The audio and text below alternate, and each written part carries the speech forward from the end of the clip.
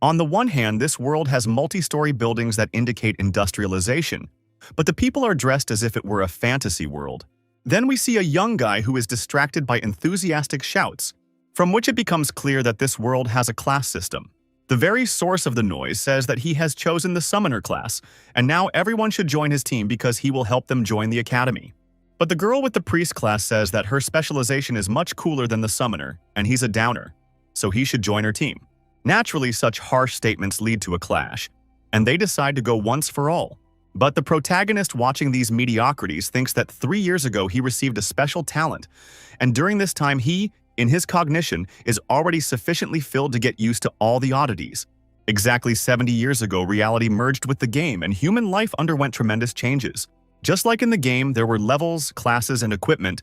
They became indicators of wealth and status of a person.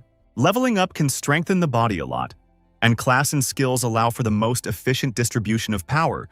But all of this did not come easily.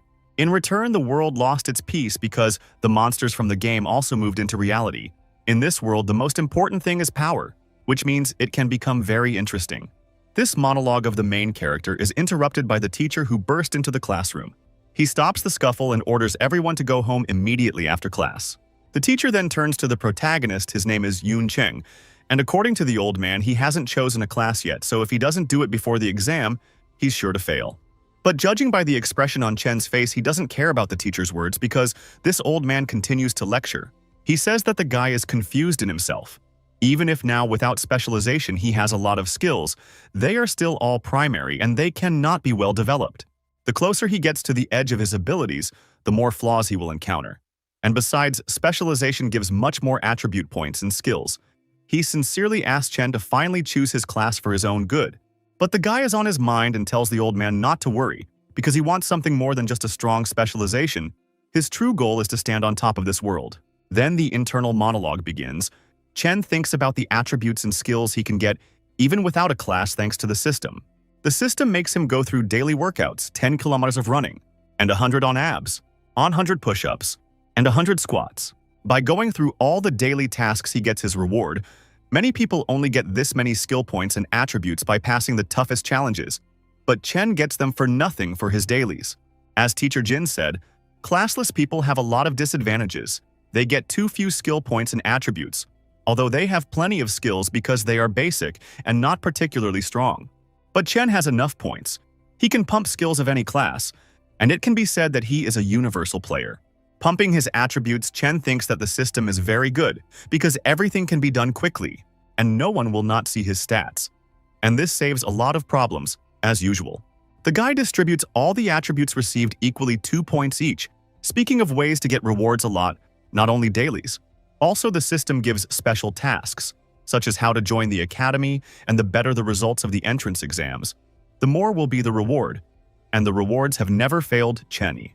And so tomorrow he will put up 100%. And so we are transported to the exam square the next day. This square is limbed by 3 massive magic gates.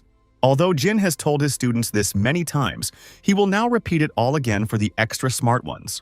There are 3 types of difficulty: easy, difficult, and nightmare. Once the gate opens, it will mean that the dungeon has also opened, which means the exam has already begun. The higher the difficulty, the higher the score, and the smaller the team, the higher the score. But the guys should not take on a lot, because the copies of monsters will be equal to the real ones, and students can easily die. So Jin as a teacher is important that they all try to just survive, not to pass the exam 100%. And at this point the gates begin to open, which means that the exam has already begun. And all those who want to join the academy must choose their gate. The name of the dungeon is Goblin Dungeon. The difficulty level is easy, simple, and nightmare. The number of people to pass from 1 to 5. Notes: unknown dungeon teeming with settlements of goblins. These fierce monsters love human blood and flesh. But the entrants already know all this. They are quite confident in their choices. The audience notices that most of them have gone in groups, and it makes sense, I guess. But one guy still decided to do some damage, and he's clearly not in the Dedisher class. Does he really not want to live? He also chose a nightmare level dungeon. He clearly wants to die.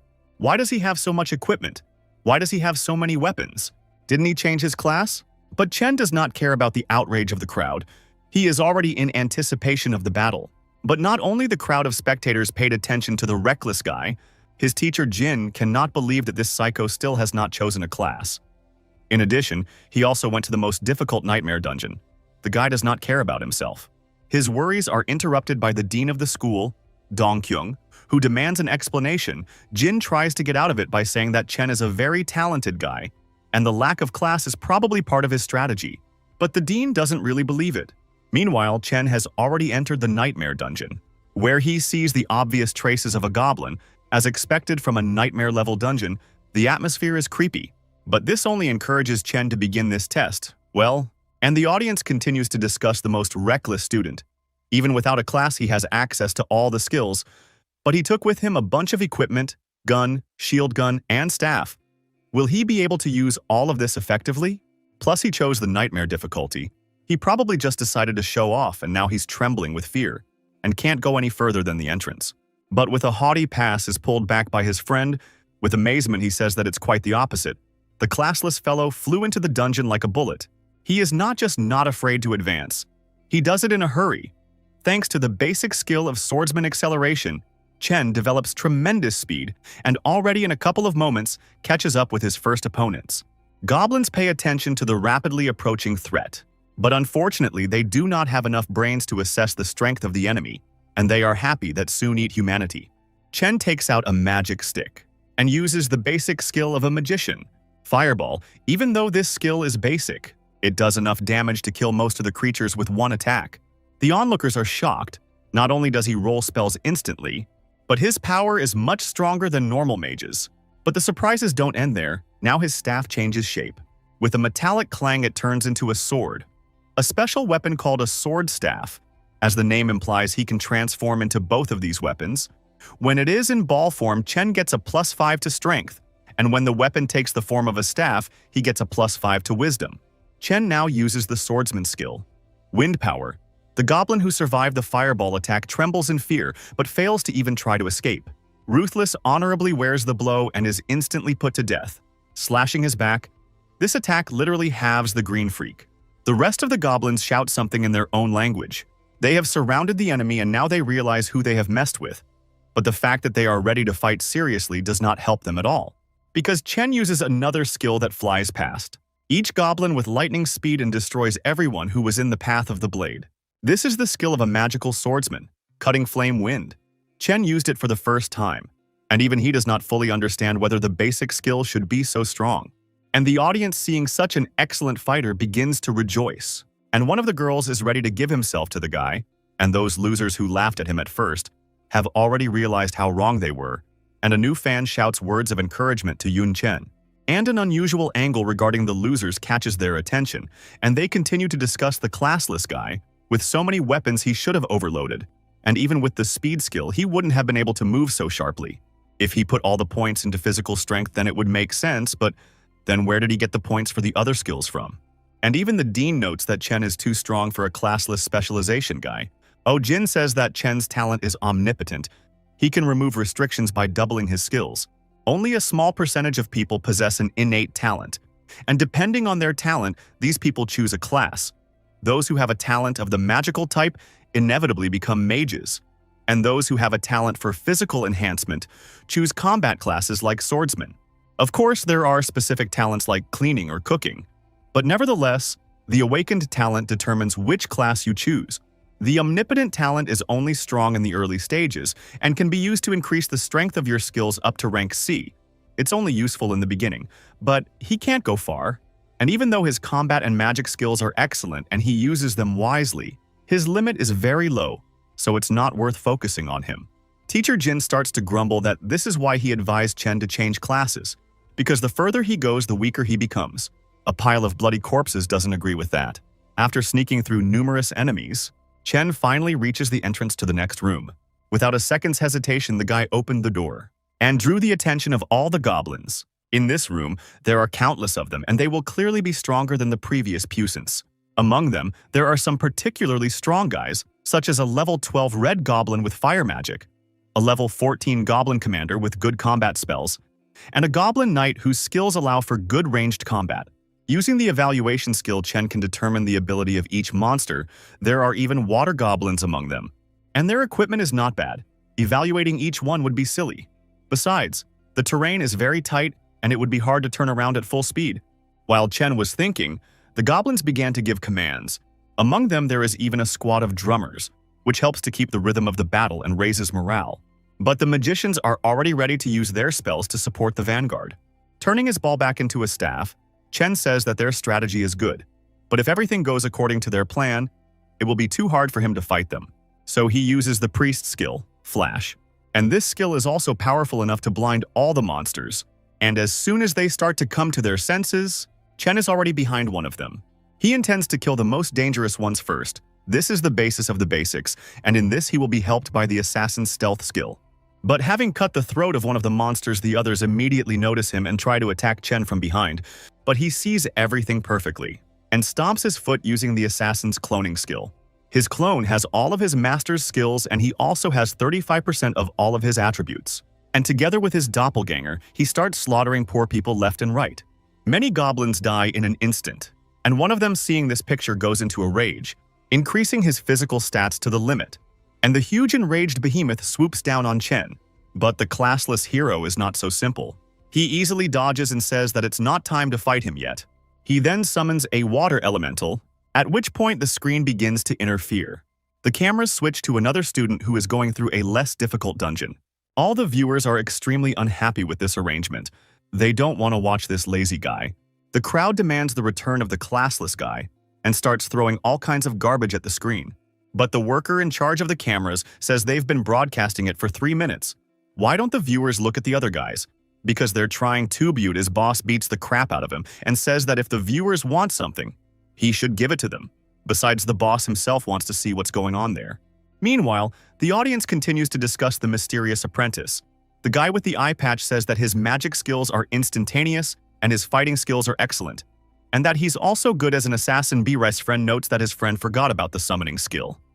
This classless guy is a real monster. In their conversation meets the instructor of the assassin department. In this class, he knows all the subtleties.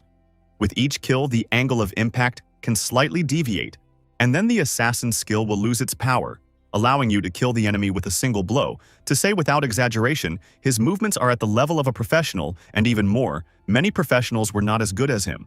Then we are shown the camera with Chen again, and the audience is all excited to finally be shown a classless warrior.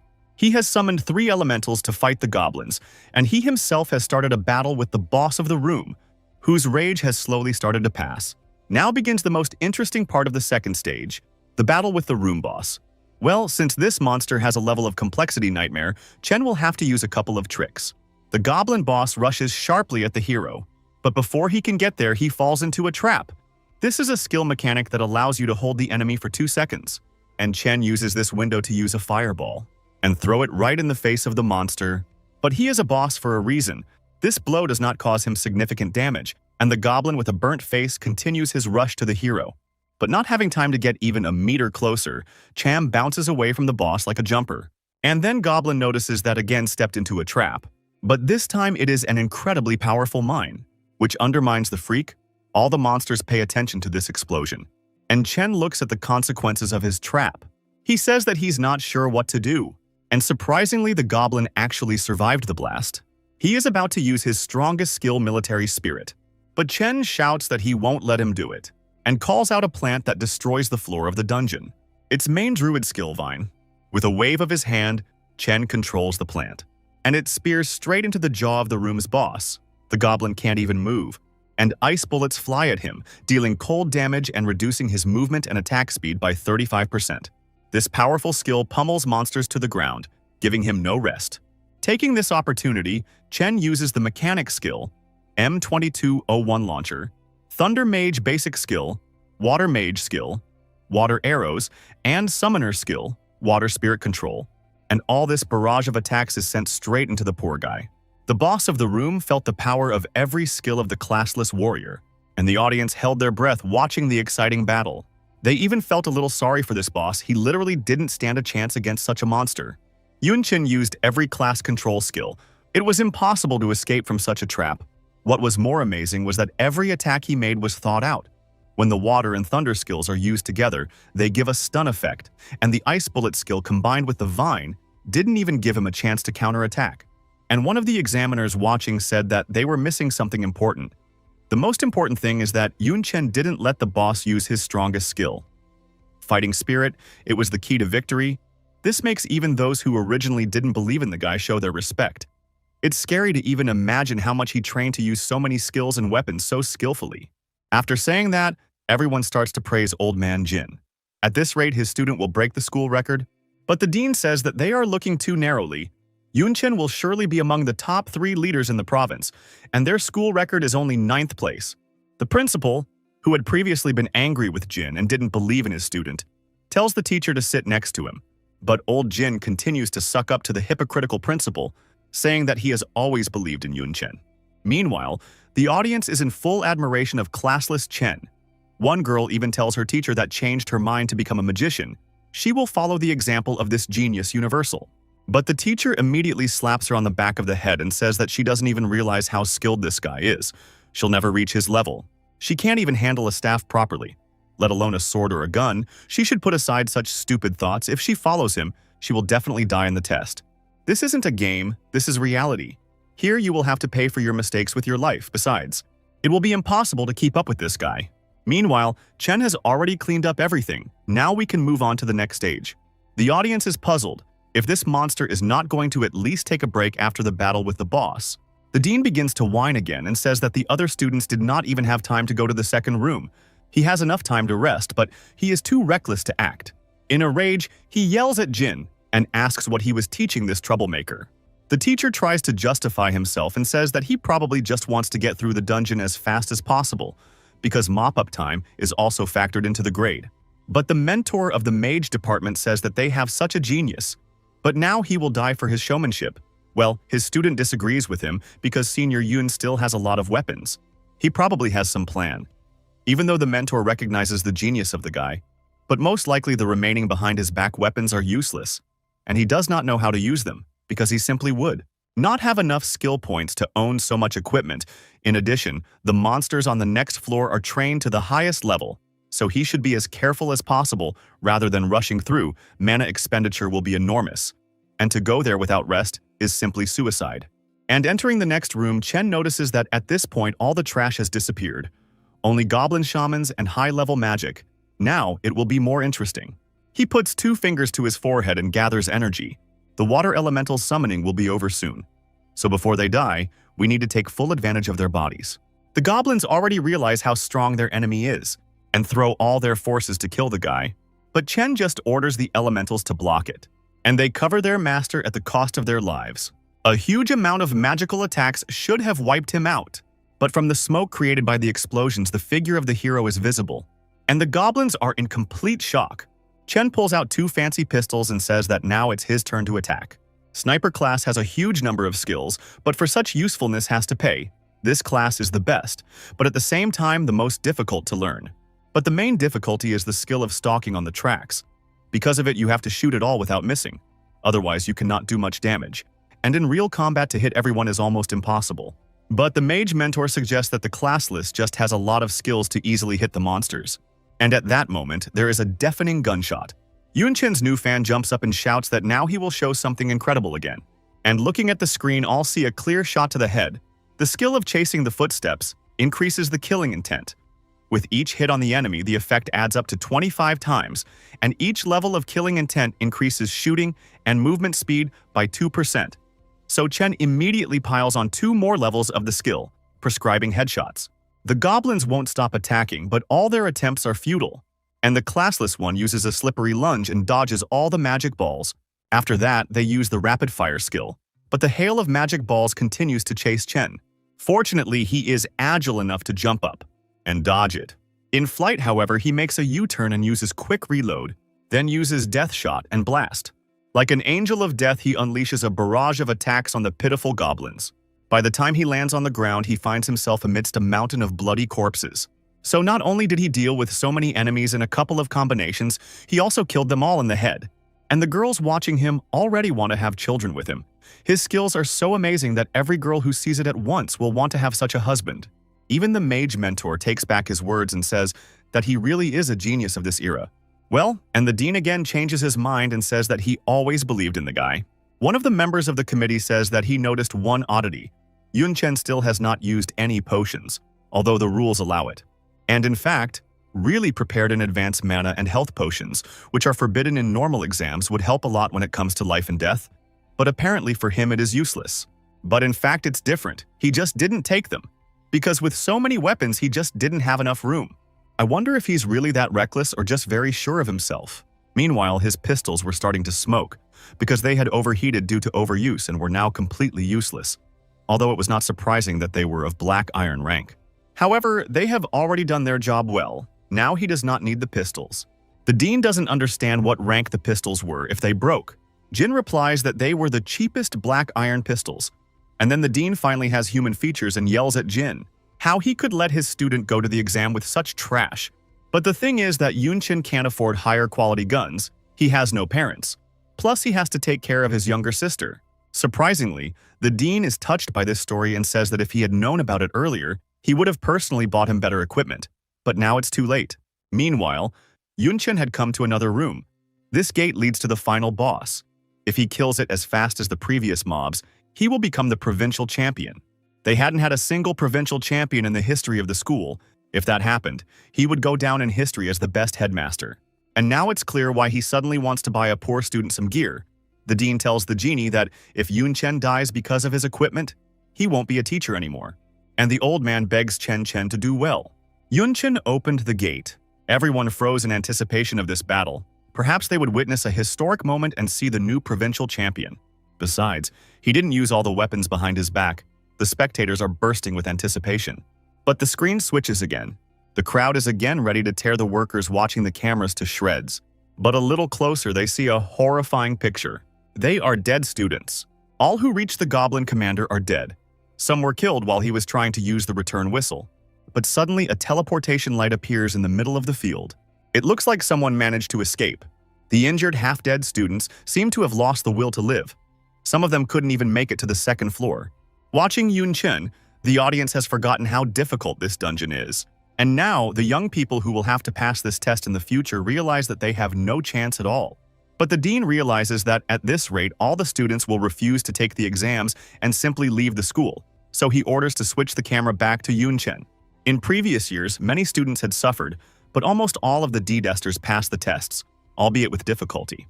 This year, the best was Yunchen, so maybe now the principal will finally change his preference and make the tests a little easier.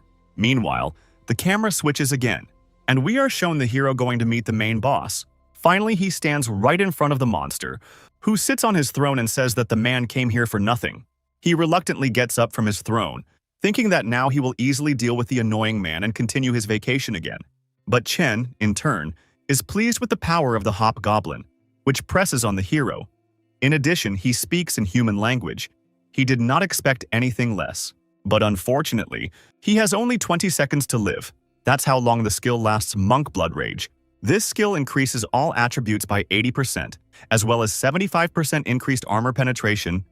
Well, and of course, for such a power has to pay after 20 seconds, the user will lose 75% of their attributes. Jin realizes that the hero took a risk, but it is very unwise. There are a lot of other ways to kill the boss in a hurry. Dean in general went into a rage from such mules and his blood pressure jumped. But in the meantime, Chen has already started the fight, made the first step. He takes off right in front of the boss, attacking him in the forehead. Hobgoblin is amazed by the man's speed, but still he is too weak. With these words, he hits his giant axe right on the hero and chops him in half. All the female fans were immediately upset. Apparently, even the incredible Yun Chen couldn't compare to the nightmare boss. But the dean immediately realized that it was only a clone. At the moment of the frontal attack, he created a clone, and he himself was already behind the main goblin's back. He thrust his spear straight into the giant's back and slashed it along its entire body. The goblin immediately turns around to counterattack, but the staff is in front of his eye. Chen uses a flash to blind his enemy. He can't even realize what just happened. And while he's blind, the hero doesn't waste any time and finishes off the boss. But something goes wrong. Chen's attack was so dishonorable that the Goblin King unknowingly went into a rage, causing his body to strengthen so much that Jun's spear couldn't penetrate it, and eventually, it broke. This is too bad because the rage has reduced the blinding time, and now the dungeon boss strikes again with his huge axe. There is a deafening rumble, and the battlefield is covered in dust. The Goblin King thought he had killed a man, but apparently he dodged and used the vine to restrain the boss. With only 13 seconds left of blood rage, the real battle is about to begin. But we are shown fangirls who are wondering why Yun's weapon is broken, because he hasn't used it before. Even with the King's fury, he can't penetrate the Goblin King. But the mentor says that it's not about attributes. Yunchen has them all right, otherwise he wouldn't be able to blind the Monarch of the Mountains. The Dean says that they both used rage and increased their already powerful attributes. The Black Iron Spear just couldn't hold up. There's no way you can use this trash in a real battle. But what's worse is that the time for blood rage is coming to an end. What would Yunchen do? He wanted to finish the battle as quickly as possible, but apparently now he would have to sweat. So Chen uses the ranger's skill of finding weaknesses. But this big guy has no weaknesses. In addition, he is not going to just stand there and wait for Yunchen to gather his thoughts, and starts attacking the agile human being. His blows become faster and more deadly. But Chen dodges everything and jumps away from the Monarch of the Mountains as far as possible. Then the monster slams his foot on the ground, and crushing waves begin to emanate from under his foot. It's bad. Because of the shaking, it's very difficult for the hero to stay on his feet. But fortunately, he reacts in time and uses the skill. And then we see Chen, who has already gotten his ass kicked, with only 9 seconds left. The fans are getting ready to mourn their beloved, and the Dean notes that if he had better equipment, the fight would have already ended. In addition, now he has lost his sword and staff.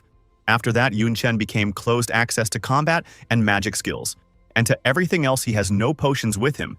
Any injury means death for him. Standing over Chen, the Monarch of the Mountains swings his axe and says that now the man can die.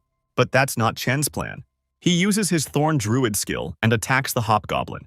The audience, on the other hand, doesn't understand why he uses control skills as an attack, because it's useless. Although if you think about it, it's pretty weird that after going into a rage, the Monarch of the Mountains didn't even move from the spear strike, but is now fighting off some plants. But in fact, he just found his weakness because it is in any monster. And with these words, Chen puts on combat gloves. Until this moment, the hero just could not notice the weakness of the thug. The self-confidence of the man infuriates the Monarch, and he again tries to kill him with an axe.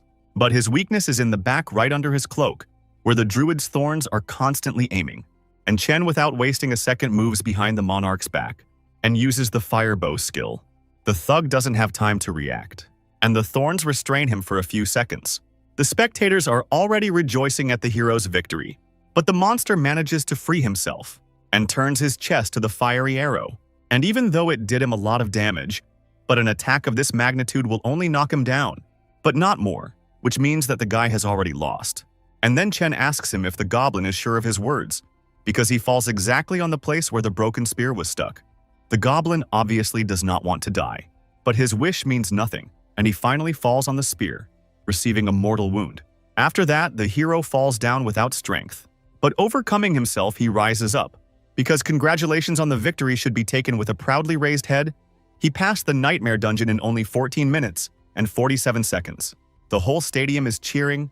Their new favorite has managed to defeat the main monster in only 20 seconds. He is really the strongest. Meanwhile, the Monarch has already started to evaporate. Considering the difficulty of the dungeon, Yunchen's grade is 3S. He is the first to pass this dungeon on such a grade. For this, he gets 15,000 experience and 20 points of skills and attributes. He is also rewarded with the Green Forest shoulder pads, belt, and gloves, all of which are of golden quality. Chen also gets the title of Goblin Killer, which gives him 25% damage to goblins. Naturally, Chen is very happy with this result. But if he is the first to pass such a grade, will he really get into the ranking of the province? But his thoughts are interrupted by the system. For his labors, he will be rewarded with one of 3 talents, Quick Spell. This talent, oddly enough, shortens the time it takes to cast spells. Aura of Power. But here I think everything is so clear and do not need to explain. And finally, the last talent, Resistant. When receiving heavy wounds, hero will receive 100% bonus to the attack and its speed. And although all the talents are good, but to his tactics of battle most suits Fast Spell, so he chooses it. And at the same moment, he gets a magic ray that adds a new talent to his forehead. So now we can check out the equipment. Of all the new items, the best were the Green Forest gloves, which gave plus 30 to strength and plus 3 to the chance of a critical hit. But the most important thing is the effect of the Green Forest kit, which restores health and mana outside of combat according to the user's physique. If Chen had to fight the monarch of the mountains again, with this equipment he would finish off the big guy in 5 seconds. But it's not the time to praise himself. It's time to return from the dungeon. And as soon as he appears at the stadium, all the spectators begin to cheer, and the newly acquired female fans ask to take them as wives. One of them even gives him a new nickname, God Yun. Naturally, since Chen hasn't seen the stadium's reaction throughout his fight, he doesn't realize what's going on here. But the dean does not waste a second and immediately flies up with Teacher Jin and congratulates Yun Chen with the victory. They even begin to film television, about which falls into even greater prostration from such attention. Finally, the dean lets the hero go and says that he needs to rest, after which the dean's car arrives to take Yun home. The headmaster says that the results of the test will put him in the top 3 of the provincial rankings, which means he'll get even more rewards from the top. So he should make his sister happy as soon as possible. Of course he's not doing all this out of altruism. The greedy scum just wants to suck on Yun Chen's glory and get his piece of the pie. A call from the Ministry of Education tells him that he is already beginning to capitalize on Yun Chen's strength. And a short time later, the classless has already returned to his humble home. Entering his dwelling, he is greeted by a cute little sister who has already prepared dinner for him. In honor of his exams, she even put some meat. Brother and sister have been taking care of each other for a long time. Because their father died 9 years ago during the invasion of the royal court orc, and the mother who tried to feed them sister died from processing, and now they live only on welfare. Even the hero's gear is junk inherited from his father. In order to Yun Chen could train in peace, Yun Dan took on all the responsibilities of the house. And no matter how her brother tried to dissuade her, she did not give up this idea. And all he can do to thank her is to work 10 or even 100 times harder than normal people, but now they should definitely do well. At dinner, his sister asks him how the exam went, and Chen says that everything was fine, although at the end there was a small hiccup. But in general, he coped. The dean even said that for such a result, he will get a generous reward. After hearing about the reward, Yun Dan asks if they will be able to eat meat every week now. And her brother says that she will eat as much meat as she wants. He will provide her with everything she needs in the future. And on such a nice note, we move forward 5 days. Chen continues to train. In the past few days, he has gotten a lot of points for daily tasks. After the exam, the system started to give more generous gifts. In addition, when he enters the academy and moves into the top 7, the skills of the hidden classes will be available to him. Thinking about it, Chen comes home, and his little sister immediately embraces him, telling him that the results are in. He is number 1 in the province. He also forgot to take his phone for a run. He is just bursting with calls. The director obviously wants something. And then it rings again. The hero picks up the phone and immediately hears the angry voice of the asshole, who asks why he didn't pick up the phone all this time and then invites him to his place after lunch. The thing is that for Chen's sake, a whole committee will come and he will have to choose a college. After this conversation, Chen was flooded with memories. 3 years ago, he took a talent test. When the hero touched the crystal, it told him what was going to ruin his already difficult life. Chen got the talent of Omnipotent. Everyone who was present laughed at the poor guy because Omnipotent is the most useless talent that has no potential. But Teacher Jin tried to comfort Chen and said that talent is not the main thing. He will still be able to choose a good class and achieve at least average results. But the hero seemed not to hear the old man's admonition. Even while he was walking home, it was raining. And already on the verge of despair, Chen thought that even if he gave his best, he would still have no future. But his monologue was suddenly interrupted by a strange notification. At first, he didn't even realize what kind of nonsense it was. It was like the web novels that Cham read. He got the system, and then what? The system showed a panel with a choice of development paths. And at that moment, Chen ironically said that only a classless path would work for him. And the system said it was connected and chose a classless path. It's been 3 years since then, but it feels like yesterday. It's amazing that classless was the first in the province. I wonder what the system will give as a reward for such an achievement. But the system doesn't make you wait long. The talent Almighty rank B is upgraded to rank A with a plus. All skills can be improved by 3 steps to B with a plus. And now, Chen has access to new divine skills, lightning and super self-healing. In addition, he receives a divine item cross revival. And of course, the points of skills and attributes, they were given as much as 50 pieces. Yunchen is more than satisfied with this reward. Now all his skills will rise to a head higher. Initially, the strength of the skills is E rank, but with the talent of the Almighty they can be glued together up to C rank. And now, with this improved talent, all the skills can improve to B+, which is even stronger than some of the class skills. But the coolest thing is the Cross of Rebirth. It acts automatically after the owner dies and revives him in a safe place. It's literally 2 lives, the truest treasure. Yunchen's musings are interrupted by his sister. She says that it's chaos outside and his brother is all over the news. But Chen is not very flattered by this attention. Many are just trying to use it as publicity. His sister says that it's a lot of money and he doesn't want to give it up. To which Yunchen replies that he will accept the reward from the Ministry of Education, but not from others, because then they won't ask him for anything in return. And now it's time for him to go to school. The committee is probably already there.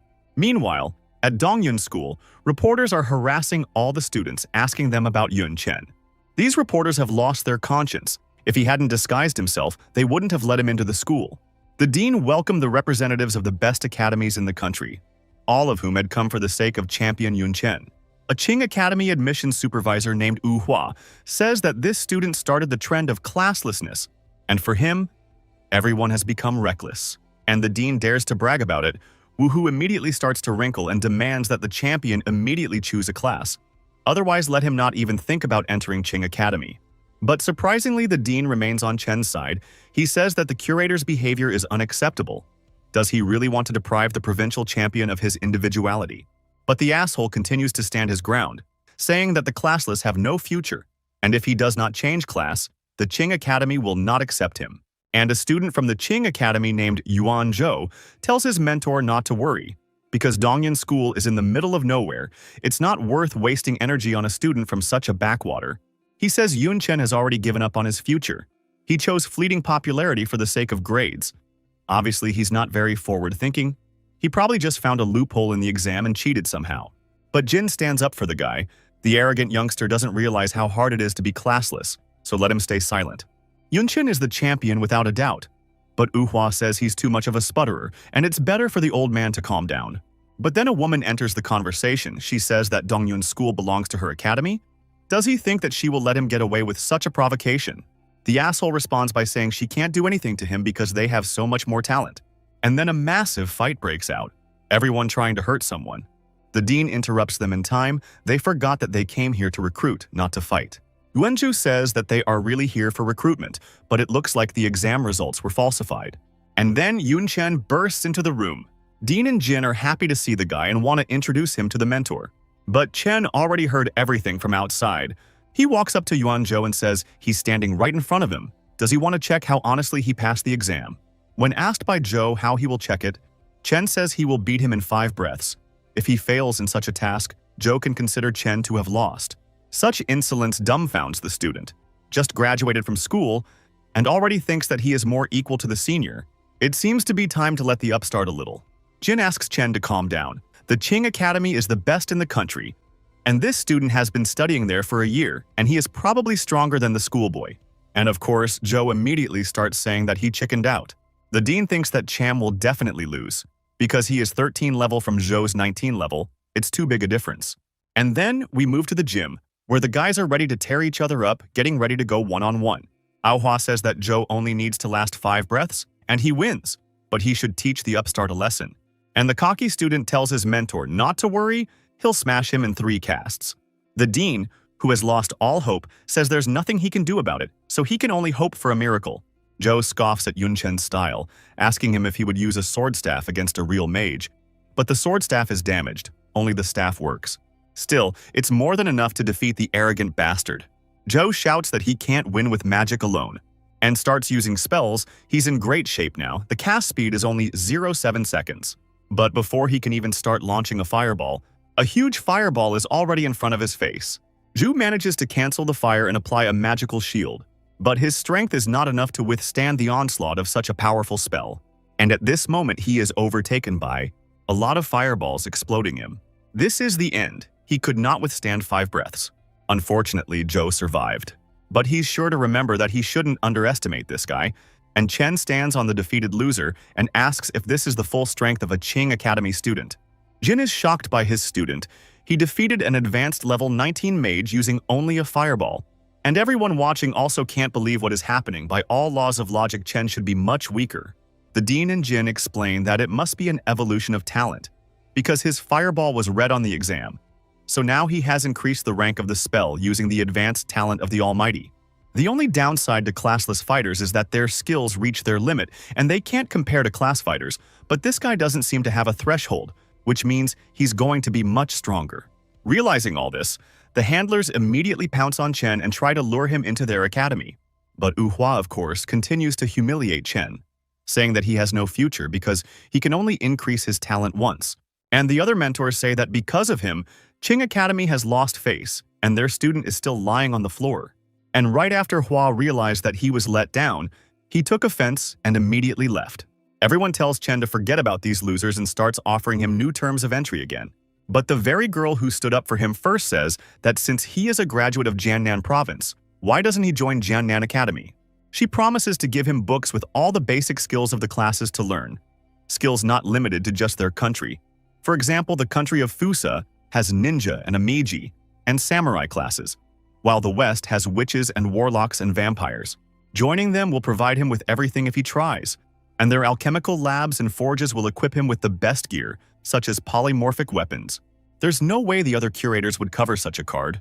She went literal way bank, offering him the very best for a classless warrior. Well, of course, the choice is obvious. He chooses the Jiannan Academy. And we move a little bit forward. The hero is already in the park to try out a new skill, Divine Lightning. With it, he can move incredibly fast. It is a very useful skill, which surpasses all other skills of movement on several levels, of course, and exhausts him significantly. Testing new skills interrupts the unexpected notification on his phone. He received 2 million from the school and from the Academy Zan Nan as much as 5 million, and most likely other awards have also arrived, so it's time to go home. The men from the Academy were already waiting outside Chen's house.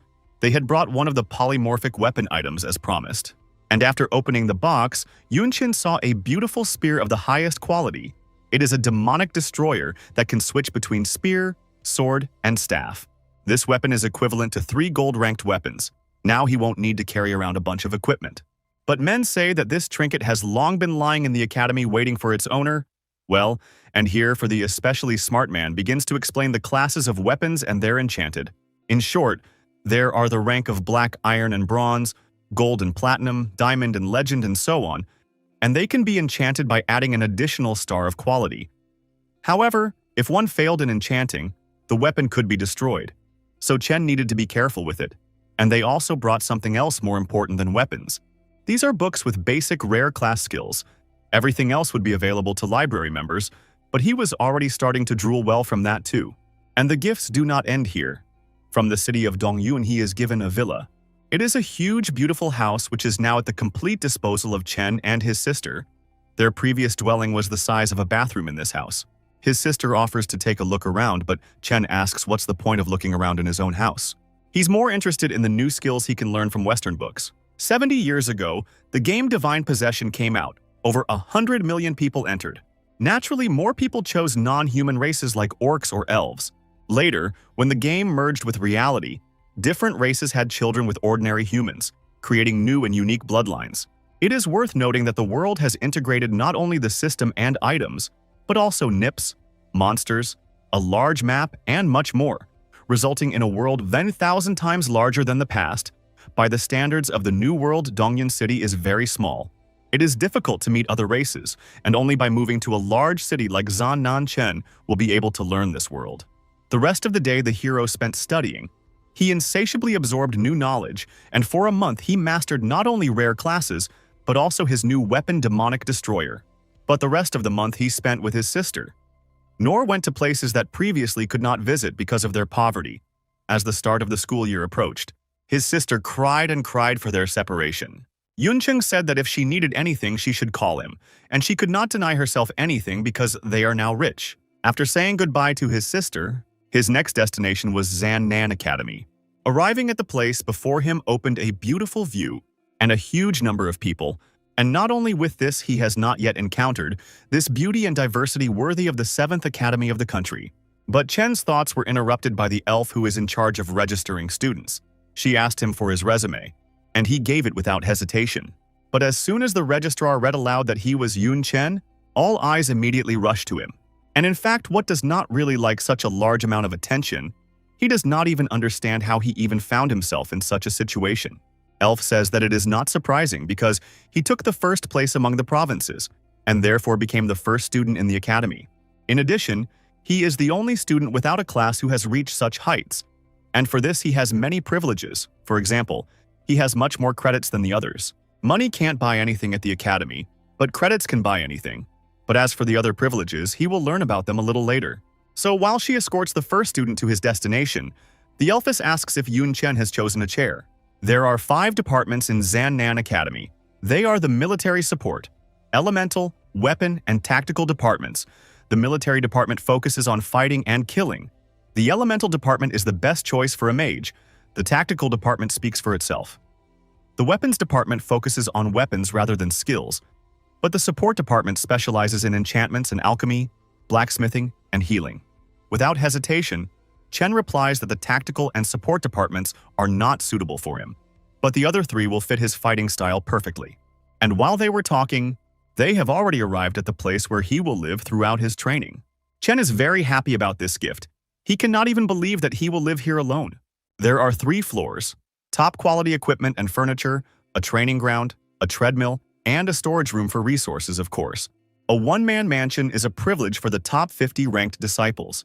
As for the lowest ranked disciples, they live 5 or 6 people in one room, even though it's a very cruel distinction between the disciples. But whether he likes it or not, it's just the way it is. Because of this, all the disciples are very jealous of Yun Chen, so they will try to take his place.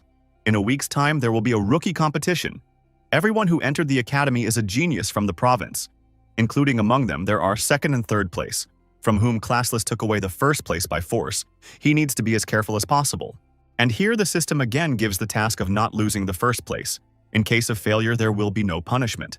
But if he succeeds, he will receive a new S-class skill and a potion of luck. With such motivation, Chen is not afraid of his opponents. Let them only risk taking his place. The next day was announced the meeting of newcomers. And of course, Yun Chen stood in the front rows, and more backward students could only discuss him behind his back. And envy that he lives in a mansion at the very top naturally. There are those who think that Chen doesn't deserve the championship. They also took the 1st place in their province. Why should they stand behind a classless one? But they are silenced by Sheng Tyran, the champion of Dokjo, Blood Knight class, and says that if they don't like something, they can challenge the 1st disciple in the arena. And if they don't have the courage to do so, then let them keep quiet. Ye Qinglan, the Dongling provincial champion, Taoist class, supports Tyran and says that it's not good to discuss people behind their backs. And also Shui Hongfang, 2nd in Zannan province, class destruction mage, joins their conversation and says that Chen stole his seat. So as soon as the meeting is over, he will drag him down. Ye Anfu, the dean of the military department, notes that because of Yun Chen, the place is getting too noisy. Everyone is worried about their ranking. Many students don't agree with the decision to rank him first, but each of the deans has seen the footage of his battle, and he definitely deserves to be ranked first. Xia Qingcheng, the dean of the weapons department, enters the conversation and says that his fighting skills are top-notch, and he has an innate fighting sense and talent for various weapons. So he is definitely going to be her choice. It is said that she usually doesn't talk to anyone, but here she is showing such interest in her student, but it is not surprising that he is really very talented. Ye Anfu says that Yun Chen is not only interesting to the students, but all the teachers want him too, and if that's the case, they should speed up. He hits the floor with his cane and is in front of the students in an instant. According to the academy management, the military department is the strongest among the 5, and this old man is the head of it. Ye Anfu says that he knows about the students' dissatisfaction about the 1st place, so it was decided to hold the competition today. They can rest now, but by 2 o'clock he expects everyone in the square. And of course, because of such news, all the disgruntled students immediately got excited, as if they had a chance to surpass the man who had already shown in the exams that he was stronger than everyone here. Nevertheless, after a while, everyone gathered in the square again. In front of the students are 3 gates. One of them is silver. Many students have even heard of them for the first time, let alone seen them in person. Everyone starts to gloat, anticipating that Yun Chen will fail. But the hero realizes that everyone is ready to tear him apart. Well, then it's time to look at these geniuses of the province. One of the teachers explains the rules. Absolutely everything is allowed when passing the test. The main thing is not to drink green to death. And also on the results directly depend on their living conditions and the number of credits, so they should take it seriously. And after these words, the gate began to open, which means the trial has already begun. Students can go to the dungeon, and of course Yun Chen decides to go in first. The name of the dungeon is Troll's Lair. The difficulty is a nightmare. The number of people required to pass from 1 to 5. Notes at night. The fighting spirit of the trolls increases. Therefore, he should hurry. And Chen immediately rushes to the attack. We are shown a mechanic who shoots everyone in the semblance of an exoskeleton. Ye Anfu notes that this year the quality of selection is very high. Even the mechanic taking 653rd place passes the nightmare with great ease. But besides Yun Chen, the one who attracted the most attention of the teachers was the freshman priest who took 213th place. After all, despite his class he went alone. And this student is lying on the ground and eating bugs, because the more he eats, the more damage he will have. All the teachers and deans were shocked at what they saw. How did he even get here? And what place does he occupy? Xia Qingcheng orders to show Yunchen immediately. And as soon as the camera switched over, everyone was no longer in a joking mood. They saw the field strewn with a mountain of corpses and had already killed them all and went to the second room. Even the fastest disciples are still fighting. Some teachers don't understand how this is even possible. And the dean of the elemental department, Lian Huxuan, says that they are just not looking closely enough. His methods are quite simple. The bodies of the trolls were burned and the trees lost all their leaves. He probably used the Eye of the Storm and drew all the enemies into one point and then used the fireball. It sounds easy in words, but in reality it's hard to pull off such a thing without being an artificial mage. This kid would be perfect for the elemental department. Ye Anfu interrupts the mage and says that he is still the strongest student in terms of combat power. But the second room does not only test the combat performance. And entering the second room, Chen's feet started to get stuck. There is no doubt it is a swamp. He thrusts his staff straight into the viscous sludge and uses a fireball that blasts him backwards. The swamp is very difficult terrain with poor lighting. It looks like he will need good perception. It will be quite a challenge, but Chen already has a plan of action. Yunchen uses a druid skill, natural proximity, with which he improves his perception. The strength of the skill depends on the number of plants nearby. Normally, natural affinity is just a basic skill that is not that strong, but Chen's skill is rank B+. That means he can resonate with plants and communicate with them. It doesn't matter if it's a tree, moss, or vines. They can all become the eyes and ears of the hero. Because of this, he quickly found his way to room 3 and instantly rushed towards it, traversing many trees. Chen uses a vine to cling to the trees. He has to wiggle his way through the swamp to avoid stepping into the swamp or he'll get stuck. As soon as he finds solid ground to stand on, he is discovered by a troll, who immediately tries to kill Chen by jumping on him from behind. But the classless one doesn't even turn around and turns his polymorphic weapon into a staff, pointing it directly at his opponent's face and blasting the troll with a fireball. No one seems to have realized that absolutely all plants are his eyes and ears. Chen knew about the troll ambush from the beginning. He thrust his staff into the ground and used the growth skill, causing the plants to restrain all opponents. The growth skill also underwent changes as his rank increased, in addition to restraining enemies. The plants had a parasite effect. Once inside the body, they will feed on it until they have dried their victim dry. The teaching staff did not fully believe that the guy's skills could evolve, but after seeing them in action, all doubts immediately fell away. The head of the military department notes that Chen perfectly coped with the test for the warrior is important not only strength but also perception, and because of the lack of information can run into an ambush or just get lost and die of hunger. In general, there are many perception skills, for example, the perception of darkness of the dark priest, echolocator, mechanics, or magical surge mage.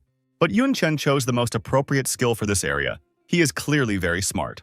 There are other solutions to this problem. For example, the Destruction Mage will simply blow up everything around him, while the Blood Knight will take and rush into battle, relying on his excellent defense. In the meantime, Chen was almost out of the swampy area. It would be much easier from here. The layout of the room is like a minotaur's labyrinth. Without good perception, he would be lost, but luckily the plants are on his side. And then he stumbles upon a giant troll sleeping at the gate guard post to the next room. It's a level 15 battle troll leader. Difficulty is silver level 3. Skills are Fury, Jerk, and Battle Cry. A very responsible guard finally wakes up from being too hot. He realizes the reason for the heat.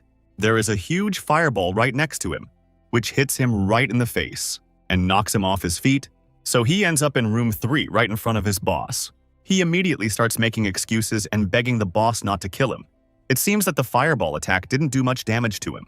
The boss says that this time he forgives the bad guard, and in gratitude, the big guy promises to crush the guy. But he is interrupted by an irritated voice that asks who he is going to crush. The guy is slowly approaching him from behind, and if the troll wants to atone for his mistake, Chen will gladly help him. He will pay for his negligence with blood, and with these words, with one swing of his sword, the hero easily killed the guardian. This makes the chief incredibly angry. How dare he kill the boss's guard dog right in front of his eyes? The leader has level 17 and level 2 gold rank, and his retinue is not far behind him. They are unimaginably powerful fighters. Chen is clearly going to have a hard time, so he uses the skill of evaluation. And with the help of which he thinks of a plan, and with the words that he will prepare a feast for the trolls, Chen knocks his staff on the ground. But only the chief immediately pounces on Chen, and he reacts very strangely. The hero really got scared. But with the words that it's too late to beg for mercy, the chief smashes the guy with one blow of his hammer. But something is wrong. The man used a clone, and in fact the chief killed the double is a useless technique. No matter how many he did not use, clones troll will kill them all to one. As suddenly out of nowhere a fireball appears flying into the crowd of clowns, and blasts them right behind the troll boss. The chieftain has had enough of one of his henchmen. He is skilled in not only dark magic but fire magic as well. Once they are done with the clones, he promises to promote him to captain. But now it's not up to that. The leader goes into a bloody frenzy and starts a real meat grinder, and his mage sidekick keeps up with him. There is only one left, and it looks like it is not a clone. It is a real troll. He is ready to finish the bastard, as suddenly the man's face takes a strange shape, and looking closely, the chief saw how his enemy turns into a troll who begs him for mercy, but his pleas are not destined to come true. A scarlet fireball kills him right in front of the boss's eyes, and the very troll mage who was helping the leader is transformed into a troll. He praises the big guy for figuring out his trick, but it didn't save his comrades, and the boss did all the work for the hero. The chief finally saw the corpses of all his subordinates, whom he himself had killed. And at this time, the teacher's staff is watching all this, who also does not understand what happened there in general. The boss of the third room just started killing everyone around except Yun Chen, and only the head of the magic department realized that he used the skill on Medzi, Confusion of the Soul. Classum on Meiji is designed to cloud the mind of the target with artificial hallucinations. The usual confusion of the soul would not be enough for the boss. This is all due to Yun Chen's talent with which he enhances his skills. This young man surprises the old men again. He deliberately killed the leader of the troll warriors in front of the boss to cause him a surge of emotions. This greatly forgave access to his mind. It's amazing how he calculates his actions several steps ahead, makes you admire him. But his trick won't work again, so what is he going to do now? The battle begins. The troll is incredibly pissed off and is about to kill the insolent man, but immediately steps on a mine and instantly explodes. The monster says that the man fights too meanly, but Chen only laughs at these shouts, and while the troll was having fun with his subordinates, he was preparing himself if the leader really thinks he can get him. And the hero immediately applies lightning, sorcerer's skill, bone spike, mage skill, rockfall, and mechanic skill, explosive device. And after such a huge amount of damage from a pretty beaten troll, still continued to stand on his feet, and even managed to get close to Chen, as expected from such a strong man, except that he only got to his clone. And the real Chen is standing right behind him. He uses the knight's skill, aerial dissection, with which he inflicts dozens of cuts on his enemy. With this kill, Yun Chen finished the Troll's Lair trials on difficulty Nightmare, and the completion time is only 11 minutes and 43 seconds. He is reminded to pick up the reward if possible. The teachers are still in shock with him. This is really an incredible student. And skills with traps are very difficult to apply in real combat. That's why they are very rarely used. Yun Chen uses all the most unsightly skills to the maximum. The remaining guys are still in the boss room and are just finishing up straightening out the change. Of course, in stage 1, the classless Chen remains the leader. Qing Cheng gets cocky and says that now her department finally has such a capable student. But the dean of the military department says that he will never give her the young man. And then they immediately lock eyes. And the other professors are surprised that this couple started to share Yun Chen before he even left the dungeon. At this time, Chen is standing over the bloody corpse of the chieftain. Considering the difficulty and time spent on the ordeal, he receives a grade of 3 S's, a new record, as a reward for such a good result. Chen receives 21,350 experience points and 25 skill and attribute points, as well as a level 2 Golden Storm axe, and the title Troll Terminator, which increases damage to patrols by 35%. His level has risen by 3 points at once, a reward that can't be beaten. But that's not all. He is once again given a choice of 3 talents. Double Spell, which automatically creates a second spell. After the first, Aura of Power, which gives attack speed and additional damage and battle madness, with which each subsequent attack on the same enemy will increase the attack speed by 4%. The talents are again pretty good, but the choice is as obvious as ever. The double spell will be the most useful, so Chen chooses it, and a beam of light flies into his forehead again, granting him the talent. Having received such a classy reward, it's time to head back. Suddenly, something forms in front of Chen. It turns into another portal. But why is it here? Chen has cleared the entire dungeon. Or maybe it's a hidden level that Chen has heard of, but is encountering it for the first time. They say that incredibly dangerous monsters with unusual powers can lurk there. But the reward for killing them will be appropriate. Since it is not part of the exam, it will not affect the grade or record. Therefore, Chen does not hesitate to enter the unknown. We are shown the test gate, from which one of the students jumped out. He thinks he passed the dungeon first. This smart guy immediately starts laughing at the top of his lungs, saying that he is much better than Yunchen, and has finally proven it. He notices another person and congratulates him for coming in second. But this guy isn't upset that he couldn't place first, but that his opponent isn't Yun Chen.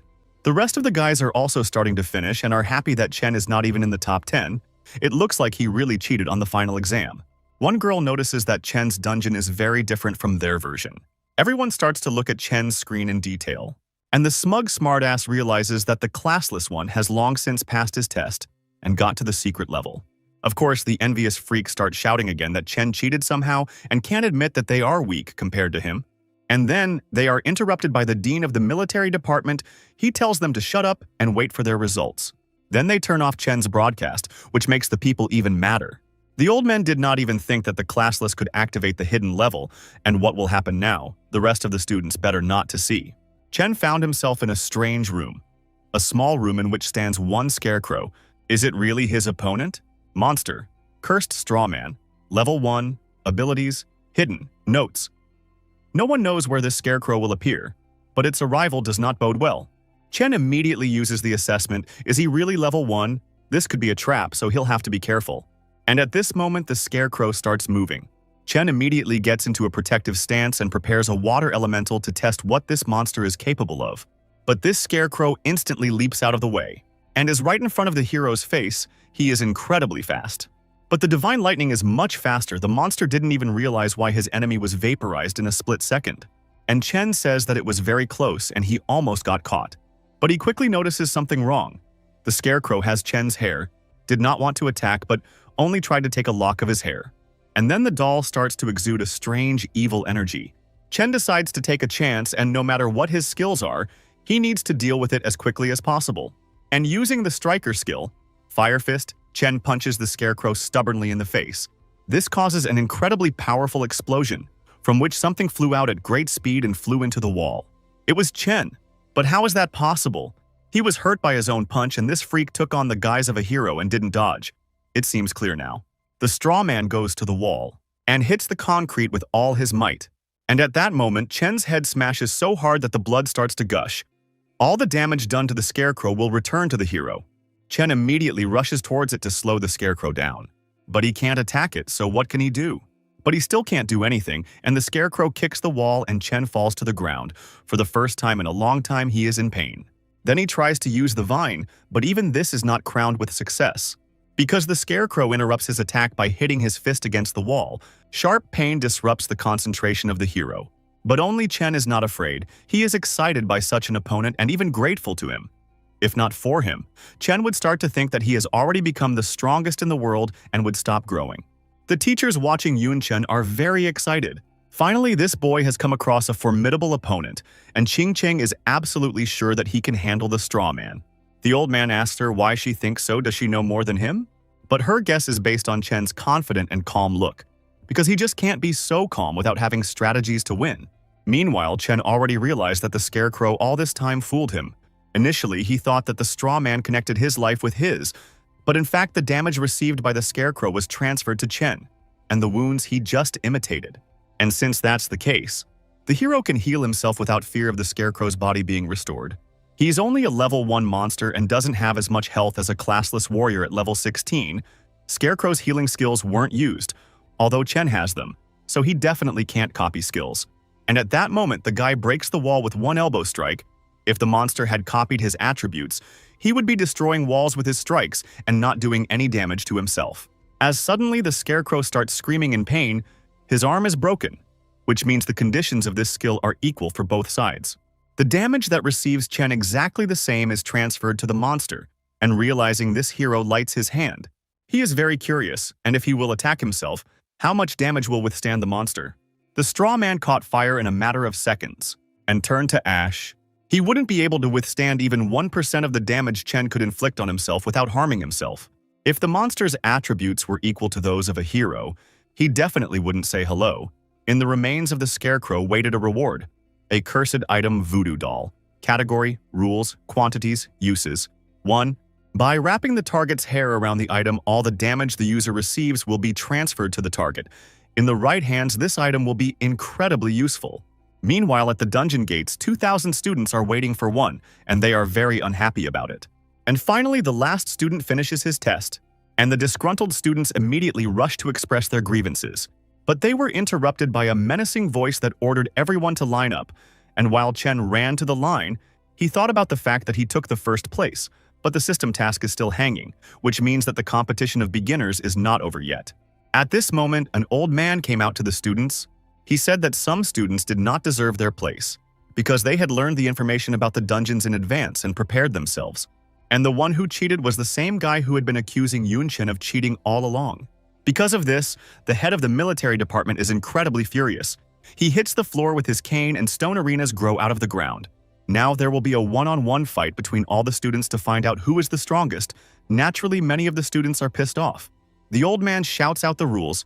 You must challenge anyone to a duel and defeat him. Then you will take all his credits and a place in the list. You cannot refuse the challenge. This encourages all those who are dissatisfied with their status.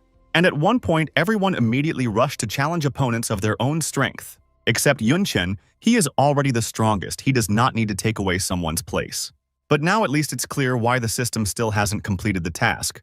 And at this moment, two brave men rush to the arena to Chen. They challenge the best disciple standing on the first place to fight. But here, Chen says that fighting them one-on-one will be too long and boring, so he orders them to attack in pairs. Of course, this hurts their pride and pisses them off. But when they win, they agree to split Chen's credits. But to their misfortune, they are too slow. Classless applies the fighter skill, Piercing Blow, and from a powerful attack forms a huge cloud of dust which fills the arena. The teacher barely had time to activate the shield, which barely withstood the attack of the hero. If he did not have time to do it, the students standing below would also be hit, and they wonder if the Piercing Blow is definitely a basic skill. The dust cloud begins to disperse, and they notice the two brazen men who challenged Yunchen are already unconscious, and the classless one wants to finish them off. But the teacher says that Chen has already won and he should stop. He realizes that this guy is incredibly strong. He can't let anyone die, but will he be able to stop him if Chen gets out of control? Yunchen at this time stood on the edge of the arena and looked down at everyone, asking who else wants to fight him. Except that almost the entire crowd was trembling with fear. The piercing strike dealt a small amount of damage and stunned the opponent for a short period of time. But its hidden property was a skill boost depending on the user's attributes. If Chen was able to stun two fighters at once and for such a large amount of time, what a huge amount of attributes he had. And even the cheater who hated Yunchen out of envy realized how strong the classless guy was, while the rest of the weaklings weren't sure if he was a human or a monster at all. But their unsure conversations are interrupted by a stern voice that says to fight him. This is Sheng Tairan, the third-place champion of Dazhu province. He also possesses the legendary hidden class, Blood Knight, and finally the crowd will see a spectacular fight. But that's not all. A mysterious elven girl is also challenging the member, and some of the students already know who she is. Swordswoman Nicole, ranked first in her province of Xiangye, and among the entire academy in 5th place, she is of the Silver Moon bloodline. They naturally have more attributes than other elves. Rumor has it that her rank is rated S-class rank. Sheng Tairan immediately starts freaking out and says that he challenged her first. But here Chen absolutely doesn't care. He says that the two of them can attack together, and the teacher prods them and tells them to make up their minds soon. Then the Blood Knight jumps into the arena. He's going to beat Chen alone. The old man anticipates a great battle. A student with a legendary class against a student with no class. The battle starts, and Sheng Tairan rushes at Chen with a bloody dash, and his attack reaches its target, causing an explosion. From that impact, even the energy barrier above the arena cracked. But more surprisingly, Yunchen didn't even move. He easily dodged such a powerful attack and remained calm. Then Tyrannus makes another lunge, his shoulder shield down, his arm holding the spear standing horizontally, and his weight distributed downwards. Even the distance between each step is precise, all to reduce the range of motion of his opponent. These steadfast techniques are exactly like in the textbook, perfectly honed. Chen starts to prepare a counterattack and says that Tyron is like a machine acting according to instructions. And at this moment, two powerful fireballs fly into the Blood Knight, but even such a rank B attack can't break through his defense. With a question, is he really going to fight with this turtle shell Chen applies vines? Tyrant still feels confident, and even though he's tied up, magic can't break through his perfect defense. Except this isn't the end. The classless one orders the vines to grow. The plants start to get under Tyrant's armor and suck the life force out of him, and he's well aware of that. So he uses blood flames. But Chen won't let his vines burn. He acts proactively and uses a water curtain. That floods the Blood Knight like a waterfall. The weaklings watching this can't believe that it's a simple water curtain skill, more like a water stream.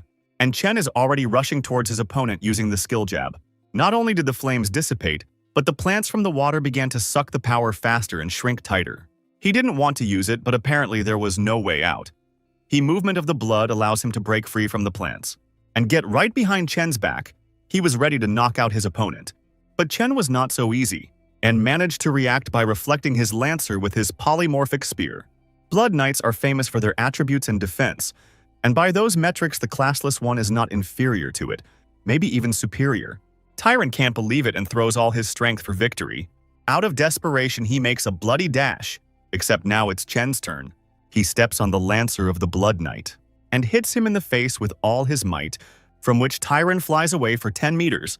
But surprisingly, he is still conscious and shouts that it's just luck, and the second time, he will not be able to do so. But at that moment, a knife is put to his throat and that's the end of it. He can only surrender, which he does. The teacher declares Yunchen the winner, and he gets 2,000 Tyrant credits. Those who a couple minutes ago still thought that classless was a common crook are already rejoicing and becoming his fans. The old man notes that Tyrannus has honed his skills to perfection, but the textbooks don't say how to fight a classless warrior. And then an elven woman bursts into the arena, saying that he defeated the Blood Knight with agility, but it won't work with her. But Chen doesn't care. He is ready for the battle. The newly acquired fans of the god June, whom they themselves so nicknamed, don't even know if he can cope with the elf. But the result can be found out only in battle. Classless and Silver Moon stand across from each other, waiting for the battle. The elf says that Chen has just fought and offers him a rest. She doesn't need a victory over an opponent who is exhausted. But Chen doesn't care about that. He replies that he doesn't need rest, she is fast, but she fights with a sword. The hero has a huge advantage in distance due to his spear, but he did not take into account that the elf can attack from a long distance. Thanks to the skill of the Silver Moon sword blade, which Chen dodges with ease, it seems that the sword aura has increased the attack range. It will be very bad if he gets hit by such a cut. The elfess begins to shoot Chen with ranged attacks, hoping to end the fight quickly. This skill is so devastating that it even breaks the protective barrier over the arena, and Chen easily dodges all the lunges, but that doesn't matter. There's nowhere to hide from area attacks in an arena like this. She activates the Silver Moon glow at full power and the sword aura becomes enormous. Chen immediately snaps out of his seat. He realizes that the elven woman is wary of his speed. She gave herself away when she increased the attack radius. The slash of moonlight should have cut the hero in half. But he used the slippery lunge of the sniper and dodged with his usual ease. Only a couple of hairs were sliced from his head, but it's enough to make him get serious and pull out the low-grade pistols he bought before enrollment. The elven woman manages to fend off the bullets, but she doesn't realize if he wants to attack her with such a bad weapon or if he's just trying to distract her. But her musings are interrupted as Chen has already approached the elf. What's the point of her tactics? Because once the enemy gets close to her, she's dead. As she thought the enemy chose close combat, hoping that she didn't have any aces up her sleeve, except that she did. The elfess uses a pulse of rage that throws Chen away from her, causing the classless to fly up into the air. And then she pulls out her bow. In general, it's a secret technique and you have to prepare for it. But as long as Chen is up in the air, she'll have plenty of time to prepare. In flight, he won't be able to dodge. The elfess will end the pain with just one arrow. Except Chen vanished. He was already behind the elfess and presenting the tip of his blade right to her throat. The moment she was distracted by the shots, Chen had created his doppelganger and was leading her around by the nose the whole time. He had many ways to defeat her, but he chose the easiest one to show her how little combat experience she had. Albeit reluctantly, the elven woman falls to the ground and admits defeat. The teacher awards the victory to Chen and gives him 1,500 credits to the elfess. She is tearfully upset that she has lost for the first time in her life, but she vows to win back. And the teachers begin to sort out the newcomers to their department again. And one of them says that Chen should be forced to choose a class, because if he doesn't, he will waste his undoubted talent. But the old man says that the young man will find his own unique way, and they as teachers are obliged to support him in this. And Chen is fed up with these single battles. He proposes to all those who want to attack at once and finally put an end to this foolishness. A few cocky guys fly into the arena, pissed off by his arrogance. He may be Selenium, but he's definitely not going to stand up to everyone at once. But Chen doesn't even listen to them and just uses a flash, blinding all the losers. After that, fireballs immediately fly at them and trample them into the ground with explosions. He succeeds in knocking the nerve of these losers, and they beg for his conversion and ask him to stop fighting. Now it's finally quieter. Today, for the first time in the history of the entire country, an apprentice stood alone against all those who challenged him and won. High attribute parameters, a huge amount of skills, coolness, perfect compatibility with weapons and refined fighting techniques.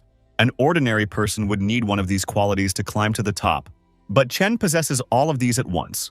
When there is a gap in power between people, they start to feel anger and envy. But when the gap is so huge, these emotions are erased and replaced by fear, admiration, and delight. Everyone finally realizes that Yun Chen's success is not an easy luck. With such strength, he just could not help but take the first place. And the crowd of new fans start chanting God Chen. And while they announce the ranking of newcomers, Chen is concerned about something else. The system, as a reward for holding the first place, gives him a skill S-class, Potion of Luck, which gives him incredible luck for 24 hours, but also the skill Invincible, with which you can get immunity to damage and control for 3 seconds. Chen even feels as if the system is worried about him. The rewards have proven to be very useful, as they always are. Meanwhile, everyone is paying attention to the fact that Sui Hongfang, who was previously ranked second, is now at 26th place. The students saw him fight Tyron, who was a nobody against Chen. But here in the fight with Hong Fang, Tyron seemed like a god of war.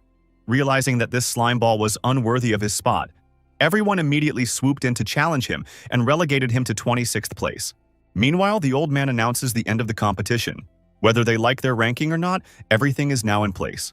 The old man reminds the students to choose their departments, and all those who do not want to die in endless battles may not choose his military department, because with him, they will become the strongest if they survive. But the Ice Queen Xia Qingcheng is just silent and does not agitate anyone to join her. But she does not need to. Everyone already knows that she is not only the youngest dean, she still somehow managed to defeat the King of Demons. She has a huge queue of students. Yunchen remembers what he read about her. Although she is only 27 years old, but she has spent 8 of those years on the battlefield. She is currently rank 3. Xia Qingcheng steps forward and personally invites the classless one into her weapon department. She had never even spoken to a student until now, but she decided to ask him to join her. But the old man interrupts her offer and says that if Chen joins him, he will make him his personal apprentice and also give him 3 skill books of rank A. The head of the elemental department says that this is too little for such a nugget. If Chen joins him, he will teach him whatever he wants and also give him all the resources and knowledge he needs to develop his potential. The mage class is the most expensive class, considering how much money one needs for resources to frustrate. And here he is being offered full provision. Old man Leon is very well prepared. A second one can't beat that after all. The elemental department has more money than all the other departments combined. Both offers are very tempting. And in addition, these chairs are a good match for Chen. The choice is very difficult. But suddenly Chen and the old men are distracted by something. It's Xia Qingqing who offers the essence of the demon king she killed. All the students are shocked by this offer. This artifact is truly priceless. Its value cannot be estimated in money because no fool would not sell such a thing. But if Chen uses it for its intended purpose and absorbs the essence, his body will be strengthened and he will receive additional attributes up to level 70. And there is also a small chance to get the lineage of the Demon King. This girl is truly cruel. The Essence King is not only wanted by the students but also by the teachers. Such an offer cannot be outbid by money or resources. The only reason why the Academy hunts for students is their academic performance, because the higher it is, the more budget they will be allocated. So every year there is a battle for students among the departments. The exception was Xia Qingcheng. She never tried to recruit students, and she is very strange in general. No one knows why she left the battlefield and became a teacher. And now she has offered something that Chen can't refuse, so the choice is obvious. Chen joins the weapons department. And a little later, the hero finds himself outside the armory building, with an elven woman who asks why he is here. Did the dean invite him too? And Chen coldly replies yes. Nicole is really stressed by this coldness on his part. How could she lose to such an indifferent man? But they are interrupted by Caddy, Dean Xia Qingcheng's right hand. She says that they are now the dean's personal students, so they should try to get along, and now it's time for them to go to the treasury.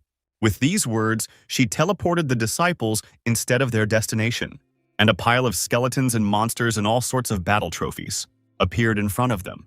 If this is really her treasure trove, then all these trophies belong to Dean Xia. It makes one wonder. She must be the strongest person Chen has seen, even among those he saw on TV. And Xia Qingcheng finishes reading the book and greets her students. They are honored, but they are here deservedly. Dean Xia tells Katie that since Nicole is also an elf, she will be in charge of her training. Katie will take her to a secret nature potion and help her get the breath of nature, and Katie promptly does so. As for Yunchen, he will have to absorb the Demon King's essence and become stronger. But before he does, Chen asks how she got the essence when Xia Qingchen defeated the Queen of Night, and the divine alchemist purified the corpse and got the essence. Since the books don't say much about it, she decides to tell Chen the truth of this world and the real enemies of humanity. Yunchen asks if the enemies of humanity aren't the monsters from the game, but that's just the tip of the iceberg. 70 years ago, their world merged with the game, after which there were many new times, but their human essence remained because they were born human. But beyond this world, there is another dimension, the world of darkness. It is swarming with demons that penetrate to them through the rifts of reality. The most powerful of them are called Demon Kings, and only 4 ranked fighters with divine status can stop them. Almost nothing is known about Demon Kings, but it takes 2 4-ranked classes to handle one.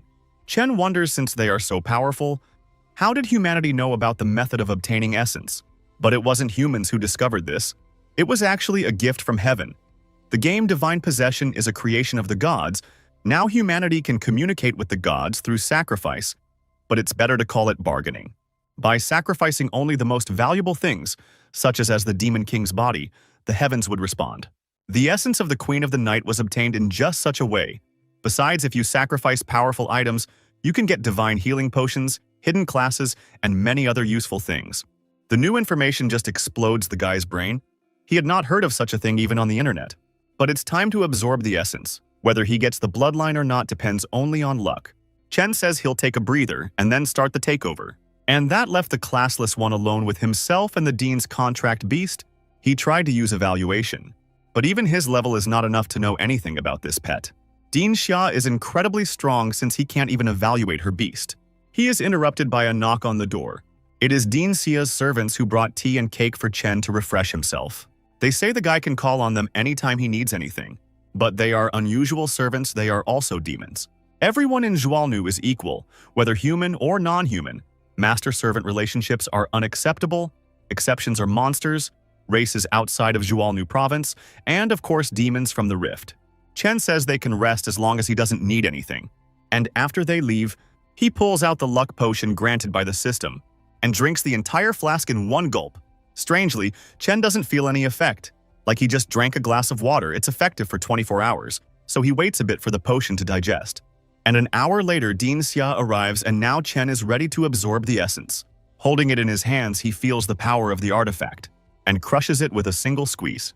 Incredible pain pierces Chen, the sheer enormity of the force simply tearing his body to pieces. He almost passes out from the pain and falls to the ground. Luckily, Xia catches him. She tried to reduce the strength of the artifact a little, but only a little, otherwise the force will dispel. And then Katie enters the room with the servants and observes the picture of the dean sitting on the student. Of course they get it wrong. And Chen, who a second ago was writhing in pain, starts to justify himself.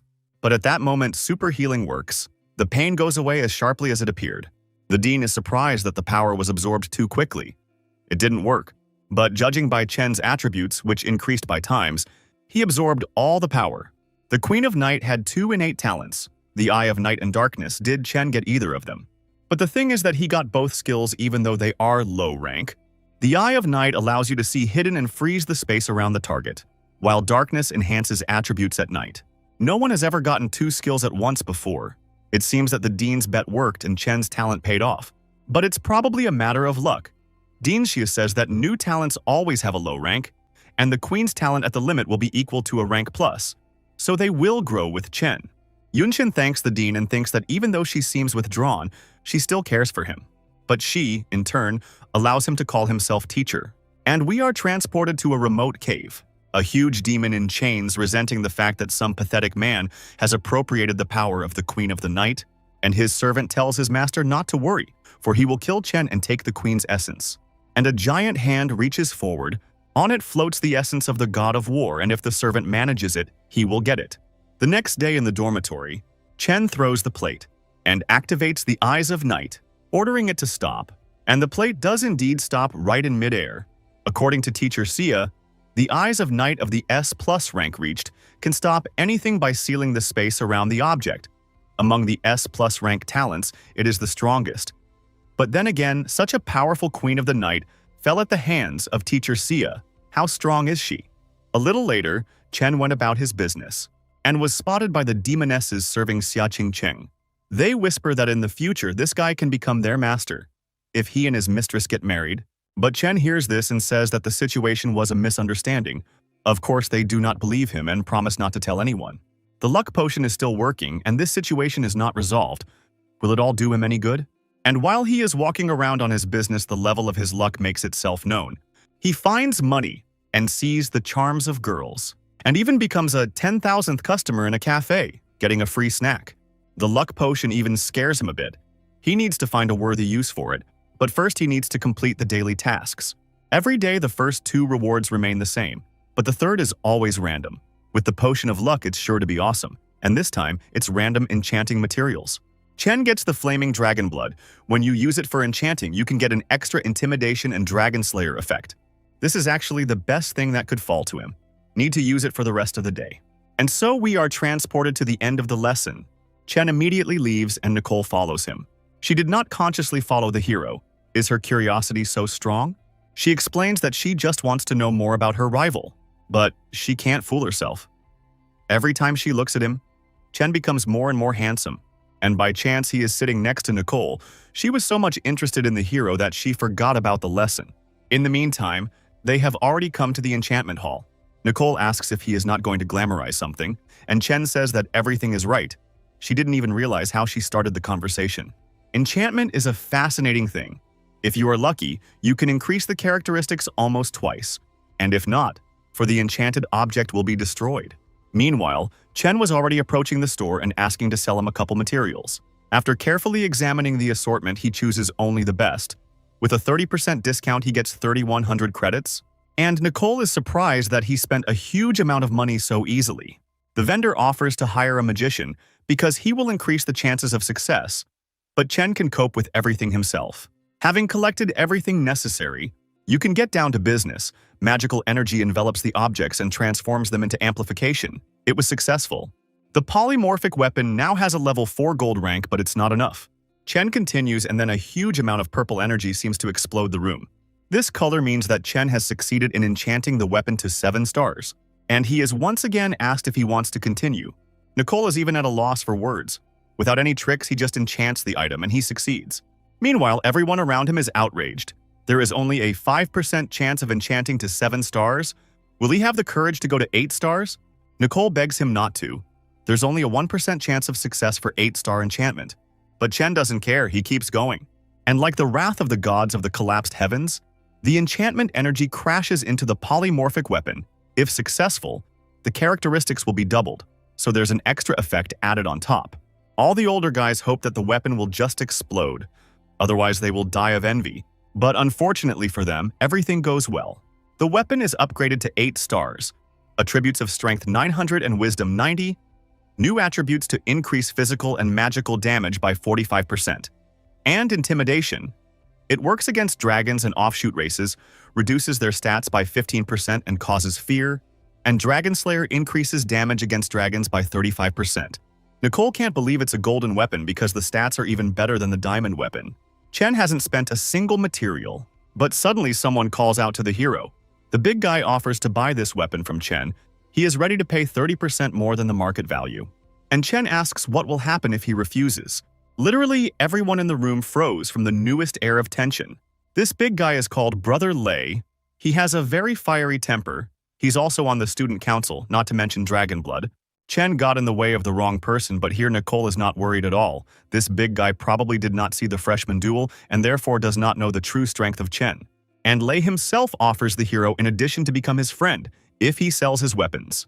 But Chen hits the ground with the shape of a spear and uses a new skill of intimidation, which makes Lei shiver with fear. He himself cannot believe it, because he is a hybrid dragon, their race by definition fearless. Chen begins to loom menacingly over the draconid and asks if he has the nerve. So Chen is not worthy of this weapon, and since he won't give it up, they are enemies? The closer Chen gets to Lei, the more fear grips his body, and at one point his legs give out and he falls.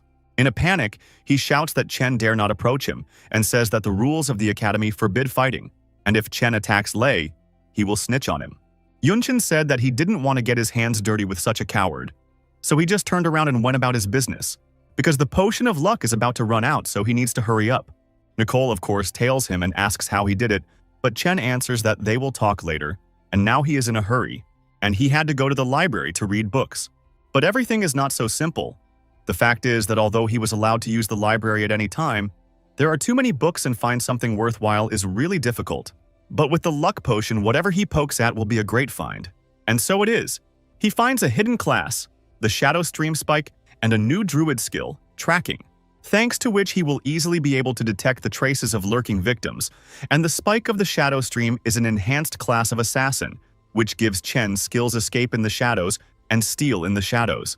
And after fully learning everything, Chen speeds up and moves on to the next item, which is choosing a familiar. The pet seller says that he has an item for every taste, but you can buy it only for credits. But Chen is not even going to think about the choice and pokes his finger at the pet he saw first. With his luck, it's probably the right choice. Nicole says that he chose the skinniest one. He is very weak, and why does he need him at all? And the seller supports her and says that he has not been bought for 3 months. If Chen buys him, he will not even take money from him, only 100 credits for the feed. But Chen says that he has already decided everything and buys him. Then, he throws the bird some super supplements, and as soon as he eats the can, he immediately turns into a giant griffin, not a regular one, but his mutant version. Now the seller regrets that he sold it so cheaply, but Chen doesn't care, and since his pet looks naive, he decides to name it Xiaohan, after which he heads off with Nicole to another location, not long to go before the end of the luck potion. And after a couple of moments, they found themselves in the base of summoned animals in the plant warehouse. It is the only warehouse that is open at this time, and since Chen often uses druid skills, the summoned plant would suit him perfectly. And the variety of choices in this warehouse makes Chen's eyes water. He ponders over who to choose, but suddenly he is attracted by a strange sound. It's coming from a spike fairy. She's a gold-ranked fairy, although usually all fairies are diamond-ranked, and it's very strange. The seller explains that these fairies are very weak, and it takes too many resources to feed them, so no one takes them. But it suits Chen perfectly because his summoner rank is low and he can only contract with gold level. So the hero asks to add a pot and food for her for 3 months to the check, and they ask him for 3,800 credits for all of that. After that, Nicole tries to talk to Chen again, and he is very curious about how much longer she will pursue him. But there is no choice. He lets her ask the question. But Nicole asks to lend him 1,500 credits because he took all her money. He doesn't even hesitate to give her his student ID. Nicole notices that he has more than 8,000 credits left on his account after all that spending. How many people he robbed at the freshman competition, but it's too late, so Chen goes home. Nicole promises to pay him back within a month, and she also realizes that although he's cold, he's kind enough. 3 months later, in the office of the dean of the military department, he asks teacher Lee how the freshman is doing, and things are the same as last year, all on their own. No wonder, since every student is the best in their province, they don't listen to anyone. Then the old man asks about Yun Chen, and he's doing well. He trains a lot with different weapons, from a dagger to a sniper rifle, but still he doesn't socialize with anyone except Nicole, and that's only because they are both students of Dinsha Qingcheng. Alas, the best student will always be doomed to be alone, but every student will have to fight on the battlefield. And without communication skills, there is nothing to do in real combat. This is why there is a freshman exchange every year, so they need to gather a group of the top 20 freshmen. Meanwhile, at the archery training ground, Nicole and Chen are sparring, and once the start of the battle is given, they instantly increase the distance. Nicole fires natural arrows.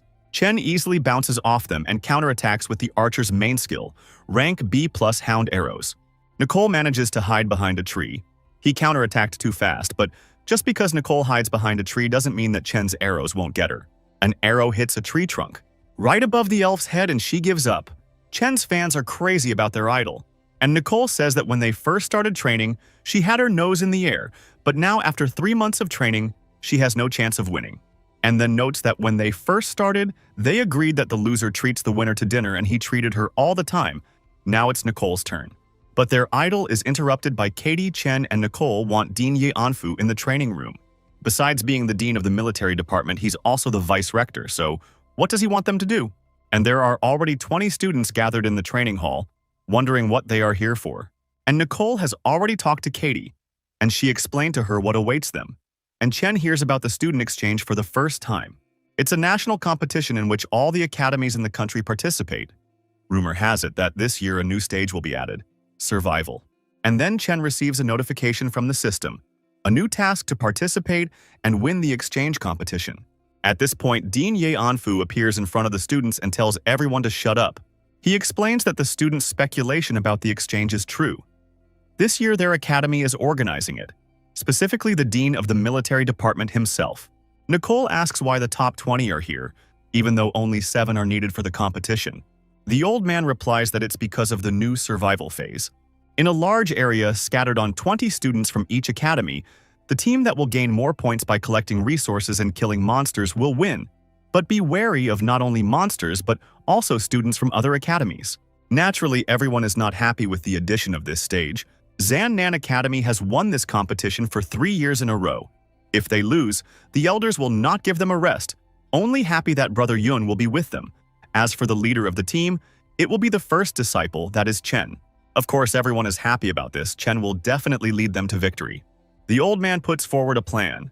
There will be 3 individual battles where Chen, Tyron, and Nicole will fight. As for the team battle stage where 7 people will fight, there's something to think about. Chen relies too much on himself, and his versatile fighting style doesn't make it clear who he should give to the team. If wrong, they will get in each other's way. Yun Chen and those who come after him are very good in close combat. It would be foolish to put in a team of fighters like Damager. Well, Chen comes forward and asks himself to choose his own fighters for the competition. The old man has no objections. After a while, Chen chose all the fighters and made a list of 7 men. The dean is furious. This is the strangest team he has seen. 3 melee fighters, 1 summoner, 1 deus, and 1 assassin. 3 years in a row the academy won due to perfect control strategy and better team selection. And Chen's team's bias is on damage. This is utter nonsense, although he himself let him do what he wants, so now it's up to Yun Chen. But they should still check what he's up to. At this time in the training room, Nicole is angry at Chen for not choosing the normal academy strategy, but it's his personal decision. Their conversation is interrupted by an enraged yeller who is looking for Yun Chen. It's Wei Yu. Last year, he helped take first place, and he says that the current team is no good since they don't have a single mage. He suggests putting Sui Hongfang on the team because he is the strongest magician among the freshmen. And Lin Yuxiu, who is ranked 5th, says that this best mage is the same liar who cheated at the freshman trial and then dropped from 2nd place to 26th. Also, the fact that his family is very rich leads him to believe that he just paid the big guy to offer it. But Chen has a better reason for refusing. He just doesn't want to take the loser. What do you mean he doesn't want to? Wei Yu says he's an instructor, and if he says they'll take Sui Hongfang on the team, then they will. Naturally, everyone is not happy. They practiced and studied hard to get into the top 20, not to give a spot to a major loser. The mage knocks his staff on the ground and shouts that he lost only because he was out of shape and offers to fight him now. The staff he's holding is at least diamond level. No wonder he's a major. So the big guy says that he is best suited for the role of a mage and orders one of the contestants to be thrown out immediately. And Chen says that this best magician is vindictive and arrogant. If the instructor and wants to put him in the team, then let him fight in a team fight with Chen. If he wins, then so be it, Chen will accept him. And if not, then let him go. Wei agrees to these terms and gives 3 hours to prepare. And after the specified amount of time, everyone is going to watch the fight of last year's champion and brother Yoon. The fans' opinion is divided, because Wei and Chen are very strong guys, except that there is a sophomore on Wei's team. This alienates his fans. Could he not handle it himself? Wei's friend expected this result, but they don't care about people's opinion. If they win, they will get a lot of money. Hongfang's brother said to win at any cost, so their family wouldn't hit the dirt. If Wei makes contacts with the Shu family, a rich future is assured for him. Ye Qinglin is the 4th-ranked Taoist, asks if they need tactics, and Sun Kang, who is in 7th place, supports it. They are fighting against the 2 previous champions. He is even a little scared. But Guo Feichen from 9th place and Sheng Tairan from 2nd place are not discouraged and have faith in Chen, fully relying on him. Chen says that there is no point in strategy. They should do what they do best, which is breaking bones. Nicole and Lin Yushui agree. This team has the best fighters in the academy, and since they are a team, they will rely on each other's strength. Meanwhile, Teacher Li gives the ready command and announces the start. If Chen wins, the dean won't allow them to compete as a team. The freshmen immediately rush to attack. While Wei's squad is lining up their positions, Wei already feels victory. On his front flank are 2 tanks under healing. They just can't pass this defense. Ye Qingling asks the guys to slow down. Her buff spell is not reaching and she herself can't keep up with their speed. It's going just as Wei thought. These goons can't work as a team. He starts to give out orders to his formation. But at that moment, a bunch of fireballs fly at them. Wei doesn't understand where so many are coming from. Who can even use spells that fast? And then Wei orders to increase the area of defense, and it works. They fend off the fireballs. Except that expanding the area of defense means weakening it. There's no way they can stop Chen now. One of Wei's defenders screams that he can't get any closer and creates a holy barrier. But something is going wrong. Her hands are bound by the vine. When did he have time? Was the fireball attack a distraction? And Kemen has already gotten close to the tank and used a spear jab, throwing one of the vanguard out of the defense formation. The second defender immediately uses a shield strike, but Chen uses his spear to dodge with ease. And while he's in the air, the naive opponents think he can't dodge, so they fire whatever they can at him. But Chen uses a regular fireball, outmaneuvering them. His basic mage skill left them no chance. But that's not all. Chen uses his sword form and kills the tank with a single blow. The onlookers are in complete shock. Yun Chen single-handedly took out 2 mages and 2 tanks in a matter of seconds, and not a scratch on him. His team has also just arrived. It seems like their help isn't much needed, and Qinglin and Sun feel useless at all. But that's not all. They need to mop up the others. Chen rushes forward. Wei panics and orders Jui Kong to cast Summon, but he's already doing it. He summons a bunch of powerful beasts. Well, let's see what they can do. The huge, summoned monsters are very strong and ready to tear Chen to shreds. The audience thinks it's a mockery to use such platinum-ranked beasts against freshmen. And Wei is starting to gloat. He wasn't prepared for Chen's speed, but now he's definitely finished. Any of these monsters would single-handedly massacre their team. Unfortunately, this idiot hasn't realized yet. But the summoner sees what's really going on. The beasts are afraid to even move. Yun Chen's strength is on a whole other level. Chen asks if they are going to stand still like this. Then he will start first. He gets close to the lion and makes the first strike. Lion successfully blocks it. Not in vain he is so big. Brute force in him is enough. But it's a pity that he is many times weaker than Chen. And at that moment, the snake attacked the hero. But he defeated her with 1 blow. And the summoner begs that it all stops. If it goes on like this, his animals will die. It's not fair. He's demanding revenge. The point of a team battle is tactics, not for Chen to deal with everyone alone. But who says Chen doesn't have a plan? He tells the team to deal with the losers, and a figure emerges from his shadow. Shadow Stream Spike has been hiding in Yun Chen's shadow all this time. And now that he's been given orders, he'll end things quickly. But his hook is repelled by Wei. He won't let it hurt the healer, except that Tyrant appears behind him with the help of blood movement, and sends him flying with 1 punch. The summoner can't believe it, but he won't lose. He orders the beast to enter berserk mode. Except 2 arrows pierce his hands and seal his mana. One of Chen's fighters cast a sealing spell on Nicole's arrows. He didn't even think it would work, but Yun was right. And a knotted snake flies to the summoner. Chen has already dealt with all his animals. What should he do? Maybe blast them with a powerful spell? Then he would at least get some experience. But the sophomore begged him for mercy. He surrendered. These beasts were more than companions to him. And Chen didn't intend to. If he surrendered, he didn't care if the beasts were alive or not. And at this moment, the battlefield explodes with powerful energy. The fight is not over yet. The wounded Wei isn't going to give up just yet. He's the champion, but he's pierced by a silver flash. Nicole says he's not worthy to fight Chen. He's too weak for him. A little later, the dean gets a report on Chen's victory. Basically, he just ran over his enemies with brute force, and then Ye Anfu asks how Chen himself explains his strategy. And it's very simple. Their academy won with the same tactics 3 years in a row. Surely other academies are ready for this, and besides the current students are not very good at tactical battles, it would be better to expose their strengths. Although it's hard for the dean to admit that the freshman is right. But he proved that his strategy works well. And if that's the case, then let him do what he wants. After the showdown with the high school students, Chen was relaxing and chatting with his sister. He had recently learned that if his sister got a good passing score on the exam, he could get her into his Zanin Academy. In this case, they will live together and Chen will stop worrying about her all the time. But their conversation is interrupted by a knock at the door. It's the servants. Dean Saya. They came to inform the hero that all his lessons are cancelled. Instead, he will perform a special task of the teacher. And Chen, without a second thought, immediately agrees. By the way, the mistress gave the demonesses names. The one with blue hair is Xiaoyu, and the one with green hair is Xiaolin. Chen didn't care about any of this.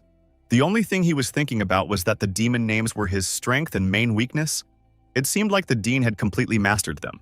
On that thought, the demonesses teleport Chen using spatial magic to an unknown creepy place, where he is met by teacher Xia, and she says that Chen should have noticed how unfriendly this place is. This is where the practical assignment will take place. The main goal is to survive until 12 o'clock in the afternoon. It's time to go through a real battle. Chen senses this evil in the darkness that seems to be following him. Teacher Xia explains that these monsters are infected with darkness from the rift.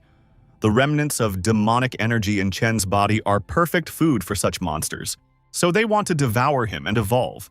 His job is to adapt to the darkness from the rift and deal with all the monsters. And at this moment, Chen snatches his staff. His eyes are filled with a burgeoning energy. He realizes that as soon as the teacher leaves, the monsters will immediately pounce on him. Then, why delay? The hero rushes out of his seat and kicks one of the monsters in the leg, but 2 more are on their way. Chen barely has time to react and uses Divine Lightning. Just a little more and he would be in trouble. What level are these monsters? He applies the assessment. Judging by the speed, the attributes of the dogs should be many times greater than his own. But seeing their levels made things even more confusing. All the monsters are just above level 20. There's no way they could be that much stronger than the man who absorbed the hearts of the Demon Queen, and he even had to use a divine skill. But his pondering is interrupted by a sharp attack. A huge creature almost crushed the hero. Good thing he was able to react in time. It was a demonic ents hiding under the guise of trees, but Chen had been here long enough to detect them. So why didn't he feel anything? No, it was definitely not because of the speed of the monsters. His perception itself became weaker as soon as he guessed. A huge horde of monsters immediately rushed to attack, hoping to take the hero by demon, except it was a grave mistake. The main trick of mages is area damage. With the skill eye of Storm then raises all the bastards in the air, the demonic dogs try to interrupt the cast, spewing balls of energy. But the hero cannot take such a cheap trick. He uses a fireball at the same time, attacking their spit and combining it with the Eye of Storm, which turns the hurricane into a fiery tornado. And even that doesn't kill the dogs. With one swing of his spear, Chen drives them away from him to use the additional effect of his darkness talent, which increases his stats several times and turns him into a real killing machine. Now those things will pay for wanting to eat him.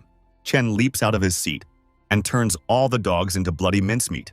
After killing all of them, he has raised as much as 17 level, but everything is not going so smoothly, as it seems. The equipment of the Green Forest is infected with darkness and began to decompose. The phone doesn't work here either. Neither magic nor technology can resist the rift. But luckily, his demonic destroyer is a polymorphic weapon enchanted to 8 stars, and it can't resist the decay. And so it lasted until 12 o'clock in the afternoon. Teacher Xia finally returned to the hero. Now that he has gone through the battle with these things, Chen must understand the real threat of the rifts. He didn't expect the frontline fighters to have such a hard time, except they're worse off than he can imagine. They don't have the heart of a demon queen, and they can't at the snap of a finger boost their stats and resist the darkness.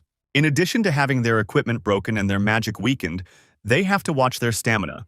One slightest mistake means death. Now Chen understood, because of the darkness on the other side of the rift. People cannot get in, because simply melt in it, so humanity can only defend, without the ability to counterattack.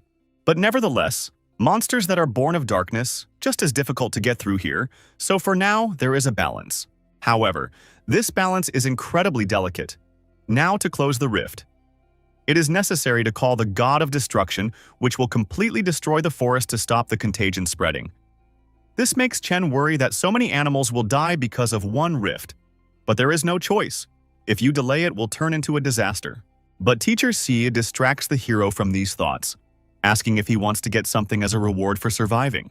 And he just wanted to ask how demonesses use magic without a staff? She replies that it is a passive talent of the mage. Teacher Xie materializes the skill book, if he so desires. He can take the reward, although he could have asked for something more intimate. But Chen is only interested in books and pumping. 15 days later, the exchange student competition is just around the corner, and literally just now the network has announced the team members. Some senior students are puzzled. How their leader became classless. The fact that because of the study and training, seniors do not have time to follow the youngsters, but not all. Some have heard about Chen, and many say that he's not bad, but in fact he has a class or not. It does not matter. The duty of the seniors to support their juniors. So all the sophomores rush to say goodbye to the exchange team, straight to the inner zone portal, where they will send the 20 strongest first-year students. All of them are dressed in their new fancy uniforms. It's no wonder the whole country will be watching this competition. Students should be dressed in their best. But there is one thing. Yunchen is nowhere to be found. Nicole is immediately charged, because she is the one who communicates with him the most. But even she doesn't know where our hero is now because they have rarely seen each other lately. Chen has been constantly training to become as strong as possible. The other participants also noticed the absence of their leader, whether this responsible role was too difficult for him and he decided to run away. But exactly at the same second classless, as if materializing right in the middle of his team and greeting his comrades. This lifts the mood of the group, realizing that Brother Yun is their leader. All the stress before the fight instantly goes away. No academy has such strong freshmen. And Nicole immediately begins to swear at the hero, asking where he was. And it turns out Chen all this time was sitting in the library, studying the skill of the magician's hand, which allows you to move in yourself and objects, and with the passive skill of casting spells without staffs, it's just the strongest ability. But this dialogue is interrupted by Ye Anfu, who says that Teacher Li will accompany the students to the competition, and since everyone is already gathered, we can start teleporting to Qingnun Academy. As our team disappears, everyone shouts warm words of encouragement to them. After that, they find themselves in Qingyun Province. Their academy is one of the top 7 academies in the country, and their rich and vast lands make the province the most important economic center of the state. But here is what is strange. Arriving at the academy, no one met the exchange students. Moreover, it is disrespectful. From this thought, Teacher Li is distracted by a student who saw in the sky a huge dragon. He is one of the divine beasts. Chen thinks that in Dean Jia's office was Phoenix. Maybe he is also a divine beast. There are too many beasts in this world, so states contract with such beasts to control them. Someone notices a signpost. It says this is a special path for the classless team. Has even here heard about how cool Brother Yun is? Only Chen realizes that all is not so good, and the passing Qingyun students confirm it. And this special path they use for walking their dogs. Nicole remembers what Chen said about this academy when everyone else rushed to meet him to entice him to join them. But Yun didn't even bother to show up. Chen's comrades are starting to get angry. How could they ignore such a talented student? And this only amuses the students of Qingyun. The student, who did not want to take their academy, is now ranked #1 in Xianan. Are they really that bad? These words anger the guys. The bastards are clearly asking for a good beating. But luckily, Teacher Li stops them. If these fools start a fight, they will be disqualified. Chen clearly doesn't care about the words of some weaklings. And the slumped guys with hurt pride go after their leader. But Teacher Li tries to cheer them up, explaining that they won't be able to talk like that anymore when Chen defeats their elite. Besides, tomorrow they will be interviewed, so they should learn to show their best side and keep themselves in control. The only problem is that there will only be local reporters from the media. They'll probably be crowding towards Brother Yun. But Chen doesn't care what they say about him behind his back. In the end, everything will be decided by force. The only strange thing is, what's the point of teasing Chen? And Teacher Li already knows the answer is a matter of their reputation. The admission of students is decided by a vote of the academic staff, and all teachers and deans unanimously decided not to take Chen to themselves, and he became the first student in Xianan. If they recognize his strength, then recognize their stupidity. Shank says that everyone will realize how stupid they are when Chen leads them to victory. and the hero realizes that all forces will be thrown at him, just waiting for this competition. Finally, he has a chance to meet a worthy opponent. And we find ourselves in the next day. Now the whole team will be interviewed. Everyone is very worried, because their families are probably watching them from their homes. Chen's sister is also watching him. And one of the reporters grabs the microphone and immediately asks the classless one if it's true that Chin Yun was rejected, and there's also a rumor that he used a loophole in the exam, and only won because of that. Is it not just a rumor? Everyone immediately begins to whisper. This reporter is a respected employee of the local publishing house. His words can be trusted, so the rumors are not lies. The whole team can barely contain themselves from snapping at the bastard right now and ending his career once and for all. But the teacher is ahead of them, because how dare this bastard hurl such insults? The students' family members are watching the interview right now, and he decided to embarrass them with his lies. The journalists immediately revolt. No one asked the teacher's opinion. They are only interested in the students, and they have no right to interfere in the conversation. But Lee lets out a murderous aura, yelling for all these bastards to get out of here while they can do it on their own. And Chen absolutely calmly asks her to stop being angry. He has one answer to all these questions. Anyone who gets in his way will not stand a chance. It's a new day. The start of the student exchange competition is announced. 128 academies have participated, and the top 7 teams are also on the list. The first to enter the arena is the Chin Yun team. They are led by Ning Junyi, the province's best and strongest student summoner. His fans are ecstatic. As a freshman, he was ranked first in the province and second among the academies. Except they think it's only because there is one cheater who cheated his way through the exam, and his name is Yun Chen, the team leader of Zanan Academy. All the spectators boo him. They are just waiting for Brother Ning to put the cheater in his place. Naturally, this angers Chen's comrades, but he asks the guys to calm down. They must show their strength, not eloquence. And we are shown the mysterious guy in the red cloak. The last time we saw him, he promised to kill the hero and take the heart of the Queen of the Night from him. Of course, now he is up to something. And meanwhile, the welcoming ceremony ends. And many islands float out of the water in the center of the arena. And it is on them that one-on-one fights will be held. The sorting of participants in this tournament does not allow students of the same academy to meet, and the first of their province, and otherwise the selection is completely random. And at that moment, a huge beam of light strikes the battle arena. But it's all right, it's just displacement magic. As soon as Chen steps into the beam that appears in front of him, he immediately finds himself in his cell, and more specifically in arena number 7. His opponent will be Sun Yu from Nanji Academy.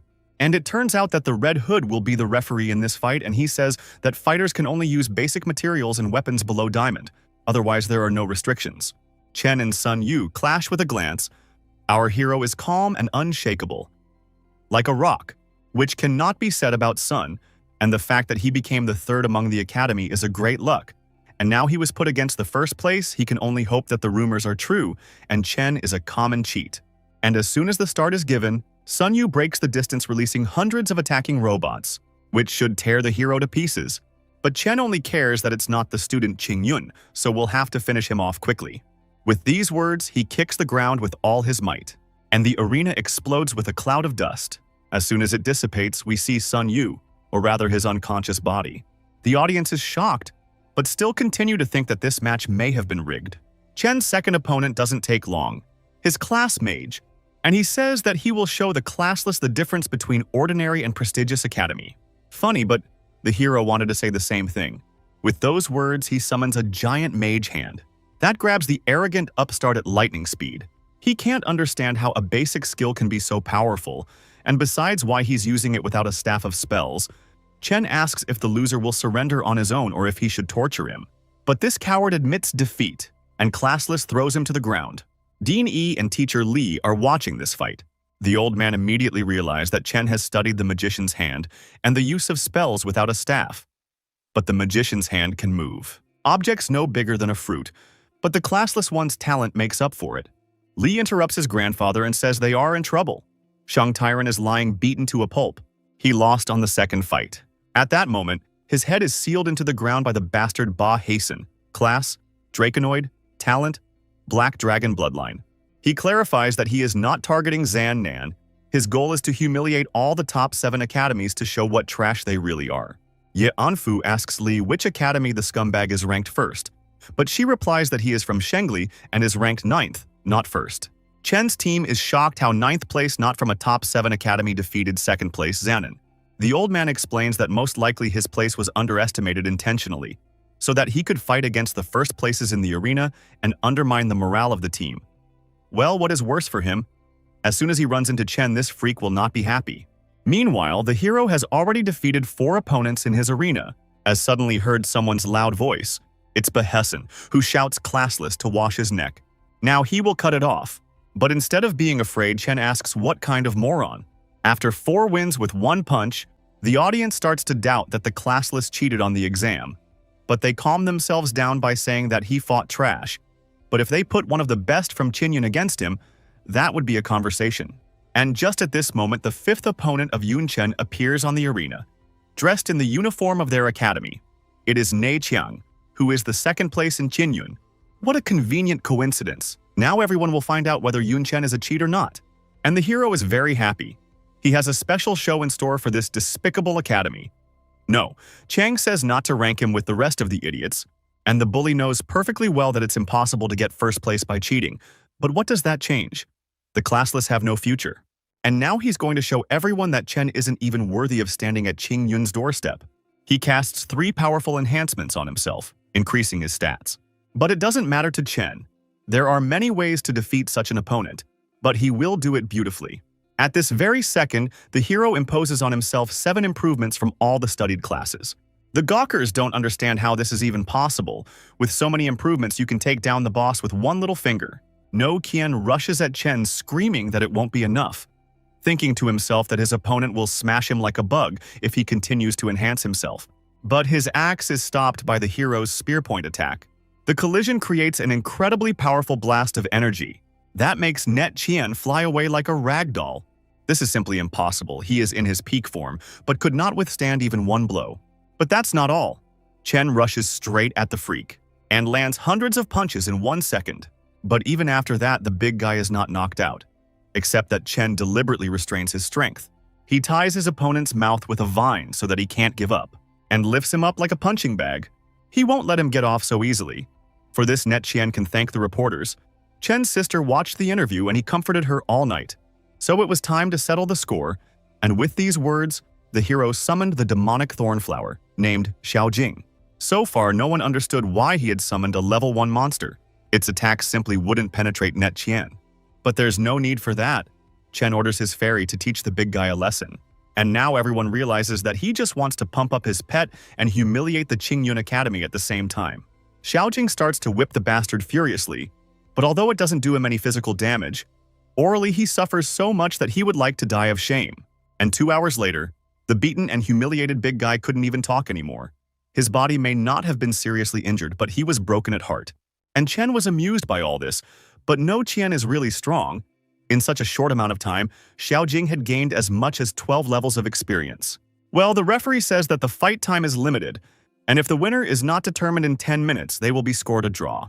Then the hero, with all his might, punches the downed big guy in the face. And this will mark his victory in 5 battles.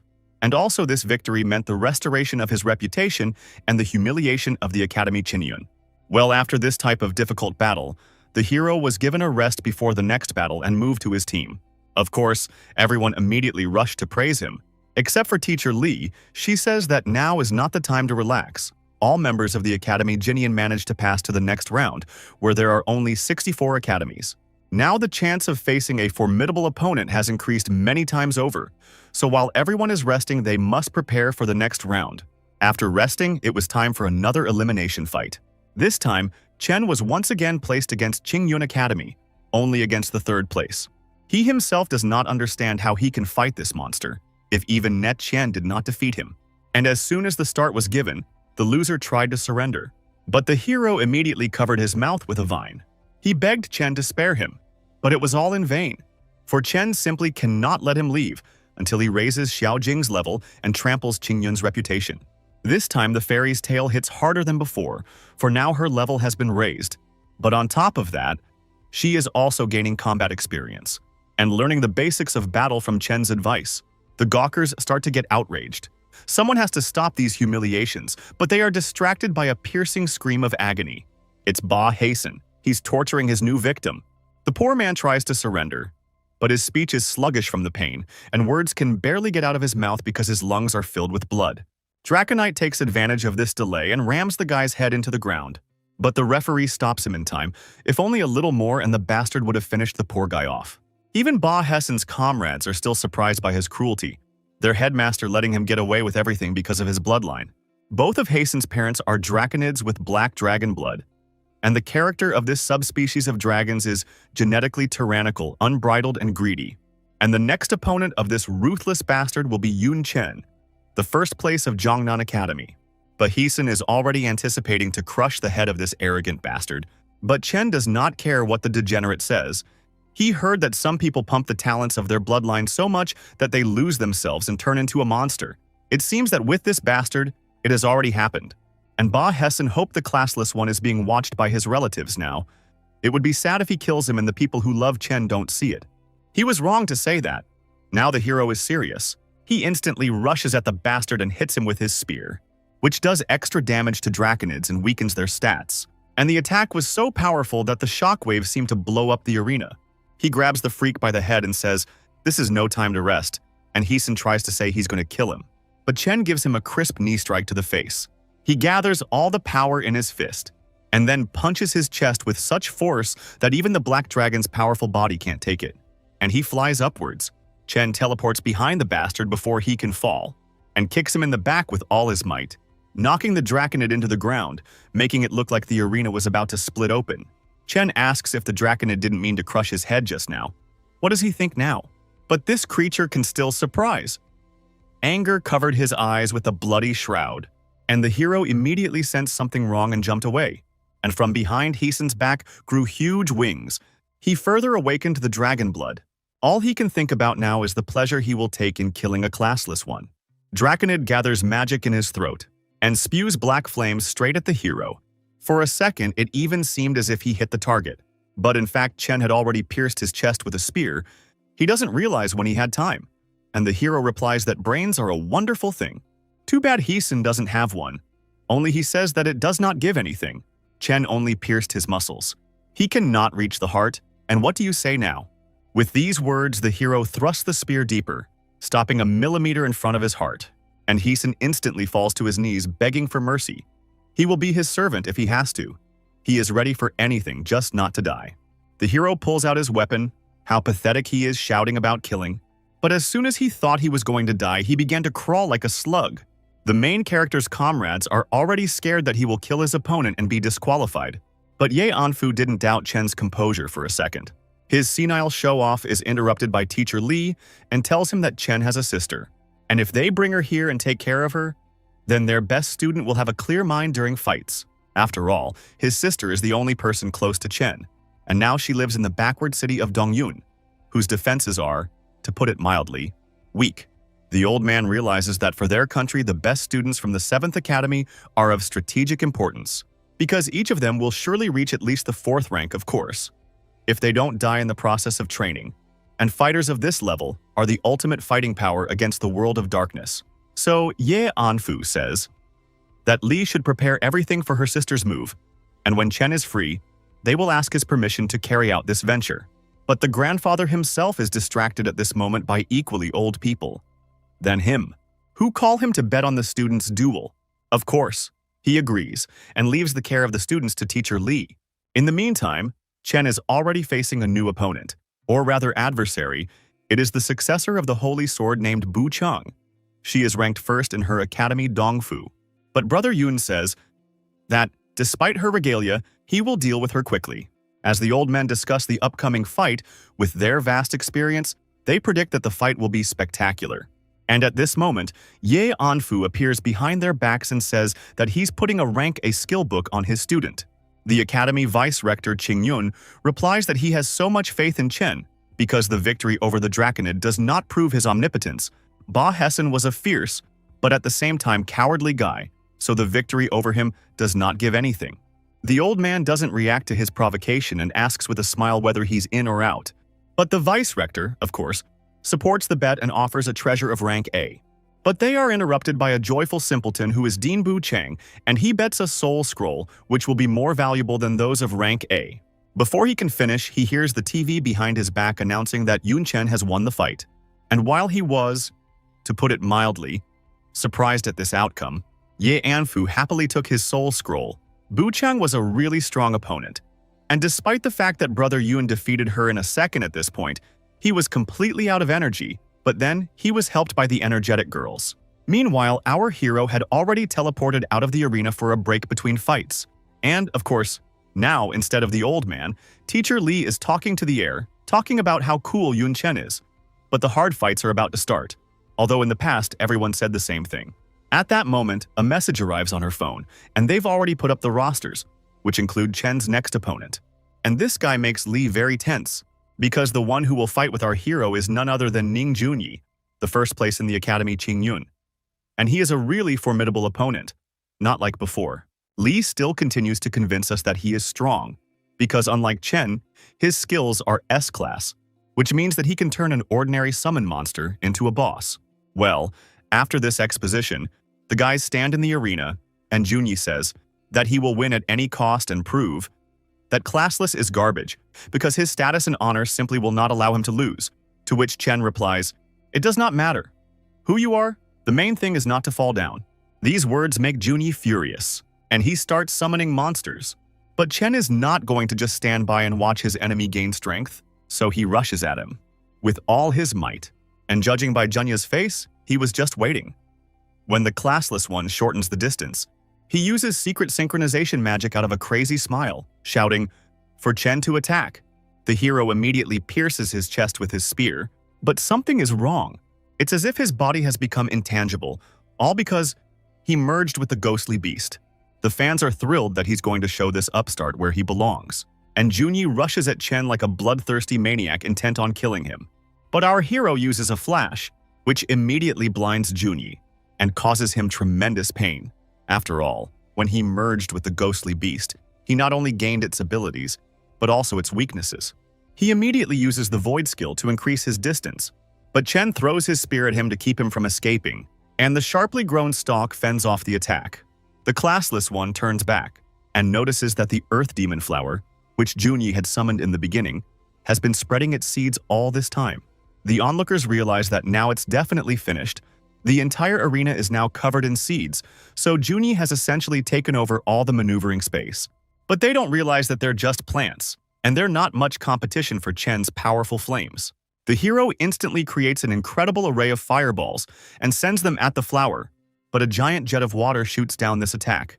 The summoned seahorse will protect the flower from the fire, and many portals appear around Junya, from which a whole army of high-ranking monsters of colossal strength emerge. But this is only the first course, and for dessert he has prepared something amazing. With those words, a red dragon appears right behind his back, ready to devour anyone at his master's command. This army slowly approaches the hero, and he notices that this is a very problematic opponent. Although he has summoned a bunch of monsters, it's no problem for Chen. Pulling out an axe, Yun Chen says that he'll just chop them all up. However, Junyi isn't sure that the Classless one will even budge, since his flower has already taken root and sprouted on Chen. But the hero asks with a smirk, "Seeds, and that's it?" The axe that he is holding now in his hands, he got from the troll leader. It has a high attack power that is inherent to battle axes, and in the face of absolute power, even the most powerful spells are destroyed. Having said that, Chen applied Berserk skill and Blood Rage from such a powerful enhancement. The roots of the flower simply burst on him. But the enemy hero did not wait. While he freed himself from the seeds and ordered all the monsters to attack Classless, and while all these projectiles flew at Chen, he began to engage all his improvements. A powerful explosion went off in the arena, and usually in such situations the hero always deceives the opponent's expectations and dodges at the last moment. But this time he didn't even move, taking all the damage on himself. And the audience doesn't understand why he did it, because he seems to be a smart guy. He was lucky that he didn't die at all. Although, if you think about it, there are skills that allow you to release the power of the damage received, and if Classless applied it, then now his power is just off the scale. And the guy in the stands was absolutely right. God Yun had applied Rage Awakening, and for every % of health lost, he gained 3% of strength. As the monsters rushed at him, Chen leapt forward at an incredible speed and unleashed a single crushing blow, That practically cut the water where the arena stood in two. And those guys, who a second ago had been discussing his stupidity, were now numb with fear. But not only the spectators were frightened, Junyi, realizing what just happened, comes in a state of animal fear. Chen had just killed almost all of his monsters with one blow, and if the summoner himself was not in a spiritual body, then, most likely, would have died instantly. And while Junyi was thinking about it, Chen had already flown up to his face, and when he was close to strike, the surviving dragon instantly reacted and reflected his axe. This even surprised Chen. The beast was indeed powerful, since it could stand up to him in brute force. But at this moment, the hero's leg is grabbed by vines, and he instantly reacts and jumps back. And the cowardly Junyi comes to his senses again and says that as long as the roots of his flower grow in this arena, he cannot be killed. He then orders the dragon to finish off the hero, and it spews forth powerful flames. But Chen summons a water elemental to protect him from the fire, and a wall of water blocks the dragon's breath.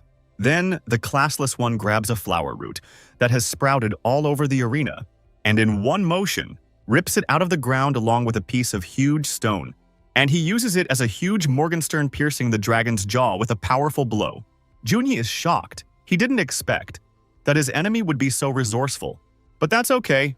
All these improvements won't last forever. He just needs to stall for time, summoning junk, and then he will win. But Chen interrupts his thoughts and throws a dagger at the bastard. And the asshole doesn't even dodge because he's in ghost form and physical attacks don't work on him. And when the dagger flies through his body, the paper seal, which was tied to him, stays on Junya's chest, and the summoner is pierced by a powerful holy energy because it's the exorcist's talisman. And Chen says that he is now a man, not a spirit, hinting that it would be easy to crush his face now. Junyi can't believe that he's been outplayed using a basic skill, and Chen taunts the loser and says that he's nothing without a spirit body.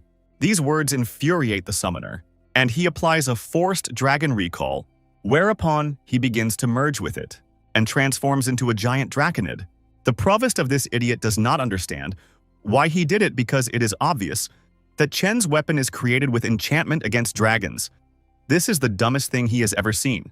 But unfortunately for Junya, he doesn't hear his mentor's words, and in a rage he rushes straight at the hero, but the latter, without making any effort, dodges by simply throwing his body back. And thrusting his spear forward, he thrusts it into the bastard's belly, slicing his stomach in two using the inertia of Junya's attack. The summoner then falls right behind Chen, starting to turn back into a human, bleeding. He can't believe he was defeated by some classless guy because he had the power of a dragon. But Chen replies that he was unlucky because he faced a dragon slayer, and seeing how shamefully the best student of the academy lost, all Junya's fans just go away, throwing dirt on him. But it awaits us the battle of the semi-finals. This time Chen will fight against Bai Yu, his class, a spike shadow stream, and he recognizes the strength of the hero. So he does not even hope to win, but just wants to take a lesson from the classless. The hero is fine with this arrangement and promises to only use the Shadow Stream class in this fight. And as soon as the start is given, Bai Yu uses the Shadow Spike and rushes at Chen, but he throws a smoke screen to disorient his opponent. And when Chen attacks the fight from the back, he easily deflects that blow because his tracking, killing intent, easily detects the enemy's location. Then they push each other's daggers away and simultaneously try to strike from the elbow, but they block their attacks again. Bai Yu says that if that's all, Chen might lose, he'd better use other class skills. At this point, the hero puts a knife on his throat from the other side. It turns out all this time he was fighting a clone. But when did they switch? And for being nice to Chen, he explains that as soon as he used the smokescreen, he immediately summoned the clone and hid in its shadow.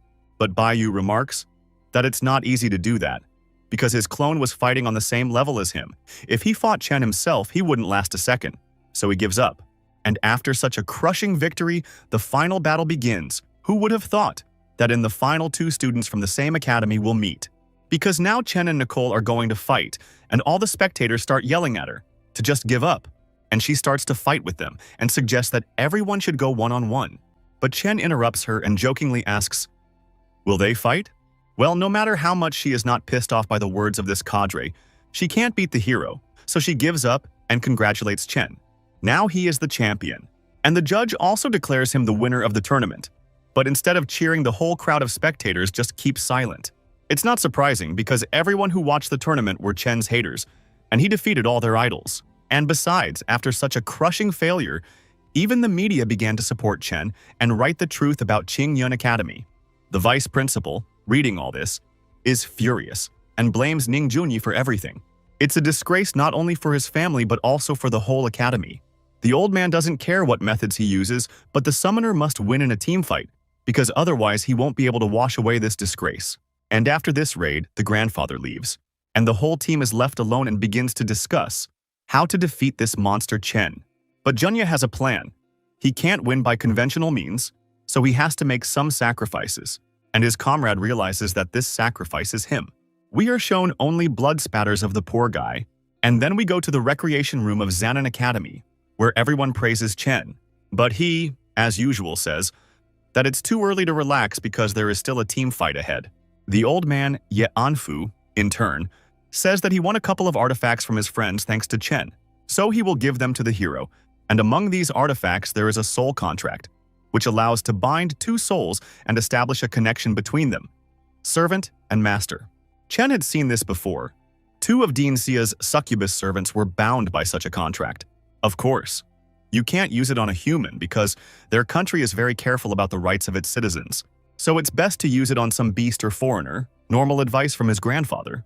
And while Chen is thinking how he should use it, the dean informs that if they take the first place, Zanan will also give a reward to the whole team in the form of 1,000 credits and 20 million in cash and a rare item.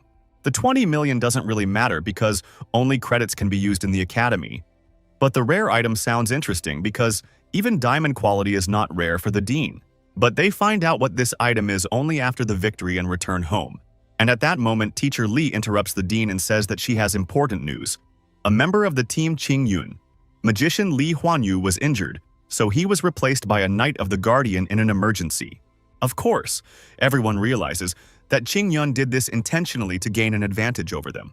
But Brother Yun calms everyone down and says that today they will show what tactics are. And we are transported to the moment when Zanan came up against Team Bayu. Chen's team immediately rushed into the attack. Of course, our hero immediately rushed forward and at an incredible speed broke through the defense of the formation. The mage immediately orders to heal the tank, because if the classless one breaks through to them, they will lose. But the medic points behind her back and says that he has already broken through, and at that moment Chen pounces on the mage and crushes the leader of the team with one powerful blow. Janan's team is the clear winner in this fight. Support says that they don't have to do anything at all, but the buffer is constantly trying to keep up with everyone. But nothing works? It seems that they were taken just to stand aside.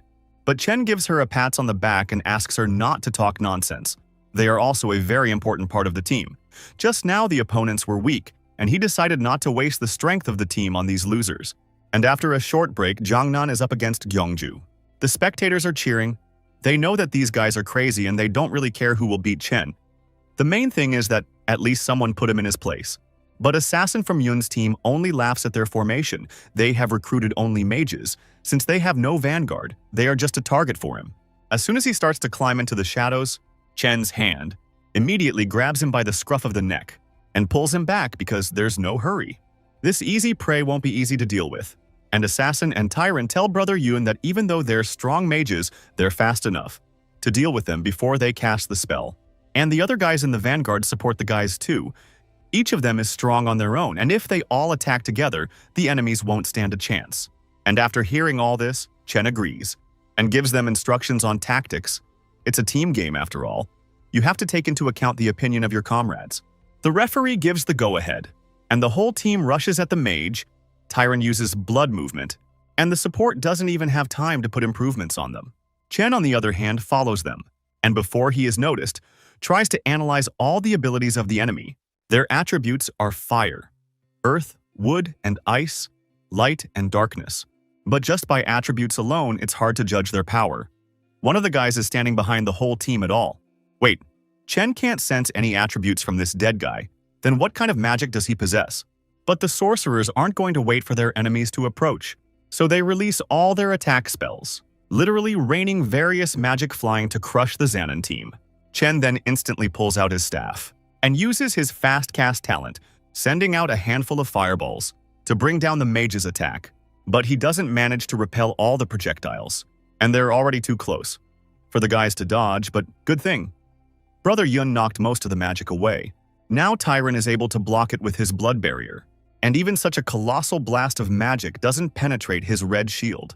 Then the main attack power instantly makes ranged slashes that fly straight at the mages, but their Earth Sorcerer manages to put up a stone wall. Gyeongju squad leader gloats. Did they really think that such a head-on attack would work? But before he can finish his thought, he notices a drop of blood near him, from which Tyron materializes to knock out the pompous freak. But the tree mage manages to conjure a vine that restrains the Blood Knight's movements. They work well as a team, but Tyron doesn't rely on his strength alone. Goffa and Chen come out of his shadow, and with a sharp movement of his chain hook, he attacks the team captain right in the head, and he manages to teleport away. No one expected that they had such magic, and their entire group is immediately transported into the air, surrounding Tyran and Feichin.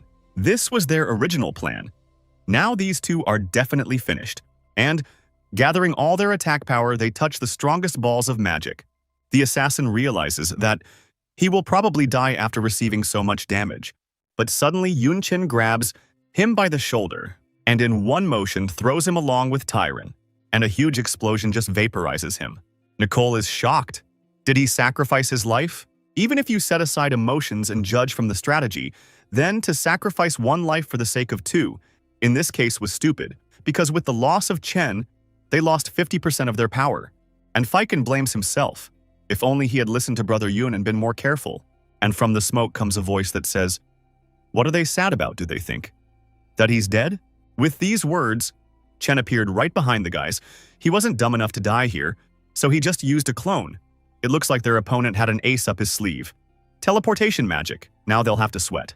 Most likely, this guy has a hidden space mage class because normal teleportation mages are quite limited in their abilities. While they were fighting, this creep had placed teleportation runes all over the arena. What should they do now? The correct answer to this question is nothing, because Yun-Chen will do everything for them. The others can just cover for him. Nicole tried to disarm at least one of them, but he was instantly behind her back and created a powerful ice attack. The same happened to the rest of the guys. The spectators cheering, they, of course, wanted their team to win. But if the classless one was defeated by another academy, they would become brothers. Meanwhile, no attack has worked on the mages, except Chen has already made his move and lunged at one of them. But the teleportation mage only laughs at this because he has been following Chen very closely and knows the distance of all his attacks. As soon as he gets within striking distance, he will immediately move his comrade. Chen pulls out his gun and disarms the bastard with one shot, causing him to fall to the ground instantly. And, of course, Yun can't do without pathos, so he decides to spend precious seconds of the battle on a cool phrase of blowing smoke off the barrel. But then, without wasting a second, he jumps up, and with the help of sniper skills starts shooting the mages as if from a machine gun. Their fragile defenses and weak reactions can't withstand the bullets, and the teleporter can't keep up with so many shots and doesn't have time to save his comrades. In addition, the assassin has already gotten close to his neck, and it was easy for him to do so, because Brother Yun has taken all the attention away from him. The captain orders him to gather everyone together and cast shields. Bullets can't penetrate magic. But when he turns around, he sees that his trump card is being held hostage, and Nicole has already approached the vigilant magician.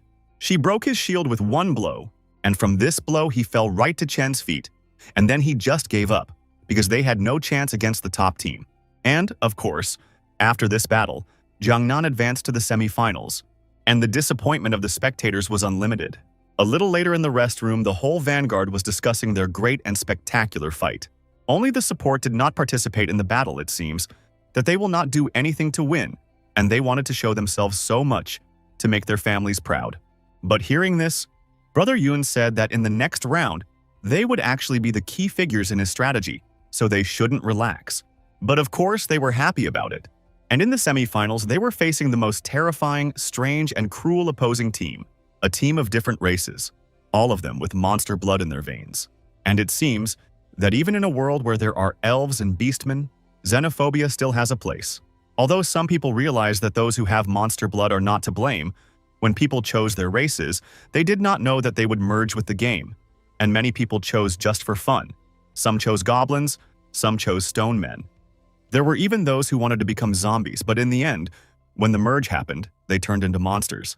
As for families, human-monster couples are extremely rare. Some were already married before the transformation. Some were able to find love, but in most cases, people, turned into monsters, find a couple among the NPs because it's better than living all their lives alone. At that moment, the Stone Man comes to Ba Hessen and says that it is better for him not to face Chen, because his spear is sharpened for killing dragons, and he realizes it. And after their fight, he is still scared. But so what if he should forget his goal after one defeat? Because of their origins, they have endured so much bullying. Though it's not their fault, the previous generation is to blame. But people don't care about that. They will always humiliate everyone who is not like them. And to get revenge on these xenophobes, Heisen will take the form of a black dragon and face the future elite of the Seven Academy. Although, no, together they will not just face them, but crush them like pathetic bugs. But Chen, hearing this, feels only pity for them and does not take them as serious rivals. The referee raised his hand and announced the start of the semifinals, and there was a whole cloud of smoke around him. The ugly legs of the hybrids stepped forward, determined to attack first. Their faces already looked terrifying, but now they were blazing with fighting spirit and willingness to kill. The black dragon encouraged them with words that it was not important whether they lost or not, but they should and must slay as many opponents as possible. He rose up on his wings and rushed forward, shouting that they would destroy them all. And the other monsters from his team picked up and started shouting that they would destroy them as well. Yunchen ordered to form a defensive formation, and Jiangnan's team didn't rush anywhere. They immediately took their battle positions and prepared for a heavy battle. Yunchen was extremely serious. He told them to obligingly stop their attacks, shouting that they would protect their flank. One used the Dark Blood Barrier for the sake of defense. The other used the Paladin's main skill, the Holy Shield. There was a huge explosion. A cloud of dust and fire rose into the air. The Dark Blood Barrier spread terrifyingly. One of the monsters came closer and the elf girl told him not to even try to break through. One of the guys didn't waste time attacking the monster, telling it to get lost. He punched it in the stomach, and with such force that it spit out some of its internal mass. One of the monsters shouted, "Go!" Now they were attacking Yunchen's team from all sides. Now the girl who felt unwanted was extremely happy. She was saying how good it felt. She finally felt protected from behind. The guy who felt no better earlier was also happy, saying that they were finally key figures. And it wasn't the same as watching the show going on while standing behind. The one who had attacked the monster in the stomach was scolding them for their idle chatter on the battlefield. He was shouting for them to get to work already. He said that Brother Yun had made them the main fighters because the Taoist could easily hold off the monsters, while the summoner could split the damage and help the vanguard. Their faces weren't so satisfied anymore. It was as if he had stunned the unfortunates with his shout. And finally the guy added that this was the reason. They weren't here to chat while enjoying the process behind them. One of the guys laughed and, calling his opponents babes, told them to get out there and show them what they could do. Do their best, someone hissed back at him from behind. Behind them were a couple of huge, horrible monsters. Some of them were like animals and some were real demons. The guy who had angered them raised his staff and used the call to contact. The advanced earth elemental was a dead tree. The golem was a green bear. And the girl who had previously marveled at her new role closed her eyes and said she was paying homage to all the gods, told them to light them up with thunder, and added that it would scare away all the ghosts and demons. Finally, she summoned a heavenly thunder. Golden mana poured out of her eyes. It spilled and flew upwards. A black magic cloud formed in the sky. A horrible and huge blue monster appeared from there. It was right above the heads of the opponents of Jiangnan Academy. They didn't expect such a thing and were startled. Their head also became more angry while the others stunnedly opened their mouths. They were all struck once by the lightning of the divine monster that appeared and screamed in pain. In the meeting room of the academy directors where they are betting, one of the old men explained that Taoist is a class that can control attack and buff. He also said that her skills are quite strong, they are great for holding back monsters, but also talked about the disadvantage of having a short attack range and long cast time. He said that Yunchen as the captain understood this perfectly, and so choosing a defensive formation would compensate well for her disadvantages, allowing her to use her full strength. The man thought it was an excellent tactic and said so. Now the director of Jiangnan Academy intervened. He said that this was only one of the reasons, because in terms of power Yunchen was not inferior to Qingling, but he decided to do so to reduce the damage to the team. Besides, he wanted everyone in the team to use their strength and prove themselves. The old man said that even though he was extremely cold in appearance, it didn't stop him from being a good-natured guy. Qinglin was happy with her success and threw more and more attacks, such as Explosive Lightning Talisman and Earth Destruction Talisman, while her partner cheerfully told the little guys to do their best. The monsters already looked winded, with abrasions and scratches, and the girls' talismans kept flying at them. They fell right on top of them and in front of them, forming a pile of smoke and raising dust in the process. Now there was a big hole under the monsters. Someone was still lying immobilized in it, and someone was climbing up. It was the Black Dragon. It was badly damaged but still unwilling to give up, he cursed angrily. The realization that he had lost again made him terribly angry. The monster said that there was no way he wouldn't accept it. Yunchen walked straight towards him, however. The dragon could only see his feet for now. When he raised his head, saw the guy in front of him, Yun said that he had never experienced his pain, saying that his words would most likely not reach him. The dragon. However, he tried to realize that he wanted to fight back. However, it was all because of those who despised them. These people were responsible for their anger, but asked, was it the choice of who was this person? This seemed to melt the heart of the horrible monster. He said that it turns out Yunchen had treated him like an ordinary person from the beginning. Now he had admitted his defeat. The defeat of their team. The referee finally loudly announced the victory for Jiangnan Academy. One guy from the auditorium told another that although Classless had such an indifferent face, but he didn't think that Yunchen would show such a side of himself. The one replied that they really had been looking at them as monsters ever since they appeared. The former added that after something like this, even after defeating Brother Ning, he didn't seem so bad anymore. The wind swayed the trees, rustling the leaves. The referee said that after such a fierce battle, the team round was starting to come to an end and the next battle would be the final battle, and announced that Jiangnan Academy and the hosts of this arena were participating. He loudly proclaimed Qingyun Academy, they were serious, and the one standing in front, Ning especially so. Conversations could be heard from the filled auditorium. Someone said that the two heavy warriors were two summoners. The Night Guardian was a mage and a priest. Another said that their team was clearly lacking in firepower and was also too slow. And someone replied that they had heard that there had originally been another mage for extra firepower, but due to a serious injury, he had been replaced. One guy turned to his buddy and asked him in bewilderment if it was strange to replace a participant at such a stage, and also if he thought that their team was now tailor-made for Jiangnan Academy. He said in the same shock that it wasn't that everyone didn't notice, but they should just keep a low profile. He said that their new team sacrificed agility and firepower by focusing on combat defense, so if they met opponents with long-range attacks, they would be guaranteed to lose, saying that teams like Yangju Academy, which was made up of only mages, would easily defeat them. But he also added that their team had never faced such opponents. He felt like fate was saving them. He tried to explain this by saying that they were the masters of the arena, so it was easy to pull off such simple machinations. His buddy, who had been the first to talk about it earlier, settled down a bit, rubbed his head and said that it was too much information for him. He still wanted to believe that their academy team wasn't that sneaky. The referee raised her hand and shouted that yes, the final battle would begin. She loudly announced the start, giving the opponents permission to start fighting. Ning shouted for everyone to form into a defensive formation. Some placed their heavy metal shields into the ground, while another raised his staff upwards. He also shouted out a healing aura. The three in front stood on the defense and the four remaining behind them. Ning yelled loudly, summoning the contracted conscription. Under the contracted summoning, a red dragon, an ancient magical golem, a magical mountain monster, and an underground caveman, a stone beast, and an underground devourer appeared. All of these monsters were large and frightening. One of the spectators was extremely amazed at such a powerful contract summoner. He swore in a daze and shouted that there were two heavily armored warriors, a night guardian in conjunction with a priest increasing stats. It was already enough for protection, but the two summoners had created a bunch of monsters as meat shields. The other said that it literally puts them in absolute defense. He said that they were clearly preparing for the battle against Jiangnan. Already in a calmer voice, he said that nevertheless, Classless easily broke through any formation. Many commands had already been wiped out by it, and if he ignored his comrades and concentrated, and his friend didn't let him finish, he interrupted him shouting loudly, "No." He told him to pay attention to their back row, for they too had moved into a defensive formation, also summoning a bunch of monster tanks, and they asked themselves what they were trying to do, for no one would be able to answer them anyway. Yunchen applied the monarch's basic skill of blood rage, the archer's basic skill of battle spirit, the berserker's basic skill of berserk, and the shadow stream spike's basic skill of killing method, as well as the magic swordsman's basic skill.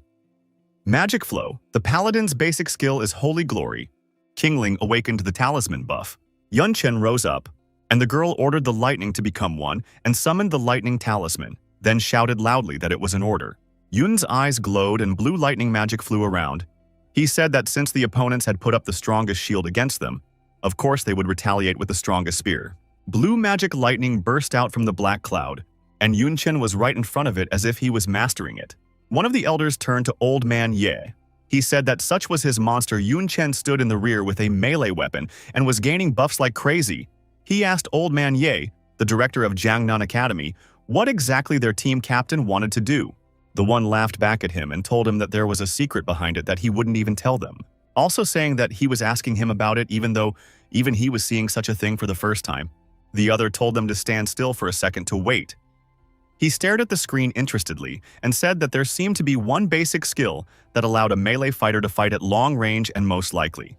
Yunchen fluttered in the air and said that since the opponent had put up the strongest shield against them, of course they would retaliate with the strongest spear. The basic skill of a fighter is to accumulate strength, and the basic skill of a Taoist that Yun used was to mobilize strength. Ning looked up at his main opponent in horror. He reprimanded and said that he couldn't believe that he was using this skill. He furiously ordered all the summoned beasts to stand in the front row while the rest used their best defense skills. A priest used the mage skill, Giant Stone Wall. A knight used the Guardian Knight skill, Guardian Shield. Another used the priest skill, Shrouded in Light. The beast summoned by Ning stood right in front of the lights of one of Qing Yun's team, and there was another stone shield in front of the light shield. Yunchen prepared an attack with his strongest spear, his eyes still glowing as well.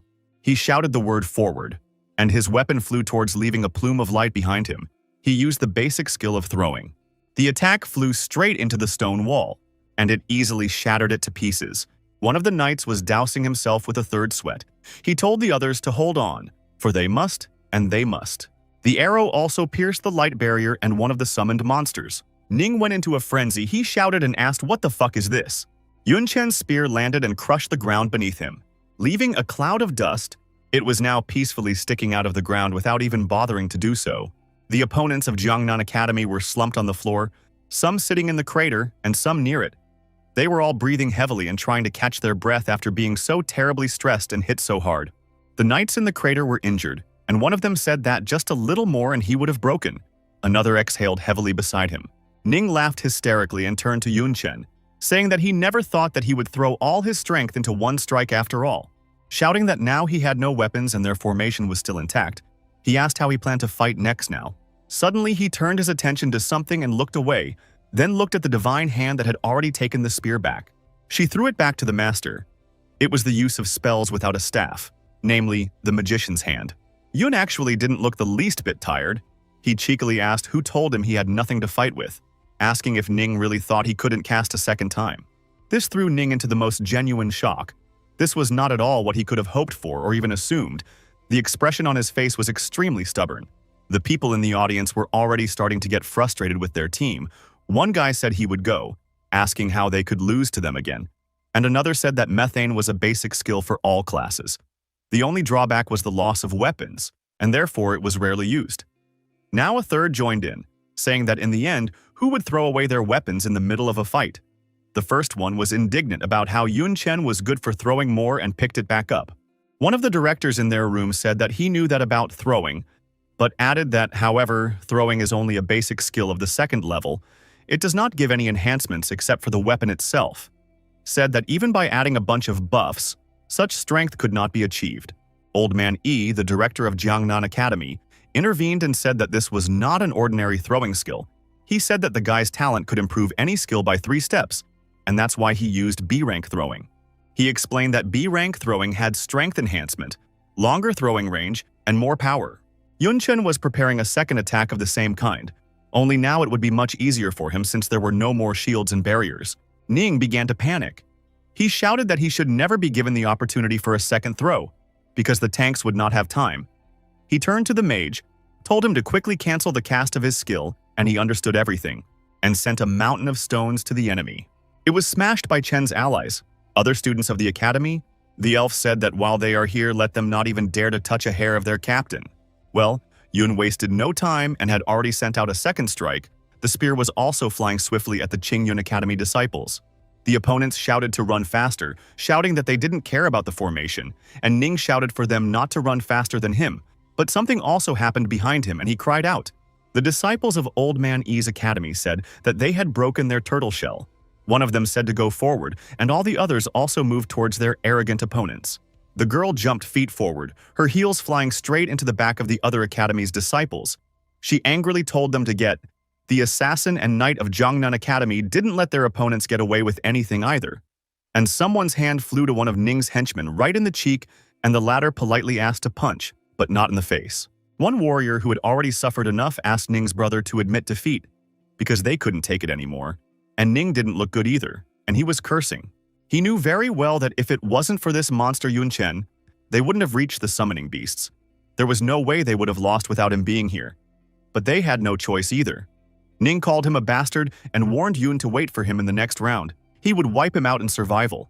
Of course he was saying all this to himself, not out loud. Their team captain was about to say that this was the end of the team round and they would admit defeat. But the plants prevented him from doing so. They went straight into his mouth and then tied him up. Ning didn't understand what exactly was going on. Yun Chen flew up to him and asked what he was doing. Were they trying to surrender? He also added that it was a pity. But the judge would not hear it. Ning wanted to say something, but only a mooing came out of his mouth. The lions had already twisted Ning so that he was lying on the ground. The others came up to them. Someone laughed and cheered him up by saying that he was the only one left from his team. They also called him brave for not admitting defeat earlier. They surrounded the poor guy in a perimeter, and one of them said he admired his resilience. The elf girl said they would be a bit rough but use all their strength. The one mooed loudly in response, implying by implication what they were going to do and stay away from him. The elf girl said that he was the one who was spreading nonsense about their academy, and therefore the adults would get him for it. And one guy asked, how dare he use the media against them, shouting that he totally deserved it. After all, he had put up with his antics for a long time. Now it was time to get him for everything he had done. Nin could only moo in response. Disappointed spectators, students of the academy that owns the arena, were leaving their seats disappointed. One said what a shame it was that their team captain was being forced to eat dirt. Another said that Ning was a disgrace to their academy. And a third cursed and asked for his money back. Suddenly, the referee intervened. She told them to stop, explaining that one side was unable to continue the fight. In fact, she just realized that Ning Junyi faced Qing Yun. If the fight continued, the academy's dignity would drop to nothing. The elf girl told the audience that if the judge had the nerve to stop them, then let them see the face of the loser, said that she hoped everyone now realized who was the strongest. Ning Junyi really did look terrible. His teeth knocked out, his eyes swollen shut, and abrasions all over his body did not make him look good at all. The referee finally announced that the team battles had come to an end, and Jiangnan Academy was taking the victory. The red-cloaked man looked at Yun Chen's face and laughed. He knew that it would finally begin, which made him very happy. At the end of the disgraceful battle for the academy, Ning sat in his seat in the recreation room. He seemed to be in utter despair. The atmosphere in the room was extremely oppressive, with everyone taking turns to turn around at the embittered silent commander. The team mage quietly asked the other what they would do, because Brother Ning did not utter a word after the end. She even suggested that perhaps it was because of that beating, and now he just physically could not talk. One of the knights she was addressing hurriedly closed her mouth and hissed, telling her to watch what she said because Brother Ning would punish her for such things. Now the headmaster of their academy approached Ning. He told his team captain Ning not to make such a frowning face. He said that he generally realized that they would lose, so he set up a battle with Jiangnan in the finals. He tried to cheer the guy up by saying that they at least had second place.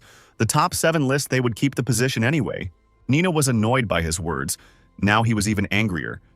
But first of all at himself, he hissed that he had saved the ranking but not his precious dignity, said that he would take revenge on him no matter what, shouted that he would smash his head on the ground. Meanwhile, in the recreation room of Jiangnan Academy, everyone was cheering, and this time everyone was happy.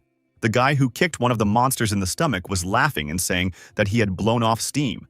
And Qinglin was bragging that she had even used her skills when she kicked that jerk Ning. One of the group said that the news of Ning Junyi's beating was topping all the news sites, rejoicing that Qingyun Academy had fallen flat on its face, while another said that they fully deserved it. Old Man Ye, the principal of Jiangnan Academy, walked in. He laughed a little and said that they were now first in the team competition as well. And that was enough to secure the championship, He said that they didn't need to worry about winning tomorrow's round, they could just quietly gather resources for themselves.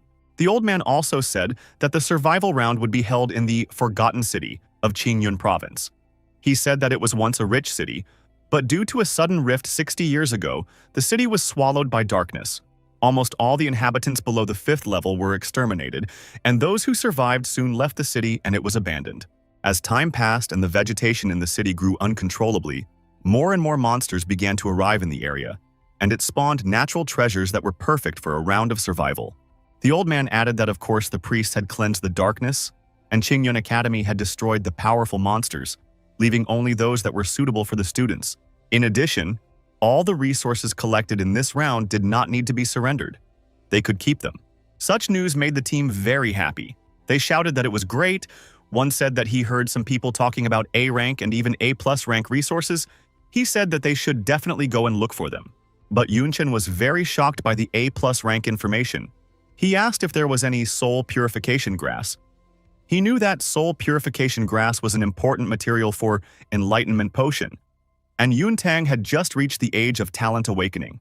Yun thought that with the enlightenment potion, she would definitely get a good talent. To which the old man replied that he had sent some people to scout in advance.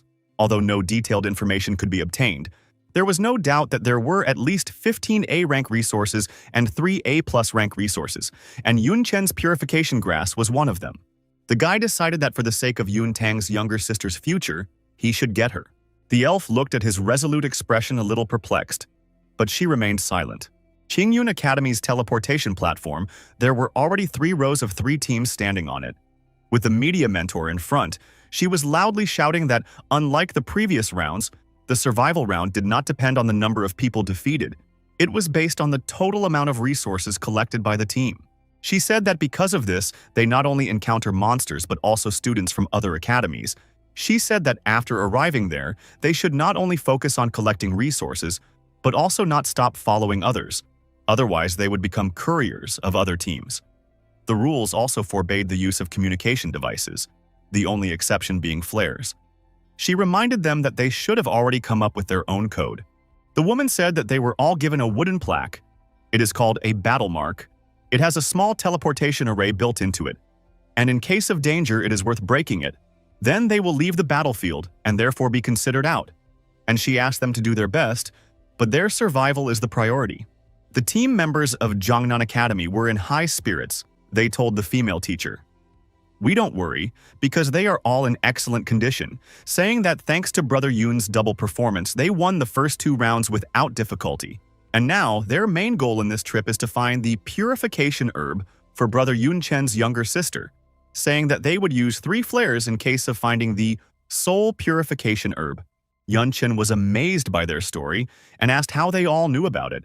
And the elf explained to him that she had told everyone, because he had told them about his little sister at dinner. And after hearing this, everyone wanted to help him, because it would be easier to search together anyway. This melted Yun's heart. He looked at the guys with affection and gratitude, and said that in this case, he asked everyone to be more careful. Teacher Mi said that the round was about to start and wished them good luck. The abandoned town was completely overgrown with plants, but the old houses were still clearly visible. Yun was teleported to the road of the town. He looked around and said that it was hard to imagine that these ruins were once a populated city. After all, darkness does terrible things to mankind. He said that in the survival round, everyone was scattered to different sides, and their original goal was to regroup with their teammates. Yun rushed forward and said to himself, since there wasn't a soul around, that he would take the control point first, because then he could get an advantageous vantage point, and also reminded himself not to forget about the shadow monsters. He used the druid's basic skill of natural proximity. An enraged red eagle flew at him from above. It was a dragon. It sent a fireball at the guy, however Yun knew that even a red dragon couldn't handle it, asking how some bird dared to attack him at such a moment. He defeated the attacker in no time without stepping out of his way. A bunch of beast monsters were ahead of him. They surrounded him all around, hissing and roaring. Yun shouted loudly, and used the basic warrior skill of battle cry. It boosts his morale, and exposes enemies to fear whose attribute scores are far below his. At one count, all the monsters became a bit downhearted, they were just scared. Yun Chen hurriedly left, saying that it was not worth wasting his time on them. The monsters did not realize where he had gone and what had happened. Now, Yun was standing on some high ground, on the ruins of one of the buildings. He looked down and said to himself that he didn't know how the others were doing, but he hoped that everything was all right. After all, this wasn't a safe place. Anything could happen here. They could get into situations where they couldn't use the battle mark. He used the hunter's main skill, Birang's eagle eyes. Now he could clearly see them. Yoon didn't understand what was going on, what they were doing there, and why they had gathered so quickly. However, the form of the teams were different, as if it was a gathering of several academies. 3 different colored lights flew into the air. What startled Yoon was that they were Jongnan's flares. According to their script, 1 flare was their location, 2 flares meant that help was needed, and 3 flares meant that the purification herb had been found. He was amazed by this sign. After all, how could they have already found an A+ rank attribute? Yunchen hurried down to them. After all, the situation was not good. Launching the flares, they revealed their positions, and the enemies had already clustered around. Yoon knew that they must have known about it too. So he wondered if something had happened. In order to speed up as much as possible, he used the basic skill of a fighter, wind action. He said that he had to hurry, that he had to catch up with them. In one of the abandoned buildings was a huge snake. This monster is a 3-headed magical battle snake with unknown skills, difficulty, level, and rank. Right beside its head was a soul purification medicinal herb. Its effect is that it purifies the soul and gives wisdom. However, it is poisonous if consumed directly. The girl from the Jiangnan Academy team hid behind a car in the same room. She was angry that she couldn't even see the details of the snake, and a battle in such a case was out of the question. She said that if she didn't protect her eggs, she wouldn't dare to stay here. However, this herb was very important to Brother Yoon, and she couldn't miss it, so she risked launching the flares. She heard loud footsteps in her direction. The fact that someone was coming this way really scared the poor girl. However, she had hoped that it was Brother Yoon, or someone from the team. Then she gathered her courage into a fist and told herself that it didn't matter if it was an enemy. After all, she was an excellent student of Jiangnan Academy. Students from the regular academy would hardly be able to harm her. However, when she noticed that it was not just one person or even a group, but a whole crowd, it shocked her. She was horrified and asked herself why there were so many people here. People entered the room in silence. They walked straight towards the snake and the grass in front of her. The girl kept wondering where so many people were coming from. It was beyond the scope of one team. She wondered what academy they were affiliated with. One of the pile of people turned to her, though he didn't see her, told the woman not to hide. After all, he could still smell her scent here.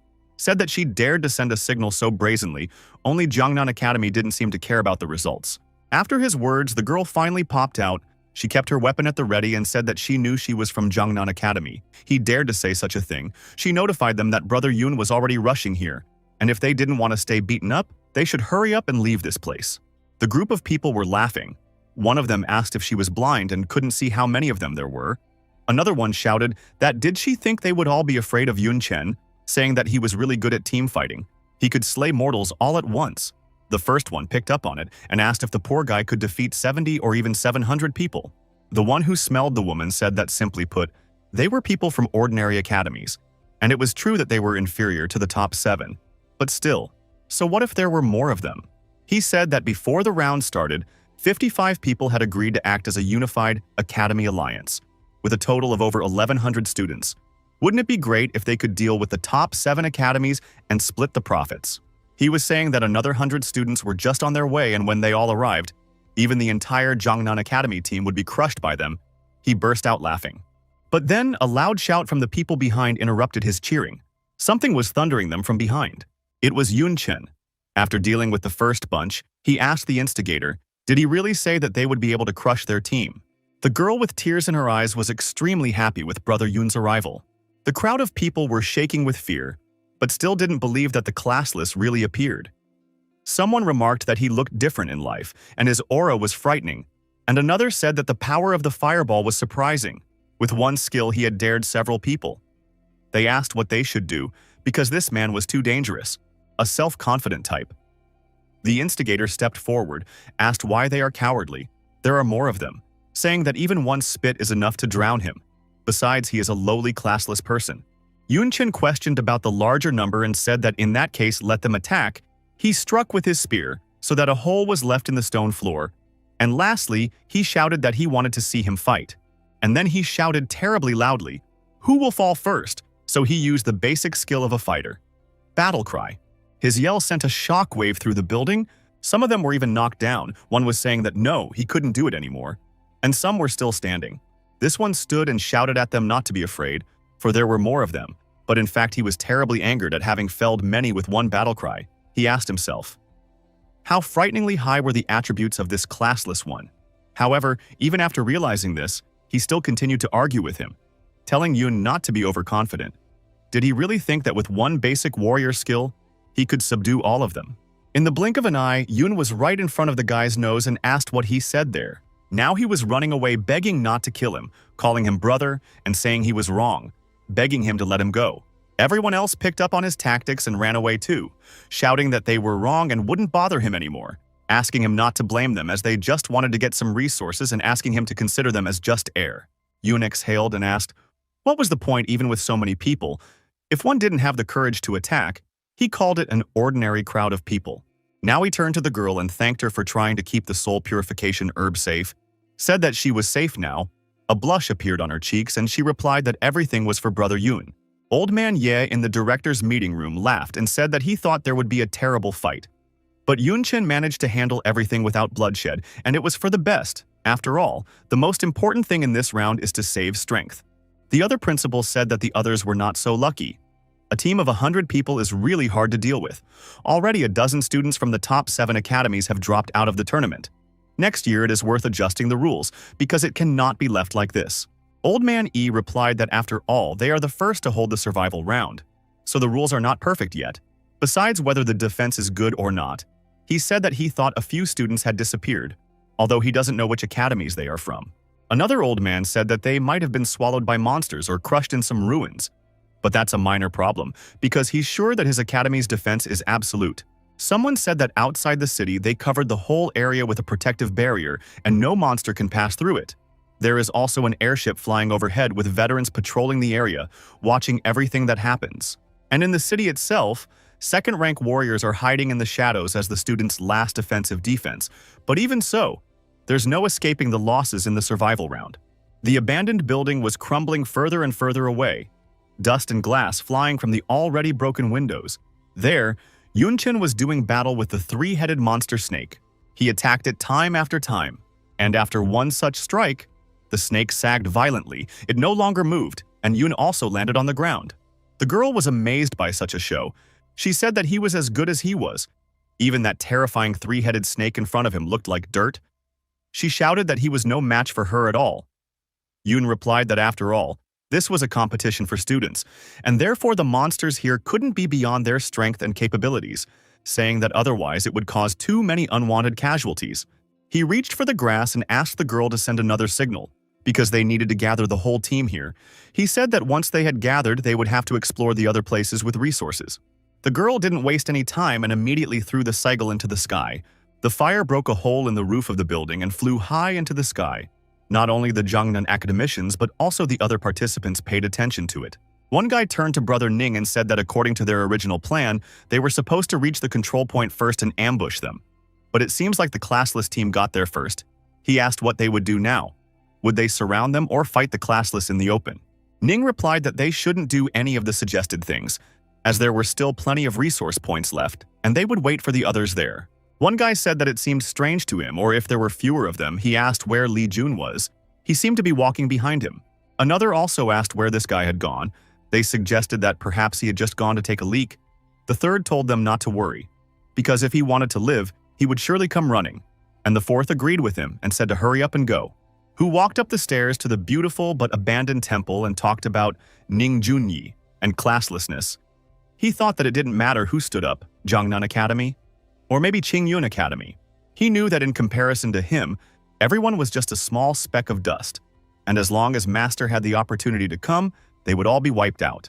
The unknown man stood in a special pose and addressed the Almighty Lord, saying that he had arrived, asking him to lower his gaze on him, because he was willing to give him everything.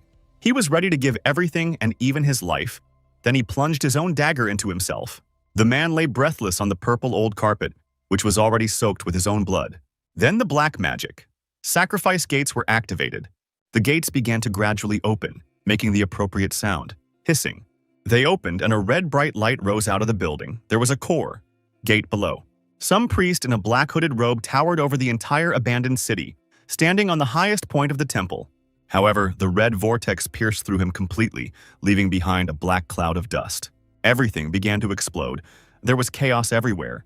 Even the local monsters did not expect such a thing, and therefore turned around stunned. One of the monsters tried to escape, but he was enveloped by black magic. The poor guy was in a lot of pain. His eyeball turned black and his pupil bright red, even though he resisted. However, it did not help him, and now he was a demon, just like the many other beasts and monsters behind him.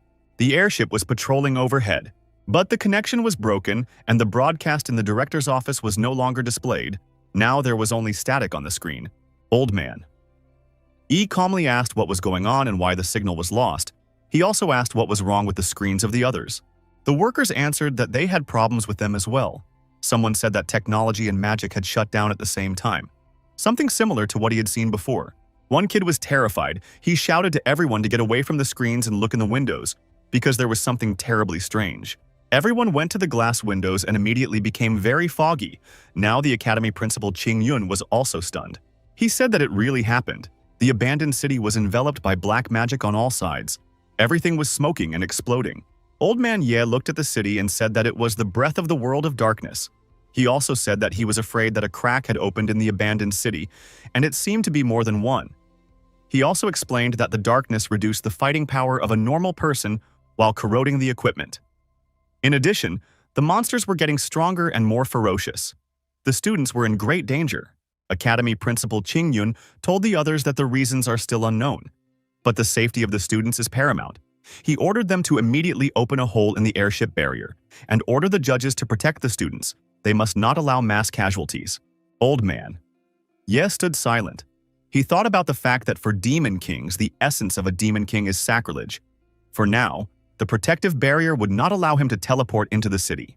He sincerely hoped that Yun Chen would be fine. After all, he was the one they were hunting. Yun and that girl from his team were still left waiting for the others in the room where the three-headed snake was earlier. The girl asked why everyone was so slow and why it was taking so long.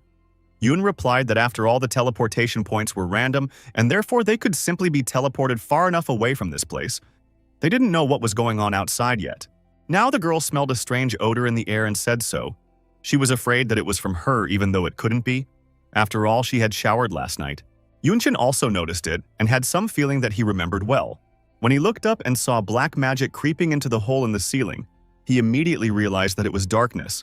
However, he thought it was impossible. After all, the priests had cleared the areas earlier.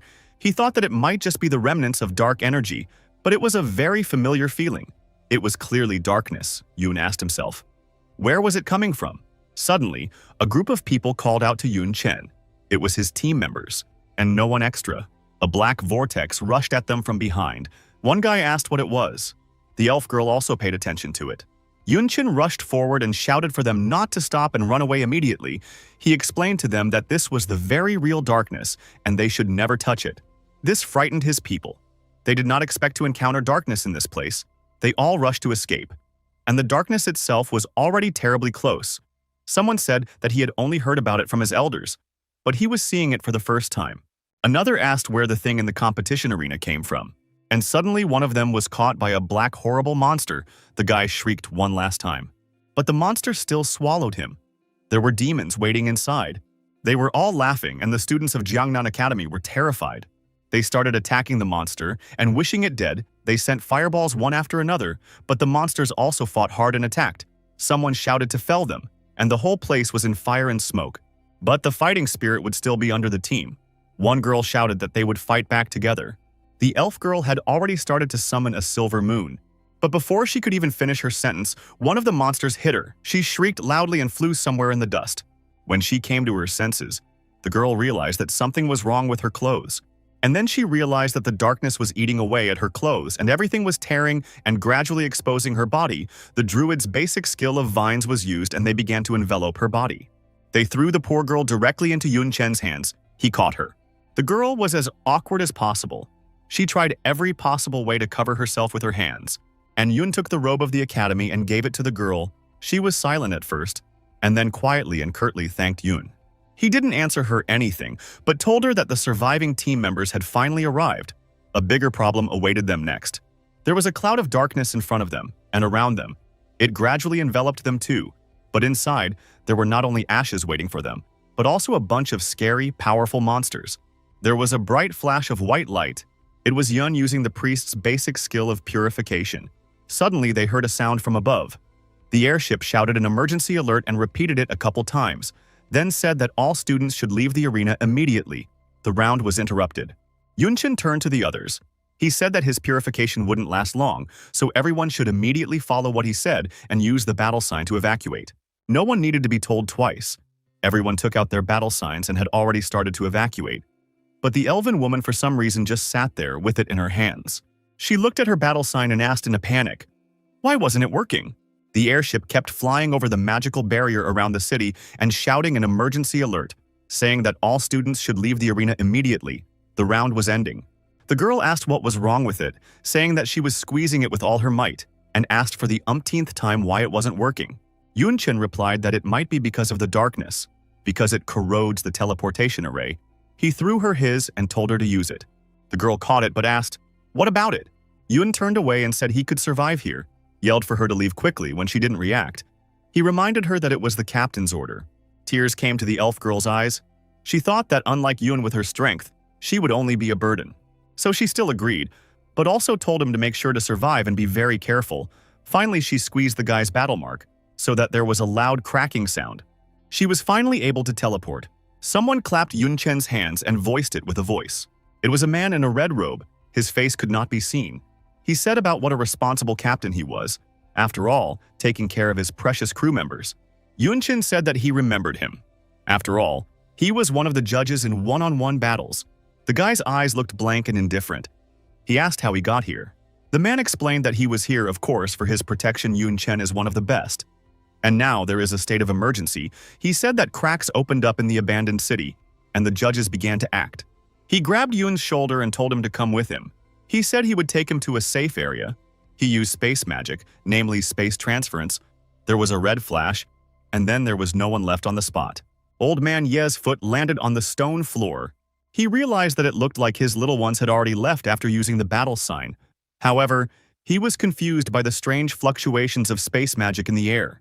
Old man E had said that space transference could ignore distance, so it was extremely difficult to trace. And if the transference was too far away, it would make it even more difficult. Ahead was a dead tree with no leaves.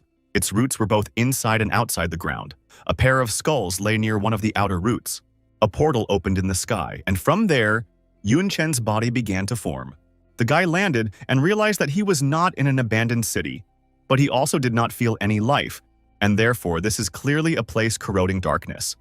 And not for the first year, Yunchen immediately realized that it was too dangerous to stay here. And suddenly the same judge who intended to save him flew down from above. But Yun managed to deftly jump to the side. The man in the red robe did not realize what had happened. However, he didn't pay much attention to it.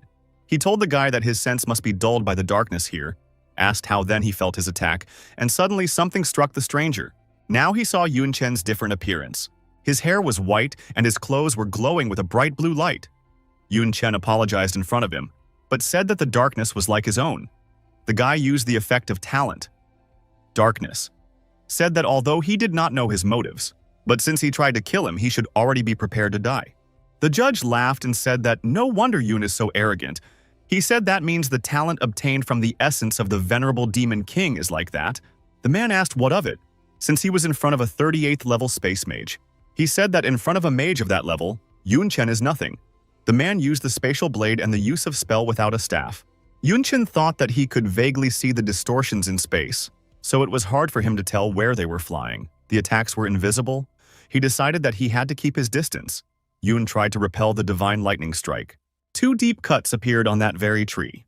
Yun was at the side of the man, but at a decent distance the man was surprised and asked what kind of skill it was. He said that it was similar to his space transfer, so the level should be at least divine. He also asked if he was right. The judge did not wait for an answer, saying that nevertheless at his level such skills were too costly. He wondered how much Chen would be enough. Yunchen did not want to talk to his opponent. He sent fireballs at him, and they were flying towards the target. But in response, the man only laughed and said that this is the true power of space magic. It breaks through the space itself and nothing can stop it. He laughed that Yun will definitely die here. In this fight, the protagonist was really hard. He cursed to himself and decided that now you cannot use divine magic too often. He can barely predict the trajectories of the man's attacks. But even then, only by his movements and eyes, you have to dodge better. However, at the same moment, one of the attacks still hit him, landing on his shoulder. It really was too difficult for him. The man said that Yun was good if he missed just one attack, strong enough to be a genius of the Xuanlong Kingdom. However, he must understand something. Realize that a space mage is one of the rarest classes in the world, and therefore any one of them is a strategic unit of the country. The judge shouted that against his background, Yun is absolutely insignificant. The fact that the skill ignores distance and distorts space shocked poor Yun Chen. He couldn't believe it. This really is nightmarishly dangerous. Something had injured Yun Chen badly. He spat out a bunch of black mass. Now the guy was lying on the ground. He had no strength left at all. But he said he wouldn't put up with it. And the judge in the red robe rushed over to Yun, laughing that here was his reward, telling his charm to hurry up and go to him. Suddenly, fire appeared from the main character's hand. It's a basic striker skill, Fire Fist, and Yun pushed off the ground and flew upwards. The fact that this bastard Yun Chen was pretending to be terribly pissed off the man in the red robe, the fiery fist hit him so hard that he spat out a bunch of blood as well. He was thrown backwards into a pile of all sorts of rocks and tree roots. He stood up. His face was now visible. His clothes were badly damaged and all torn. The naked eye could see how thin this man was. He said through pain that it was fine, but in return he would mutilate Chen's body and leave only a head. Meanwhile, Yun Chen had already used super self-healing and now looked completely healthy and whole. His appearance had also changed. His hair was now longer and lighter, and his clothes were now black. Yun Chen looked very belligerent and powerful. While the judge was just getting up, he was already standing confidently on his feet. The space mage was furious. He shouted that he would kill him, that he would tear him to shreds. Meanwhile, Yun grabbed his staff and a huge golden magic hand appeared behind him. However, the guy also realized that this man's level was too high, and a fire fist alone wouldn't be enough. Besides, if he hadn't pretended to be dead, he wouldn't have acted so recklessly. Yun also knew that the rollback time of super self-healing was too long. There was no way to use it a second time. This man's space magic could ignore distance and defense. A few hits could be fatal. Any of his skills are dangerous to Yun Chen, so you cannot delay the fight, not to mention contact with his magic. And the protagonist decided that it would be better to attack first, such an attack that will take him down at once. Then he used the main skill of the mage, namely Fireball, as well as the main skill of the mage, Rockfall B level. In response to the enemy's attack, the man decided to use Comic Fire. He managed to block the fireballs, however. It wasn't that simple. Magic vines were already rushing towards him. The space mage summoned a cosmic slash, and the purple magic tore apart the attacking plants, but he was unable to avoid another attack. Yun Chen himself was already rushing towards him, pointing his mighty spear at him, while Yun used the assassin's basic skill of heart-piercing. The mage blocked the blow with a cosmic distortion. After he thought he had succeeded, his expression blurred into a smug smile. However, Yun Chen had disappeared somewhere. Now he was flying at him from above. Pointing his spear, the man turned around at him and asked, "Did Yun think that he hadn't figured out his trick?" Now the protagonist's face was very tense, and the mage was shouting that he had felt the magic of his body. Yun didn't expect such a turn and therefore wondered what happened. He thought that his attack was definitely coming through his blind spot. He shouldn't have noticed it, and it turns out that the guy was left with only one thing, and that didn't comfort him at all. He activated the power Invincible S+. It gives him immunity to all kinds of attacks as well as control for 3 seconds. It's not much time, but it's all he has. However, this amazed the mage. He didn't even know what this skill was. Now Yun shouted that from now on the man was dead. Yun also used one of the knight's main skills, Air Dissection. The terrified man used Space Transference. He teleported somewhere where Yun Chen was not nearby. He realized that it was nightmarishly close and he was almost killed. But luckily, he had prepared an escape route in advance. Still, how many skills this guy had, and each perverted more than the previous one. But to his misfortune, Yun was already rapidly flying at the mage from behind. He realized that he had caught up with him again. Yun was not happy that he had escaped from him again. He did not understand what was wrong. He had eyes in the back of his head. It was impossible to predict this in advance. Yun activated the Divine Lightning. He should finish him off with one strike anyway. Something abnormal was going on in the air. Yun finally landed. He was stuttering heavily and tired, trying to catch his breath and recover as soon as possible. The space mage was right in front of him, and there was a portal behind him. The man was laughing and talking about how many times Yoon had used the divine skill. Finally exhausted, he also said that apparently the time of the past skill had expired. He calmly asked if Yoon was curious about Yoon Chen's prediction of his location. He explained his question by saying that he could answer. After all, Yoon Chen would die right there anyway. However, the protagonist replied that it was not necessary to say. He had already guessed that it was a matter of a magic mark placed in advance. The guy said that from the beginning he was surprised. The abandoned city is so big, and Yoon acted with caution and knew that there was definitely no trace of him. He said that he had already wondered how he had found him, and appeared right after Nicole, the elf girl, had teleported away. He recalled the day of the first round, the one-on-one round, namely, the moment when he won, and said that considering that he was one of the judges, it all added up, because he had touched him when he won rounds in one-on-one battles. That must have been when he left the mark on his wrist. In fact, realizing that if it wasn't for that mark the space mage would be dead by now, pleased Yoon Chen. He also said that of course it didn't affect the outcome of events after all. He would lose. The mage didn't like being exposed so easily at all. He shouted that Yoon was crazy and asked, "What about what he knew?" The man gathered his strength and said that Yoon could no longer use the divine skill, and in his current state he was no match for him. He said that from this skill, there wouldn't even be any bones left of Yoon. Yoon smiled and asked if he was already attacking. Couldn't he see what was under his feet, saying that while they were playing catch-up, he also had time to prepare something. Realizing that he was standing on an explosive, and more specifically on a bomb that was about to explode, the space mage was horrified. This is the main skill of a mechanic: explosive device. At last, the man shouted that it was a bastard trap. There was a loud and massive explosion, but the mage was still alive. He was furious, shouting that he would kill that bastard Yoon Chen. Kill. Yoon told him that if he were an ordinary mage, this would be enough for him. He also added that he was sorry that the man's level was high. But it was to be expected. The guy took a fighting stance and prepared his spear to strike. Noticing what exactly Yoon was doing, the mage couldn't believe his eyes. He said that it couldn't be that pose. He realized that he had to run or he would die and said so. The mage used space transference for the umpteenth time, but Yoon shouted at him not to try to escape again. Then the man froze. He was horrified and angry that he couldn't move. He also couldn't believe that Yoon Chen had inherited 2 talents of the Queen of Night at once. And the protagonist confirmed his fears by saying that the eyes of the knight could only stop him for a second. But even a second would be enough. Would be enough. Yoon was finally able to use his main skill, B-level throwing. The spear flew straight at the enemy with deadly speed. The latter shouted for the guy to stop. But it was all in vain, and the cold weapon flew straight into the space mage, leaving only magic attributes, a lot of attributes, and a hole in the ground. Yoon exhaled and fell to the ground with the words that he was finally done with that bastard.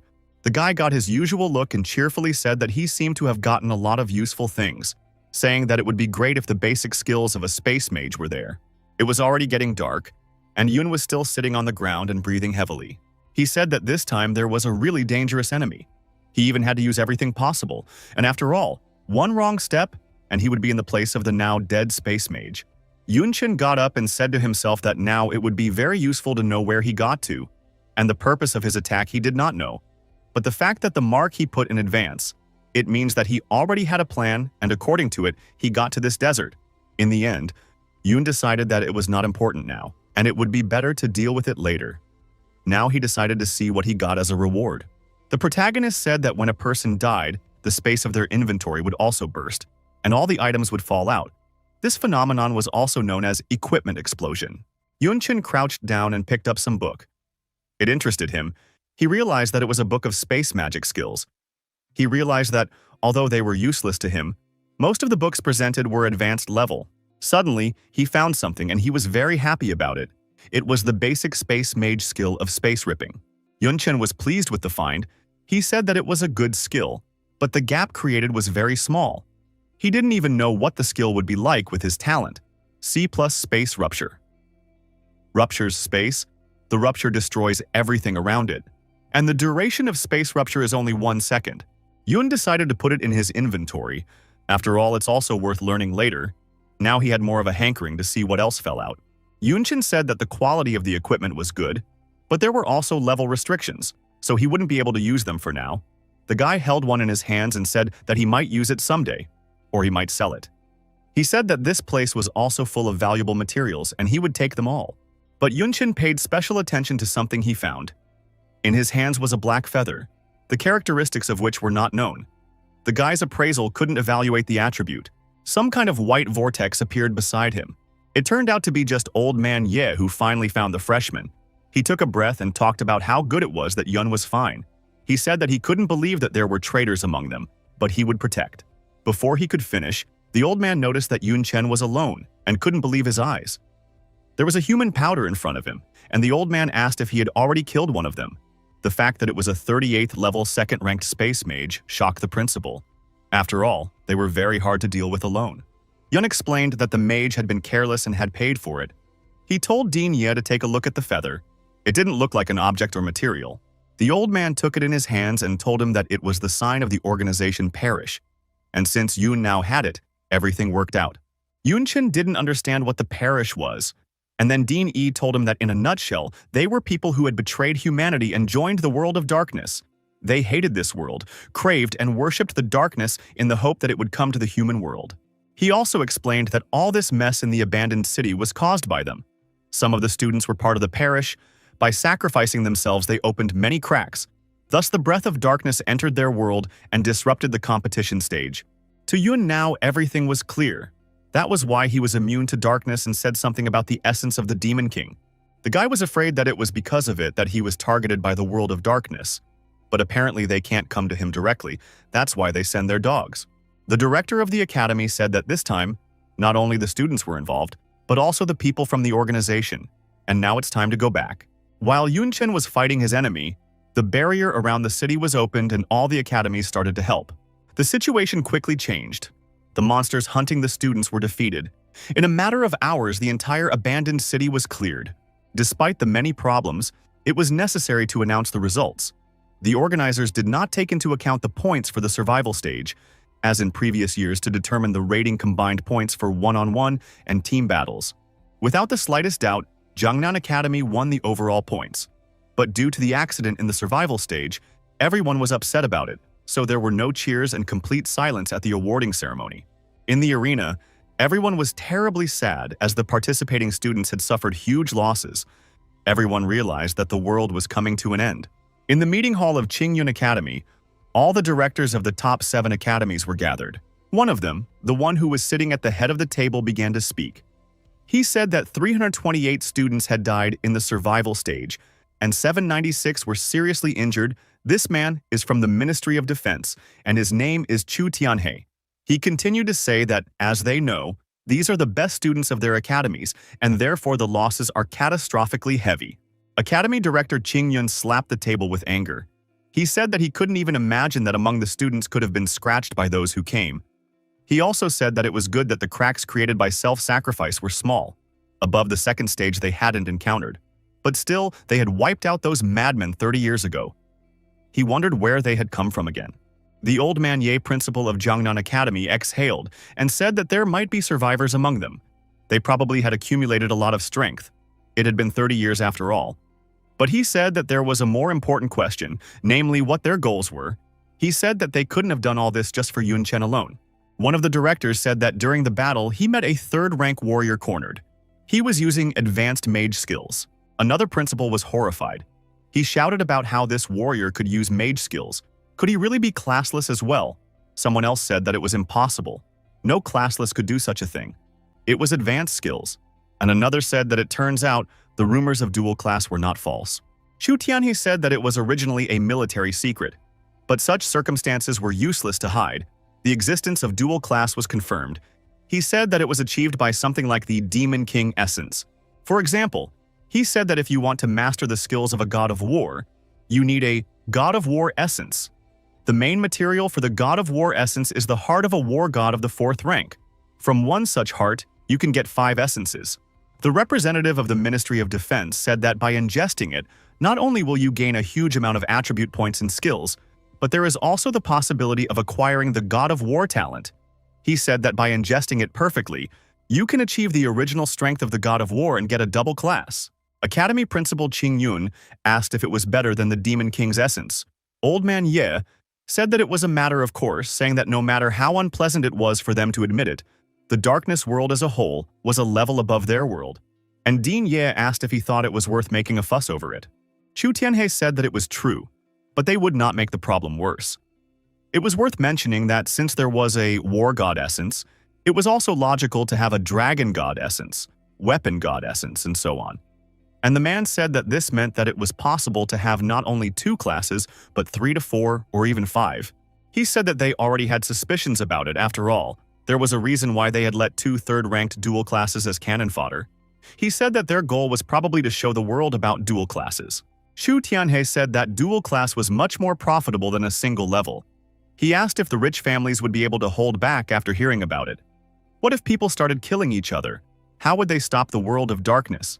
He honestly admitted that even he was tempted by such conditions, so such a valuable space mage decided to betray them, and for this reason, this fact was kept in strict secrecy. For a period of time, everyone sat in silence, and then Chu Tianhe shouted that in any case, they should destroy all those who had come, saying that now they would attack in the shadows, and therefore they should prepare better. At Jiangnan Academy, Dean Ye gathered all the competitors. He encouraged them by saying that it was not easy to get the first place. So he asked them why they were all so glum. He knew the reasons, so he told himself not to think too much. Even if the sky collapses, they were still here. And now it was time for the promised rewards. The old man congratulated them on their first place, saying that even if the survival stage was cancelled, they would all receive 3,000 credits, an A-rank skill book, and 5 million in cash. Now the academy disciples finally broke out the cures. The principal turned to Yun Chen. He said that he had previously promised to give him a rare equipment. He added that this was a weapon he had treasured for years, and its name was the name of the Gleaming Dagger. A beautiful silver-cold weapon appeared in the old man's hands, and he handed it over to the young lad. Yun's mood was visibly lifted. He said that it was indeed a rare quality weapon. The glittering dagger weapon has a strength of 30, a build of 10, and the weapon's effect, the glittering dagger within a radius of 100 meters can glitter endlessly, using up the starlight stored in the dagger itself. In the hand of the first-ranked freshman of the province, there was a beautiful, exquisite dagger. Yun looked at it and asked if it was really rare. What kind of quality was it? He had never heard of it before. Dean Ye said that it referred to something unique made of a special material, saying that such items usually had a special attribute or skill, generally a rare quality. The old man also said that the main material for the sparkling channel comes from a rare mineral obtained from the fissure, and therefore its hardness is extremely high and indestructible, and its sharpness is comparable to a diamond-quality dagger. But he said that the uniqueness lies in the sparkle. The darkness can't harm it. And the headmaster said that he hoped this dagger would help Yun in the fissure and not let him down in battle. Teacher Mi stood nearby. She knew that Dean Ye had kept this dagger for over 30 years and only took it out occasionally just to show off. And now it was given into Yun Chen's hands. It was not only a gift, but also the weight of expectation. Old man. Ye put his hand on the guy's shoulder in a friendly manner. He said that in addition, as the captain of the team, Yun had won the first place in the one-on-one fights. He announced that for this achievement, the academy would additionally reward him with 10,000 credits, 10 million in cash, and an A+ quality treasure. The credits and cash would be given to him immediately, and he could pick up the treasure at the warehouse. Yun Chen pointed his finger at the girl who found the purification herb for him and asked if he could give her the 1,000 credits and the treasure. He explained that if it wasn't for her, he probably wouldn't have gotten the soul purification herb for his younger sister. This shocked the girl. She didn't expect this at all. She hurriedly replied that she wanted to follow Brother Yun herself, so there was no need to reward her for such a trivial matter. But Yun didn't want to hear anything. He told her to accept it because she fully deserved it. Someone turned to Yun Chen. It was Teacher Mi. She asked him to come here, closer. She told him that she and Dean Ye had talked about his sister. He promised to let her study at the Jiangnan Academy High School. The teacher said that if she was ready, they could transfer her here anytime. This news pleased Yun Chen, and he thanked the woman. He knew that Jiangnan Academy is located in Jiangnan Province in Jiangnan City, where all the forces of the province are concentrated, which means that not only good quality education at the highest level, but also a level of security. Yun decided that the day after tomorrow is just the weekend. Then he will go to bring Yun Tang here. Teacher Mi said that the good news didn't end there. She told Yun that his weapon, Demonic Destroyer, was forged by a master from their academy. The master saw Yun's fight and was so delighted that he started working on a new polymorphic weapon. She asked if Yun Chen would like to see him tomorrow. Yun was pleasantly surprised. He said he would be there tomorrow. The guy realized that another polymorphic weapon would greatly strengthen him. It was already night. The stars and the month were shining. A light was burning in one of the windows of Yoon's villa. The guy plopped down on the couch and stretched. Today was really a terribly tiring day, but now he was finally home. He noticed that in his own home, still always cozy, but his joy was interrupted. He sighed heavily. The protagonist told himself that now he was the target of the coming. In the future, he will face strong opponents, and therefore he had to become even stronger. Soon he remembered about the shining dagger. He said that he had studied it almost completely. At night, it automatically restores energy, which is very convenient. Now he decided to look at the most important reward. Yoon said that he was able to return alive because of the S-rank skill given by the system. He didn't know what skill it would be this time, but what he saw on the panel surprised him a lot. He was granted the skill. Hit the target of S+ rank. Now his attack will ignore any evasion, effects, and surroundings, making sure to hit the target, causing all 300% damage. Yoon also thought that it was too much because it's a damn strong skill. The protagonist's face was sweating profusely. He said that the more skill based on the rules, had he had it earlier, he would have demolished that space mage in a couple of seconds. Someone knocked on the door and Yoon shouted them to come in. He was a little embarrassed that someone came to him at such a late hour. It was one of Dean Xia's demonesses. She approached Mr. Yoon. She said that his performance in the competition was impressive, and their mistress was absolutely pleased. Hence, she had specially sent her here to deliver an encouraging gift. She had a small blue light in her hand. The girl said that it was a ghost flame fire seed that grows in the world of darkness and was obtained by the mistress after defeating the Demon King. She said that by absorbing it, it greatly improves the proximity to fire and increases the attack of fire-type skills. If absorbed perfectly, it can be immune to fire attacks. Many rich families asked the mistress to sell it, but she refused. The demoness handed it to Yoon with the words that it was now his.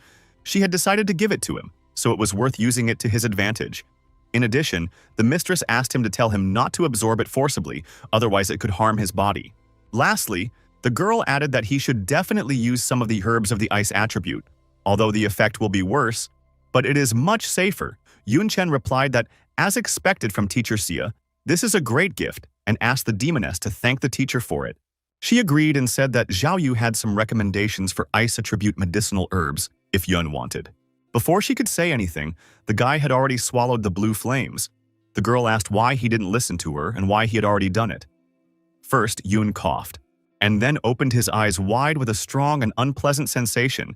The girl shouted that if he continued like this, his body would be burned by the magic flame. Yun Cheng's body wiggled nightmarishly. Some bumps appeared. It seemed to be bubbling. The demoness shouted for him not to hesitate and spit it back out. His body began to burn with blue fire. Then the girl realized that it was too late, and that the magical flames had penetrated the body. She was terrified. She did not know what to do. Yun activated super self-healing. The flames finally calmed down. Yun shrank back in pain and said that the burning sensation in his body, it was horrible. The demoness didn't understand how he stopped it on his own, but asked if everything was fine. Yun said yes, and the absorption was successful. He told her to take a look, and then told her that Ghost Flame is not a normal skill like Fireball. It comes more as a natural skill. In his hand was a blue fireball. Yun also said that once mastered, it itself replaces the fire of his skills with Ghost Flame. He now had a S-rank Ghost Flame skill, a magical flame from the world of darkness, capable of burning through the soul itself. Yun said that it was a great substitute for his original flame, which helps to increase his combat power. In addition, he had his own ability to take any form. The guy clearly demonstrated it by constructing a spiral of flames. The girl was shocked that he really absorbed the ghost flame without any consequences, and he looks good. Demoness congratulated Mr. Yun and said that it was late, and therefore Xiao Yu will deviate. Before leaving, she wished him good night. Her shock, she explained to herself that it was expected from the favorite disciple of the mistress.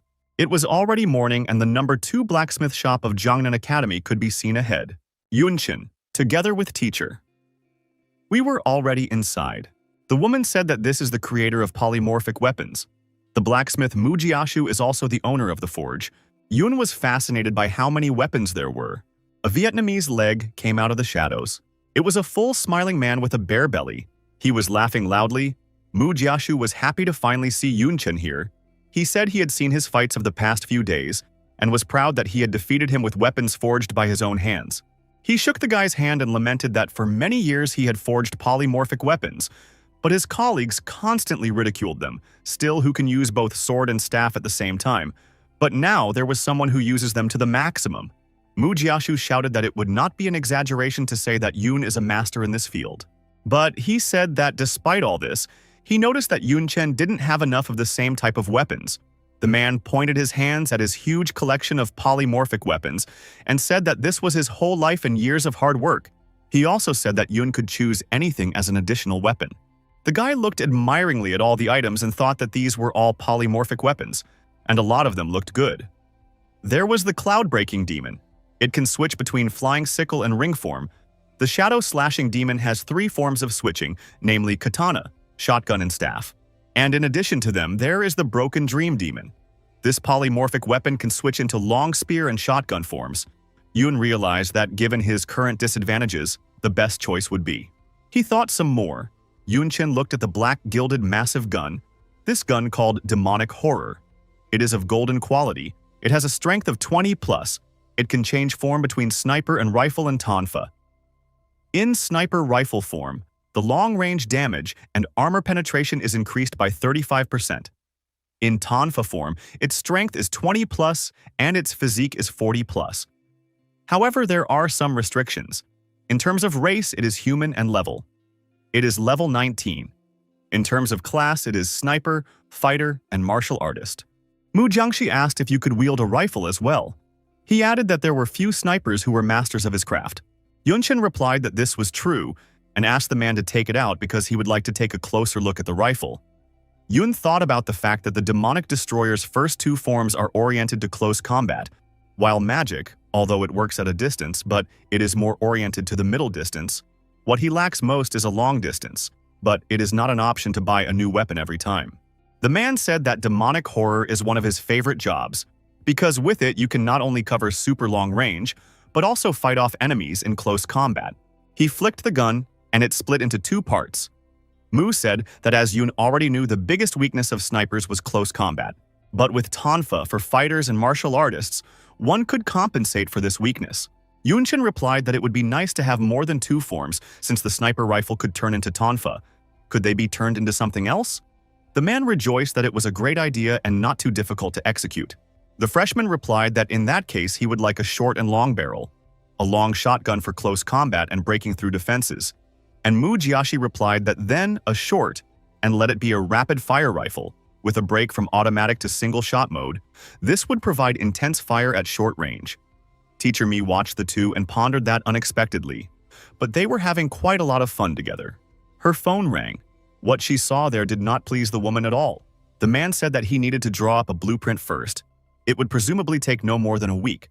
But in the meantime, Yun could use demonic terror. Mu asked to accept it. Yun Chen agreed and asked about the price. Mu Jiaxi interrupted him and said that they would discuss the price after the work was completed. While they had time and there was no hurry, he also pleased Yun that he would also give him a 30% discount. Yun Chen thanked the man and decided that when he brought Yun Tang here, she would be able to use the saved credits. In fact, the guy was worried that he had not seen his sister for a long time and hoped that she was doing well there. Suddenly, Teacher Mi came up to Yun and said that she had some bad news. She said that now in several places in the country discovered cracks, monsters infected with darkness began to invade. It is assumed that this is all the work of the parish. But what is worse, that the attack cities are located on the outskirts of the province and they will not be able to defend themselves. But the most horrifying were the last words. She said that Yun Chen's hometown was just one of them.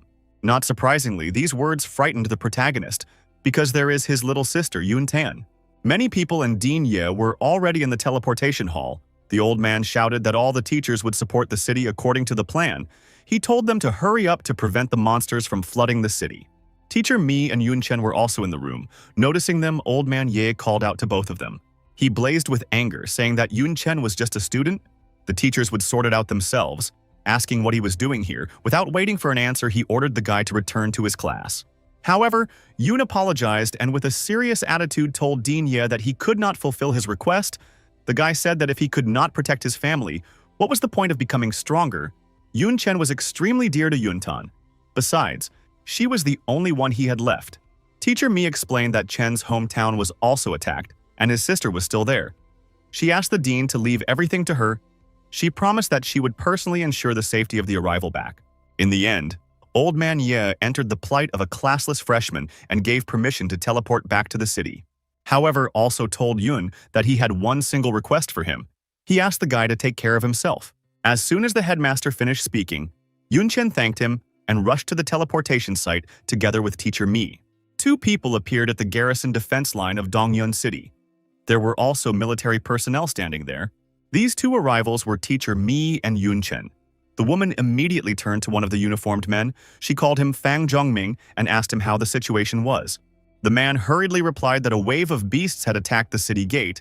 Their soldiers were fighting them off with all their might. He also said that since Dongyun City hadn't seen any signs of monster swarms in the past 20 years, most of the soldiers were only level 20, maybe 30, and the strongest of them had only reached rank 2. Making it very difficult to resist, Fang Zhongming said that she, as a third-rank warrior, will help them a lot, for which he expresses his great gratitude to her for her assistance. This soldier is the garrison commander. Fang Zhongming is a 35th level 2nd rank fighter. The woman understood and told Yun-chen to follow her. However, when she turned around and noticed that he was not where he was supposed to be, she was horrified and asked where he had gone. And the soldier said that the man behind her had suddenly burst into flames and disappeared. Teacher Mi flashed toward the gate, shouting that Yun-chen was a young, impatient loon. There was a heavy battle going on outside the gate. There were many explosions. Monsters, mages, and fighters. People were shouting for the monsters to die. Some were shouting for them not to let them go any further, that the lives of the townspeople now lay on their shoulders. But the monsters were also killing their opponents one by one, stabbing their paws right into the heart of the poor soldiers. One of the soldiers stood with his shield right in front of the horrible monster. He thought it was because they were simply unprepared. He thought that in such a development, it would be better if he was sent to the front. He was hard and scared at the same time. He was well aware that with their strength, they would not be able to resist them. The man was almost resigned to the fact that everything really ended up so badly. But there was an attack of a strong hurricane that picked up all the monsters in its path. It was the main skill of the mage. Eye of the Storm and Fireball. In combo, it was a deadly pillar of fire. The monsters broke into a scream. Now fear was gripping them. The warriors didn't realize what it was, but probably reinforcements had arrived. Also some strong mage. And another man said that no, one mage wouldn't be able to use such an Eye of Storm, which meant that several mages had arrived at once. Yun-chen descended to the ground on his mighty golden griffin. The guy looked around and said that from the looks of it, this wave of beasts had been stopped.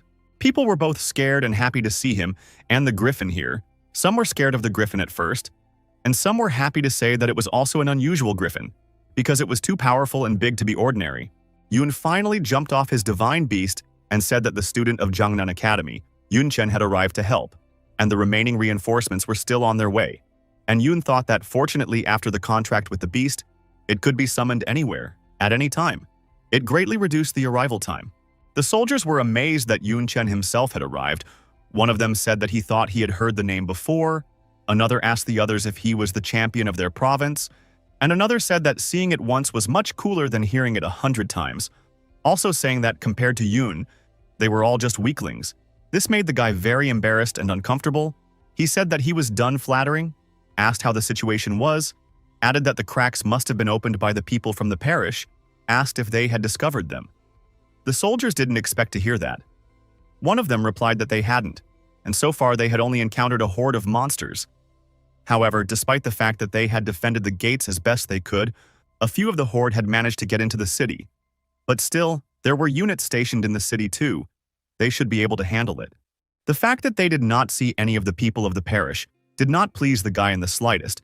He wondered if they should not help the monsters in the attack, if they had already stealthily infiltrated the city. But what was their goal in that case?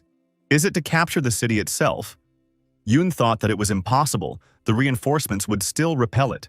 Yun-chen's phone vibrated in his pocket. It was Yuntang. Yun asked her why she didn't pick up the phone, and the girl explained that earlier there was an alarm about monsters infiltrating the city. The teacher took them to the school shelter. They just went inside. Yun-chen exhaled a sigh of relief and said that he was glad she was okay, and also that she had scared his brother to death. However, to his disappointment, his little sister said that right now there were some strangely dressed people outside, not even a bit like teachers. They don't know who they are. And Yun rushed into town and told her not to open the door to them under any circumstances, saying that he would come soon. Up ahead was Dongyun City's number 3 middle school. Someone was approaching. One of the people called out to the other. They were 4 people, one of them a girl dressed in black robes. The man in the back asked, "Does this look like a shelter?" He said it looks more like a big box. And the other said it's just a shelter for schools. Its purpose is not to protect against them, but against earthquakes. This guy also said that they should talk less and keep their target in mind, saying that Yunchen was hiding in Jiangnan Academy and they would be extremely difficult to attack. However, it's different with his precious little sister. It's quite easy to catch her in such a remote city.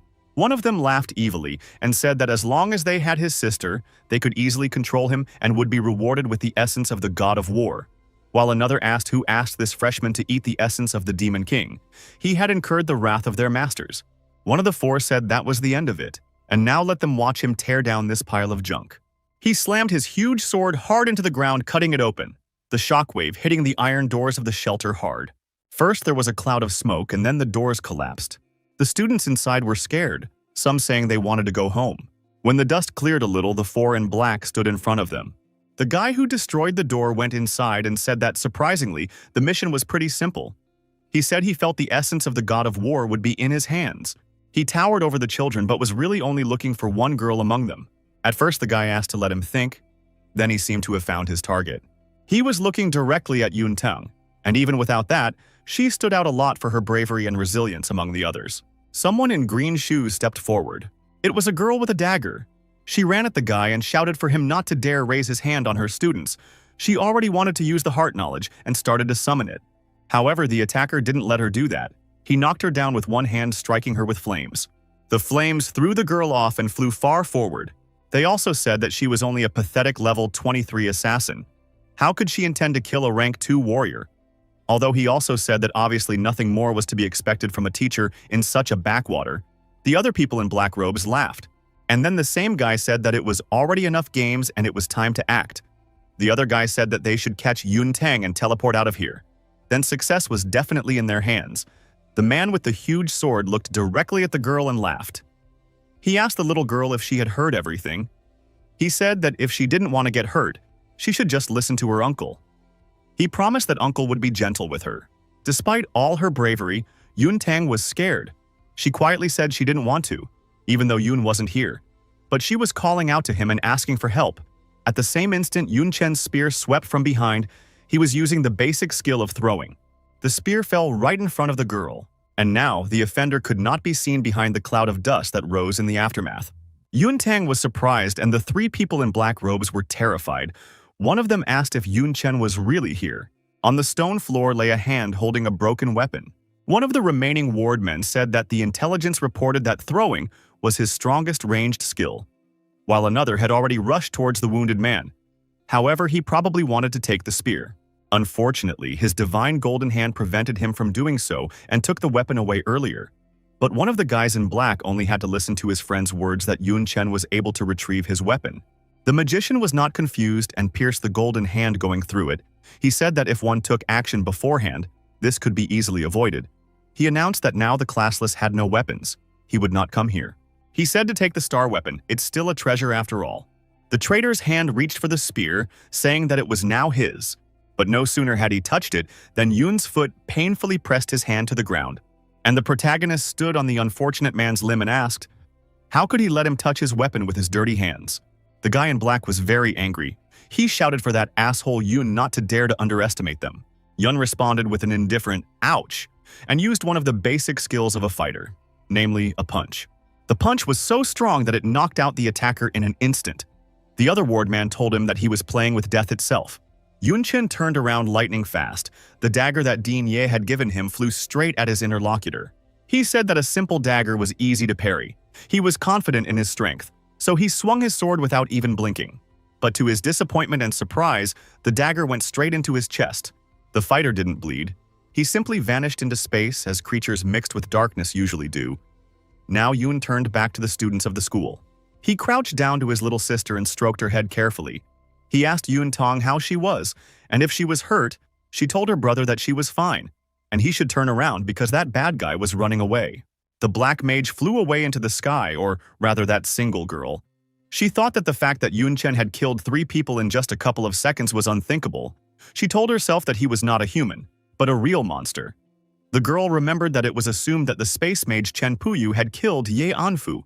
However, from what she had seen, she could tell that Yoon had handled him himself.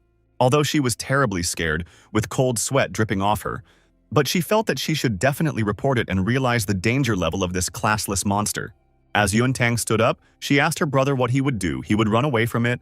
Yoon Chen calmed her down by saying that she shouldn't worry. He wouldn't run away. Then Yoon grabbed the demonic nightmare. From two separate parts, it turned into a rifle. This is the transformation, a sniper rifle. Yoon Chen took aim at the fleeing parishioner. The girl probably sensed it. She turned around and at the same moment, a bullet flew into her back.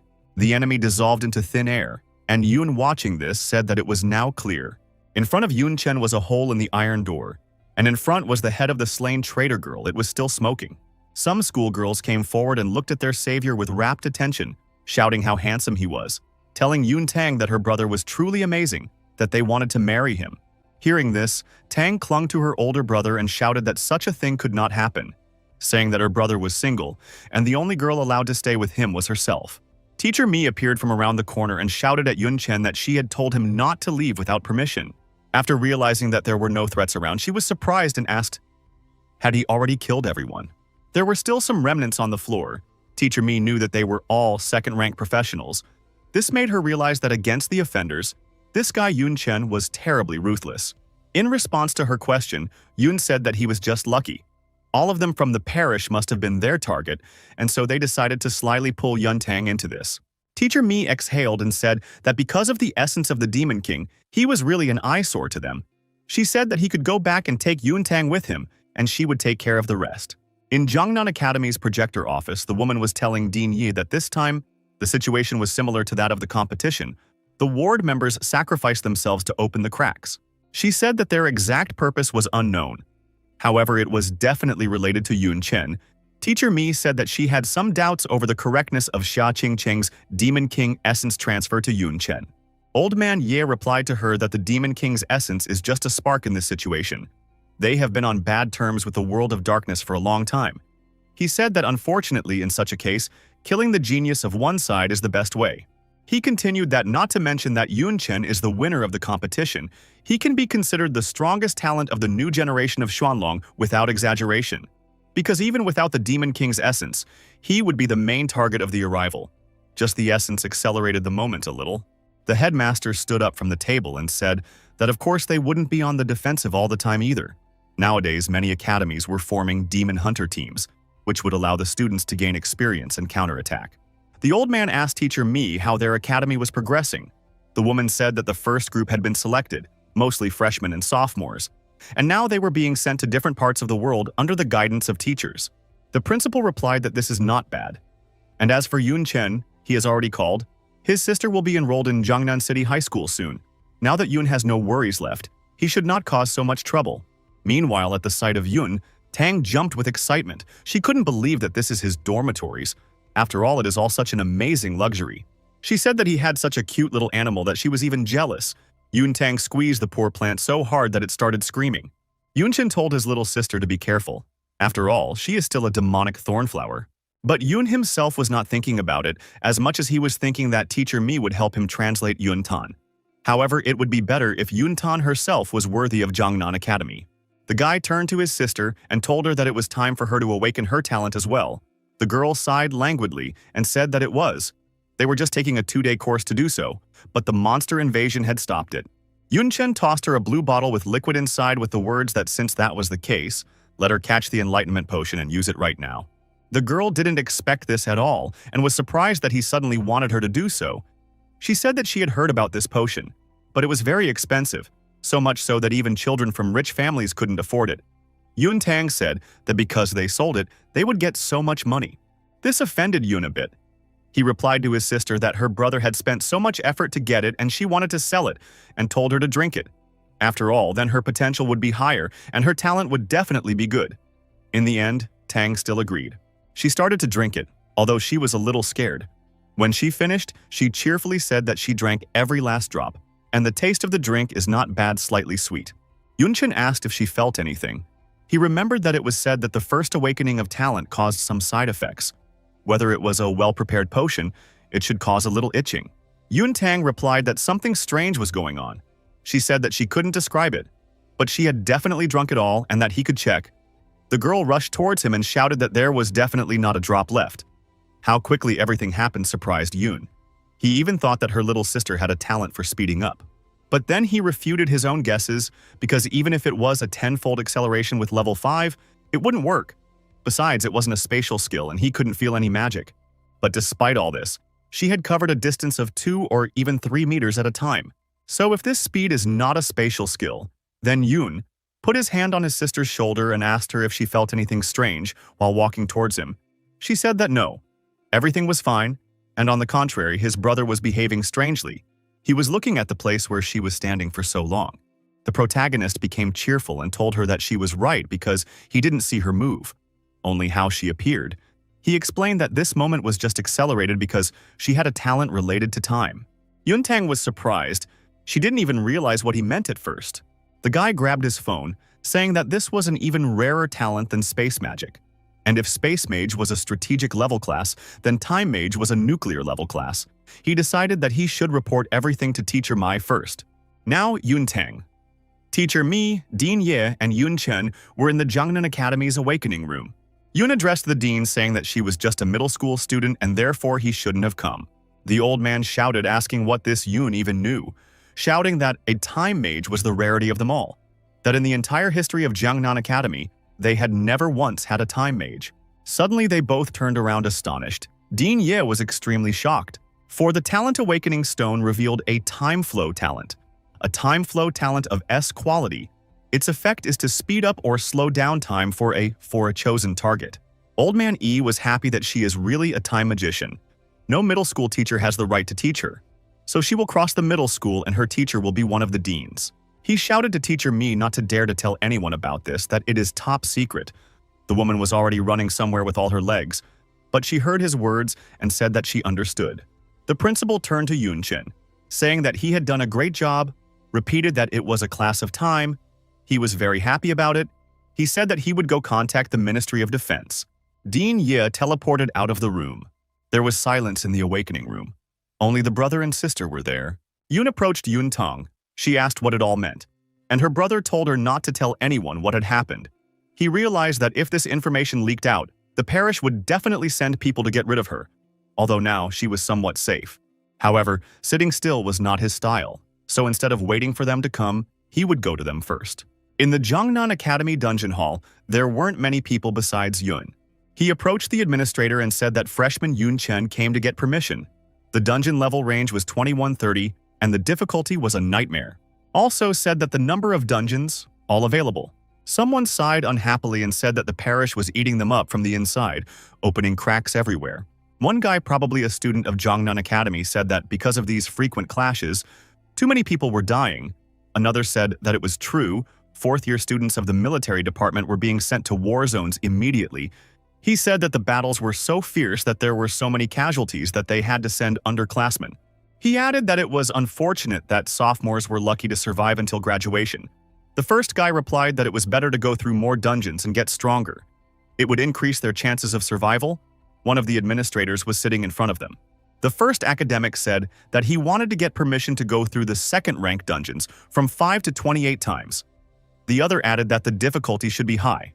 But the administrator said that the permission to go through all the dungeons from level 21 to 30 was taken by one student, that even now he was breaking all the dungeon records like crazy. This was not what the guys wanted to hear. They were very surprised and asked again, and the other guy asked who could be so greedy. Meanwhile, in the dungeon, Yun had already defeated a couple dozen opponents. More and more notifications were coming in. Yun Chen silently stood among the maimed or even killed, and the notification said that the dwarf dungeon passing records had been updated. This record holder was the classless Yun Chen. The academy students looked at the screen and became more and more surprised. One asked, "What the hell?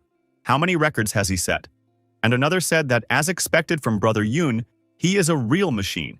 And the third interrupted the second with words to wait and see. He asked, "Is Yun not going to stop?" "Yes, that's right." Yun Chen was not planning to leave the dungeon yet. He was moving on to the next dungeon. The disciples said that he was definitely insane without any respite. Another said that Yun Chen was the only one who would dare to do so. There was already a new dungeon in front of the protagonist. There were skulls, and crows, and also a huge yellow beast eye. The guy was teleported to the Grave of Old dungeon. level 2527, and the difficulty of this dungeon is a nightmare. And there is only one participant. The dungeon also has a note. Ever since the ancient graveyard got out of control, the whole city is shrouded in darkness. More murders eventually return. There were many dead people in the dungeon, or rather, living skeletons. Yunchen thought about how many monsters were here, but mostly undead.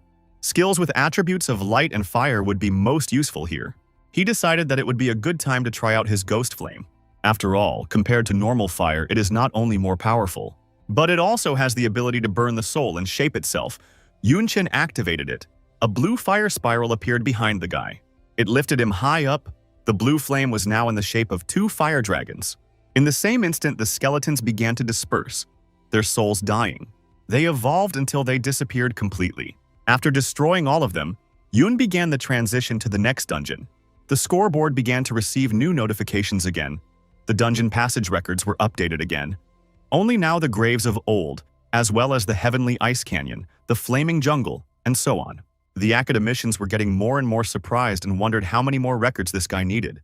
Someone suggested that maybe he wanted to erase all the dungeons of the academy. They asked if he wanted to wear himself out to death. They said that it was somehow too desperate. And another asked what made him go to such extremes. Nicole grabbed her heart and told Yun Chen what he wanted, and her hands were shaking. Teacher Mi told Dean Ye that since Yun Tang settled, Chen has been spending day and night in the dungeons. She said that many students had also started to notice that Yun Chen was exhausting himself to the point of walking with great difficulty. She said that after all, the norm for students was 1 dungeon a day at best. The group could only defend 2 dungeons, but he was clearing them all by himself. Old Man E was silent, then said that it was definitely good that he was working hard on himself, but he had some bad feeling about it. Someone knocked on their door. Behind the translucent doors was the silhouette of Yun himself. When he entered, the headmaster asked if he was all right. For himself, Dean Ye noticed that Yun Chen looked calm. Yun turned to Dean Ye, holding out some kind of book to him. Then the principal of Jiangnan Academy was furious, asking if this was a monster hunting group. He scolded Yun, shouting that he was crazy, that although freshmen could participate, but in Yun's case it was different. He would not even participate in the second year, but even if he got his permission, Dean Xia would still refuse. Yunchen smiled and said that teacher Xia had already approved his permission. This surprised old man Ye. In the paper, Yunchen held out to him was a letter from Dean Xia, saying that regarding her disciple, she would allow him everything and take care of him. Let Yun join Katie's team. Dean Ye thought this was crazy, thought that both teacher and student both are crazy. Yunchen told the old man not to worry, said he could take a look at his characteristics. Dean Ye agreed and replied that he would take a look now. He used the evaluation. There were Yun's basic characteristics, his name and race, his primary and secondary weapons, but much more interesting were his basic attributes without taking into account the equipment bonus, his strength and physique, agility and stamina. Everything was at levels from 269 to 300. The guy also had many useful skills and high-ranking talents. There were also special skills such as divine lightning and using spells without a staff. The old man realized that just considering his talents, Yun could be considered special among the rest. The value of attributes was overwhelming, hidden classes and concentrating on one attribute, they were not even close. In the end, the principal just had to say that since he was so sure he could go, Yun thanked the dean. When the guy left, teacher Mi told the old man that he thought his decision was extremely inappropriate, because as he knew, the parish had started to actively follow Yunchen. He replied that it was true, and Yunchen understood that, so he was taking the initiative, and Xiaoqing Cheng wanted him to join Katie's team. He reasoned that it must be that Dean Xia had taken action. There was a group of people in Sunan City. They were all very different. Some had interesting ears, some had interesting clothes. The man in the kimono said it was too much, asking who else was going to join them. He said that he was still a student at the academy, and also classless. Another said that despite all this guy seemed really strong. He had won a national competition after all, and the man in the kimono asked what of it. He was still just a chicken who didn't know what to do. The third guy in the mask said, "Who cares about that? Their team gets extra credit for killing ward members or demons, so who cares about the guy from a rich family who came here through connections?" The kimono man shouted again that this was too much, called the new member a damn rich man. The girl with unusual ears listened to them and thought that the team spirit was about to go into the forest, asking herself what Dean Xi wanted to do by making such a decision. She thought that Yunchen's strength would really not be enough. However, they already had enough credits, so they should not take any unnecessary risks. She also remembered the rumors that were going around in Dongyun City. She hoped that the guy would keep his cool. A foot appeared above the water. It was Yun Chen. He told Miss Kathy that he had arrived. Miss Kathy announced that the last member of the 7th squad had arrived. Yun Chen. He was part of the team from now on.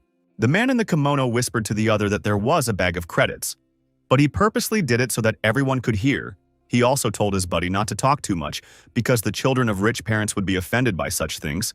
He said that if he didn't want trouble, he should keep quiet. Yun received a new system notification. It was a new task. The task said that he must take first place in the number of contributions to the team, and the reward for the achievement will be the Stone of Destruction of Borders, the Cross of Rebirth. Fortunately, there is no punishment for failure. Yunchen suggested that perhaps because of the simplicity of the task, there are no rewards, like S-rank skill. He already has the Cross of Rebirth, hence the second one he can give to Yuntang. The boundary-breaking stone is also a great item. It can break the quality limit of the equipment, thus improving it. Miss Katie shouted that they are in place, can start their first joint operation. She said that supposedly, the parish knows about the Demon Hunter squad, and their special team should eliminate the newcomers. The girl said that over the past few days, in cooperation with the demons, they have wreaked havoc in remote small towns using extremely brutal methods. They do not spare anyone, even innocent children, said that according to the information provided by the local garrison, a group of strange people are in a warehouse near the river pier. According to the investigation, these people came from far away and most likely their parish. At last shouted that they were their target now. Down below was the very warehouse near the river dock. Squad 7 stood on the cliff looking down on it. Miss Katie used her natural perception. Told them that there were 28 people inside, with darkness emanating from each of them, most of them second rank, and one quite strong, maybe third. One of the people asked, so what if they were second rank? Shouted that they were students of Jiangnan Academy, that they were the best in their groups, that third and that second rank, they would rake everyone in. He was happy that it was just a bunch of credits. The girl said that if he was so sure, then go ahead. She knew that it was a test for students. She was interested to see how they did. They all flew down, shouting that soon all these traitors to humanity would be dead. Someone said that it was a bummer. They already had to go 9-9 against a bunch of people. And now they had an extra weight with them who would also be certified. They said that they would get experience from it, and he would still be a liar. So it was okay.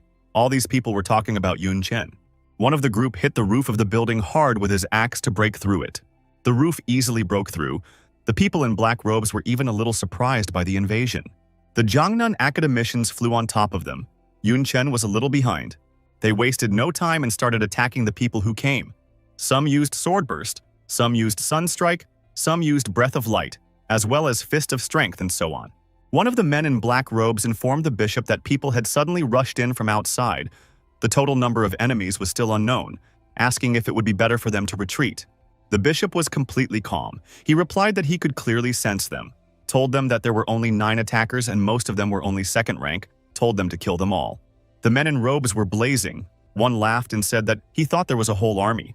But it was just a handful of brats, but they had taken them by surprise, so they would make the young men suffer a little. This infuriated the squad members. One was shouting, "How dare he?"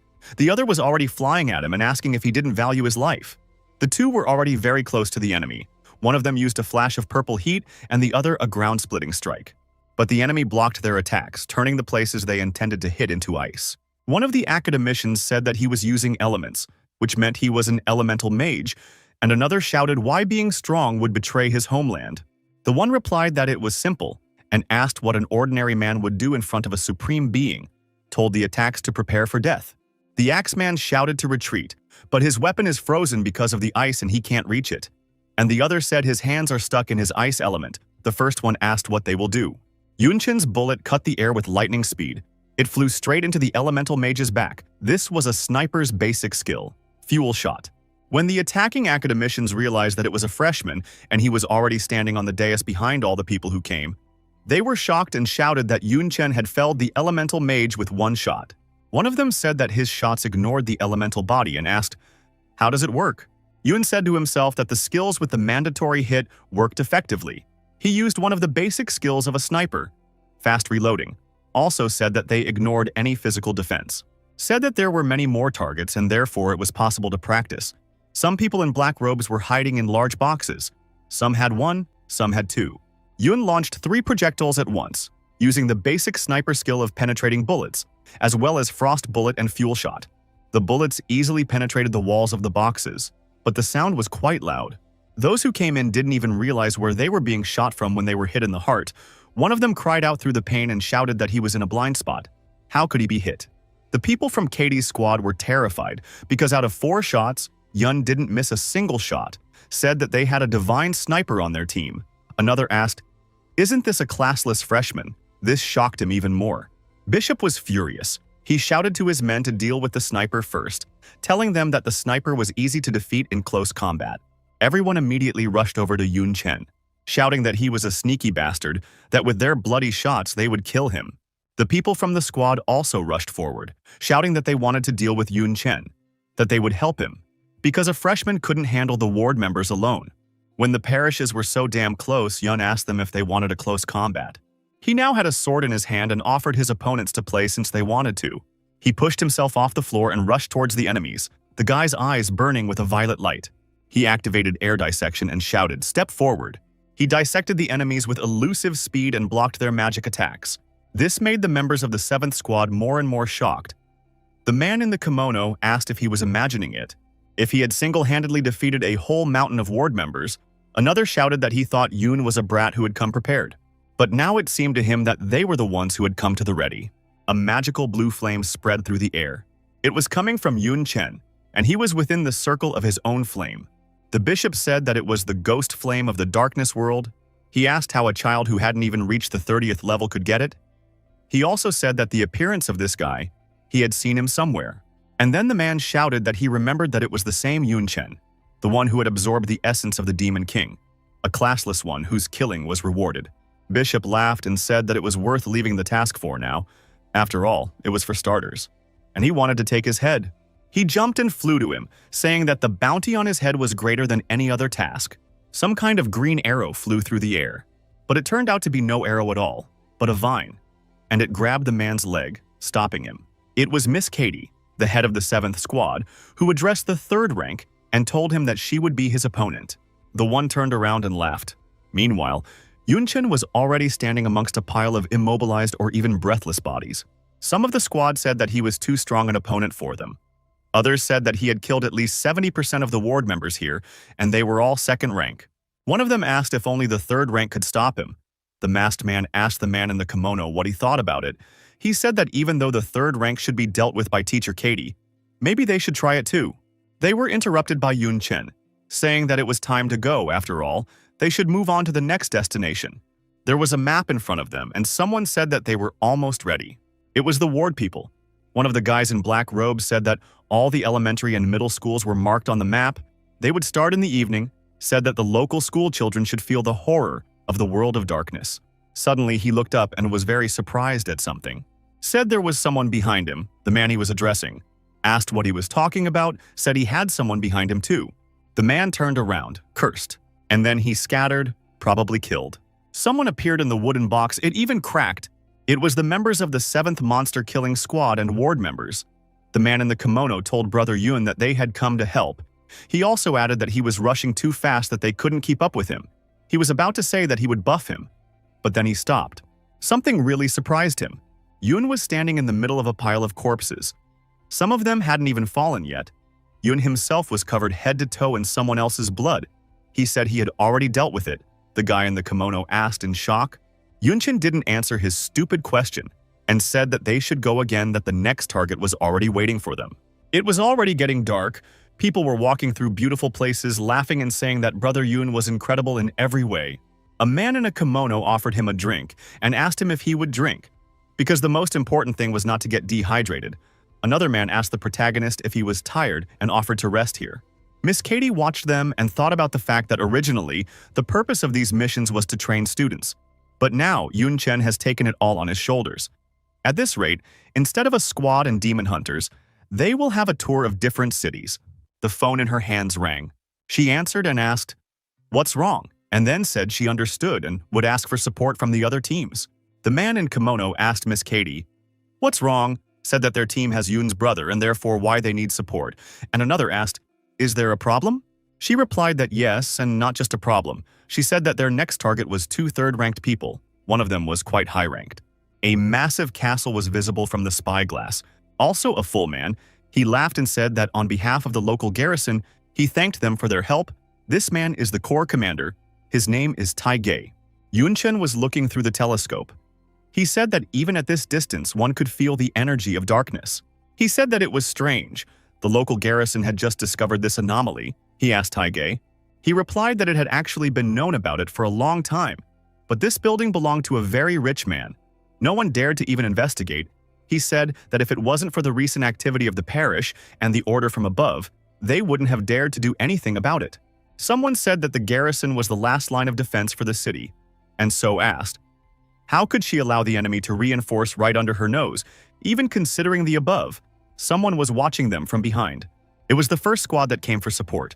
One of them said they were just cowards, the garrisons. The man in the kimono said that the fact that the first squad came to their aid was very unexpected. The masked guy said that regarding the combat strength, they were the strongest among all of them, because the strongest student of Jiangnan Academy was among them, namely the student council president Lu Miaoling. Yunchen used an evaluating gaze. He realized that this girl is very strong.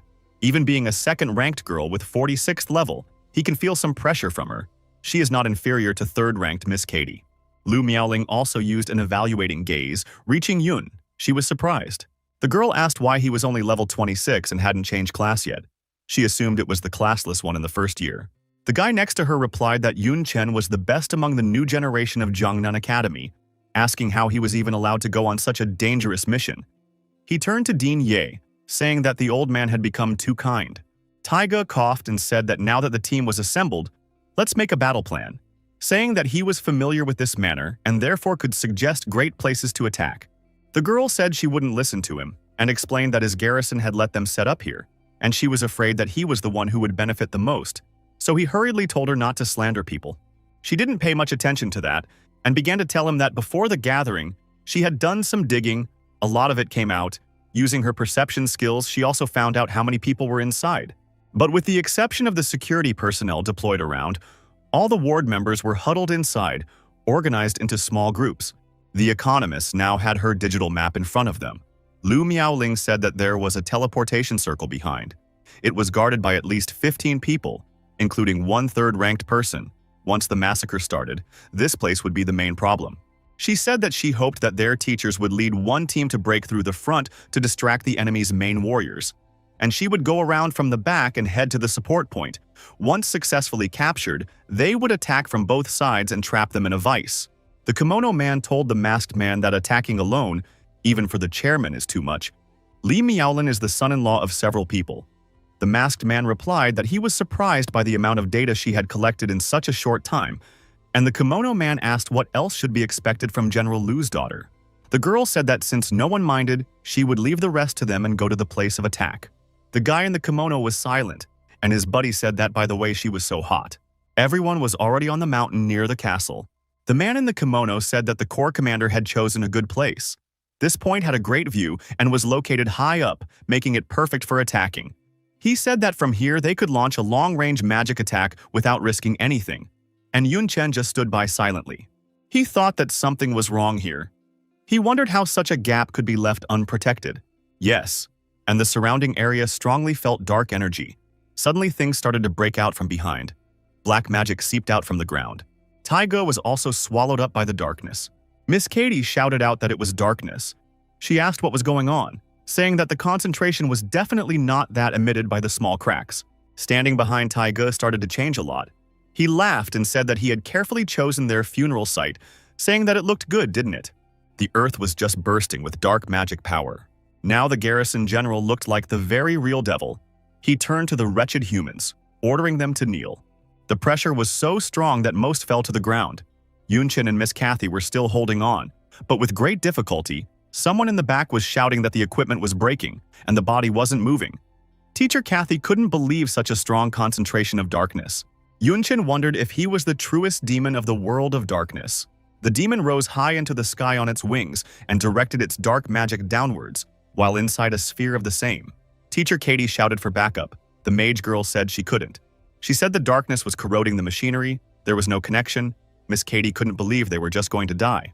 She knew that something was definitely wrong here, that he was definitely third rank but clearly stronger than them. She knew he was using some kind of trickery. The guy with the axe was shouting that he was a bastard, and no wonder the ward members were here. Since the Corps commander himself had betrayed them, they were asking how dare he betray humanity. The demon mocked them, saying that how could he betray humanity, then said that he had already accepted the gift of the Lord, shed his mortal body, and washed away this filthy human flesh, turning into a demon, shouting that now all they could do was kneel before him. A little while later, Taige, or rather the demon, turned his attention to Yun. He asked, "How can he move?" Yunchen looked different. He had a black robe and long white hair. The protagonist didn't answer his question but said that he could not only move but also attack him. Then he took out his long gun. The arrow flew straight at the enemy. Yun also didn't forget to use the main skill of a sniper, penetrating bullets. His task now was to hit the target. The arrow penetrated through the demon's shell, but he covered his chest with his hands. The wounds on his arms were burning blue flames. He said that it was the talent of the Queen of the Night. Also said that he did not expect to run into him at all. The demon considered it a real luck. But after that, he descended to the ground, his eyes blazing red fire. He shouted that he would show the insolent man how foolish it was to mess with third-rank demons. However, Yun wasted no time, and so a blue fireball was already flying at the demon. Taigo gathered a lot of air into his lungs and roared deafeningly. It was a demonic roar, but he rejected the blue flames flying at him. On one side, Yun was already flying at him with his sword, using the knight's basic skill of aerial slashing. And on the other side was the same Yun, only with a dagger in his hands. The demon immediately realized that it was a clone. It made him terribly angry. He asked how dare the pathetic copy go against him. However, he also said that with such a trick, even with his rank, it is quite hard to figure out who is actually the original. The demon blocked the blow with his fist. The punch was so strong that Yunchen was thrown into the nearest rock. But much to the demon's dismay, another Yunchen opponent was already behind him and was already cleaving the demon's throat. He used the assassin's basic skill of throat slashing. The enraged demon struck his fist right where the guy was. He was shouting that a level 20 clone, what a lowlife. The demon's pressure eased a little, and the members of the 7th squad were able to lean on their arms or elbows. Although with great difficulty, one of the guys said that this was the strength of the third rank. Brother Yun couldn't even break through the defense, and another added that, after all, the difference in attributes and skill level greatly influenced the outcome of events, and no matter how powerful the basic skills were, they would never compare to the advanced ones. The demon turned to Yun, calling him a boy, and asked, "Isn't he a good fighter? If that's the case, then let him fit." Yunchen replied that it was not easy to defeat him, but if he was so boastful, why didn't he approach him? He told the demon not to stand there. This greatly offended Taige, and he shouted and asked what he was carrying. Now Yun was standing a few meters away from the monster. Yunchen threw his mighty dagger at it and said that the demon had already lost. The demon laughed that the guy hadn't hit once and dared to throw around loud words. Asked if he was relying on this dagger. The demon straightened his arm to catch the cold weapon. But no such luck. The dagger had changed the angle of direction and was now quite close to the monster's black eye. Yunchen flew at him and asked why he should dodge it. It would not do him any good anyway. As he rushed towards the enemy, he used the basic skill of a spearman, namely acceleration, and the guy shouted for him to just try to dodge it, saying that if he did so, he would check what was stronger, the demon's eye or his dagger. The demon tried to run away from the weapon, hoping that sooner or later it would fall. But contrary to his hopes, the dagger was still chasing him. When he finally stepped on the ground and the dagger remained lying in the distance, he was horrified that he had stepped right into the trap. It had grabbed his foot with thorns, a basic skill of a hunter, a bear trap. Then the demon realized that the main goal of the protagonist was not to attack him, but to trap him, also surrounded by vines. This is the main skill of the druid, entangling vines, as well as the main skill of the druid, growth. Now Taige was well aware that he was caught. The magical vines held the monster tightly, and from above, Yunchen flew straight at him. Holding his mighty spear in his hand, he said that no matter how strong the demon was, he was only a third-rank demon, not a demon king, saying that if it wasn't for the darkness around him, stopping the teachers, he wouldn't have been able to withstand their onslaught. The guy said that usually the darkness spreads through cracks. Only it seems that he released it from underground somehow. Yun assumed that there was some artifact under the ground that amplified the darkness. That's why the demon decided to disguise himself to bring them here. Yunchen flew at him, pointing his weapon, and said that having such an important item, he should protect it with all his might. That was why he stood still after every attack. He told the jerk that such a thing should be hidden better. Instead of attributes, he should have pumped his brains. In fact, the classless one was not aiming at the monster but at the ground. He split the ground with the basic skill of a spearman, Meteor Strike.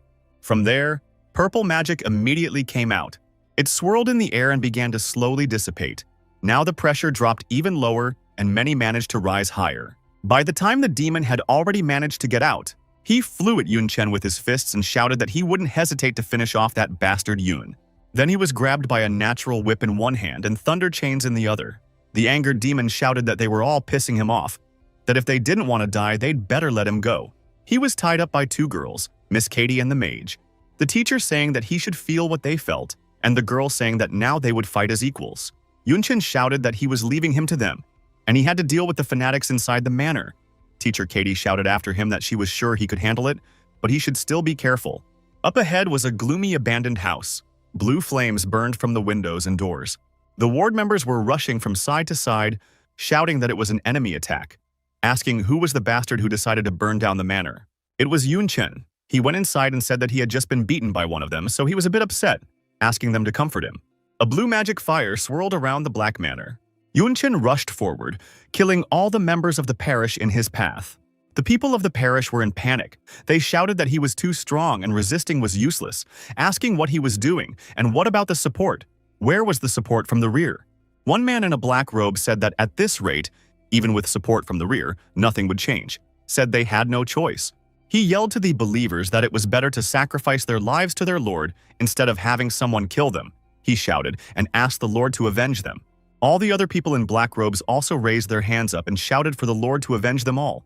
They were all blazing with red light, but it wasn't fire. Yunchen realized that they had decided to sacrifice themselves. He thought they were crazy, but knew that they had to be stopped before their souls could give themselves to the Lord. People were dying one by one, their souls rising into the air, straight to the Demon King. Yun Bichen then said to himself that there was no way he could do it in time, because they were dying too fast. And with so many victims, it would not be the last demon to appear. He said that despite this, sacrifice was only a skill. Now he just stood flat and said that as long as it remains a skill, it can be interrupted. The guy used the monk's main skill, Blood Rage, and the knight's main skill, Perseverance, the archer's main skill, Fighting Spirit for the berserker, Berserk, Paladin, Holy Glory, Shadow Flow Spike, Killing Method, Magic Swordsman, Magic Flow. From above, almost on the ceiling in front of Yun, there was a portal to the demon world. Its truest black magic was a sacrifice gate. The gate started to unfold and crack loudly. A large hand came out from there, and with long black claws it rushed straight at Yunchen. But the protagonist told her not to even think about it, and pointed his spear at her, preparing the main skill of a spearman, the jab. He stabbed his cold weapon directly into the palm of her hand, accompanying the strike with a blue light. Yuncheng was pleased that it worked, and he walks back. He said that, right? Even demons from the world of darkness through the cracks, it's not easy to get into their world. Inspired, the protagonist decided to attack the palm once more. After that, he changed his weapon to a storm axe and swung it, shouting that this was the final blow. Yunchen swung the axe hard and shouted for it to get the hell out. The hand hurriedly removed itself back to its world. The portal closed. Yunchen exhaled a sigh of relief and said that fortunately, it had stopped him. However, he also added that the darkness from his body was thick. The guy was afraid that he might be above the 3rd rank. He realized that he would have gotten into trouble if he came out of there. Suddenly, his eyes widened greatly. Someone in front of him said that so the situation was really not in his favor. It was the very owner of the hand that appeared from the gate. However, now in front of him was not just a hand, but a real demon from hell. And the demon asked the human child if he was right. Yunchen tensed up a lot and was even scared. He thought that he was too inattentive. With so many victims, they could open more than one crack. The guy knew that fighting a 3rd-rank demon was foolish to say the least. In this world, the level not only determines a large number of attribute points and skills, but also gives the opportunity to change class. With each change of class increases the number of attribute points and skills. In addition, there is an opportunity to learn more powerful skills. Usually a person at the 10th level can change class for the first time. This is the so-called 1st rank. The 2nd rank is the 30th level. The 3rd is the 60th level, and the 4th is the 90th level. They are also called the 2nd, 3rd, and 4th changes. The more changes, the greater the increase in strength. Yunchen knew that in their world, third-ranked people had a high social status, and their strength was not even worth talking about. He realized that he was now facing a third-ranked demon that was stronger than people at his own rank. But he couldn't escape. He would be in this state for another 13 seconds. He had to do something urgently. The demon who came out laughed and asked how he dared to still hold a weapon. Maybe it was the talent of the Queen of the Night gave him so much confidence. After that, the demon rushed towards the guy on his mighty wings, saying that he probably didn't know that his head was very valuable.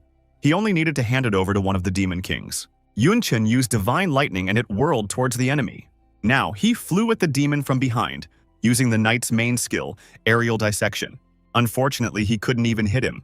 The demon turned around and hit the guy, shouting that weak people like him couldn't even damage him a hair. The blow was so strong that Yunchen was thrown into the wall. Despite being quite a distance away, there was a dent on the wall and a bunch of cracks around it. Yun spit out some blood. He was thinking about the fact that this jerk was pushing his attributes without any defense.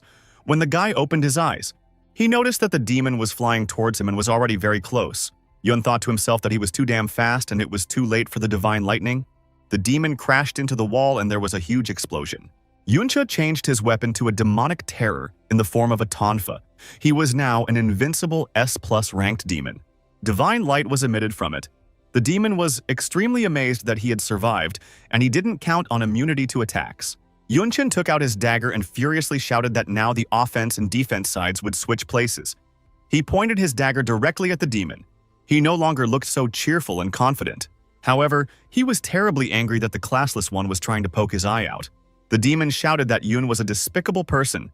He dented him into the wall with tremendous force, stomping the poor guy's feet and shouting for him to die sooner, repeating it time after time. Yunchen realized that Invincible's time was coming to an end, but his preparations were also over. He opened his eyes, and the powerful demon was violently thrown into the opposite wall. The demon staggered back and asked, "What the hell?" The freshman stood up and said that, as he had said before, now they had switched places. Said that it looked like he had not only damaged the demon's hair, he was holding the artifact from the additional task in the competition. And Yunchen asked his opponent if he could stop him now. There was a lot of smoke and dust around. The stone floor was completely destroyed. It was now like rocks. The demon and Yunchen stood opposite each other. The demon asked what was going on. Then Yunchen attacked him. Yun held the artifact in front of him and said that now they could finally talk as equals, saying that since the parish, these are their tame dogs, so the master should know where their kennel is.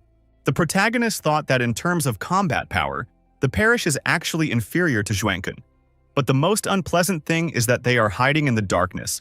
If they find their lair, humanity would shoot them all off the face of the earth. For some reason, the enemy's words made the demon very angry. He threw himself at him and asked if he wanted to beat the information out of him. He shouted that he would never let this happen and that although they looked like dogs, they were still dogs. But these dogs were also working for them. Yunchen indifferently asked if this was actually the case. He broke his puppet's arm. Accordingly, the demon's arm also fell off. He screamed in pain, blood flying around him. The mighty demon fell to the floor, dropping to his knees and hissed for the classless freshman to die. Yunchen, looking at him, asked, trying to resist, said that most likely he just did not understand his situation. The guy took out a straw voodoo doll.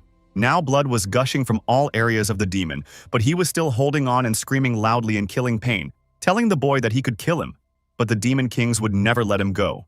He said that Yunchen had a choice to either join them or die. To this, the protagonist replied that since they can't talk, then so be it. He released them from his hand, in which he was just holding the artifact blue flame of the Queen of Night. The doll began to slowly burn. The demon screamed even louder, asking what was the point of killing it, since humanity would fall sooner or later anyway. Shouting that their only salvation was to join the parish and become one with them, also added that even after dying, but would not let Yunchen go. A pink ball formed from the demon's nose and forehead. It flew straight at the freshman. It flew straight into his neck. It was so fast that Yunchen didn't even realize what had happened, but the demon kept shouting that Yun wouldn't escape. He repeated this until his soul was finally burned in blue fire. Yunchen rubbed the area on his neck where the magic ball had just arrived and told himself to be more careful from now on. He was surprised that in such a state, the demon was able to do something. He thought it was truly amazing, said that his neck was sore. It did not seem to be an attacking skill. He decided that he would ask teacher Xia what it was as soon as he returned to the academy. He thought about the fact that the gap between him and the third rank was still large, and if it wasn't for the damn straw man, if he had used all his strength, he wouldn't have been able to do so much damage. He said that with his best weapon, he could only cut off a piece of his hair. He realized that the reason for this problem was not only because the difference in points and attributes was great, but also because of the skill level. Class advanced skills, whether active or passive, were not comparable to the basic skills of the classes. Explained that, for example, his skill spends 1 unit of mana in exchange for 1 unit of damage, and advanced class skill under the same conditions will cause 100 units of damage. The same applies to defensive skills. The difference in multipliers is visible to the eye. For this reason, the classless and no future. Yunchen plopped down on the rocks beside him, thinking that even if his talent improved the skill rank, at best it would be equal to a second-rank warrior skill. And if he wanted to resist third ranks, the amount of attributes would not be enough. He decided that he needed to get more powerful skills. Yun was breathing heavily after all. The demon had grounded him heavily when suddenly from behind, red magic flew straight at him. It swept right next to the guy and created a huge explosion as it crashed into the floor somewhere. It was divine lightning. Yunchen did not expect this at all right now. When he turned around, Yun saw that very same demon Taige in the passage. He called out to Yunchen and said that he had to go through a lot of suffering because of him. Now it was time for revenge. Yunchen asked him what was going on here and where the teachers were. The demon replied that they were still alive. However, they were not in the best condition compared to him. All the members of the 7th squad, including Miss Katie, were badly beaten up. Their clothes were tattered. Teacher Katie regretted that they had missed that bastard. The mage girl said that so many years of teaching had affected their skills, and their level of combat power had dropped significantly. The students intervened in the teacher's conversation, saying that nevertheless, even with all this, it was only because of them that they were still not dead. But Yunchen's situation was not enviable. The demon had definitely gone after him. The man in the kimono told him to wait and asked him if they had enough. The masked guy also suspected something. He said that there was another girl with them, but he couldn't see her anywhere. Miss Katie perked up. She seemed to realize who it was. Yunchen realized that the situation was dire. He still hadn't recovered from the last battle. The duration of the buffs had run out. Now he was only wearing debuffs. In fact, it was difficult for him to even stand. But he realized that he had the Cross of Rebirth anyway, so he was not afraid of death. Yun decided to at least tear off a piece of the demon while he was still able to stand. This demon also started calling the classless boy. He asked how he still dares to hold a weapon. Does he really think he still has a chance of winning? Ordered Yunchen to kneel down and obey him. Then he will so be spared his life. Taigo wished that Yunchen would defect to them, because then the Lord would reward him generously. Yunchen roared at the demon and said, "Sure, right now, and surrender." They were already very close, and the demon said that in that case, Yunbu would have to die. Someone's silhouette pushed off from the dais and flew down. The unknown man's foot struck his opponent right in the neck, and with such force that the massive demon flew off into the rocks. Yunchen was shocked to say the least. He asked the girl who she was. She turned to Mr. Yun and said that he was the only disciple of the mistress, so she decided to warn him in advance. It turned out to be one of Dean Zia's demonesses. She regained her usual appearance and said that the mistress didn't want to put him in danger. The demoness stood in front, and Yunchen was still staring at her shockedly. But he soon calmed down and said that it was now clear why Teacher Xia recommended that he join Miss Katie's team. It was all because of Xiaoyu. The girl turned around and replied that actually her original purpose was to study something at the request of her mistress. But her succubus nature is a bit of a hindrance, so she went to join the team. She said that it just so happened that Mr. Yun decided to join the demon hunter teams. The best choice was her team. The demon finally stood up from under the rubble and coughed up a pile of dust. He asked why, though he had started to speak calmly at first, but now he was just frantically shouting. He asked, as a noble succubus, why would she give her name and stand to one side? The succubus girl laughed and replied that it was because her body and mind, everything she had already belonged to the mistress. She also said that he was an enemy of the mistress and was harming her lover. Her eyes lit up with love. She rose on her wings and shouted for him to give his life to pay for the sin he had committed. The demon Taiga was very frightened and cursed and ran away. Xiaoyu launched her chains at him, shouting for him not to even try. The chains she used were the tool of the demon king himself, the void shackles. They easily caught the demon. The fact that it was the tool of the demon king amazed Taige. He asked why the great demon king was obeying humans. The girl asked what kind of stupid questions were hers. She replied that of course she was also defeated. Otherwise, how would the king become a servant? and she clenched her fist. Along with her fist, the chains on her opponent clenched. He asked her to wait. He was in terrible pain. Eventually, the chains let go of him, and the demon spat right on the ground with his face. Yunchen was watching the fight and said that he couldn't believe that teacher Xia had defeated her. Xiaoyu replied that at first it was really like that.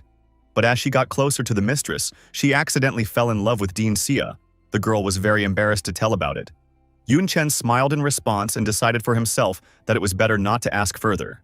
The succubus grabbed the guy's hand and said that although she did not know what technique Mr. Yun used, but to defeat a demon of the 3rd rank in his condition is impressive, she shouted that she was almost possessed by him. Now he was also embarrassed. He said that she loves one, but is possessed by another. The girl explained that this is the nature of succubi. On top were the bodies of the slain enemies in special black spheres. Xiaoyu said that their corpses were very valuable, so she kept them. They were already leaving. The girl said that it just so happened that this manor had one of these things. She thought it was convenient and said that they would use it for Mr. Yun. Yunchen didn't expect that these corpses could be used and asked about it and inquired about the method. The girl looked love-obsessed again. She replied that this method was a donation, and it was quite obvious. They walked up the stairs to the memorial located by the cliff. Yun said that this was the altar where sacrifices are made to the gods. Said that this was the first time he had seen it. Said that he had heard earlier that many divine-level items such as magical medicines, equipment, were obtained by sacrificing to the altar. Xiaoyu replied that if he wanted to obtain a divine-level item, he needed a sacrifice in the form of a demon king. Although these 2 3rd-rank demons were not as good, but they could still be exchanged for something useful. She said that was why she kept their bodies. Yun asked the succubus. Wasn't this altar used by the dark cultists, saying that following that, it should only be an altar for human sacrifice? Asked. Or can humans use it too? And the girl said that it all depends on the type of sacrifice. She said that there is no difference in the altars because it is just a means of communication with the gods. If the victim is a human, then the contact is established with the god of the world of darkness.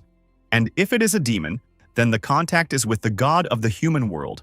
Xiaoyu said that Mr. Yum would just need to stand in front of the altar and pray to the gods. She said that the god will definitely answer. Yunchen pondered over the fact that he needed powerful skills suitable for classless to fight rank 3 demons. He decided that since they were gods, it shouldn't be much of a problem for them. He stood at the altar, raised his hands up and shouted out what he was sacrificing. The corpses of the slain demons began to scatter and their spirit flew into the sky. Something was also happening to Yunchen. He opened his eyes. He was given an A-rank skill fusion. Now his basic skills can freely fuse during use, which will cause them to change in various ways. However, they spend more mana. Also, the skills after fusion can be weaker than the original. If the attributes and form of the skills do not match, the skill fusion will be considered successful and the effect of the skill will be reduced. The skill fusion that was written was pleased with Yunchen. He said that even though it was only A-rank, it was much better for him than S-rank skills. Xiaoyu congratulated her master Yun on the successful sacrifice. She said that Xiaoyu had a mission, so she would go ahead. Yunchen said okay, then he would go to the other side to check on President Li Miaoling. Maybe she needed help. Yun was already at the support point. The teleport.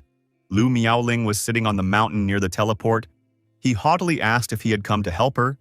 She said that unfortunately it was already over and all the credits are hers. The protagonist remarked to himself that she was really strong. She had single-handedly killed all these believers. Most of them were low rank 2, but there were rank 3. He looked at the girl and thought about the fact that she was normal-looking too. He thought she was a terrifying girl. Xiaoyu was in the dean's office of the armory department. She was addressing the mistress. She said that Xiaoyu's train was worth it. She had successfully protected Mr. Yun. The girl said that after Mr. Yun's sacrifice, his strength should increase greatly. She held out the documents to Dean Xia and said that there was also bad news. There were people who had turned into demons in the parish. She said that Xiaoyu had also gotten some information about the manor.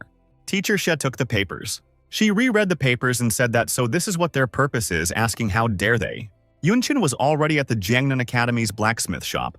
The blacksmith addressed the guy, apologized and said that because of the heated situation, he had been sent to the middle of nowhere to support and reinforce the rear guard, saying that he had been delayed a bit and had just returned. Yunchen said that the front line was not a simple place. It was understandable, asked what about the blueprint, and Jia Shao gave a thumbs up and said that it was already ready. Everything met his requirements. Yun held out the demonic horror to him and told him to take it. The guy hoped it would be better. Said there was one more thing. He had a new request. He would like it to be diamond quality. This shocked the man. He said that Yun should realize that even the children of rich families can't afford such an expensive weapon. Shouted that the price was too high. Asked if he was sure he had enough credit. Yunchen thought about it and said that it should be enough, saying that after participating in the demon hunt, he had won about 100,000 credits.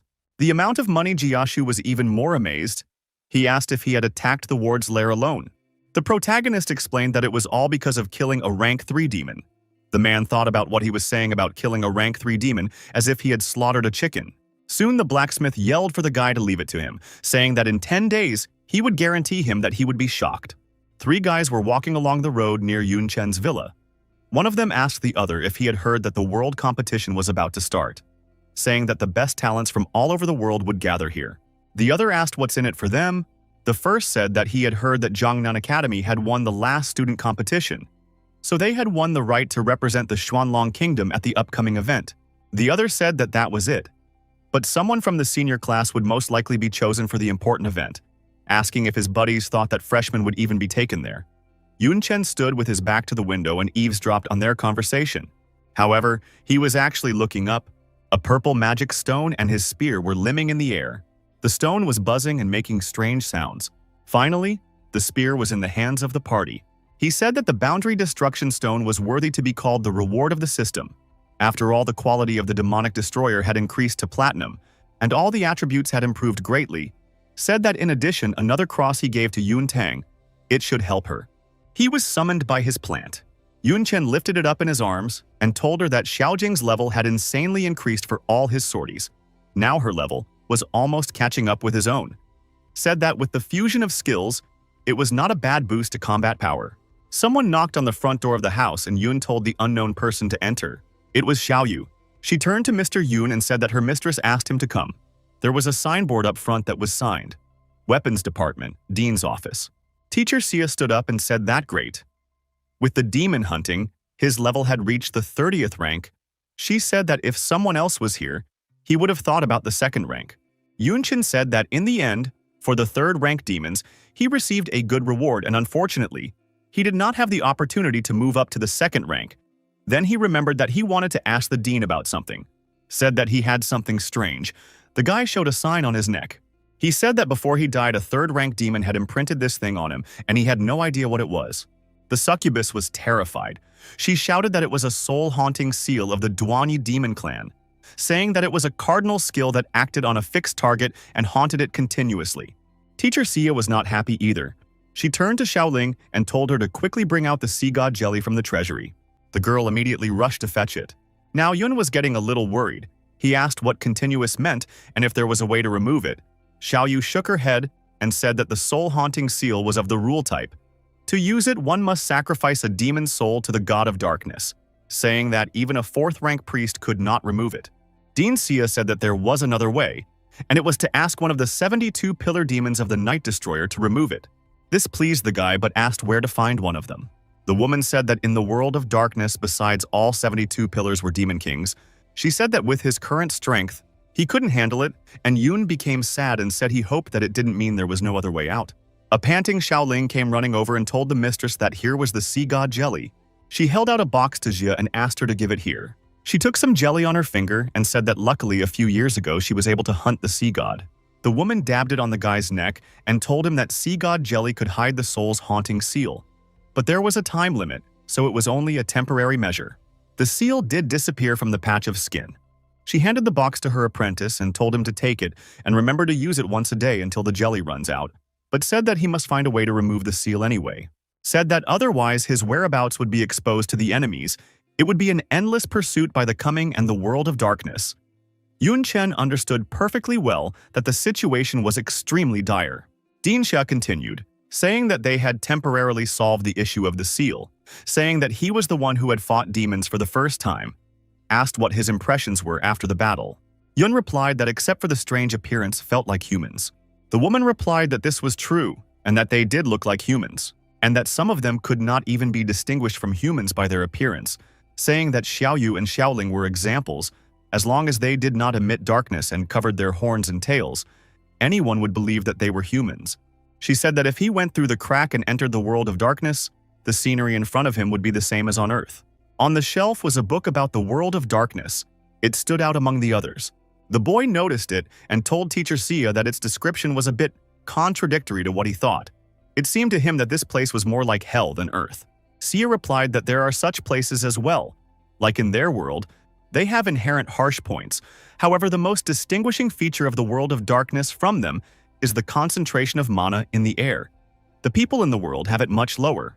And so when cracks open, the two worlds are connected, and because of the difference in concentration, the environment of the other world continues to penetrate them, corrosion appears, corroding the surroundings, plants die, unable to withstand it.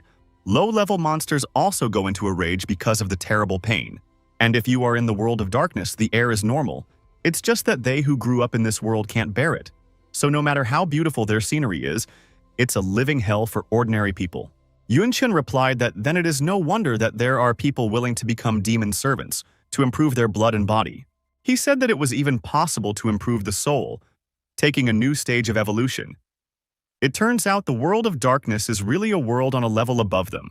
The guy admitted that judging from this, the demons also suffer because of this. On the human side, Dean Sia replied that this is the case. But over the years, they are slowly adapting to the environment, which can be seen in the increasing pace of the war. Said that Yoon is far from talking about it. There are more important things that need his attention right now. Said that he should know that Xiaoyu didn't just go to protect him. Told that the succubus had other tasks, she asked if he knew anything about the world competition. Yunchen replied that yes, there are often rumors about it, and especially now. He asked if it was for seniors. The woman said that it was because the seniors are usually stronger than the juniors. According to Xiaoyu's information, the next target is the world competition. She said that if she went there personally, she would definitely scare away the ward members. And therefore she wants Yunchen to participate in this competition. She asked him to stop the actions of the parish in this way. This literally shocked the guy. The poor guy immediately received a notification of the achievement task. It said a generous reward and no penalty for failing the task. That's when Yun realized that there was no way to not participate. 5 days later at the arena, the auditorium was packed to the brim. The judge announced that the competition for a spot in the world competition had officially begun. Besides Lu Miaoling, the student council president, one more spot would be chosen among the students. He asked the contestants to enter the arena. As soon as one of the students entered the arena, the first attack flew at him. He was surprised that someone had already started fighting. This attack was Yunchen's spear throwing. It flew in and a large cloud of dust rose up. The people in the hall did not understand what was happening. They thought that someone had broken in, shouting that it was simply impossible. It was Yunchen. He sat on his mighty weapon and apologized to his elders for taking part as well, his eyes blazing. The dust cloud dispersed and now Yunchen was standing in front of everyone. The participants of the duel were shocked. The people in the audience did not expect to see him here either.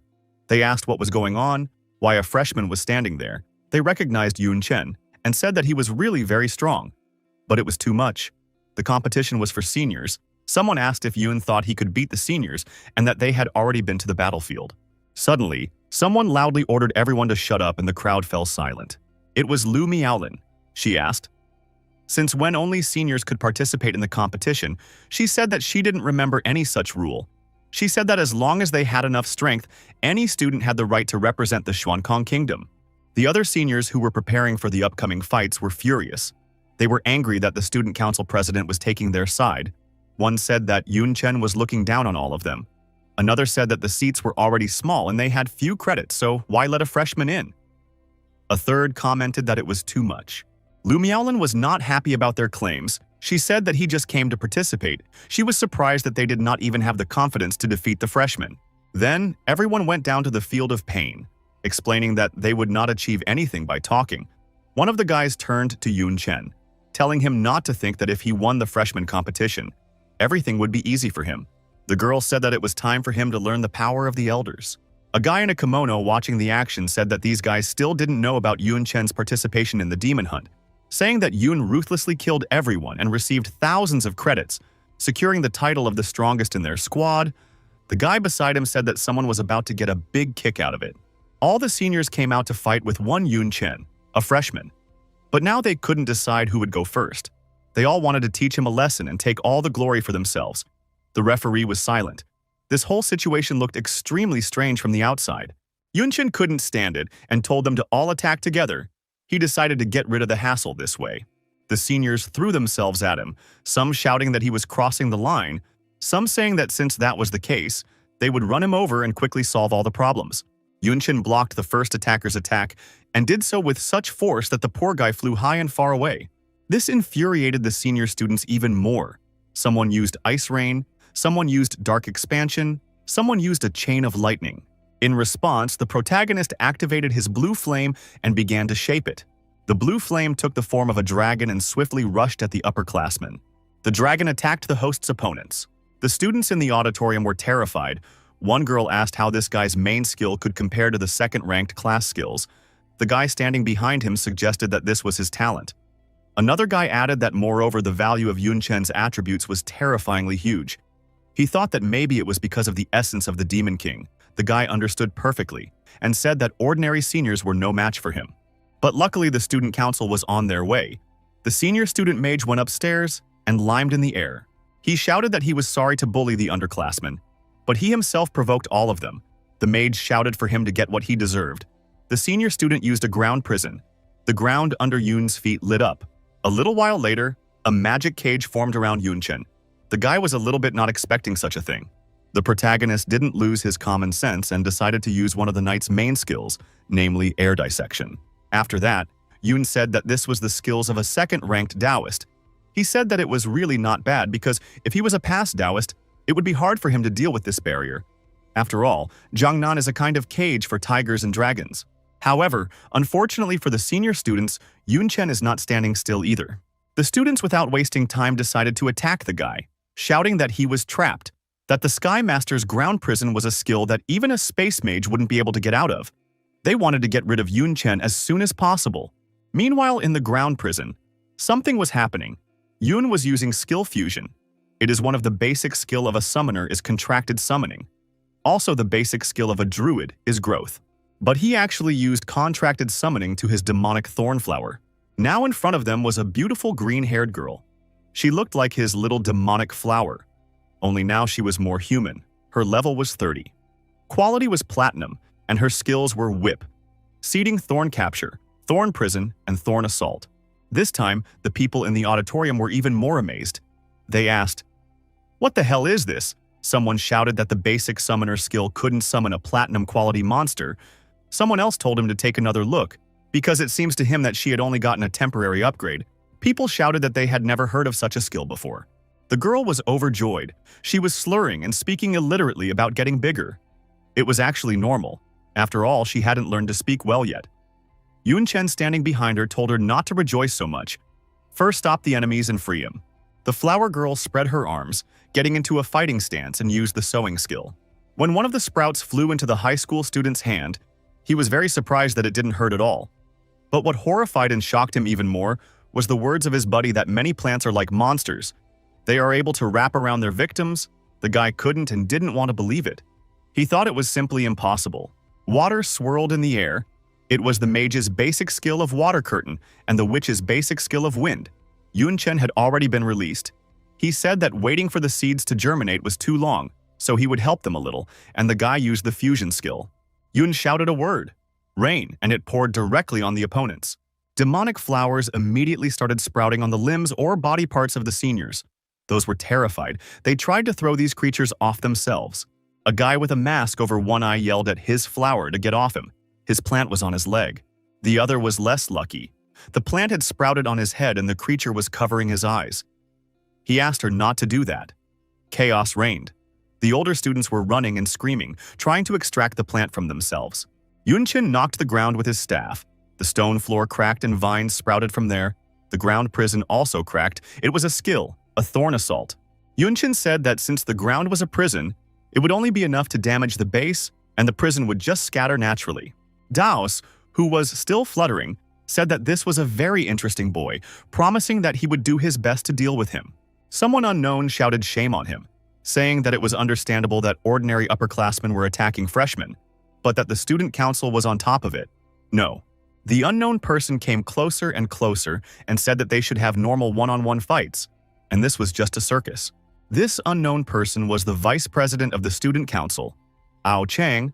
His level was 42, and his class was a second-ranked corpse hunter. He was a member of the Black Fickle class. The high school students were shocked and happy. At the same time, one guy shouted that the vice president had made his move and he didn't want to participate. Another guy said that even though he was a rank 2 demon, he had already fought rank 3 demons, so if he interfered in the fight, there was nothing for them to do. He told his buddy that they should wash their hands of him. The vice president turned to Lu Miaoling, saying that she seemed to have a very good opinion of this classless freshman. He offered her a bet. If he won, he would get the right to date her. Lu Miaoling agreed, but reminded him that it was only on the condition that he won. Ao Chang laughed and asked if Classless had heard that. He shouted to Yun Chen that he was very motivated and full of energy, told him to be careful. Yun turned to his demon flower. Xiaojing said this guy is pretty strong and she shouldn't stay here. He asked her to go back to a safe place and Xiaojing agreed. Ao Chang said that it was a wise choice, because with her, Yun's magic power would go to waste, and then shouted that since everyone was ready, it was time to start the battle. Yun Chen replied that this was great, and he just had something he wanted to try. Everything was covered in dust and smoke. The referee stood on a small dais between the competitors, Yun Chen and Ao Chang, said that this fight determines the places in the world competition. Asked if their side had any claims about it. Ao Chang replied that, of course not, saying that if it's not even right for him, it's worth keeping quiet about the others. The referee replied that fine, and then they would begin. He raised his hand up as a sign to start the fight. Ao Chang looked pleased and cocky, saying that for the sake of a date with the president, he wouldn't show a drop of mercy. He swung his weapon. A multitude of souls flew out from there. They all swiftly flew towards his opponent. The souls were rushing and shouting that they hated everything, asking who would pay for their deaths, saying that they were betrayed and they deserved to live. Yun Chen knew that this was a debuff skill, and therefore the value of his attributes had drastically decreased. But fortunately, it's black magic, and it's not that hard to deal with. He pulled out his spear. It glowed with a bright light and souls surrounded the guy. Yun Chen used the priest's basic skill of purification. The souls and black magic began to develop. Because the wall previously surrounding the protagonist was rapidly dissolving, you could see a human figure behind him jumped up. In a blink of an eye, Ao Chang with a terribly smug face flew at Yun from above. Yun Chen knew that he would be here and drew his sword. Said Chang used the ghosts as a veil and went for a surprise attack. But to his regret, he was already prepared for it. Yun Chen did not understand what was happening because Ao Chang had already exhausted his strength. And his weapon is like a piece of wood, and it is not sharp and heavy. Even if Chang hit it, the attack will not cause significant damage. The guy wondered why he would go into close combat. Ao Chang noticed that Yun Chen was thinking hard and analyzing. He told him to fight. There was no room for thinking, and he started to attack. His weapon flew straight at the elbow of the protagonist. Yun shuddered because of the nightmarish pain he felt. It hurt so much that the guy released his spear and it fell to the ground. Ao Chang was already quite far away. He shouted that he was going to do it again. Yun Chen didn't move. He said that he couldn't use his right hand as if it wasn't even there, but there was no sign of damage either. He asked his opponent what it was. The vice president replied that it's because of his special weapon, so special that it's what defines his class. He said it's a stepping stone to unlocking the one and only Black Impermanence class. He said that after the integration of the game into reality, there were many changes. Conflicts with reality and the game, conflicts with sacrificing to the gods. For many such reasons, unique classes were born. A unique class is literally a class that only one person gets. It may not be the strongest class, but it is definitely the most special. To get it, you have to follow not only strict conditions, but also a lot of luck. Ao Chang said that he had found this morning staff in the cemetery when he was a child, and that was when he realized that it was due to his luck. And for this reason, he wanted to change class so that he could realize his potential as a corpse hunter. So he was able to obtain the Black Permanence. Ao Chang admired his weapon and said that as long as he held it, not only could he see other people's souls, but he could also use it to directly wound a soul. The guy sneakily squinted his eyes and said that Yun's right arm was affected by the soul attack. A single blow won't do much damage. Everything should recover in an hour. There is one thing about Yun that bothers him. It seems that there are two souls in Yun Chen. He said that this usually happens because of split personality, asked if the freshman has such problems. The protagonist was surprised. He knew for a fact that he didn't have a split personality, but he wondered if he had a soul. Yun Chen retrieved his sword and it whistled through the air. The freshman caught it and said that since that was the case, the only way to see something was to get hold of Ao Chang's weapon. Ao Chang was shocked and he interjected. The vice president was just furious. He shouted and called his opponent a bastard, said he was dead from now on, asked if the guy didn't realize that his weapon was all for him, shouted that even his parents didn't touch him and he wanted to take it away. He moved towards Yoon and yelled that he would kill him. Ao Chang's reaction surprised Yoon. After all, he just wanted to support him and see if the vice president thought he wouldn't give him back. The protagonist realized that this guy was either so aggressive himself or he was so greedy. Ao Chang ordered his corpses to catch the freshmen. A black puddle formed on the floor. From this puddle, hands came out and pulled Yoon into their embrace with all their might. The classless sword glowed yellow. Yoon Chen ducked and stabbed his cold weapon into the ground while using the exorcist's main skill, namely banishing evil spirits. The magic beneath him dissipated. In fact, another debuff annoyed the freshman, because even if he dodged it in time, his dexterity value would drop drastically. He realized that if the value of his attributes dropped even more, it would be much more difficult to fight. So he had to finish this quickly. Yoon used the knight's main skill, air dissection. Ao Chang blocked his attack with his special weapon while saying that it was useless. However, Yoon Chen disagreed with his opponent, saying that it wasn't really true. Then he used the assassin's main skill of cloning. He appeared in another place and Ao Chang sent some of his own on him, saying, "Go ahead." Now there was a huge monster corpse standing near the vice president of the student council. The guy ordered him to chase after Yoon. Now one Yoon was fighting with the monster and the other with a senior student. Some of them were clones, and some of them were real. Yoon Chen was well aware that he had lost his advantage in close combat, and fighting with one arm and lowered attributes was hard. None of this pleased or helped him at all. Suddenly, the monster started blowing intensely. This startled the classless freshman, and then either by a gust of wind or a blow, he was thrown back hard. Around Ao Chang appeared even better, and he ordered the sinners to kill Yoon. He summoned the Lake of Dead Souls. Now Yoon was really scared. He was silent. A small lake of dead souls appeared in the ground. Ao Chang laughed loudly and said that now let everyone watch him zero his attributes, shouting that he would strike one blow after another, that the freshman's life would be worse than death. Something dazzled and struck the vice president. The black dome, or rather the Lake of Dead Souls, began to crack and bright rays broke through from there. Words came from there saying that it could indeed be seen that Ao Chang's debuff skills were strong, but still his own buffs were stronger. Yoon Chen activated the fusion of all the basic skills and condition enhancement. The classless freshman now looked completely different. He had long golden hair, nim, and a white armor-like garment. Ao Chang was shocked. He couldn't say anything and only mooed. In front of him towered the divine Yoon Chen with an angel behind him. This transformation is tens of thousands of strength A. It increases the value of all attributes by 500%, increases resistances by 50%, changes the form of attacks, as well as an additional 80% to the damage of attacks. However, the duration is only 45 seconds, and after the skill ends, the effects of the buff subside, putting you in a weakened state with a 99% decrease in the value of all attributes. The people in the auditorium were once again amazed. They asked what this skill was. Someone shouted that not only had he seen it, he had never even heard of anything like it. They shouted that such an exaggerated boost was quite comparable to advanced skills, he asked. Doesn't a classless guy only use basic skills? Yoon Chen looked at his hand and said to himself that the power inside was pouring out in streams. Such an advanced skill can only be possessed by a rank 3 strongman. But unfortunately, the consumption is also staggering. Most of his mana points disappeared in an instant.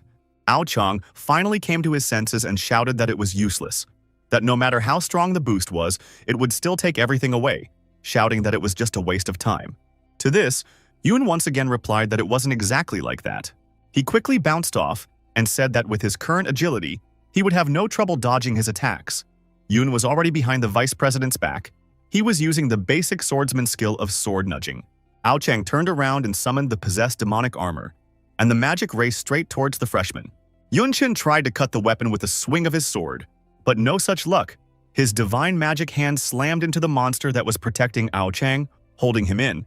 The latter laughed and said that regardless of the value of attributes, Yoon was only a weakling using only basic skills. Yoon Chen said that since that was the case, he would have to use something else. The guy's magic started to swirl around Ao Chang. The poor senior was screaming in pain. Yoon Chen actually used a fusion of skills, namely Knight, Air Dissection, and Swordsman, Cognition. Ao Chang noticed that the air dissection was slowly starting to damage his special weapon. Yun swung his sword once more, and then the student council vice president's weapon broke into two pieces. But Ao Chang was also hit by it. A bunch of internal mass flew out. Yun Chen didn't want to stop there and once again summoned the skill fusion. He summoned a Dao, crushing kick, and a fighter, punch. The divine hand hit the guy hard in the very center of his abdomen. The attack was so strong that the shockwave swept through the surroundings, carrying Ao Chang. When the dust cleared a bit, his silhouette on one of the rocks was revealed. He was breathing heavily with a dent on his stomach and blood flowing from his mouth. Meanwhile, the students were admiring Yun Chen's power, shouting that skills with such strength were definitely not base level, saying that they had never heard of most of the skills used by him. Suddenly, someone shouted loudly, "What the hell is this guy doing?" Yun Chen walked over to Ao Chang's broken but still so special weapon. He stepped on it. Then the protagonist was shaken. Everything changed hues drastically. The world started to be perceived differently. In shock, Yun said. And this is how it feels. Ao Chang now had only half of his precious weapon in his hands. He even found the strength to cry for him, hugging him, asking him the same thing. How to fix it now? Yun Chen approached him and asked if he admits defeat or if they should continue. Through his tears, the vice president shouted that he was surrendering. He repeated it several times so that his opponent would definitely hear. The unfortunate man cried and begged Yun not to take his weapon, saying it was only his. Yun told him that he wasn't going to take it away, and there was no need for him to do so. The protagonist stood in front of the mirror. It turned out he had taken a piece of broken weapon with him. He thought about how in the arena, stepping on this small piece of stick. He looked at the object in his hand. He remembered that he really saw people's souls. Yun says it is just like Ao Chang said that everyone has only one soul but himself. Yun Chen looked in the mirror and saw two souls behind him. One looked just like him and the other looked just like him. Of humanity, it only had a body. And that, an unnatural color. He realized that one of them was his own soul, connected to the body like everyone else, but the other soul was very different. His second soul had no lower limbs and arms. Yun realized that it was just one end, with one side connected to him and the other to the sky. Yun Chen pondered that if he was right, probably this soul was coming from the system. He wondered if the system was also alive. But then he immediately refuted his speculation, saying that it was too confusing. In another room, probably teacher Mi, she was telling Dean Ye that the lineup for the competition was ready. Old man Ye laughed that everything happened quite fast. He was drinking tea and said that he thought the fights would drag on for at least 2 more days. The old man was calm and just asked who won. When teacher Mi replied that the winners were Lu Miaoling and Yun Chen, Dean Ye was so shocked that he spat out everything in his mouth. He asked what was wrong. Wasn't this a competition for seniors, crying about how he got into it? Teacher Mi replied that it must have been Dean Zia's whim. She didn't think Yun had any desire to participate in this. The old man said that if it was her wish, then this competition is not as easy as it seems. He talked about his concerns, afraid that she was going to pull off something massive. In Dean Zia's office, Xiaoyu cheered her mistress with the news that Mr. Yun had not let her down and had successfully obtained a place. Teacher Xia said that as expected of him. But this is only the first step. It will be more difficult from here, she asked. What about the military? How much force they are willing to provide? Xiaoyu replied that since the front line is tight, they can only guarantee minimal support. Xiaoling added that each region would provide about 10 second ranks and 2 to 3 third ranks. The woman laughed and said that it would be a bit strenuous. She smiled playfully. In the following days, Yun Chen attended all the class courses as usual, while completing daily tasks and increasing the attribute values, as well as the mastery of a particular class. At the same time, more than 500 countries around the world were choosing their participants in a fierce internal competition. One after another traveled to the venue of the competition, the Holy Empire. And of course, not all of those who arrived were expecting to win. Some of them were wearing black robes in small groups. A few such people were sitting on the steps at the entrance of somewhere. One of the people stood up and told the others to do the same, telling them it was time to make the world feel. When everyone stood up, some smiling and some not, the first one said it was time for them to feel the fear of darkness. A month later, the weather was overcast and the sky was covered with clouds. Ahead was Yun Chen's villa. Inside, Yun and his little sister were packing somewhere. Yun Tan was whining about being very tired. She had a pile of some things in her hands. She said that finally, at the end of the first semester came the heat, and she had a long-awaited vacation, said that in addition, she wanted to have fun with her brother. But he had to participate in a stupid competition. The poor thing was obviously upset. Yun Chen replied that there was nothing to do. After all, the situation was special. He understood that such a stupid mission fell to him. Yoon advised his sister to take fewer things, saying that this was a world-class competition, so the necessary household items would be provided to her there. She shouted back that this was her brother telling her to take a class backpack for the competition, even though she was only taking one suitcase. Yoon relaxed and said that she should expand the space in the backpack because it was too small and most of it was full of weapons and attributes. Yoon Tang said that she had heard that some important people could stuff the whole palace into the backpack. She asked her brother if it was related to the class level. He thought about it and said that it was not at all. He recalled that it was all related to a material called spatial breathing earth. Suddenly, someone knocked on the door. Approaching the door, Yoon told the unknown person to enter. It turned out to be Nicole, the elf girl. She embarrassedly asked what about going for a walk together. A little while later, they were already walking along the flowery paths. Yoon was looking around, and the girl was still awkward. Then she said that she was going to go to the Silver Moon Forest to participate in the Moon Hunter competition. Yoon briefly said, "I see." The girl was offended. She shouted that she said she was going back, but he was so calm and answered very dryly. She said that they would not see each other again during the vacation. Yoon Chen seemed to sincerely did not understand what she expected from him. He asked her what was wrong with going home for the vacation. He even suggested that she wanted him to give her a ride. Nicole was really angry. She stammered and said that she was terribly tired of this conversation. The girl blamed herself for falling in love with such a stupid guy. In the end, the elf girl said that in short, he should take thanks for his care and hospitality this semester. And also for the borrowed credits, she handed him a pendant and said that as a reward, she would give him a gift. And a little embarrassed, she said that there was no hidden meaning in it at all. Yoon took the gift and thanked Nicole. He looked at the necklace and asked why this necklace. The guy called it strange. This necklace is the patron of nature. It is in the category special, and its effect is a symbol of the friendliness of the elves. Attribute points, +1. Also the favor of the elves to the owner of the item is greatly increased. But only those who have the blood of the elf queen can give such a gift. Nicole excitedly told him not to make anything up, shouted that it was just a necklace, not a symbol or a show of affection, even said that he could take it as a declaration of war. She liked that idea and told him to treat it that way. Nicole was so embarrassed that she hurriedly left. Running away, shouted that he, taking this necklace, accepted her challenge and she will still give him a fiery. Said that she will still show what she can do when she returns. Yoon Chen did not know what to say to her. He was a little surprised, but for himself noticed that this girl has a strong competitive spirit. Then someone called out a guy calling him a disciple. It was Lu Miaoling. She said that it was time for them to leave. Their airship was traveling at all speeds. Yoon Chen, Lu Miaoling and some other guy were sitting inside. It was quite spacious. This guy hurriedly introduced himself. He looked terribly pleased and was in great anticipation, saying that his name was Sun Fei, and he was honored to be the leader of this exciting trip. Lu Miaoling said that that was enough and he could mind his own business for now. The front door closed behind the guy. Then Yoon told Lu that this supervisor is more like an errand boy. The girl replied that he was absolutely right and that's just the way it is, saying that his direct duty is to do all their faithful work. She said that most of the leaders were at the 3rd rank, and he and Yoon were strong enough to compete with the 3rd rank practitioners and have a much more promising future than them. Explained that this was the reason why his attitude towards them was different from that of ordinary students at the academy, said that it was normal for him to try to please one of them.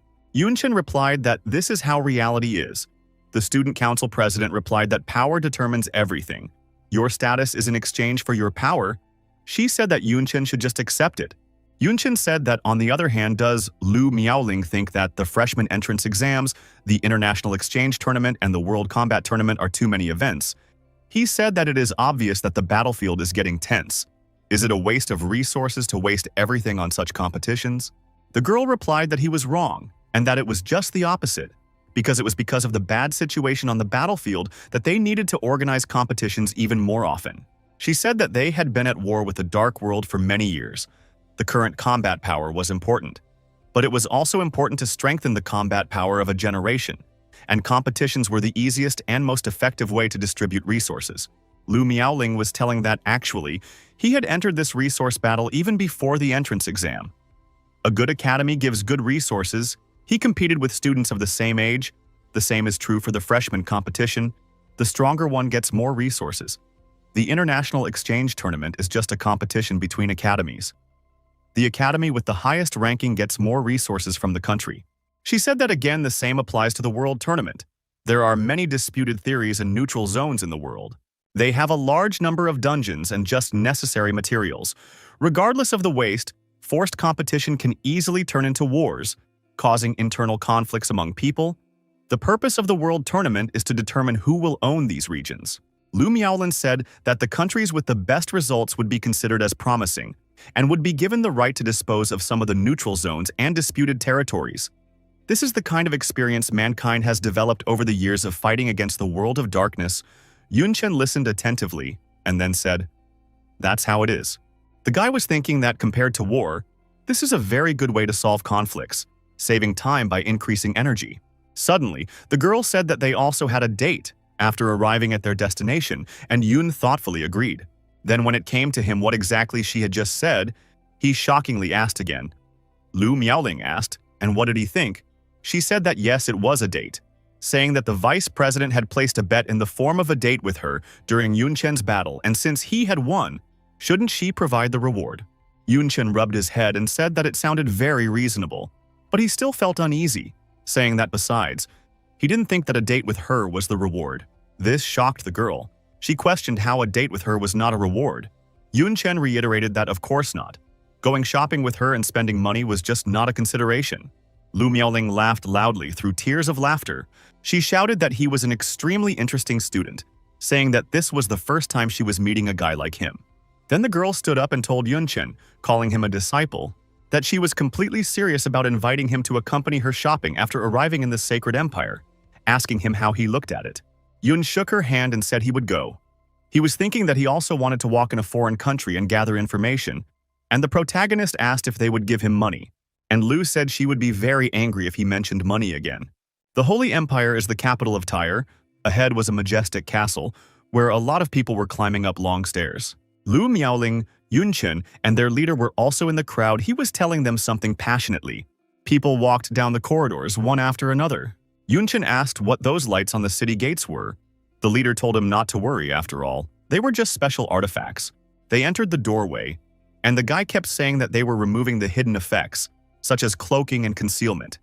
Yet because of the sudden flow of people, due to the upcoming tournament, it was normal to take security measures so that people with bad intentions would not come here. Yunchen stepped a step, then stretched widely and said that he was finally in the Sacred Empire. He thought about how much he was exhausted. Without wasting any time, Lu Miaolin grabbed his hand and said that they should go. It was time to start their date.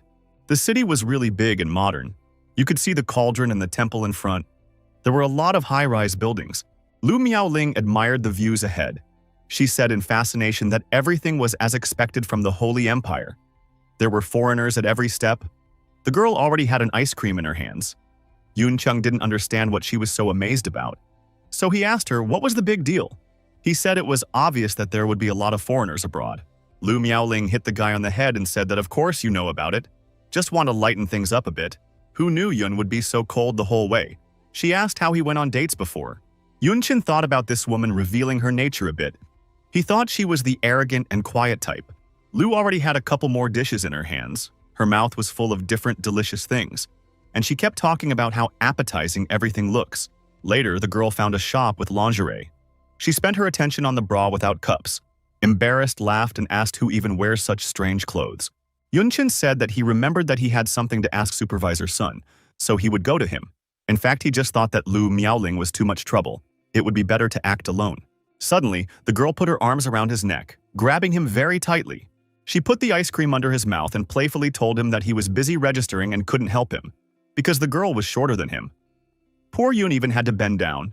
He was very embarrassed, and the girl warned him not to even think of running away from her. Better let him eat the ice cream. Still hugging the guy, she said that it was time for them to go for a walk before returning. Yun didn't like it at all, but he only thought that besides Miaolin, he had other things to deal with. The protagonist recalled how teacher Xia told him that once he succeeded in this trip, she promised that there would be no more dark believers in Xuanlong. Yunchen realized that whether it was for his own sake or for Yuntang's safety, he must succeed. Walking through the streets of the city, Yunchen was thinking about the world tournament. He knew that he was the next target of the organization, and the best thing to do would be to find them in advance of the tournament. Killing them all at once would save him a lot of trouble. Suddenly, there was an explosion in one of the houses. Walls and black smoke flew. Yoon and Miaolin were shocked. A wall of black smoke was advancing out of the house.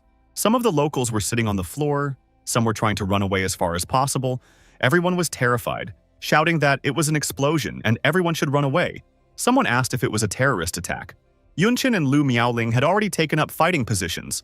She, or unprepared, Yoon said that he could feel the era of dark believers.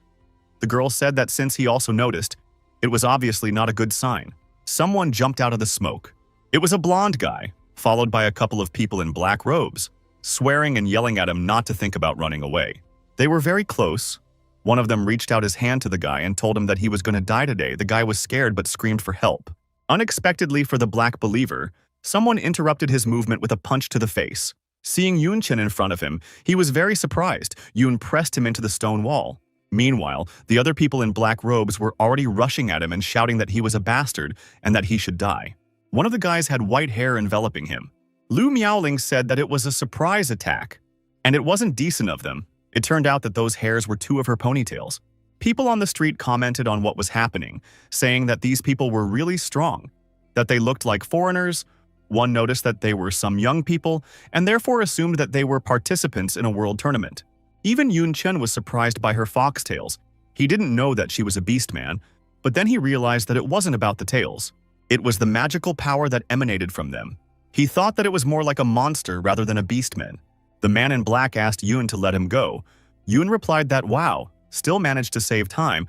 He said that he had a lot of questions. Suddenly, two policemen appeared. They shouted that Yoon should stop after all. It was forbidden to have fights in the city. Told them to follow them to the police station. Yoon turned around. This time he was not happy that the police came so quickly. It was already late evening. There was a full moon in the sky, which was the only light of the night. Behind the finalist students and the guy who was chased by the believers was the police station.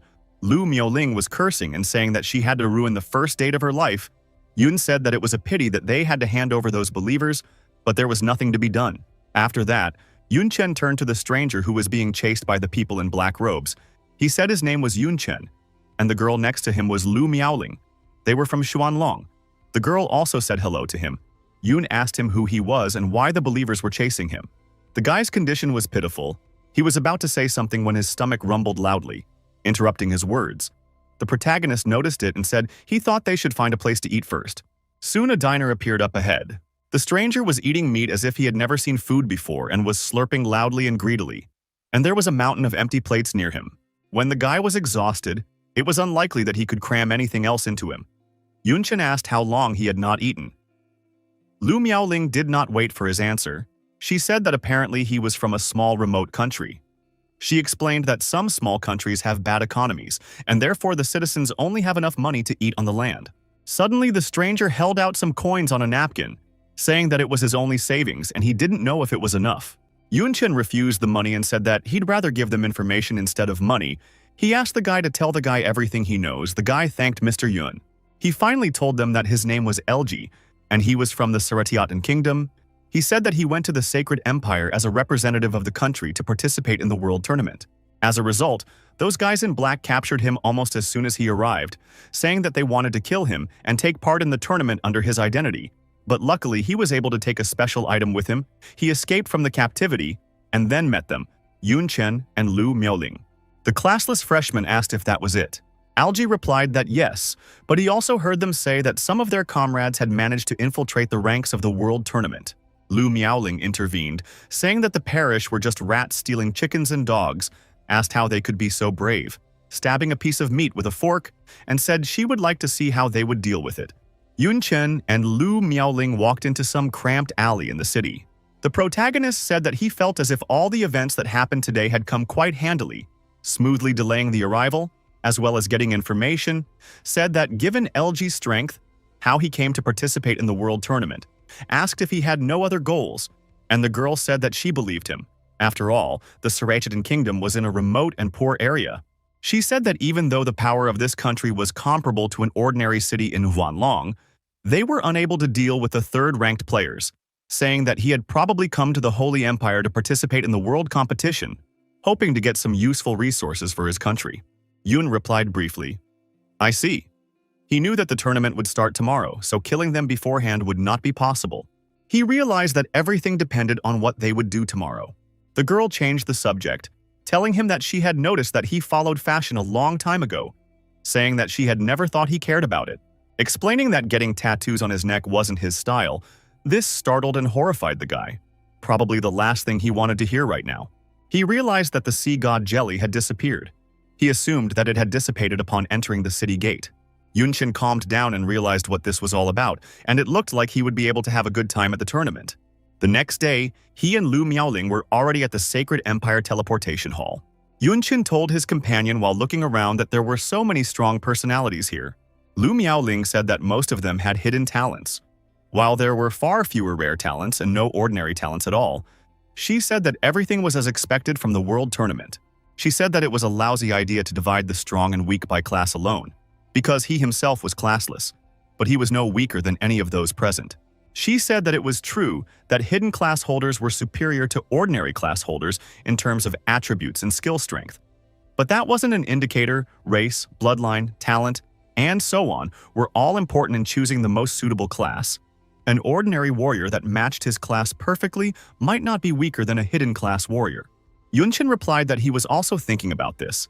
He realized that the data on paper didn't reflect everything, and such things also needed to be understood. Everyone present around paid attention to Yun, and Miaoling shouted to others to look. Those are the participants from Xuanlong. Someone said that he heard that that girl is the daughter of Commander-in-Chief Lu, the divine protector of the country. She is one of the favorites for the championship. Ding Gai admired her, saying that she is gorgeous. That's how beautiful she is. Another guy got angry at him and advised him not to look at the appearance. In fact, she is a very dangerous opponent, so you should avoid conflicts with her. Now they were talking about the kid next to Lu Miaoling, about Yun, asking who this kid was. One said he looked at him with a grade, asking why he didn't have a grade.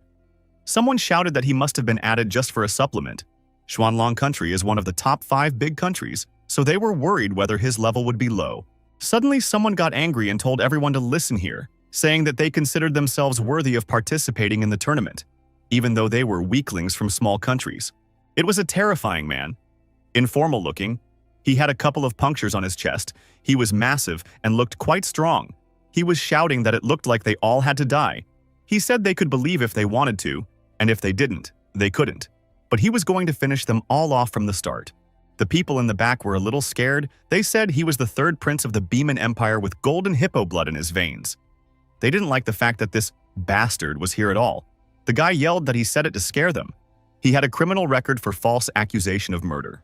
One kid begged him to forgive them, called him the esteemed third prince, and begged a few more times, saying they shouldn't have tarnished his gaze with their presence. This guy turned out to be LG. He prayed to himself for the third prince to just hammer on them, ignore them like mosquitoes. Yunshin told Lu Moilin that this was somehow too much.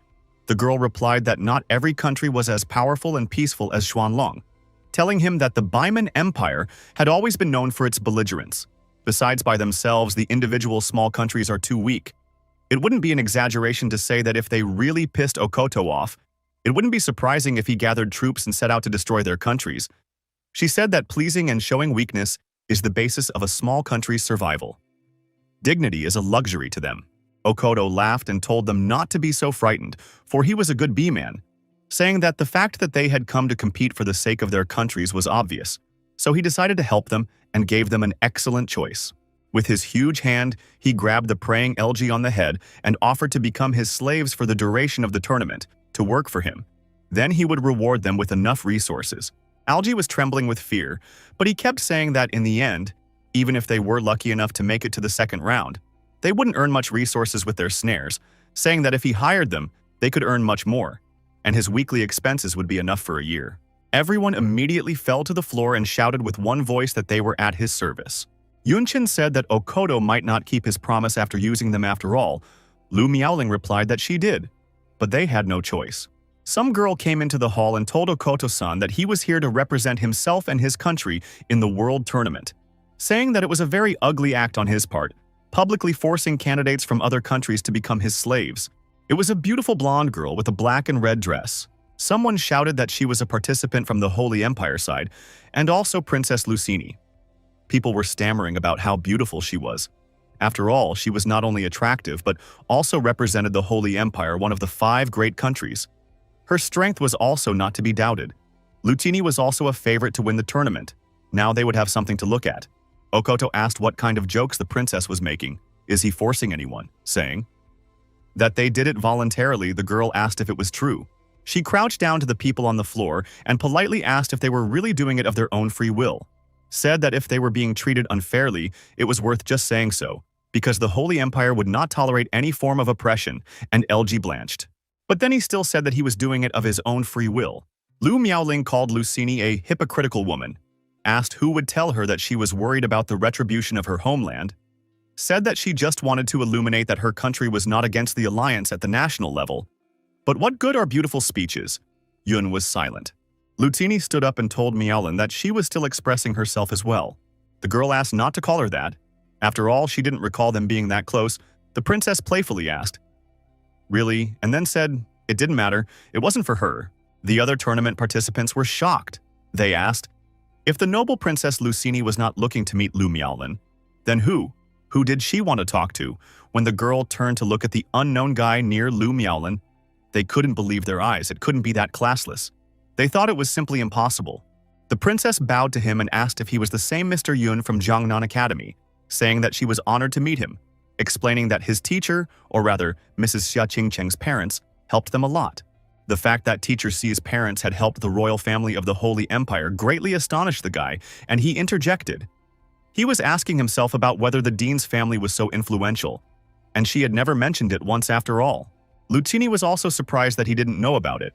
She said that Madame Xia's parents were the divine protector of Xuanlong. Although they died in the war against the world of darkness, their skills were unmatched. She taunted Lu Miaoling, saying that if her parents were still alive, the title of protector of the country wouldn't have gone to her father. Lu replied that she was still the same bitch. The other participants were discussing that although they couldn't hear what they were talking about, Princess Lucini and Lu Miaoling are clearly not in good spirits with each other. Something came to their minds, and one guy said that the way they are standing and their eye positions, Yunchen stood between them. That guy asked some classless could make these beauties quarrel. Suddenly the lights turned off. Only the magic stones in the wall were burning. A man appeared from above. He cheerfully told the ladies and gentlemen that he thanked them all for coming from far and wide to participate in the world tournament, asked them to let him explain the rules of the tournament, and told them that the world tournament consisted of 2 rounds, the first round being a round of elimination. Participants would be randomly teleported in groups of 2 to a neutral zone, an area of extreme coldness in the ice domains inhabited by a large number of dangerous monsters, and their task was to survive for 7 days and kill as many monsters as possible to receive battle merits. Fiercely yelled that the top 100 participants, according to the total combat merit score, will make it to the second round of the tournament, just like last time. The tournament will be broadcast live around the world, told the young people to show off in front of the world to get as many resources as possible for their country. Someone called the organizers geniuses in a negative way. People shouted that they were outraged that only 100 of the best would make it to the second round. Some girl said that the participants came from more than 500 countries, 2 from each. Another guy asked in bewilderment whether the first round would eliminate 90% of the participants. Another said that it was all very unexpected. A man began to appear in people's hands, shouting that now each of them would be given a special prop for the qualifying round, namely a recording device, saying that it would record and store their battle achievements, said that in addition, they could be selected. Yun thought about how stealing was encouraged here. LG modestly told Okito-san that the teleportation location was random and therefore he would not be able to serve him unless he could find it by then. The man told him to think of something. He suggested leaving a magical mark on each other, but if they didn't come to him, he would have to think of the consequences. The man said that there was also a limit on consumables for the qualifying round. The maximum they could take was 6 potions and 5 potions to restore magical power, and it was forbidden to take food with them. He said that as soon as there was a violation, the registrar would record it and they would be eliminated from the tournament. Now he shouted that he was announcing the start of the elimination round. All participants would be directed to the extreme cold territory. In the extreme cold territory, there were icy cliffs, snow was coming from the white clouds, everything was in blue and white colors. Only the blackbirds stood out. Yunchen and Lu Miaoling were teleported there. They instantly moved forward and Yun said that it turns out they would have to survive for 7 days in this hole. The girl playfully asked, "Isn't this a continuation of the date, considering that they would also be living together?" Everything was covered in a white dome of snow, snow-capped rocky mountains. Lu Miaoling stretched and said that there was a lot to eat during the 7-day survival.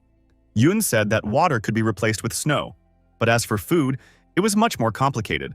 Said that the first thing is better to explore the immediate area.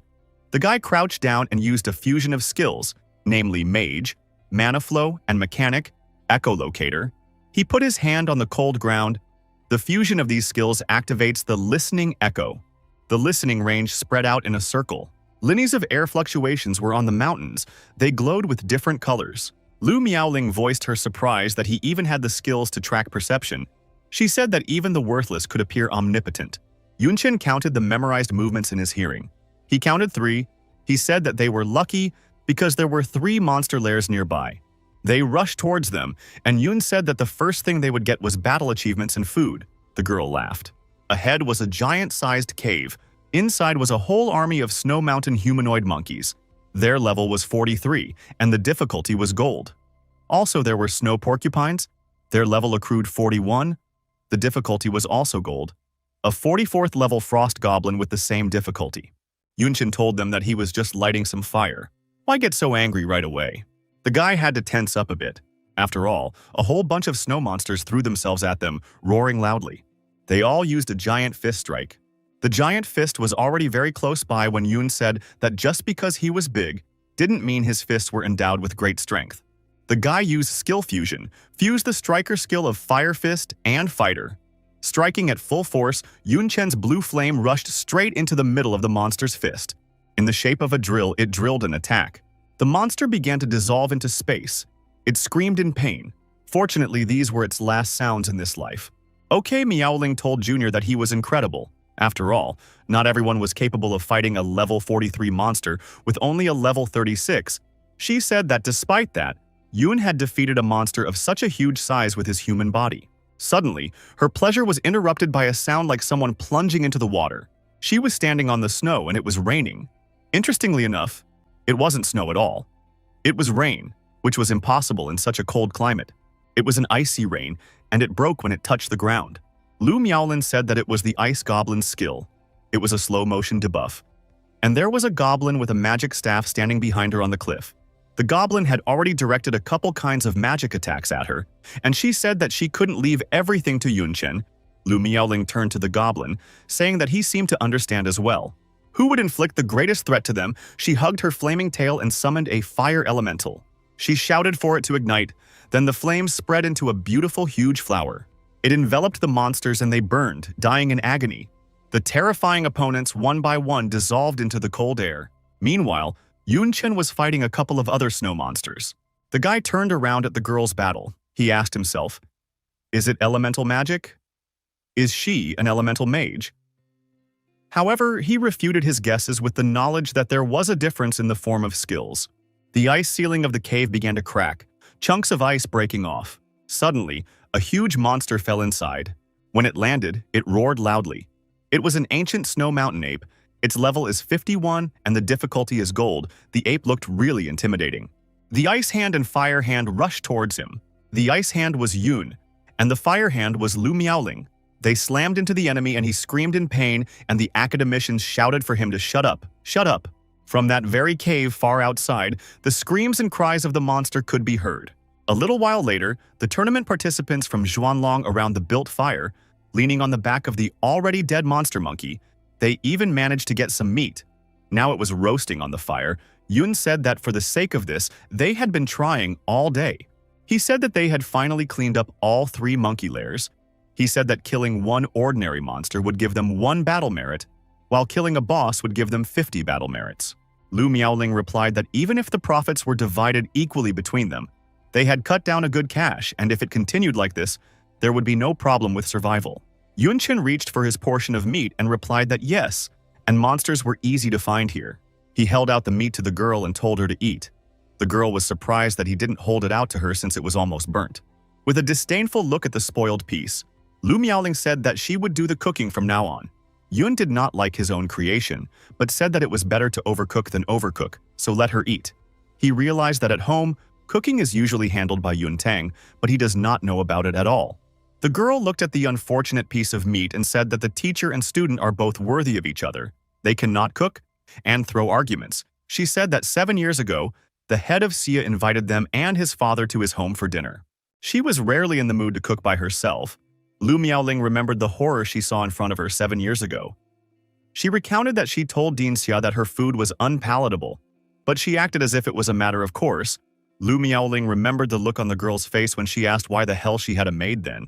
Yunchen did not expect teacher Xia to have such a side to her. He remembered something and asked the president what her level was. He said that it was not like elemental magic, but the skills were completely different. Lu Miaoling smiled and replied that she was wondering why he was looking at her. She even started to think that he had fallen in love with her, and he only cared about that. She said that unfortunately she had not recognized him yet. The look on Yunchen's face was unforgettable when he said that yes and no need. In the end, the girl did reveal that she was indeed an elemental mage. However, due to the related bloodline and talent, they had undergone similar changes. Simply put, she could use elemental magic of 9 elements: gold, wood, water, fire, earth, wind, and lightning. There were only 7 on the list, hence Yun asked what the other 2 were. The girl replied who knows, and promised to tell when their relationship became even closer. In the Sacred Empire's data processing room, there were many workers. They were all busy doing something. A blonde mustached man with 3 stars said that today was the 3rd day of the elimination round. He asked how the contestants were doing. This was the commander-in-chief of the Holy Empire, Edward. The curly-haired man replied that the value of the princess's combat achievements had reached 1,700 points, and the first place was still hers. The current top 100 had about 500 points at best. Edward was pleased and said that was good news. He also asked what the losses were. The guy replied that a total of 1,178 people participated in the qualifying round. So far, 375 of them have lost their recording devices. Most likely they were stolen. He added that over and above that, life signs of 117 people have disappeared. The death toll was higher than expected. Edward replied that this number of deaths was acceptable, told the guy to continue. The guy told the commander-in-chief that he didn't understand why they weren't broadcasting in real time, saying that it would at least allow them to find out the cause of death of the participants, asking if it was a matter of excessive cost. Edward said that the cost was indeed quite high, but the cold ice area was still too large, and real-time tracking would cost more resources, but more importantly, it wasn't necessary. Said that as they know that all countries can't live in peace, religious beliefs, turf battles, risk discrimination, and so on will make some countries hate each other. Although the existence of the law of one world forbids war between countries, some hatred must be spilled out. That's why the survival round was created. They can senselessly kill each other's geniuses or bully the geniuses of small countries to spill their hatred. And of course, such things can't be shown in the open. That's why there is no monitor. The worker replied that then it is no wonder why there are no videos of past world tournaments during the elimination rounds, and asked if despite this, such things are not contrary to the original plan of selecting geniuses and allocating resources. The commander-in-chief said that allocating resources to countries that couldn't survive the elimination round was a waste, in addition to asking, how do the favorites of the Big 5 countries perform as participants? The guy dug into his clipboard and said that most of them were in the front row, but there were some accidents, such as Lu Miaoling and Yun Chen from Xuanlong. He said that they were currently ranked 943 and 94 and could be pushed out of the top 100 at any moment. It would be extremely amusing if the contestants from the 5 great countries couldn't even make it to the second round. Meanwhile, Yun Chen and Lu Miaoling were walking somewhere along the forest paths. The girl was cheerfully telling the younger one that she felt that their team was simply invincible. They had cleared all the monster lairs within 100 miles. Yun Chen was so cheerful. He said that this also meant that if they continued to hang around, they might simply be forced out. He said that right now, they only had 532 battle merit points each. If they were to clear the dungeon, it would give them a lot more points, but the problem was that they had nowhere to get merit points. As time goes on, the number of member points will only increase while the number of monsters will decrease, making them much harder to find, meaning that later on it will be easier to clear people than catch monsters. He said that although he didn't know where they stood in the rankings, he wouldn't want to fall out of the top 100, so it was time to open the hunt for participants. However, he also said that the problem was that he didn't know where to find them. Lu Miaolin replied that humans were much harder to find than monsters unless there was a suitable bait for them to take. Playfully saying that the weak point from the country was worthless, classless, he asked if there was a better way than that. The footprints stretched far ahead, but They were kind of strange. Yunchen walked around leaving them and thought about the fact that he had spent the entire day walking around the neighborhood and intentionally leaving magical footprints. However, he couldn't even think about it. That so many fish would take his bait all the way up on the rocks above or from around corners. There were other participants lurking on the rocks, tracking him. Two of them were just standing around a corner nearby. The wolf-like man told his partner that he could smell the scent of people looking out for this kid. He asked the guy next to him if they should start acting. He said yes. He's in a group with the mighty Lu Miaolin after all, so he should have a lot of merit points. And now that she wasn't around, there would be no better time to swallow such a fatty piece of meat. Immediately after the conversation, they came out from the corner and rushed towards Yun, saying that they would deal with him quickly and take away his recording device. One rushing like a wolf, the other like a bat. Noticing their movement, the others also jumped up from their positions, one shouting at them not to try to take him away, the other shouting that he was going to take all his battle honors for himself. Yunchen said that they all seemed to take him for a weakling. He used a fusion of fighter skills, piercing kick, martial artist skills, shaking move. The protagonist hit the ground hard. With the shockwave, the attackers were thrown back into the ice walls one by one. The two guys who never came out of their hiding places were trembling in fear, thinking about the strength of this guy.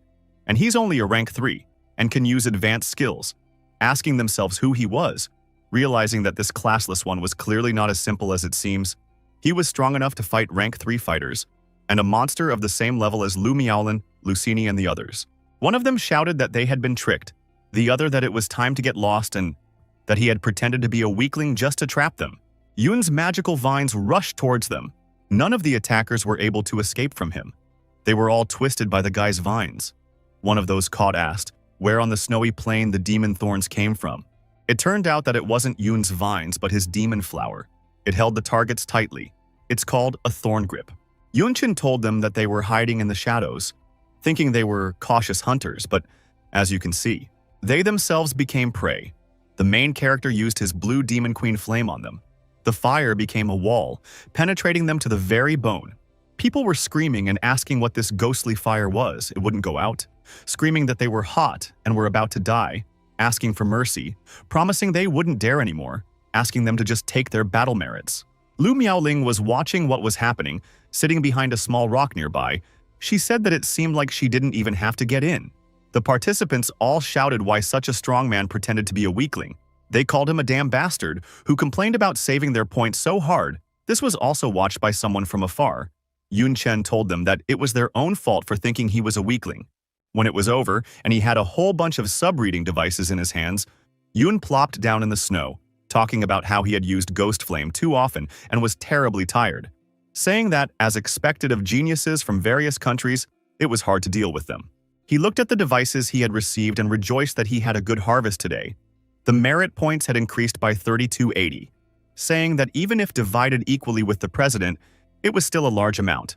There were a couple of people hiding in one of the ice blocks. One of them was Algae. They were using the Ghost Hunter skill, namely camouflage. Algae was talking admiringly about how strong Yunchen was after all, calling Mr. Yun amazing. He thought that Yun was definitely the hidden favorite of the tournament. The other three had other plans. They asked so what?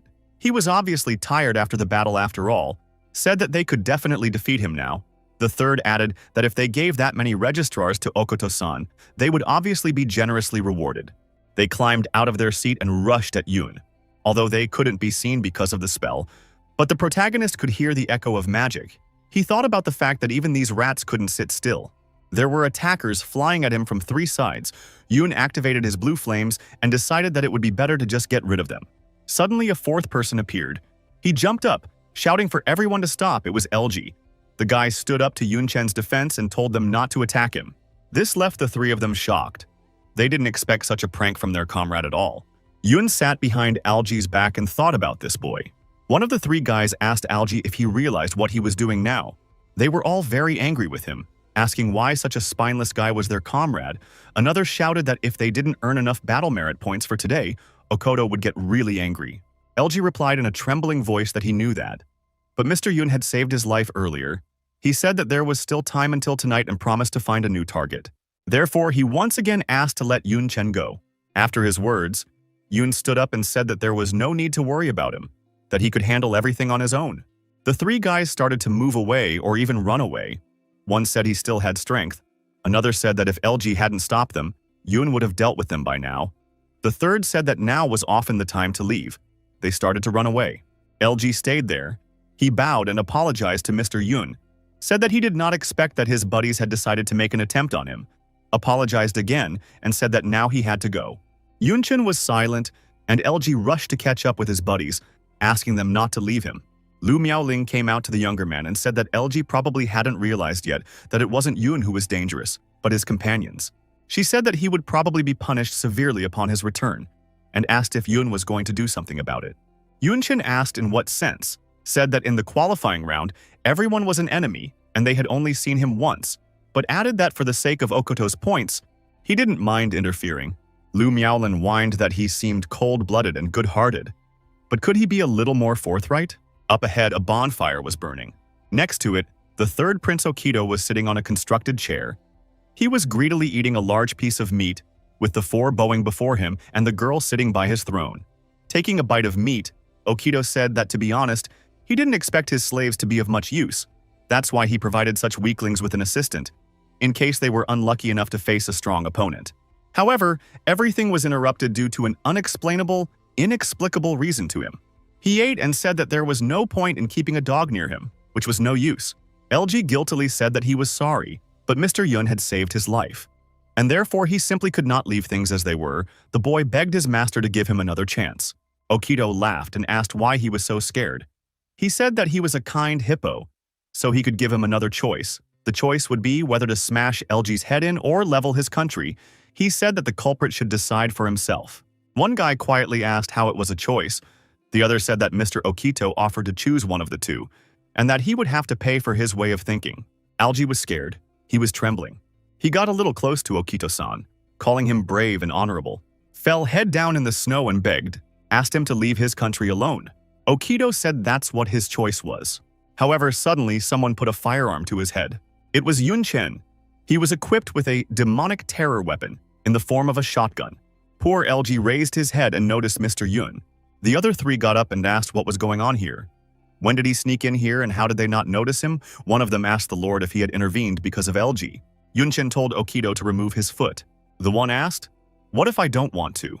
Yunchen fired a shot. The three servants were horrified. They were surprised that he actually shot, and the bullet was tight. One shouted that Yunchen was a murderer. The bullet didn't kill Okito, but now he was extremely angry. Yunchen was amazed that only the fur was burned. Now Okito was terribly angry. He said that the kid had done it after all. His whole body blazing with anger, his fist would turn into the face of a fierce bull, or rather a fierce ancient beast. Yunchen responded to the attack by fusing the skills of Ammunition Master, Shock Dispersal, and Sniper, Deadly Shot. There was a huge blast wave. The explosion took on different colors. Okito looked at his burned hand and asked himself, "Who is this kid?" Okito realized that he is clearly as strong as Lu Miaolin, decided that he should be taken more seriously. And Yunchen Okito was more and more surprised, or rather that the synthesized skill was only able to scratch him. He could not even imagine how high Okito's defense was. He asked himself who this Okito was. He used an evaluating look on him. Okito's level was 53. Race, Golden Hippo, Class, Ancient Beast Warrior. Yun was not at all happy about the fact that they had too big, colossal, level gap, and the information he received was limited. Okito kicked his foot hard on the cold ground. It was the stomp of an earthquake. This kick was so strong that the ice forward cracked. Now it was individual pieces. They flew out one after another. Yun was even thrown backwards. Okito flew at the guy from behind, having prepared his flaming fist in advance. Yun Chen turned around, asked, "From the back?" Then he changed his weapon to a tonfa and said that since it was the third prince's wish, please do so. Their fists met. The blow was followed by a shockwave. It vibrated through the air. Four of Okito's slaves watched from a distance, one marveling at such strength, another asking what kind of monster he was to fight a golden hippo on equal footing. Okito used an explosive hammer. The spirit of the golden hippo formed in front of him. Yun Chen, in turn, fused the skills of a Taoist, clenched fist, and a fighter, a punch. He punched hard at his opponent and Okito flew backwards. In fusion, this skills formed a sky splitter. Okito flew high into the air. Blocks of ice also flew upwards. A dent appeared on the third prince's body. His mouth and nose were bleeding. Yunchen jumped to his level and said he would finish him off while he was injured. Okito called him a smug boy and asked if he expected to defeat him. The golden hippo created a strong red aura that enveloped him from head to toe and threw Yunchen away. What struck Yunchen was that his opponent now looked completely different. He had become stronger and angrier. His fangs had grown as well as his hair. His body itself had also become much bigger. Then Okito said that he was giving him two choices, to be trampled to death or to be crushed. His transformation was the release of the golden hippo's blood. In fact, his body had enlarged so much that Yun looked like an ant against it. Finally, most of the smoke dispersed into the icy air. 4 servants commented on what was happening. One said how scary it all was, calling Okito a monster among monsters. Another said that this was Okito-san's true strength. The third added that despite all this, that guy was also good. He could use any weapon, not to mention a bunch of different skills. Without waiting for Yunchen's reply, Okito shouted that, since he doesn't make the choice, he would make it for him, and his huge fist was already very close to Yun. However, he failed to hit and just punched a huge hole in the icy ground. Yunchen, however, managed to deftly jump back. He flew at his opponent with lightning speed. Upon landing, he intentionally scratched Okito's arm. However, only a small smoke and no blood followed from it. Yunchen said to this that his flesh was indeed tough. Asked what if he used this technique, he activated the skill fusion again. But this time Knight, Air Dissection, and Swordsman. An excellent choice. The protagonist yelled, "Space Dissection!" Magic swept across the enemy's arm. Only a scratch was left on his arm that didn't even bleed. The monster Okito shouted that it was useless, and it wouldn't hurt him with such an attack. The third prince wanted to grab or crush Yun, but he, once again, dodged. Many magic arrows could be seen in the air, splitting space. LG watched silently and thought about the fact that there are more than 500 countries in the world, and only the Beeman clan was able to build a great empire because of the power of hippos. The reason for this is because of their incredible strong flesh and mighty strength. Okito-san is a golden hippo, which means he is even stronger physically. The golden hippo refers to the legendary hippo. In classical literature, it is described as such. His body is powerful and indestructible until the divine power intervenes, and those who have struggled to achieve the power of the divine level, at the very least, they must be of the 4th rank. Besides that, the hidden class of the ancient beast warrior greatly strengthens his body, so that Okito, who is a 2nd rank master, will never lose to a 3rd rank master. Yunchen flew at Okito and thought that he couldn't even imagine how to win this fight. The guy once again decided to use skill fusion. This time it was the copier skill, Sudden Strike, and the swordsman skill, Stabbing Strike. Now these skills merged into a piercing lunge. Yunchen shouted. Slashes! His spear met with his opponent's tough flesh. However, Yunchen was mostly thrown back by the shockwave of his own attack. He realized that the wound was shallow. It was like piercing an elephant with a needle.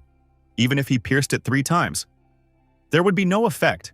He thought about using tens of thousands of strength, but then changed his mind because they had too many side effects. He also realized that he wouldn't be able to deal with the others once the time ran out.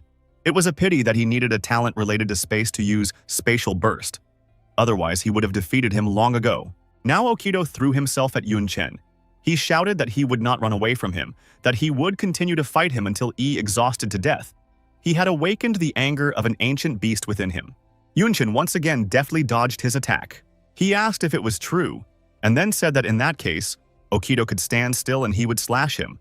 Yun once again used the fusion of druid skills, vines and growth. Now it was a giant entangling vine. It wrapped around the monster, crossing his path. As the vines bound his hands in such a way that he would definitely not be able to free them, Yun threw himself upwards. Flying straight towards his opponent's face, he said that it seemed Okito was very confident in his defense, but that piercing his eyes already scared the monster. He shouted that Yunchen was a sneaky boy. The veins on his face popped up with anger. This time, Okito decided to use his concentration of power, the anger of the ancient beast. His muscles swelled even more, and the vines on his arms burst. Yunchen and the rest of the plants flew down. Okito was already intending to catch poor Yunchen, and he noticed that his speed was sufficient. There was a flash. His weapon glowed. It changed direction lightning fast and was already very close to the head of the enemy master. The angry Okito didn't even realize what had happened. He managed to catch the sharp weapon with his teeth, but he still said to himself that it was extremely dangerous. However, not everything was so sweet. He was once again enveloped by Yun's magical vines. Then it seemed Okido realized that Yunchen's target was not his eyes. He couldn't believe his eyes. Yun was already near. He stuck his weapon farther into the monster's mouth, and then used the fusion of mage skills, fireball and Taoist skills, wind tribute again. Together these skills turned into a burning explosive palm. Something happened in the third Prince Okido's mouth. Smoke was coming from everywhere, the monster was screaming in pain, it was being burned from the inside out. Okido tried to catch Yun, cursing him. The third prince clenched his fist. He thought he had finally caught the agile opponent. But no such luck. Yun slipped out and said that it seems Okido's insides were not as strong as his skin. The protagonist flashed up to the golden hippo's ear and activated the burning palm. Yun even managed to reel off a part of his body with his vines. Okido's insides exploded and he screamed loudly in pain. While Okido had yet to regain consciousness, Yunchen didn't waste any time. He flew away from there and on his way to another point, he told his opponent not to worry as there were still a few holes in his body. He stopped and asked how many minutes he could still survive if he burned the airways in his nostrils. This made the mighty monster terrified. He quickly moved away from there, fell to the ground and pitifully cried, begging not to do it, screaming that he was wrong, that he was giving up, asking again and again not to burn. Okido promised that he wouldn't do anything to Algae and his country, asking them to let him go, because he really could die because of the explosion. After that, Lu Miaolin came out to them. She told Junior that this one really should stop. She explained that Okido is just as outstanding a genius, and therefore will be able to show more strength on the battlefield in a few years. Yun didn't interrupt the girl. He told Okido that it was quite normal to live his life, and then extended his hand and ordered to give here all the registrars of combat merit points that he has. He pondered that Lu Miaoling right, it would be quite unwise to weaken the future combat power of mankind. Okido obediently handed over his recorders. Taking every last one of them, he turned around and left, telling the girl to do the same. Lastly, Lu advised the third prince to gain strength to fight the world of darkness, adding that bullying small countries is a shitty display of ability. The night came. The full moon was visible in the sky. Yunchen and Lu Miaolin were sitting by the fire. The girl told the guy that he had worked hard today, and it was time for him to rest. She said that he should leave the night guard to her. Yunchen was indeed very tired. It was truly a hard day, so he immediately agreed. The night was replaced by day. The sun came out. Those around him were cursing loudly and saying that something important had happened. Lu Miaoling asked why he was angry. She said that Junior was still asleep, but she was eager to know, so she told him to hurry up and tell him. The screams woke Yun up. He came out and asked what happened. Then he noticed that LG was worried. The guy was really scared half to death. He said that Okido-san was killed. The poor guy was still remembering his master's dead face. This news sent the students of Jiangnan Academy into shock. Lu Miaoling was so shocked that she asked what he was talking about. How is it that Okido is dead? She gathered her thoughts and asked how it happened, saying that although he was seriously injured, it was not fatal. Yunchen said that he fought with him, and therefore has an idea of his strength. Just in terms of defense alone, he has reached the third level, and even surpasses some demons with the same level in it. Regardless of the severity of the injury, he couldn't have been dealt with so quickly. LG said that he didn't know exactly how it happened, because at that moment he was asleep. He said that he just suddenly heard some rustling and turned around, and only after he saw the ward members standing there, and next to them the body of the Lord, he remembered a whole group of people in black robes towering over the corpse of the unfortunate Okido. LG fell to the ground and shouted that they even snuck into the elimination round to kill them all. His body was trembling. He said that if he didn't run so fast they would have killed him too, shouting that he was scared. Lu Miaolin was suspicious. Even a few hundred people from the parish couldn't stop her. While they killed Okido, LG asked how he knew. He said that when they captured him last time, one of them was called Young Commander, as if he was the son of the leader of the organization. The Dark Believers who came this time were much stronger than the previous ones. Yunchen was tensed by the fact that with such information, Aligi didn't tell them about it over a meal that day. He asked the guy about it. He became very nervous and said that he must have forgotten. Yun asked him more calmly if it was true, said that the young commander was still a big fish, suggested getting rid of him and causing a huge blow to the organization, and said that the only problem was finding him.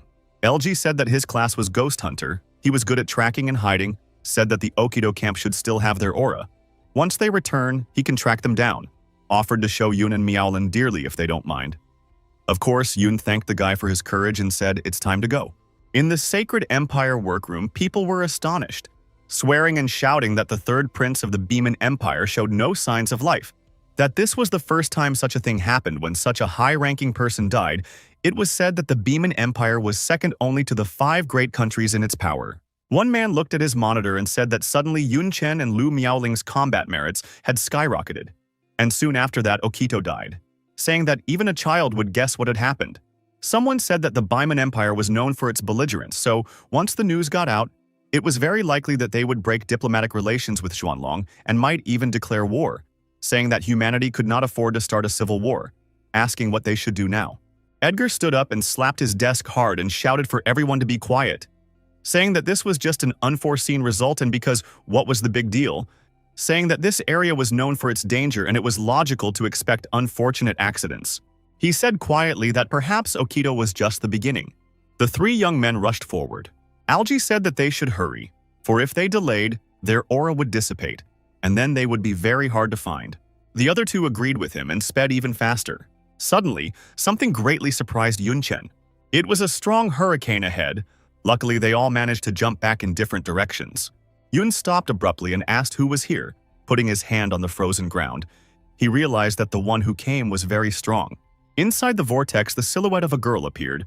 She apologized and said that they seemed to be in a hurry, but asked, "How about staying a little longer?" The wind cleared a little and Lucini appeared. She told the boys that she wanted their battle honors. Algie didn't expect to see Princess Lucinia here at all. He shouted to her that unfortunately, they had very little time, and they couldn't waste it here. Yun Chen looked at the girl in silence. When she came down closer to him, he told her that he had to deal with the ward members making their way to the qualifying round, and therefore he didn't have time to fight with her, asking her to get out of the way.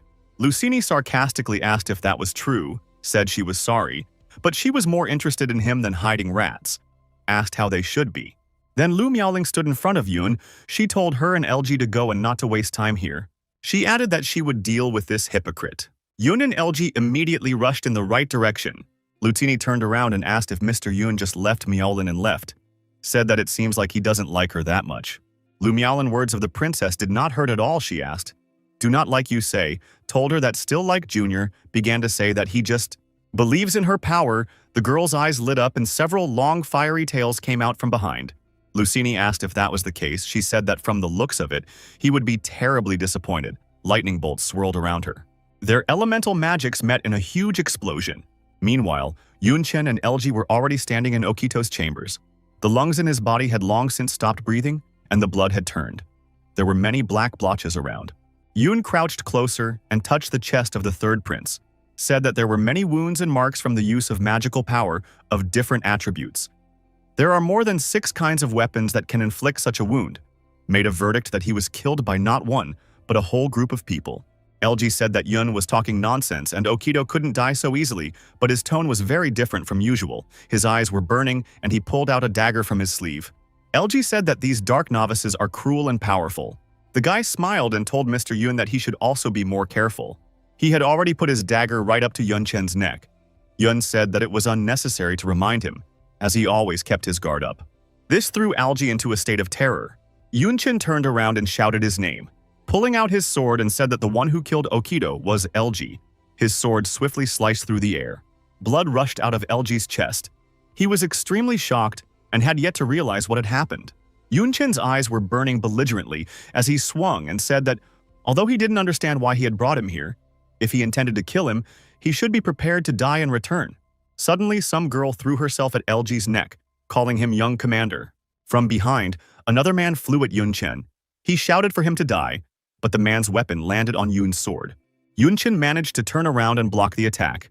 Now 2 more old Okito slaves were flying at him, one with a sword and the other with a magic fist. Yun Chen used a fusion of fighter skill, piercing kick and Taoist skill, shaking foot.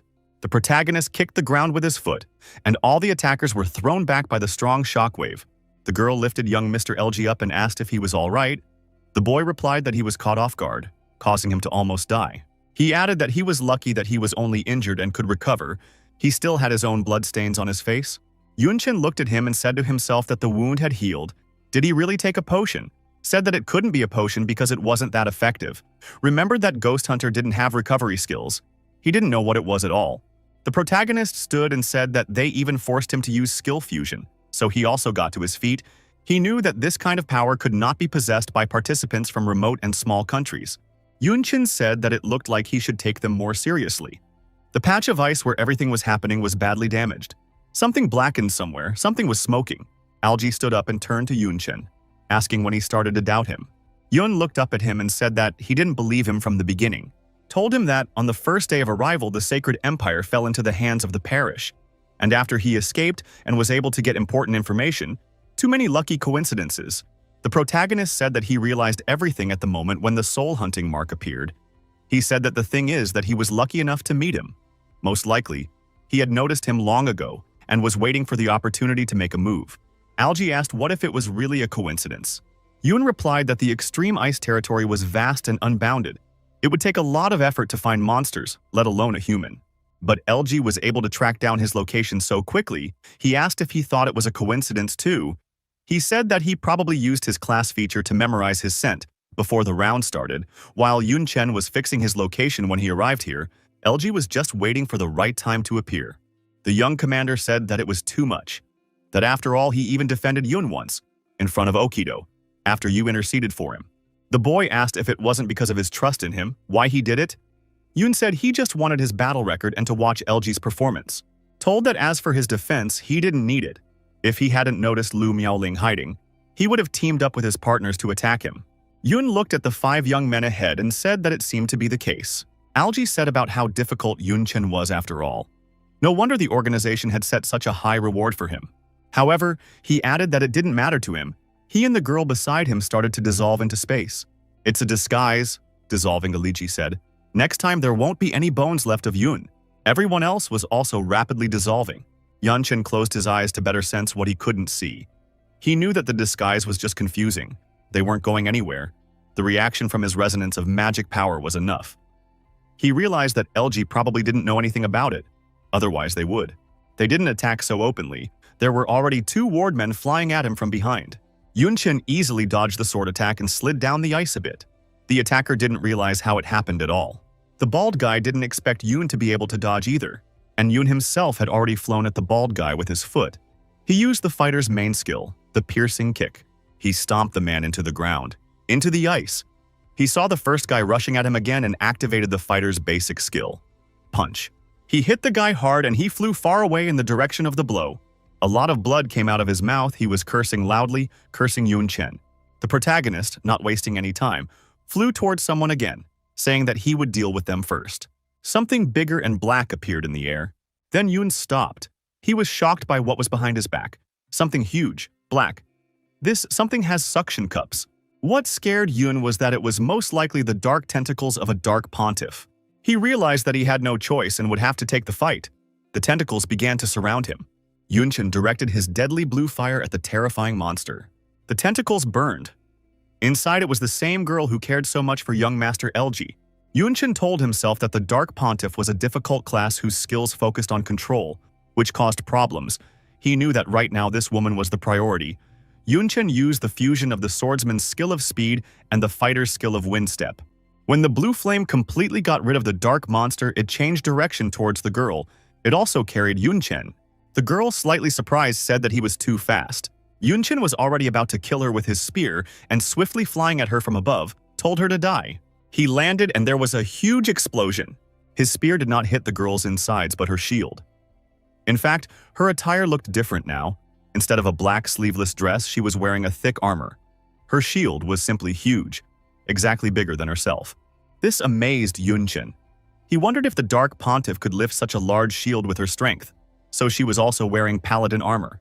She looked out from behind her shield and told her opponent that he wasn't the only one who could use other classes' skills. The girl pointed her staff at him. Yunshin began to be enveloped by the Dark Pontiff's tentacles. After that, when Yunshin was restrained, a bald man rushed at him. He used the skills of Druid, Diving Vulture and Master, Explosive Fists. His fists were indeed blazing. He was shouting to send Yun to hell. When the fireball was already near the freshman's head, he summoned Divine Lightning.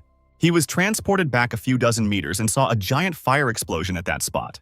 The protagonist asked, "Who the hell are they? Do they each have 2 classes plus they have high attributes? They clearly absorbed something like the essence of a demon lord." Said that he kept wondering how they managed to kill the seriously injured Okido. but now it seems that their strength is quite enough to do so. Yun was telling himself that this guy used highly developed druid skills to achieve inertia, which greatly enhanced the master's skills. The force formed definitely has an advanced level of skill, said that like that woman who used paladin attributes to compensate for her own shortcomings, a difficult opponent. Someone told him to listen. It was the guy who originally attacked Yun first. He asked what he was there watching. This time Yun Chen didn't expect someone to be at his back at all. The guy shouted out, an explosive flame wave, their weapons met. From the force of both of them hitting, Yun was pushed back slightly, fire magic flying at him. To himself, Yun noticed that the guy was using the skills of a mage to augment the skills of a magic swordsman. The classless one thought it was a good combo. To his side, Yun sensed the assassin's magic, hidden in the shadows. A third guy appeared there. He was curly-haired, laughing and shouting that he had finally snatched an opportunity to kill him. Swinging his weapon at Yun, now he was using the berserk skill. Fierce Strike said that Yun Chen would die from a single strike because of the assassin's speed and berserk flash. He already wanted to chop off his head, but Yun managed to summon divine lightning and teleport away. The protagonist stepped on some high ground and asked about the skills and attributes of another class, saying that he was tired of their tricks and with their levels, they wouldn't be able to defeat him. The curly-haired guy's weapon landed in the ice and got stuck there badly. In addition, Yun Chen crushed it with his foot. Curly struggled to get his axe out and asked through his teeth if Yun Chen was saying that they couldn't win. The tension and anger made veins pop out on his face. When he got more angry, he asked, "What idiocy?" He shouted it very loudly, so much so that activated Berserk. Madness Guy transformed, and this was followed by a strong shockwave, which later threw even Yun. As soon as the protagonist managed to land on his feet, the same angry guy was already rushing at him, shouting that he was just a classless idiot relying on combining primary skills, asking why he thought he could handle them having two classes. Yun Chen took out his spear and used skill fusion once again. This time it was fighter, swinging dodge and Taoist. Disjointed steps. Curly was about to chop the guy's head into two halves with his axe, but Yun Chen used ghost step and dodged the attack unnoticed by his opponent. The ward member's axe once again fit the mark, followed by a small explosion.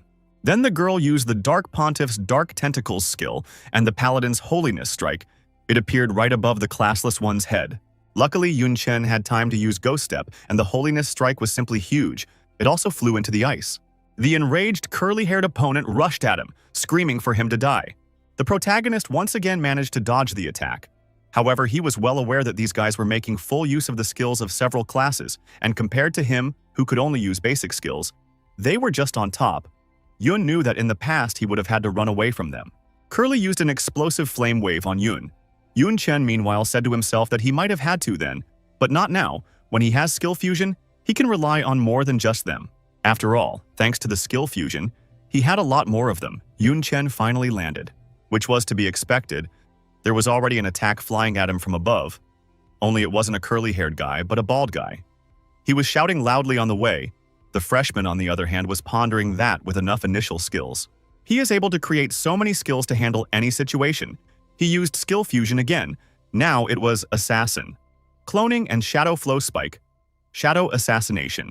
Now it wasn't two separate skills, but one whole skill, namely Shadow Puppet. It was the one that met the bald man in battle.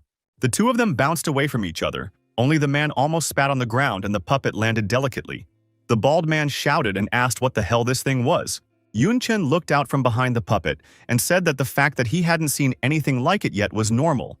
After all, it was a unique entity that only he alone could create.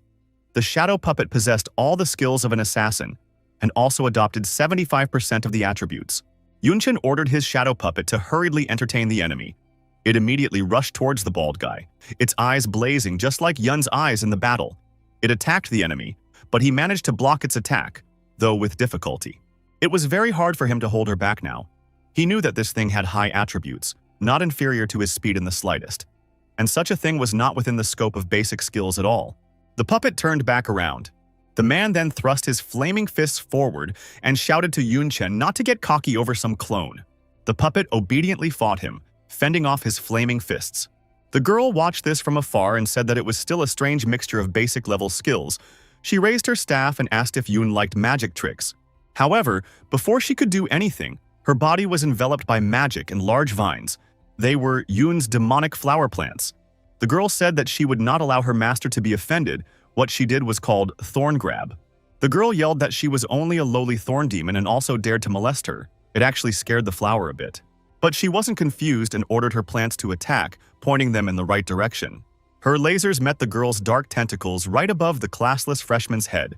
Yun-chen asked, "Is she using paladin skills again? And they are only as a support after all," said his flower, firmly bound her.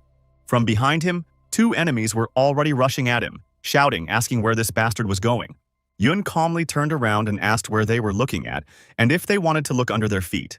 Then the 2 really looked and realized that they were standing on bombs. It shocked and horrified them at the same time. The bombs rustled in the snow. In fact, they were also using the skill fusion skill, but the mechanic, explosive device, and the mage, Eye of the Storm, a large-sized fire whirlwind, swirled around the 2 young traders. Burning, they shouted that it was a trap, calling Yun-chen a sneaky bastard.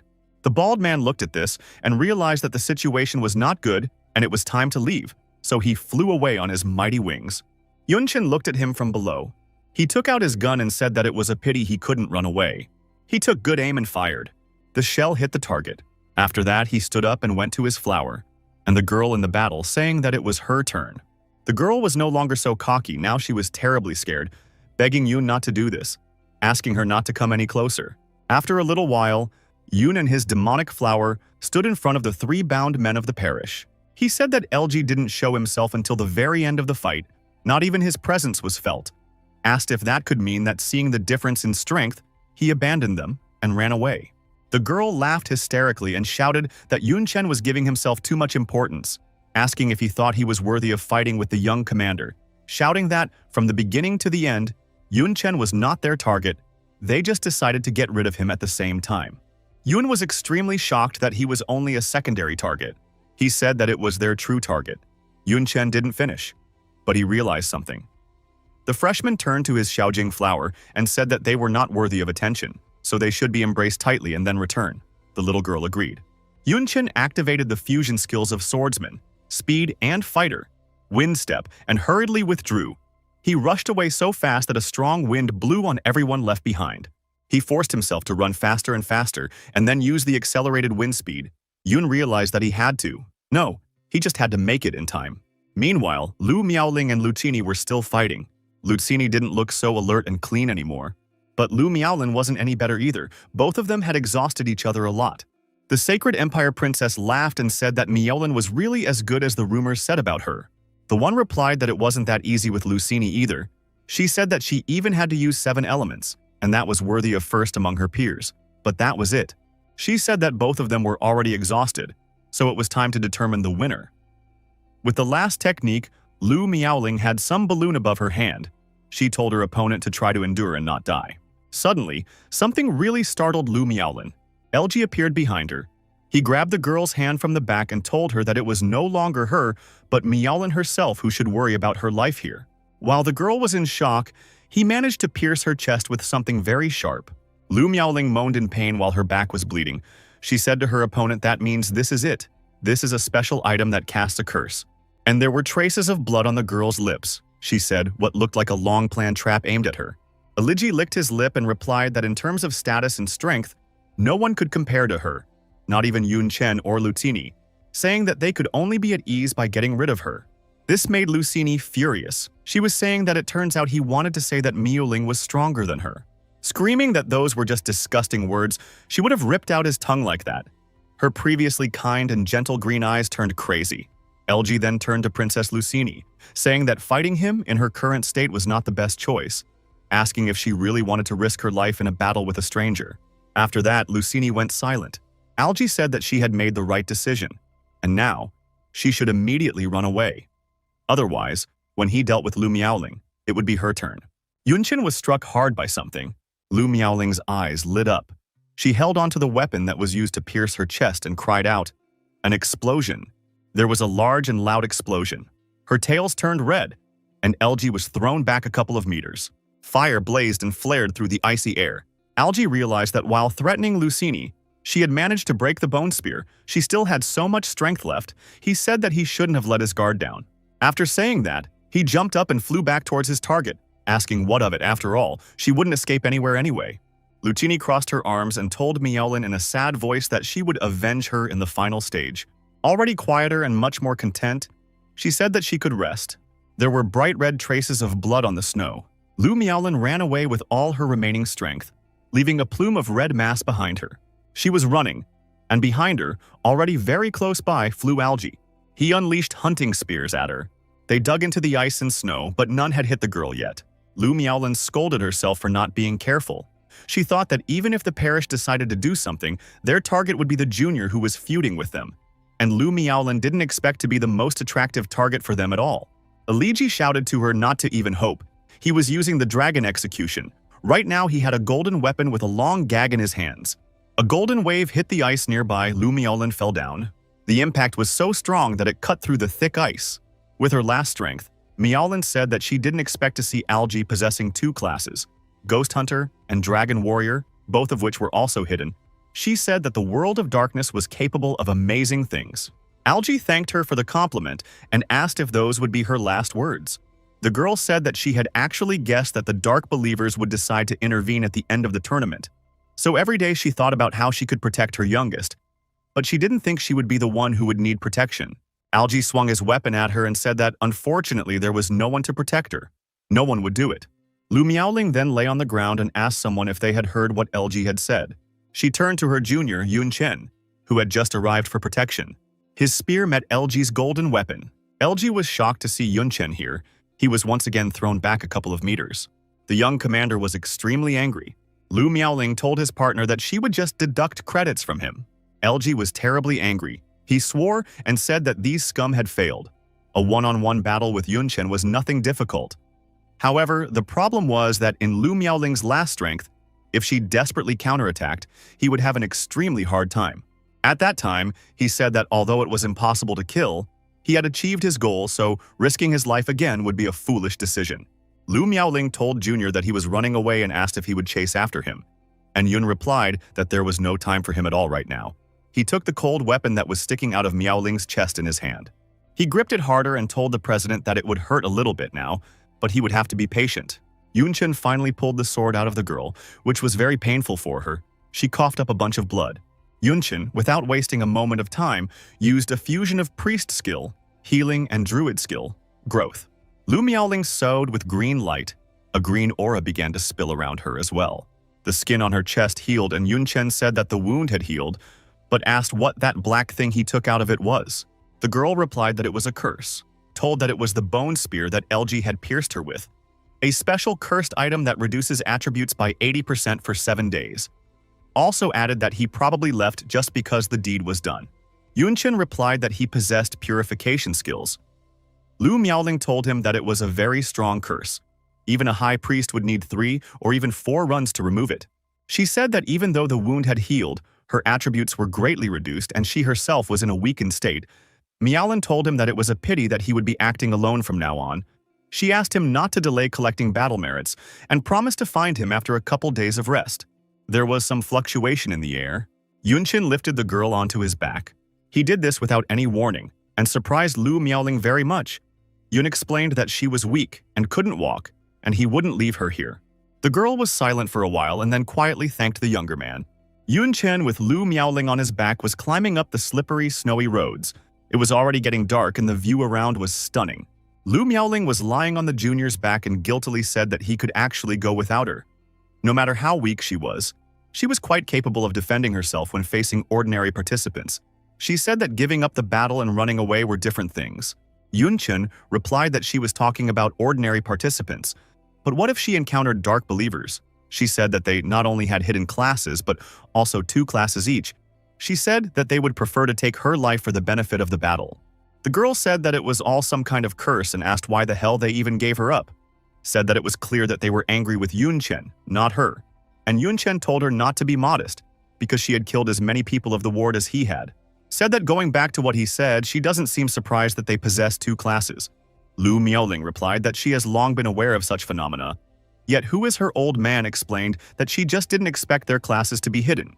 She told that the only way to get a dual class was to use something similar to the essence of a demon lord. Said that such as the essence of a god of war, the essence of a god of laws, the essence of a god of warriors, and so on. For convenience, they all call them the essence of a god of war. She said that the principle of producing god of war essence is similar to producing demon lord essence. It requires the heart of a person of the 4th rank. She said that with it, the efficiency becomes higher than that of using demon lord essence. With the transition to a new level increases the number of attributes and skills, as well as the chance for a person to get the strongest class. She held her head and said that LG's 2nd class was also a hidden class, meaning that the demon god essence he had gotten was from a 4th ranked person with a hidden class. Yunchen replied that dual class was something unrealistic, so dual hidden class was something beyond, asking about how many other secrets the hidden world had, and what was the reason for their participation in the elimination competition. He stepped one more step, and then he stopped and said that they had arrived. In front of them was a large blue and round structure. Lu Miaoling said that she never thought they would arrive at the teleportation place on the 4th day. She said that according to the rules, it wouldn't open until the 7th day. Lu Miaoling stretched and said that they still had plenty of time, suggesting that he should go and look for a place to get merit points. But she had had enough. She was dragging her feet, so she would rather wait here until the end of the round. Yunchen replied that she might be a ballast, but without it, she can't even collect monster eggs, let alone the rest. Besides, their battle merits are enough to get into the top 100, so there's no need to run around anymore. Lu Miaoling smiled. Ayun suggested following from this, just resting quietly. It was the final day of the elimination round. A huge crowd of people were rushing somewhere. Someone was cursing and yelling about how it had been a damn tiring week, not to mention the daily fights with people. You also have to fight monsters. Someone added that they were also worried about their bags being stolen, saying they hadn't slept at all. One guy had lost his tin and said so. A blue-haired young man smelled something and asked what it was. Said it smelled good. Said it smelled like Xuanlong's traditional food. The other started to guess about something. It turned out that they all ran to the sleeping area where Yunchen and Lu Miaoling were already waiting for them. The people were extremely amazed to see them here still cooking something on the fire. They looked at them with hungry and frenzied eyes. Taking another bite of food into his mouth, Yunchen said about how huge the crowd was, asking them if they wanted to eat together, telling them to just carry their bowls and chopsticks. He hadn't cooked that much. One was shocked. He said it was too much. Another added that they work hard here every day until they get bloody blisters and these guys are just eating hogo. A third asked if they were on a mission, asking if it was normal. One of them said especially Lu Miaoling. Her face is all oiled up. They raged, asking if they were on a competition or on vacation. The girl laughed and replied that it was not a vacation but a date. This further shocked the participants who came, but they still shouted that there was no difference. The bearded guy with a star on his hat swore and said that as expected of Xuanlong geniuses, they would be able to live in comfort even under these conditions. That was how the gulf between them was. Suddenly, the teleportation spot activated and everyone turned their attention to it. Yunchen and Lu Miaoling stood up. The main character said that it was time to go back. The field on the other side also activated. Soon, the surviving participants of the survival round appeared there. A man announced that the participants who had passed the qualifying round should go behind him.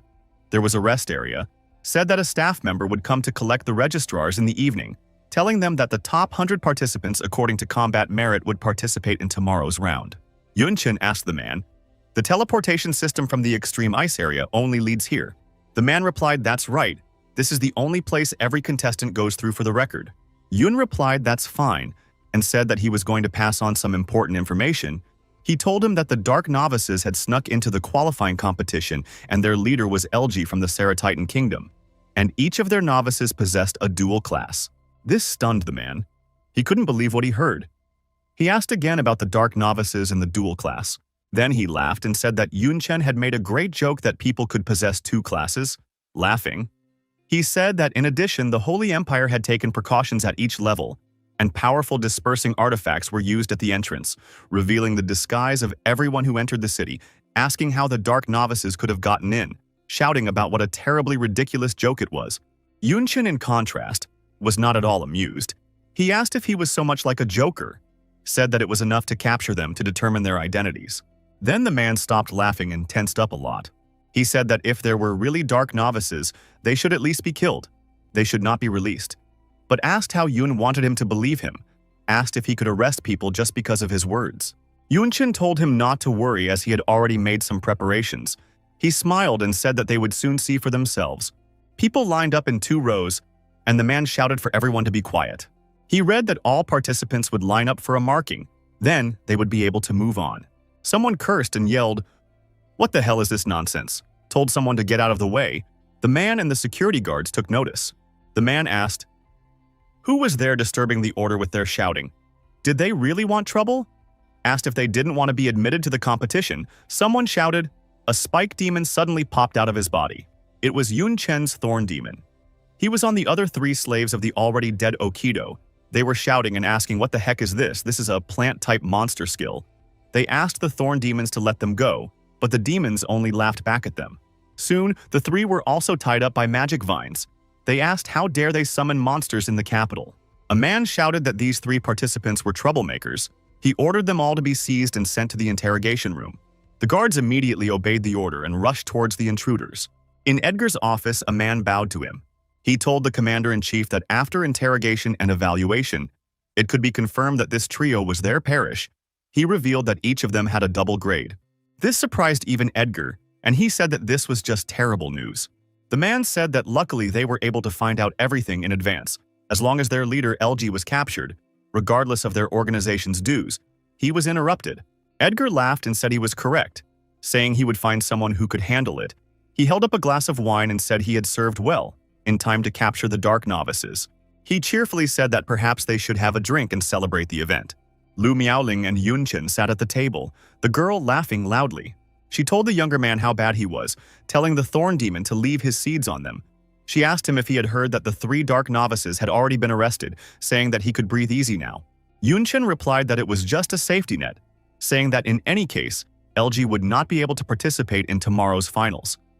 By the way, he asked how the president was doing, asking if the curse had been broken.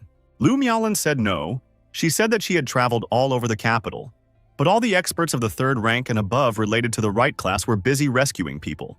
She said that almost all of the rescued people are competitors in the competition.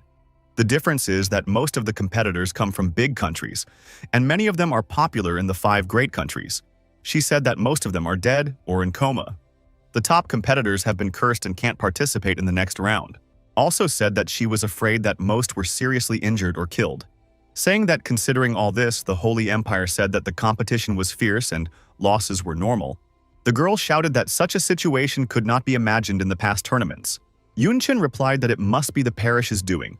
But what is the purpose? Is it to kill the geniuses of different countries? He said that he had a bad feeling. But anyway, their plan has come to an end. Lu Miaoling called her partner Junior again and said that her participation in the competition has come to an end. Forced participation will only embarrass Xuanlong. She told him to take her battle merit points and try his best there. Miaoling held out her device to him. Yun Chen took it and promised to do his best. The next morning came. The host welcomed the ladies and gentlemen into the arena, announced that after the first round and fierce competition in the qualifying competition, they had selected the 100 strongest geniuses. The man shouted into the microphone that today, these 100 people would converge in fierce battles in the arena, saying that according to the practice, there would be a live broadcast during the battles. He asked the participants to go to the arena and told the audience to admire these geniuses. The participants, Yun Chen among them, started to enter the battlefield. Dongyun College was also watching the broadcast. Yun Chen was now being shown. His former teacher was shouting joyfully that he never dared to dream that one day their student would participate in the world tournament, saying that he was honored to be his teacher. The other teachers were furious. One woman cursed Chen Yuan for the fact that he, a novice, had managed to rise so high she believed that it was all just because of the luck of being noticed by the principal. She was extremely annoyed that even the vice principal treated him as an equal. She cursed everything for the fact that there were no such capable students in her class. In Jiangnan Academy, everyone was also ready to watch the fights. Some were excited that the competition was about to start. They were happy that a student from their academy was competing on the world stage. They were urging others to come here. It was more fun to watch together. One guy was shouting that he was selling popcorn and set meals. One serving was 1 credit. Yun Tong was there too. She pointed her finger at the screen and told everyone to watch. She shouted that it was her brother. Her brother was also participating. The students were shocked to see what was happening on the screen, and the little girl kept shouting that her brother was the coolest. Nicole and her mother were also watching the competition from the Valley of the Silver Moon. Her mother told Nicole that it was quite surprising that her daughter was interested in some kind of competition. She asked if this boy got the necklace from her. She said that Nicole had an eye for it. This made the girl blush. Her cheeks got very red. She yelled to her mom not to talk nonsense and instead follow the tournament. She yelled that she just wanted to watch and learn how to fight like these strongmen. She said it wasn't about this guy at all, but her mom just chuckled softly. And soon it was announced that all the competitors had entered the arena, and there really were 100 people in the arena. The host said that as usual, they would now announce the ranking of the combat merits of the qualifying competition. He invited everyone to look at the ranking of their contestants. The man pointed his hand at the scoreboard. In first place was the Sarashitan Kingdom, LG. In second place was the Sacred Empire, Lucini. In third place was the Xuanlong country, Yunchen.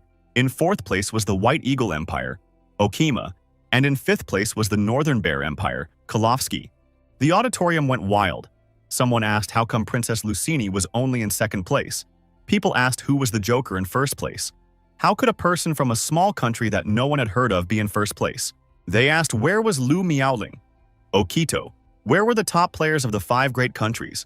Also, someone asked what was the jerk from Xuanlong doing in third place? They shouted that there was clearly some shenanigans behind all of this. Lu Miaoling was also sitting in the audience. She was terribly angry that LG was still in the ranking. She asked herself where the organizer was looking. The girl refused to believe that he was not recognized as a dark novice, because she thought it was simply impossible. But LG was still standing in the arena. He asked if it was worth making a fuss over such a trivial matter. He said that the most exciting part was just beginning. Yunchen noticed him in the crowd. The protagonist realized that LG could only be here for one simple reason, but he still had hope that his hunch was false. The host shouted loudly that in this competition the contestants would fight in random pairs. The higher the ranking, the more resources a country would get. Shouting that he was now announcing the official start of the second round of the World Tournament, he told the 100 geniuses to try to extract resources for their country. Water spheres with clumps inside appeared in the air. They gurgled loudly. First, the spheres appeared above the heads of the participants. Then they swallowed them into themselves. Yunchen and some guy looked down in surprise. They were landed in another large dome. The blocks pierced the bottom in the ground where the geniuses of the countries had landed. A very unusual-looking guy laughed and said that this was quite an interesting way to enter the arena. But what was even more interesting was that he faced a classless jerk. In the first fight, this guy's name is Halbaran. He's from the Mohan Kingdom. His level is 49, and his class is Necromancer.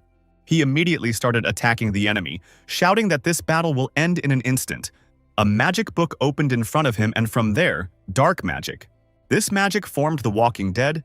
They crawled straight towards Yunchen. Halbaran used an undead summoning, an undead skeleton soldier, and an undead knight, as well as an undead archer skeleton. All these undead looked extremely terrifying. They were wearing all sorts of armor and weapons. Yunchen replied that the battle should really be over. He sank into some kind of black mass.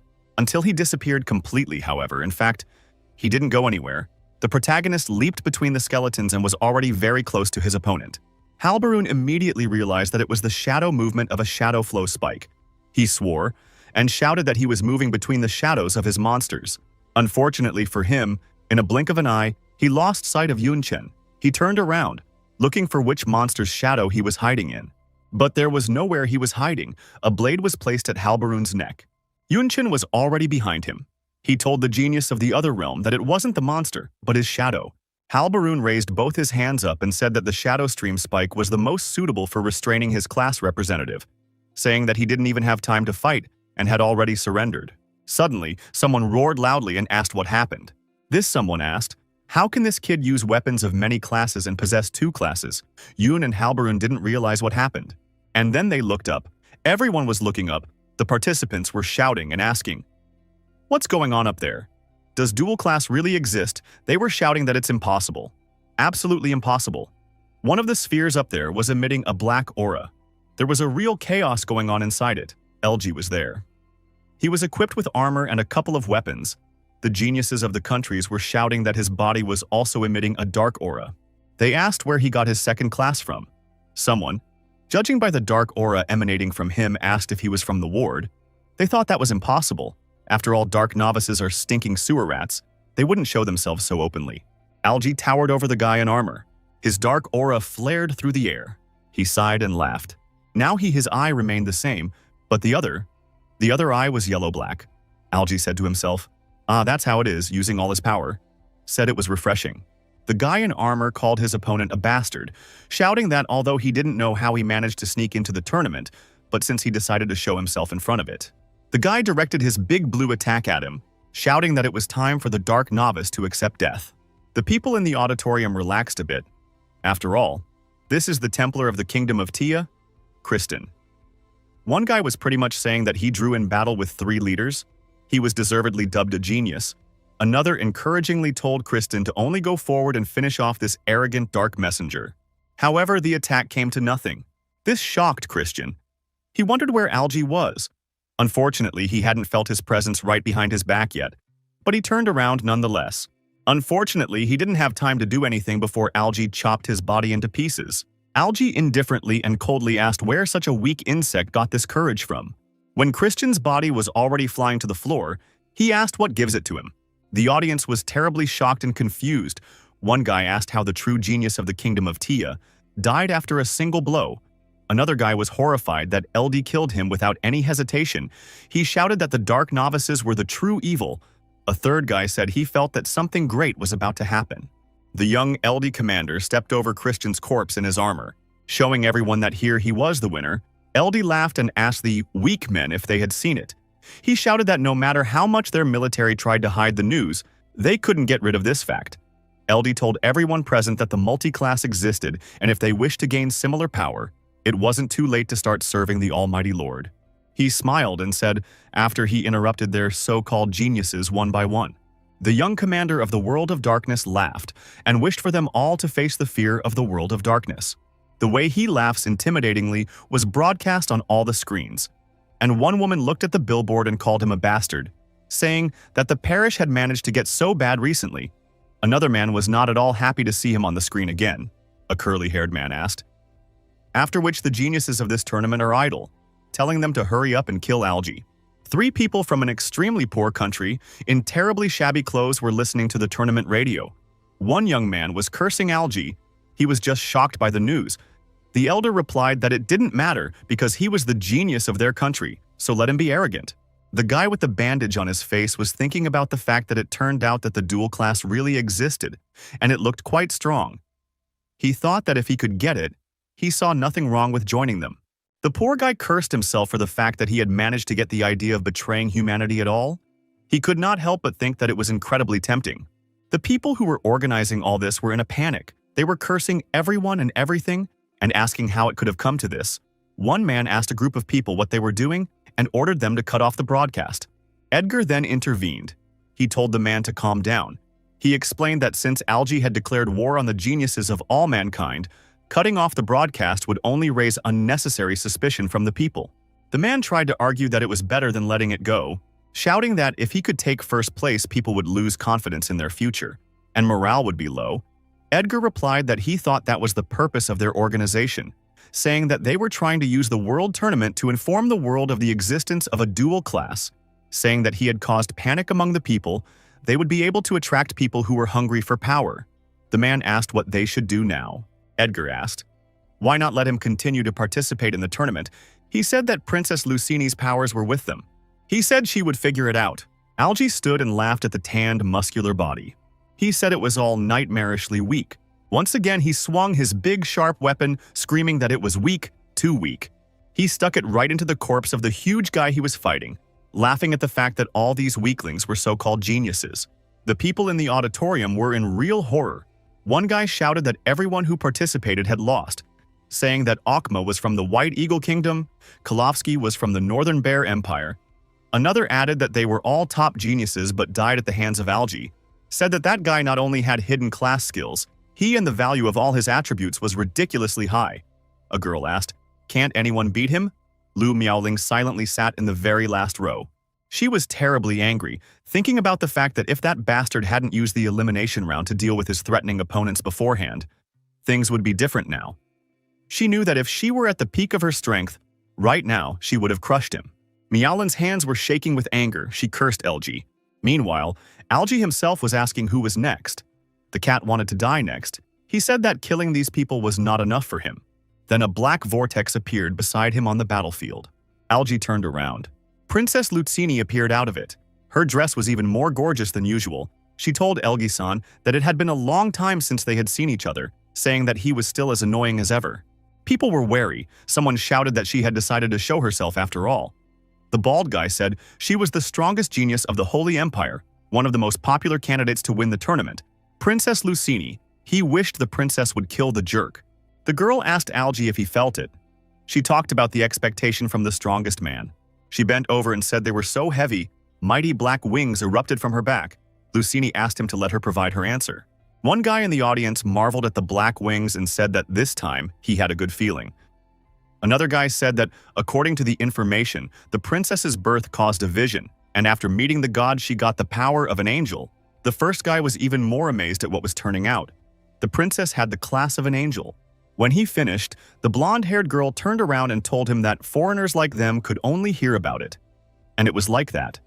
But when Princess Lucini decided to go out to lose, she was attacked by the parish. Said to protect her followers, she was willing to give up her invincible holy class, and just that, her fallen state. She had found a more powerful force, albeit evil, to save everyone. The girl was crying and shouting about how wonderful Princess Lucini was. She believed that the princess would definitely save her followers as she had done before and turn the situation around. She shouted that only such a noble, elegant, and powerful woman could defeat a villain like Algie. The guys were even a little embarrassed by her words. One of them told her that, by the way, he had found an extremely strong guy to fight with Algie. Everyone focused their attention on Algie, completely forgetting about him. He pointed his finger at someone, said that he was similar to LG and had not lost a single battle so far, and the speed with which he defeated opponents was comparable to LG, or even higher than LG's. Told that he was a participant from the Xuanlong country, classless Yun Chen. The host shouted longingly that it was starting, saying that the strongest genius of the Holy Empire, a girl cared for by the god of spring against a dark novice. He even called it a premature start to the finals. The man asked all the spectators of today's world tournament to enjoy her pose, shouting that Princess Lucini carries their hope and will definitely punish the dark novice. The people in the audience shouted for her to kill him and finish him off so he would know how foolish it was to betray humanity. They said that even if they couldn't kill the war dog, let alone defeat the demon spawn, Algie poked his ear in boredom and said how bored he was with it all. He wondered how many people he had to kill before they shut their mouths. Lucini grinned and took off on her black wings. She spoke mesmerized. They sounded like the wonderful sounds of nature in her ears. Then she attacked him with a bunch of her feathers. They flew straight at her opponent like arrows. Algie finally drew his weapon and got into a fighting stance. He managed to jump up as the entire ground beneath him began to crumble. The girl said that he had used nefarious tricks during the elimination round to knock out almost all the top geniuses. The princess asked, if they were all here, would he dare to expose himself like that? She called the murders of losers rather pathetic. Lucini formed a dark tunnel between them and shouted at him not to dare overestimate himself. The tunnel became a whirlwind. It picked up and scattered the corpses of the contestants LG had defeated and himself. People were commenting on what a frightening skill it was, saying that even a rank 3 master couldn't withstand it, shouting that as expected of a princess, she was pretty damn tough. They laughed and said that that bastard LG later had already been torn to pieces. When the vortex dissipated, an empty battlefield opened up in front of Lucini. She was surprised that Algie had disappeared. She pondered that no, he must have used a disguise. Lucini realized that he could be absolutely anywhere. Algie was right behind her. He swung his huge cold weapon and asked his noble princess where she was looking. The girl was extremely startled. She turned around in a hurry. Lucini luckily managed to block the blow with her wings. Feathers sprinkled. However, the impact was so strong that you couldn't even see the princess flying down, only an arrow cutting through the air. There was an explosion below. Lucini sat on the ground, a dent forming around her. She was breathing heavily, and a dark novice was already flying at her from above. He literally carried on like lightning. The princess knew his attributes were too high, even wondering how she could fight him. She decided she needed to break the distance. Algie smiled evilly and told Lucini that she seemed to have misunderstood something. He lunged at her again and asked if she seriously thought he had backed off because he was afraid of her. A tunnel of green aura formed. At one end was Princess Lucini, and at the other end was the dark novice LG. The girl covered her face with her hands and screamed loudly. LG grabbed her right by the neck. He lifted her higher and said he just liked to minimize the risks. Lucini's mouth was bleeding. She whispered with all her might, the breath of the eye of the storm, the shaman of the storm. She told Algie that it turns out he had not 2 but 3 hidden classes. Algae congratulated her for guessing so quickly, saying that such a clever girl deserved an extra reward, and then snapped his fingers. A black hole appeared behind her. A portal. Algae explained to her that he would send her straight to the world of darkness at the mercy of the Overlord. Now Princess Lucini was truly afraid. She begged him not to do it. But he didn't care at all about her pleas. Algae threw her into the arms of darkness without a moment's hesitation. Soon the portal closed. There was silence in the auditorium. People were just terrified. Some covered their mouths with their hands. Some were stunned. Algae asked them why they had fallen silent, asked if they had been yelling joyfully recently, shouted at them to continue. One guy asked desperately how this could happen. Another said that Princess Lucini had lost and had even been sent to the world of darkness. A third said he couldn't even imagine such a thing, wondering what nightmarish torments awaited her there. An elderly man said he couldn't believe it. So many geniuses had participated, and one single dark novice had defeated them all, shouting that he hadn't even been beaten by a battle.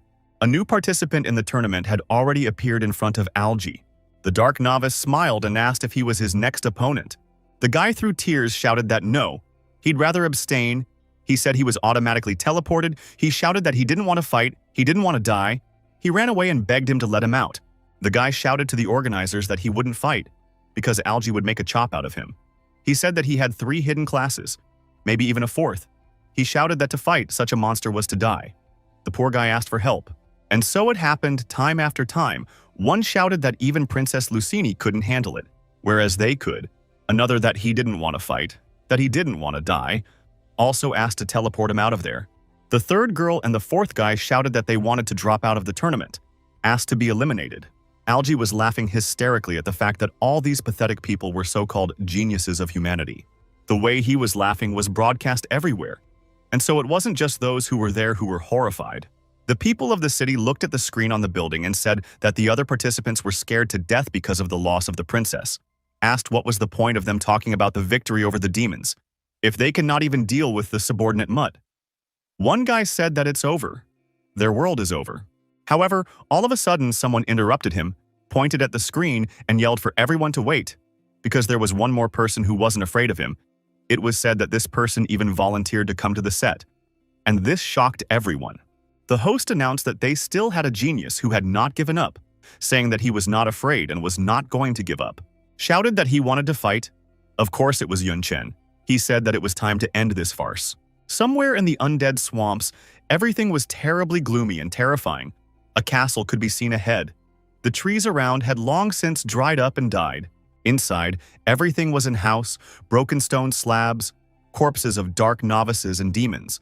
And there was a woman sitting on a throne, with 2 girls standing below her, 3 men bowing to them below, one of whom was clearly the bossy one. This man had orange hair and an extremely disgruntled look that was obvious. On the throne sat Dean Xia. She told him that it was no wonder their headquarters was so hard to find. They had placed it in the monster's territory, saying that their stronghold in Xuanlong was covered by the military and the local lair was destroyed by it, asking the man if he had anything else to say to that. The man's hands were tied. He yelled out her name.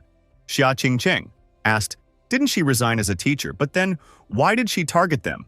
This man from the parish organization, President Elvik. Xia Qingcheng asked him if he wanted to say that she can't hunt rats anymore either. She added that even more so if they were big rats, and he didn't seem to care at all that their organization had been destroyed.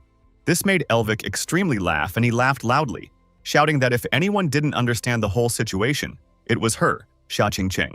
He told the woman that right now his son was showing the world the full power of the multi-class, dominating the tournament, enjoying killing, saying that people who saw this would be seized by despair, and therefore for the sake of survival and greater strength, they would choose to become dark novices and went to seek refuge in the dark world. Elvik shouted that even if she destroyed their headquarters, so what? Saying that within 3 years, the organization would be reborn with even greater strength than now, and soon, humanity would be destroyed. Xia Qingcheng replied that what he said could indeed happen, but the basis of everything was their young commander who must achieve the ultimate victory. One of the woman's succubi clicked on the camera. The broadcast of the World Tournament appeared on the wall in front of them. There on the battlefield stood Yun Chen and LG. Xia Qingcheng said that right now he was facing an insurmountable peak. Yun Chen himself was standing in the middle of a pile of corpses and smoke. LG greeted his acquaintance and said that he had already given him a chance to survive, but he preferred to die. He was telling Yunchen to come over so he could help him with this. Yunchen did come over and asked if he was serious. He said that somehow he didn't recall anything like that. Yun stepped heavily on the ground and kicked it. Now he appeared behind the young ward commander's back and added that he didn't recall LG sparing anyone. He had his opponent, the guy in armor, on his hands. LG was shocked. He wondered when Yun had managed to get around him. Yunchen stood at the cliff of the arena. He looked at the guy in green armor and said that these competitors were not as strong as LG, but they never gave up and fought him being human. Until the last moment, Yunchen released the guy into the water sphere and added that they were different from him, who was willing to become an obedient dog of demons for the sake of strength. Saying that even if they were to die now, Yun used the shaman's basic skill, a small vortex. These vortices gently lifted each of the beaten or killed participants in the tournament. He said that they would earn their glory by being the losers. The water spheres carried each of them away. People were asking, that guy is Yun Chen after all, saying that although he wasn't as famous around the world, he was something different from the other guys, shouting that if it was him, maybe he would be able to defeat that scum. Then Algie said that it seems like Yun Chen is trying to give people back a glimmer of hope, but himself just loves to crush them. The young commander's eyes gained craziness. He used the Dragon Slayer class, Rainbow Dash. Being in red magic, he threw himself at his opponent.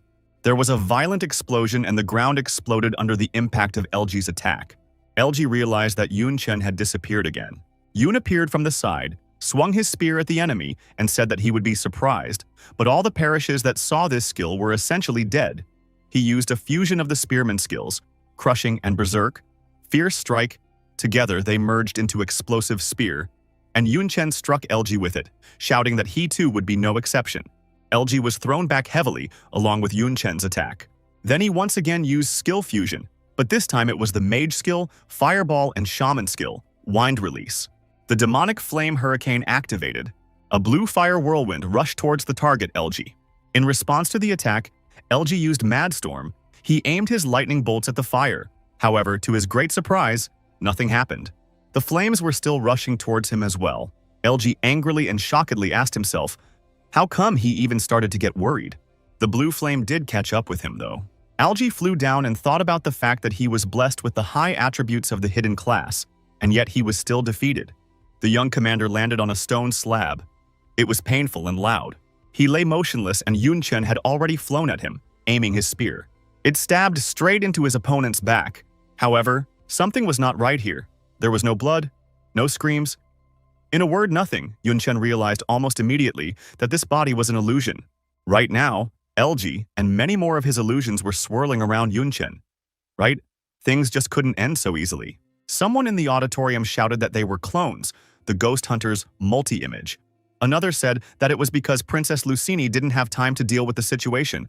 All her attacks were going through the clones. The first guy shouted to Yun Chen to be careful.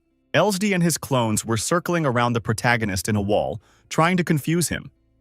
LSD laughed and asked how much of a shock Yun Chen had given him, shouting that this was the power of the ghost hunter. Now a couple of his clones, or maybe himself, were flying at him, and the young commander shouted that Yun wouldn't even realize before he died. Yun Chen was not confused. He used the skill fusion again. Now it was the fighter skill, Inch Punch, and the Taoist skill, Crushing Fist. His fist attack flew straight into the enemy's face. Then with a Topami, he sealed LG into a rock.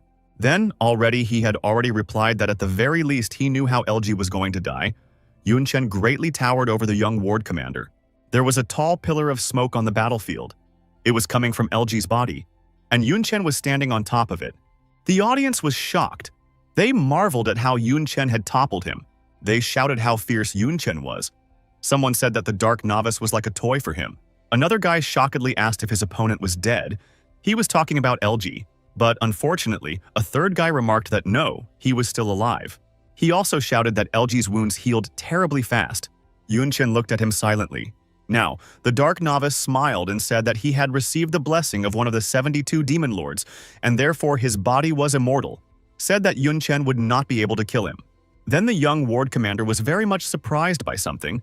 His previously relaxed eyes widened greatly, all because Yun Chen wasted no time and used the Taoist skill, Crushing Step and Fighter skill, Piercing Strike. He struck straight at LG and immediately found himself in the rocks. The ground around him also started collapsing rapidly. and Yoon said that he would make meat gravy out of him then. Now he was using the mad trampling skill. Algae was being pelted with rocks and heavy blocks. He was now far from being as complacent as usual. His black eye lit up and he hissed that Yunchen was a bastard and would not settle down. Yunchen managed to bounce away before a black magic pillar appeared from where he was trampling his opponent. LG appeared from there. He was liming and telling the enemy that he seemed to have not yet realized the situation either. Yunchen recalled the feeling and realized that LG was no longer human. Black and bony wings grew on his back, telling him that he had absorbed 2 essences of the god of war and had commandeered 3 hidden classes. Screaming that a lowly classless like Yunchen was just a fake of him, he now had activated Ghost Hunter, Hunting Mode, Dragon Slayer Power, and Storm Shaman, Storm Control. LG promised to put the arrogant Yoon in his place. A strong wind appeared. Soon there was an explosion that took up almost the entire battlefield. LG used a piercing spear and threw it at his opponent. He was now smiling contentedly. The piercing spear was so strong that it shattered the arena and large blocks of rocks flew down. The people in the auditorium were shouting about how immutable the power of the skill was. Its power was higher than the previous one. Someone said that his attributes were high, so he was using the skills of 3 hidden classes at once. They said that it was hard for them to even imagine how strong it was. For themselves, many spectators had already decided that it was over for them. LG laughed and flew straight towards Yunchen, saying that only the world of darkness could provide such a powerful force. Through the smoke from the explosion, a silhouette appeared. It was Yunchen's silhouette. He was shaken up quite a bit. LG's big weapon attack was already flying towards the protagonist, and the Dark Novice shouted that Yunchen would experience it on his own skin. His strike met with the golden weapon. It was Yunchen's weapon. Now he was already in a completely different appearance and easily repelled the Dark Novice's attack. The young ward commander was furious. He asked himself how Yunchen was able to stop his attack. What was even going on? Yunchen asked if LG liked folding attributes. Not that it was a question. So, without waiting for any answer, he said that it would be as he wished. One of his divine hands was already preparing to give LG a good flick. The Dark Novice's whole body was shaking with anger. He clenched his teeth with all his might. The golden iron hand kicked him, and he flew far backward while screaming. He slammed into the wall of the sphere, blood spurted out of his mouth and a noticeable imprint was left on his forehead. Yunchen had already managed to be very close by and attack the enemy once again. This time, the young commander managed to block the blow. The stones behind him started to make strange sounds, vibrating and rubbing against each other. Yunchen used a fusion of skills. Right now it was a magic swordsman skill, decapitating flaming sword, and a berserker skill, Fierce Strike. After the fusion of these skills, a golden and powerful dragon was formed. It jawed at LG and flew down with him, threw him off, and the Dark Novice entered the very ground, leaving a golden magical plume behind his path. The spectators were far more amazed than before, saying that it was destroyed anyway, that this arena had been specially prepared for the tournament. Even third-rank masters would have a hard time destroying it. One guy said one was scarier than the other. LG lifted himself up and cursed everything. Yoon carefully landed beside him. The Dark Novice's entire nose and mouth were covered in blood. He said that he had 3 Essence God of War. So why the hell can't he defeat Yunchen? Now not only one of his eyes was black, but both of them. Yoon came closer and explained that it was because it was very important to practice push-ups. This really surprised LG. He obviously didn't expect such a response. Meanwhile, Yoon grabbed him by the neck with all his might and lifted him up just like LG had done to Lucini. He said that LG had said himself that he couldn't kill him. The Dark Novice said that he had received the blessing of the Supreme Demon Lord. Even if the internal organs, bones, or muscles were destroyed, he would still not die, saying that Yunchen would have to pay a heavy price for being in this form. Asked if this was true without waiting for an answer, said that he would be the only one to die in this battle. After these words, the young commander laughed. The protagonist asked if it was true, used a fusion of skills and reached out with his hand, shrouded in magic, to the enemy. He touched the guy's chest with it. It was a fusion of the skills of a mage, fireball, and a magical swordsman, Future Flame. Now there was an explosion of blue fire like no one had ever seen before. Both of them were lifted up in the flames. People were shouting and marveling at this technique, shouting that if attacks couldn't kill an immortal, then burn him alive. They refused to believe that LG could even stay alive after this. People were already starting to celebrate the victory, shouting for Yoon to burn him sooner. LG did begin to slowly dissolve in Yunchen's hands. He could hear the people's wishes for him to be burned. Finally, Yoon threw him to the ground and the people kept shouting and screaming. His golden hair started to fall off. A little while later, his entire image disappeared. The protagonist was breathing heavily. Trying to get his breathing back to normal, he knew that tens of thousands of strength was imposing strong debuffs that caused his attributes to literally go to zero. The seventh sweat was dripping down him, and he pondered the fact that it would be extremely difficult for him to deal with even a normal-class human right now. Then he wondered how it was over and looked at the dark novice. LG's hands and insides were on fire, fire coming from his mouth. His body was broadcast on all the screens. People were cheering. Even the sun seemed to peek out from behind the clouds in honor of this event. People were shouting that he had won. He was able to defeat the novice. They said that despite the 3 hidden classes or the immortal body, he could not defeat them humans. They were terribly happy that the world still had a future. They called Yun Chen a true hero. Perhaps today, humanity had a new hope and desire to live. However, one guy interrupted out of joy, saying that he couldn't believe his eyes, shouted that that guy's hand had just moved. And it was true that Algae was still capable of some body movements.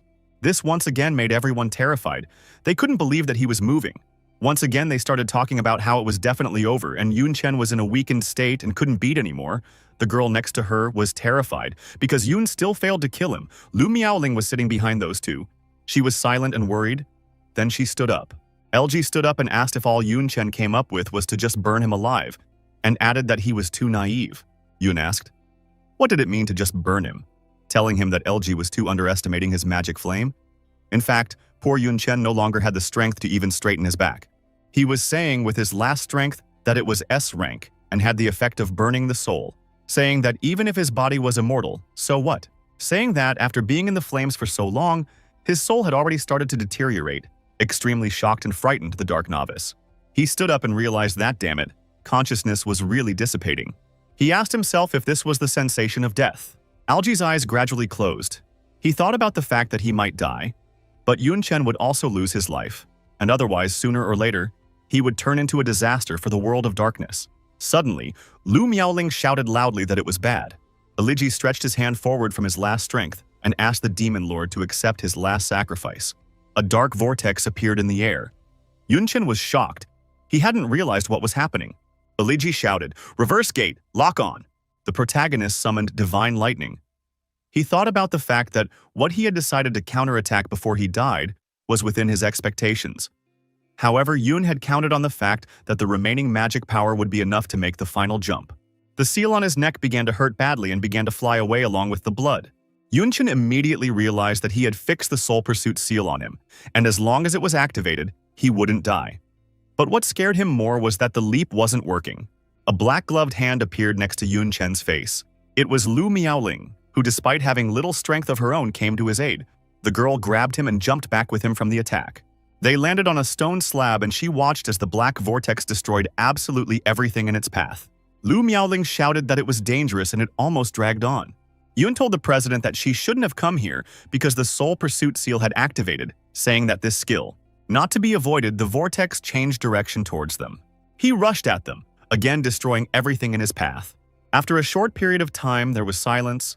There was a deep hole in the ground and no one in it. The audience couldn't find words, and LG laughed and asked Yun Chen what of Yun Chen's strength, saying that the victory still turned out to be for him, for the parish. He asked the audience if he needed to talk about what happens to a person after entering the world of darkness. LG himself had already almost vanished into thin air. However, he did answer that they were being killed by demons. People were extremely disappointed, saying that he had almost won. They cursed the damn dark novice. They asked how it was possible, not being able to win, to decide to sacrifice. Nicole became worried. Even her elf ears drooped with sadness. She asked how so. Someone knocked hard on the wooden table, leaving a mark of impact there. It was Dean E. He shouted that it was nonsense. And what the hell the organizers were doing. He asked why the 4th rank masters did not do anything during the whole round. What are they doing there? Do they really want to die? He shouted that they should not have sent them to participate in the tournament. Suddenly, Teacher E ran into his office. She yelled to Dean E that something terrible had happened. She told him that the speed of the flow of time in the Academy Square had changed dramatically. The surrounding buildings and trees were collapsing and being subjected to atmospheric pressure. In addition, many students had been sucked in. A green dome appeared outside on the Academy grounds, where the students were watching the World Tournament, with a single small silhouette of a person in it. Teacher Mi explained that it was Yuntan who had lost control of the skill. The students of the academy shouted that they should run away quickly and never go near her. Another guy said that he had just been near her, and in the meantime half of his body had aged. Now one half of his hair had shaved, and his face had wrinkled a lot. The girl next to them asked who was the student. Poor Yuntan was mourning her brother. Her pupils were missing, and tears were streaming out of her eyes. The drops weren't falling. They were liming in the air, just like Yuntang herself. Elvik laughed and said that the final victory was for their organization. Said that the only genius capable of defeating LG had fallen, shouting that humanity was destined to fall into despair. Xia Qingcheng remained silent, and Xiaoyu threw her chains at Elvik and asked how he still dared to laugh. Her demon chains tied his neck so that he had to cough out quite a bit of blood. The succubus shouted at him to try laughing again, ordering him to laugh.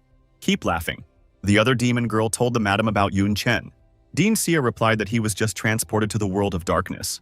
He did not die. She said that she wanted to send him there herself, but he was there a little earlier.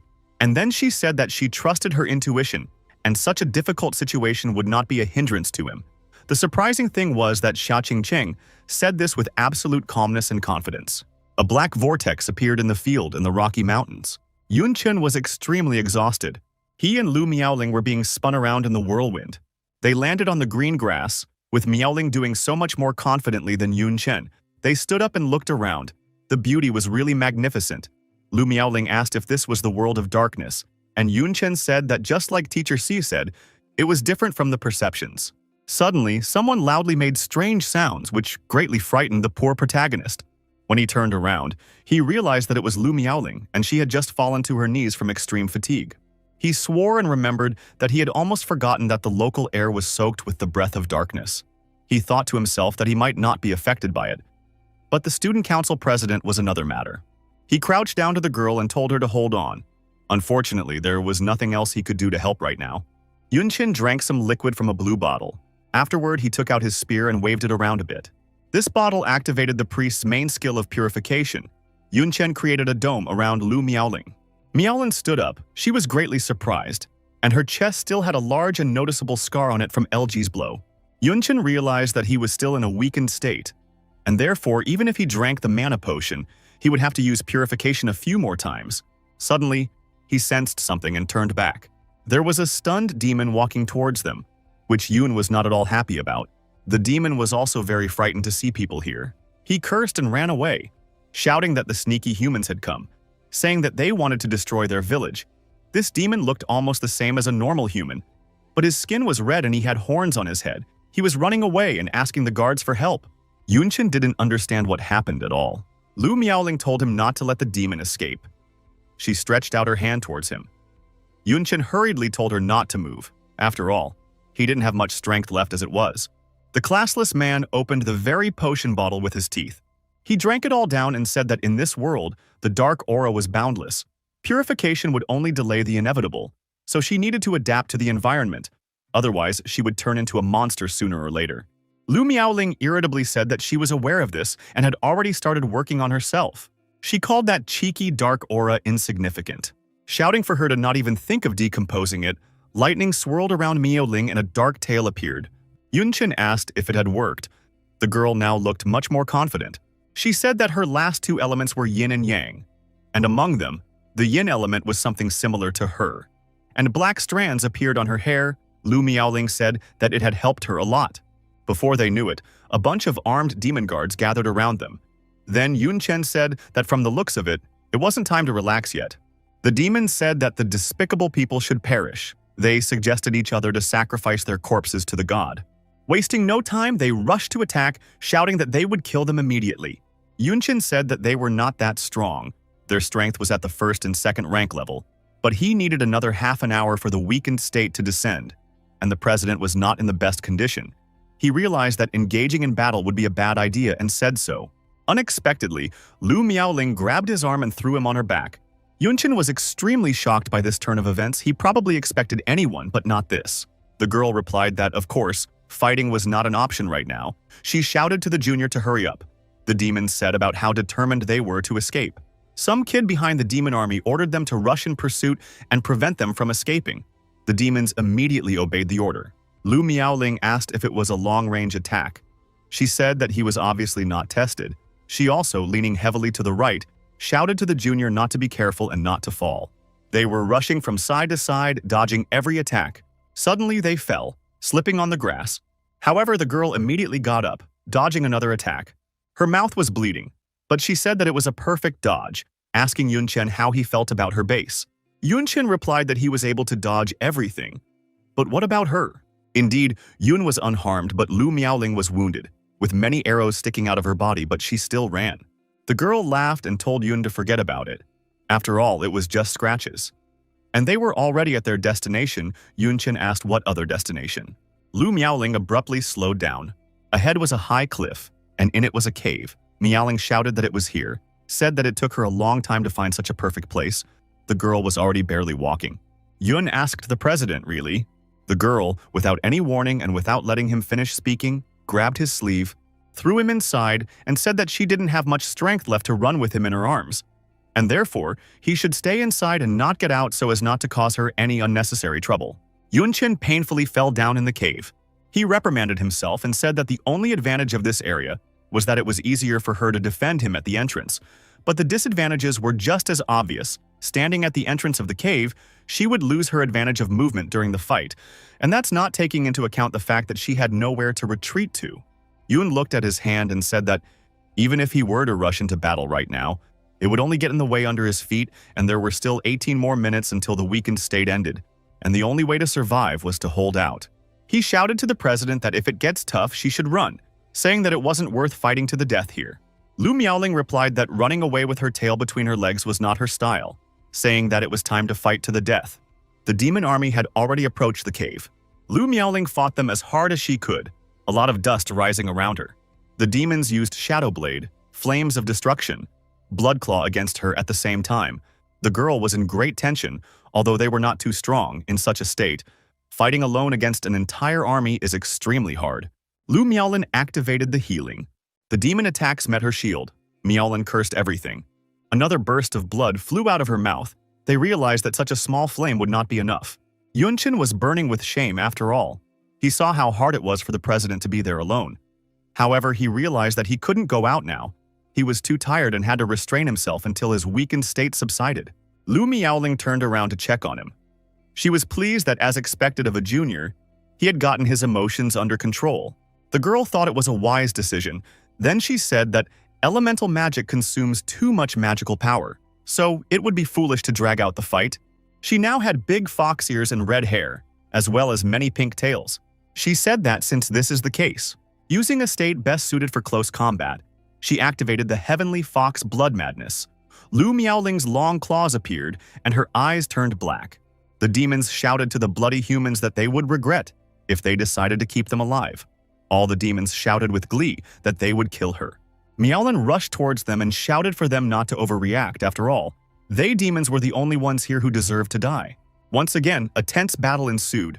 One of the demons was right at her back and damaged her tails. However, the girl was lucky to jump up and push it hard. While defending herself from another attack, the demons attacked her absolutely mercilessly. Soon, everyone was exhausted. The demons were breathing heavily, and Lu Miaoling sat on the ground. She thought about how it was a shame for her to be beaten by such weak demons, like a tiger being mauled by a stray dog. The demons said that she was a terribly ugly person, asking how she was still holding on after receiving such serious injuries. Was she really going to fight to the death? They said that with her strength she could very well escape, but she didn't. Lu Miaoling heard their conversation, and therefore told them that running away was not for her. She said that she had to protect this amazing kid, telling them that although she herself doesn't know what he uses, but he has unlimited potential and is only getting stronger every day. As long as he continues to grow, he will bring countless opportunities to mankind. The girls shouted that she was willing to give her life for him. It would be worth it.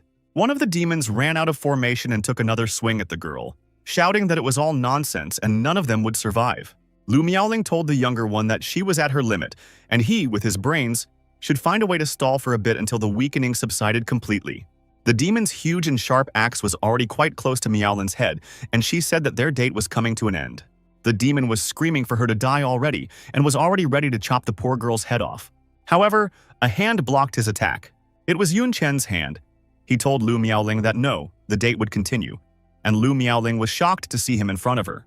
She asked Junior how he did it, and if his weakening had subsided. Yun replied that not really, 3 more seconds, but those 3 seconds would be enough. The skill, Invincible S+, gives immunity to all kinds of attacks as well as control for 3 seconds. The demon who attacked earlier was shocked. He asked how come, and then said that this guy is also a problem, and therefore ordered the rest of the demons to kill him. Now the demons did not attack Lu Miaoling but Yun Chen, wishing him dead and calling him a bloody man. Yun Chen used skill fusion. For himself, he started counting down. He fused the skills of Mage, Fireball, and Fighter.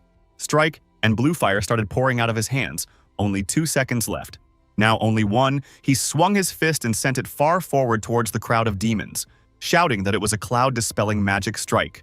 The demons were struck with blue flames and screamed loudly, burning alive. It was finally possible to breathe easy, Lu Miaoling said. How glad she was that it was finally over. Yun replied that it wasn't a fact yet. They had encountered those demons by accident, and he had some kind of box in his hands. It turned out that it was a box of ointment for the mark on his neck. He smeared the ointment on his neck, trying to disguise it, saying that if they didn't deal with something like this, a situation where they would be chased would be inevitable. Finally, the seal around his neck began to disappear. Now it had disappeared altogether. Too bad. It wouldn't last long. Yun Chen came out of the cave and said that in addition, in the top direction was something that made him worry. There was a rock with an elevation where a cave would also fit perfectly. Indeed, there was a cave. Inside was a mighty demon, and someone else in a ragged white robe. The demon had a pumped-up body, blue skin, and hair. But despite that he had a human face, he said that an aura of soul-chasing markings appeared here. He asked the demon behind him if he was sure it was humans. The demon only had 1 horn for some reason. He fell to the ground and told the demon that he was after all the Demon Lord, the great demon clan of the Broken Knight. He asked why would he deceive him, shouting that it was the absolute truth. The Demon Lord replied that based on his description, this person is Yun Chen, but he does not know how he manages to hide the aura of the soul pursuit marker, said that they would have to track him down, and the demon in white robe asked if he would let that damned person escape. The Demon Lord came out of the cave and interjected and said that no, they would not be able to escape because at the end there was only a path of death waiting for them. He said that there, up ahead, is a vast, forbidden mountain range, a legendary land that the deity has forbidden to enter. No one dares to set foot on it, not even to mention the demon kings of the 72 tables. The Demon Lord said that they would be locked there, and he would only have to catch up and greet the 2 men awaiting their deaths. There were rocky mountains all around on the horizon, as well as many loose houses. Inside someone was breathing heavily. It was Yun Chen. He was diligently doing push-ups. Lu Miaoling came into his room. She told Junior that he was so enthusiastic about basic exercises that he didn't even forget about them after entering the world of darkness. Yun Chen replied that exercise was extremely important. He understood that attributes and skill points were accumulated as he completed daily tasks, so he couldn't miss a day. In front of him was a notification window. It said about the main task, the tournament. It was discovered that Master Yun Chen had won first place in the world tournament, and the highest level reward would be given for completing the task. Yun Chen decided that now was the time to receive the rewards for completing the tasks. He thought about the fact that the spatial environment he would receive as a reward could be used to create spatial treasures, expanding the space in his backpack, but it was extremely malleable. Many powerful bigwigs used it to create portable palaces such as Teacher Sia's treasury. He also knew that the effect of the limit-breaking stone he would also receive as a reward was much simpler. It could allow an equipment item or ordinary item to break the limit of its class and reach a higher level. About the effect of the luck potion and the go potion. Lu Miaoling didn't understand why he was staring at one point for so long. Yun Chen didn't pay attention to her. He understood that if he had good materials, it would be possible to make quality armor. Lu Miaoling with a spoon in her hands asked what he was doing there, telling him to go have breakfast.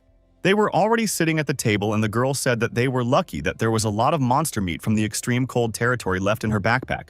Otherwise, they would not have had a sweet time. However, she said that on the other side, there was a village found on this barren land, albeit a ruined one. Lu Miaoling said that it looked like it had been abandoned for decades, but it was better than sleeping in the open. Suddenly, Yun Chen asked the president if she thought the tournament was strange, saying that to such an important world-level event, the Holy Empire should have hired 4th-rank masters, but they did nothing from the beginning to the end. Told that according to the rules of the qualifying round, only basic potions were allowed, even food was forbidden to take, but LG had brought along a special item for curses. But even after he reported the incident with the Dark Novices, LG still continued to participate in the tournament. He said that perhaps his guess was correct. Yoon wanted to take another piece of meat. Lu Miaoling didn't let him finish and told him not to. She squeezed his chopsticks with hers. The girl said that she knew what he was thinking, but they had no proof and it was only a guess. She said that the most important thing for them right now was to overcome the difficulties in front of them. Yunchen replied that it seems like she has already decided on a conclusion, but she is afraid to face the truth. He told her to eat faster, for it was time for them to go. Lu Miaoling called out to the younger one. They were already on their way.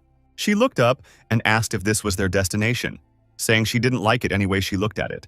It was a terribly high, rocky, and in places snowy mountain. Yunchen replied that the people who suddenly appeared were killing a bunch of demons. This was supposed to be a big deal, saying that this was the only place they could go, and if they turned back, they would encounter a dead end. Indeed, there was a cliff at the back and nothing else. The protagonist said that he used his skills to explore the surrounding area and found no signs of life within a 1,000 li radius, saying that with their food supplies they wouldn't go far, so the only thing left to do was to move forward. In front of them was a pillar of green light. Yunchen added that there was one thing that made him worried. He felt an inexplicable familiar aura. He asked what was on the mountain. Lu Miaoling tapped on the green pillar and said that the texture was very hard, and it didn't look like they would be able to break through it through physical strength. She was afraid that they were stuck here. Yunchen asked her to let him try it. As soon as he put his hand on it, it immediately went through the wall as if it was through a fog. This amazed Yunchen very much. Soon the wall dispelled altogether. Ahead was a cliff. And after it was a cliff with a cave. Lu Miaoling was shocked. She asked Junior what he had just done. He replied that he didn't do anything, it opened by itself. Yoon was as amazed as Lu Miaoling. He said who knew there was a cave. They jumped over the cliff in a flash, and had already landed in the cave. In front of them were piles of old coffins. Some of them were wrapped with chains. Miaoling was greatly frightened by these remains, and she wondered what was behind them. If it was a corpse, she wanted to touch the iron. However, she was hurriedly stopped by Yunchen. He shouted for her not to touch them in any way. He said that it might be like some hidden treasure, but it was better not to touch it. The girl didn't realize what had happened at all. She looked at Yunchen questioningly. The protagonist was thinking about something even more interesting, was that these coffins were causing a very familiar feeling in him. He looked at the coffins and asked himself, what is the source of this feeling? Is it someone he knows? He even had thoughts that he must be the one to become one of the beings in the coffin. And this place is his haven. Yunchen was greatly annoyed that this feeling is too appealing. He doesn't want to stay in this place even for a moment anymore. He told the girl that it was time to get out of here. Lu Miaoling agreed. Lu Miaoling noticed that the junior had severe mood swings, and this was the first time she saw this on him. The demon lord became furious and shocked. He asked how to understand this. He stood at the cliff where Yoon and Miaoling were just now. As well as the green barrier wall, the demon lord said that there was no way to enter the locked ground after all. But now it was open. He held his head and said that it was impossible. Absolutely impossible. He thought that he must be having trouble with his eyes. But no, beyond any doubt it is open. He told himself that according to legend, decades ago, boundless mountains suddenly just fell from the sky, accompanied by divine light. They caused visions of heaven and earth. And the aftermath of their appearance caused all living things within a 1,000 li radius to be destroyed. Even after the incident of decades, no new life was ever born in them. The demon lord said that only a god could do such a thing.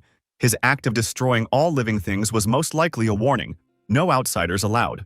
He said that since this was something sent down by the god standing on top of the demon lords, the 72 tables were tempted. After a dozen years of temptation, finding that the god showed no signs of answering, all decided to unite.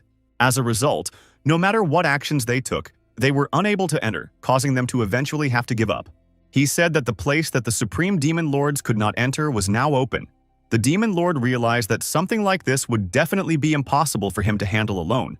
He must report back to Lady Duanya. Yunchen and Lu Miaoling were at the camp.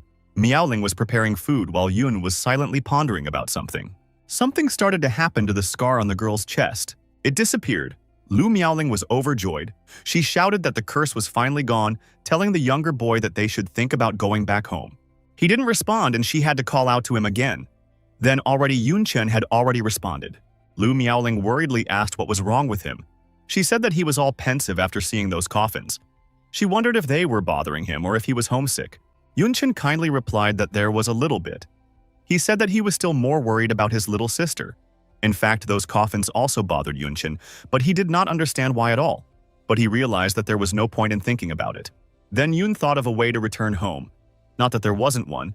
Yunchen realized that he had, after all, the cross of rebirth, and if he died, he would be resurrected in the human world.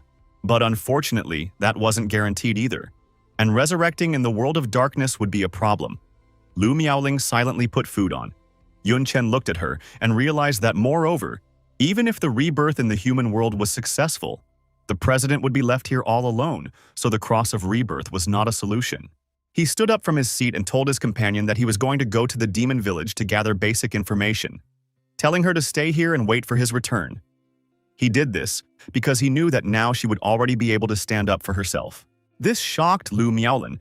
She asked how he would go to the demon village alone, asking if he wanted to present himself to the demons on a platter. Then Yunchen explained that he was not going to go there in human form. Something began to happen to him.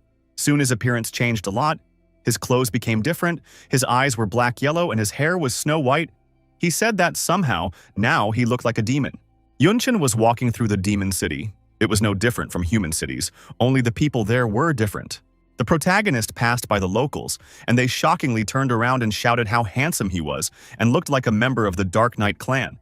But something was different. Someone suggested that he was a half-breed. Yunchen walked and thought that there was a difference in appearance, but the way of life of demons is not really different from that of humans. He does not see the scientific and technological tricks. Perhaps they just did not develop in this direction, or maybe it is because they are used to the current ways. His feet were barefoot, and he stepped on hard stone materials. He decided that if that was the case, then this was the most appropriate place to get information. In front of him was a pub. Yuan walked inside. He was immediately greeted. He was called a visitor from the Dark Knight family and asked what they could do for him. Yuan asked for their specialty. At a table nearby, the demons were laughing and shouting loudly. They were gambling, drinking alcohol. Yunchen thought that it seemed that demons were also divided into races. He decided so. Since using the skill of the Queen of the Night, his appearance was similar to the representatives of the Dark Knight. He sat down at the table and realized that he should start gathering information. He used the hunter's basic skill of perception enhancement. Now he had heard everything about the conversation between the demons. Someone asked if the Damn Lord was finished. Someone said that his son had only turned 16 and he had already been sent into battle as cannon fodder. Someone said that he had heard that Karis from Lotta Street had become a middle demon. Someone was wondering when the housing prices would come down. It was hard for Yunchen to receive so much useless information. He decided that he needed to filter it. Suddenly, a tray of food was placed on his table. Yunchen jerked in surprise. The waiter told the honored one that this was their specialty, raw devil octopus tentacles and swamp soda. He wished the protagonist a pleasant appetite. The waiter also put a sign with the bill on the table. Yun asked if the 3 demonic crystal coins he owed, and he was pleased that the writing and language were similar to the human world. It saved a lot of trouble. Yun held out the coins to the demon. He remembered that the demons he had killed had all sorts of junk and even money. However, regarding the dish, Yunchen hoped that his stomach could handle it. The tentacles really did look just disgusting. So much so that Yunchen's hands were shaking as he looked at it. A little while later, Yunchen was already walking down the road. He held his stomach and said that the taste was still not bad. But when he started to think that there was that tentacle in his stomach, he started to feel nauseous. He exhaled and said that luckily it was worth it. In just a day, he had gotten quite a lot of information, telling himself that unlike the human world, the world of darkness has not implemented game. But everything living here is filled with magical power. Because of the large variety of magical powers, the world of darkness has not developed in the scientific and technological direction. In addition, the demon hierarchy is different from the one presented in the human world. There are 4 types of demons: lower demon, middle demon, higher demon, and demon king. They correspond to the ranks of classes with the human world: 1, 2, 3, and 4 ranks. Among them, the higher powers of the higher demons are called demon kings, and most of them have their own territory. The demons of the 72 pillars is the title of the highest caste among the demons, the demon kings. Being the rulers of their races, this was the only thing Yunchen had learned so far. He took a hold of his neck. He was stressed that the sea god jelly would end sooner or later, so we should deal with the soul pursuit mark sooner rather than later. He abruptly turned his attention to something off to the side. There was a whole crowd of demons fleeing desperately from someone, shouting that they should run, that the Lord's guards were here, that they were taking away demons as cannon fodder again. begging not to be caught, shouting that they didn't want to die on the front lines. The demon that arrived shouted and asked why they were scattering, saying that it should be a great honor for them to die on the battlefield. The Lord's guards had an army of knights in armor, and the demon that was culling was riding a golden beast. The demon shouted that it was a great honor to give his body for the good of their demon king. Then he couldn't stand it, and ordered the army to grab everyone between the ages of 15 and 60. He said it didn't matter if they were men or women. Those immediately rushed in pursuit. They took the inhabitants one by one. The inhabitants cursed them and asked why they themselves did not go to battle then. Someone shouted that he did not want to die and asked to let him go. Then the guards noticed Yun Chen and were surprised, even shocked. One asked the other why that guy is so calm and does not move. The other said that he is not calm, but clearly scared, shouting to grab him quickly. Then Yun Chen himself approached them and said that they didn't have to catch him because he would go on his own. He decided that this was his chance. Ahead was the luxurious Taroko castle. The carriage that was surrounded by guards was on its way there. Soon, a crowd of demons, Yun Chen among them, were standing in front of the stairs to the top. At the top stood two demons and their guards. One of them asked the other, the manager, why he had come. The manager replied that it was on the Lord's orders. He said he had to personally look at the quality of the new recruit. Ordered to begin. The guards replied that it would be done. The demon that was gathering the demons stepped forward, spread his hands apart and shouted that he congratulated the newcomers that very soon they would turn from useless civilians into brave warriors. After that, they would give their lives for the great Lord and for this world. He said that it was not too late to swear allegiance. One of the demons pointed a finger at him and loudly asked to whom that loyalty surrendered, shouted that they are the same force brought them here, said that he was cannon fodder, let the real soldiers go. The red-haired demon pressed the opposition man into the ground. His foot was so heavy that the poor man's ribcage crunched. Black blood spurted from his mouth. This threw everyone else into fear. They said that they had done nothing wrong. They only objected to him. They asked how it was so and said that it was just a terrible ruthlessness. Then the red-haired demon asked if they knew why he was training them and not the other way around. He waited for an answer, and then he said it was because he was stronger than them, and in this world, power speaks. He ordered everyone to drop to their knees. Everyone obeyed, and only Yun Chen remained standing straight. The red-haired man pointed his finger at him, called him a brat, and asked why he was not on his knees. He was very angry. Yun Chen smiled and replied that it was because he was not worthy. The demon laughed and asked if he was unworthy.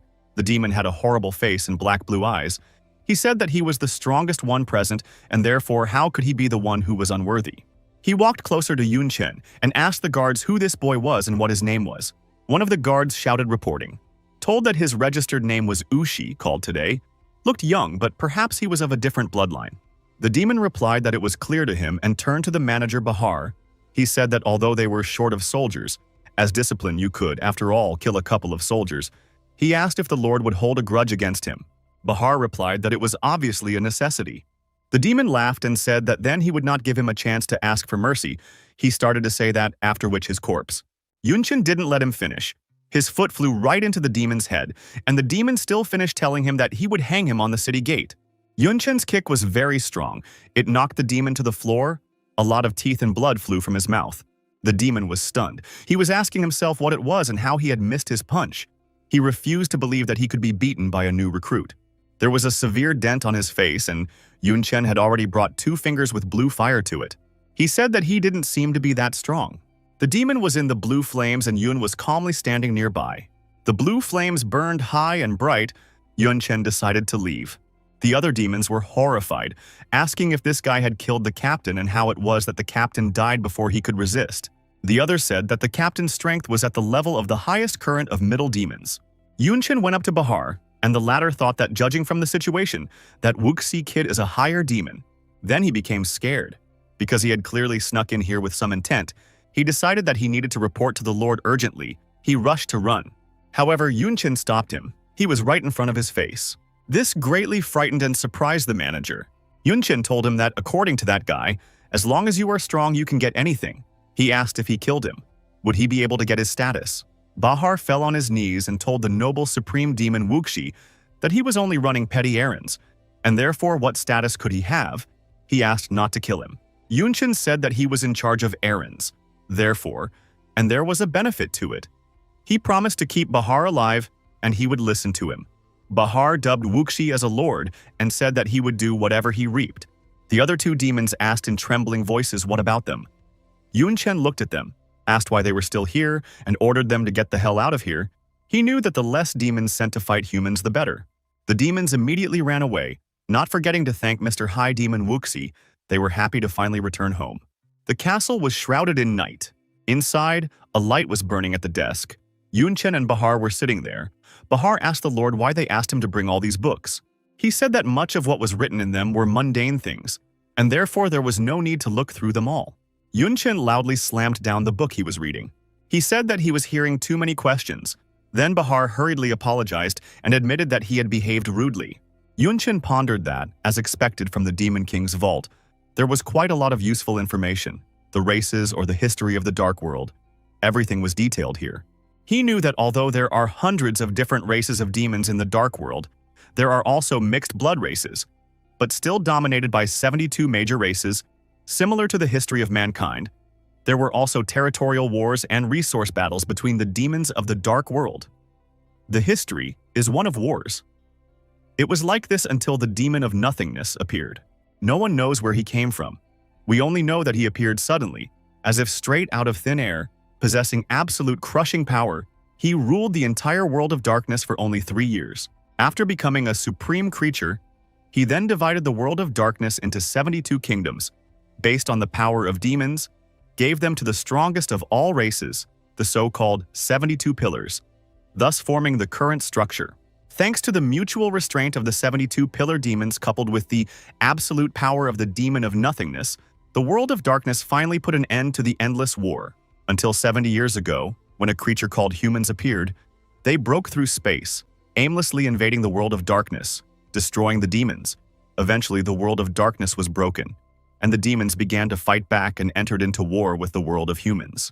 However, as far as Yun remembers, people at that time didn't have the kind of forces to invade the world of darkness. Defending territory on the front lines is extremely difficult. The information in the book is most likely fabricated, but what's the point? And this moment in time is extremely mysterious. It was at this time that the integration of the game into the human world began. Yun-Chen couldn't believe that it was just a coincidence. Yun asked Bahar what he thought of humans. The latter replied that they were vile creatures. He shouted angrily that they had destroyed their world and his important partner had been tortured to death by them right in front of him. Yun-Chen queried about his eyes. He also asked if he wanted to say that there are humans in the world of darkness. He asked if he had seen them at all. The man replied that of course there are. Humans do vile things. Sooner or later he will destroy them. Yun thought that it was no wonder that just by entering the world of darkness, the civilian demons were so frightened. It seems the real situation is different from what he imagined.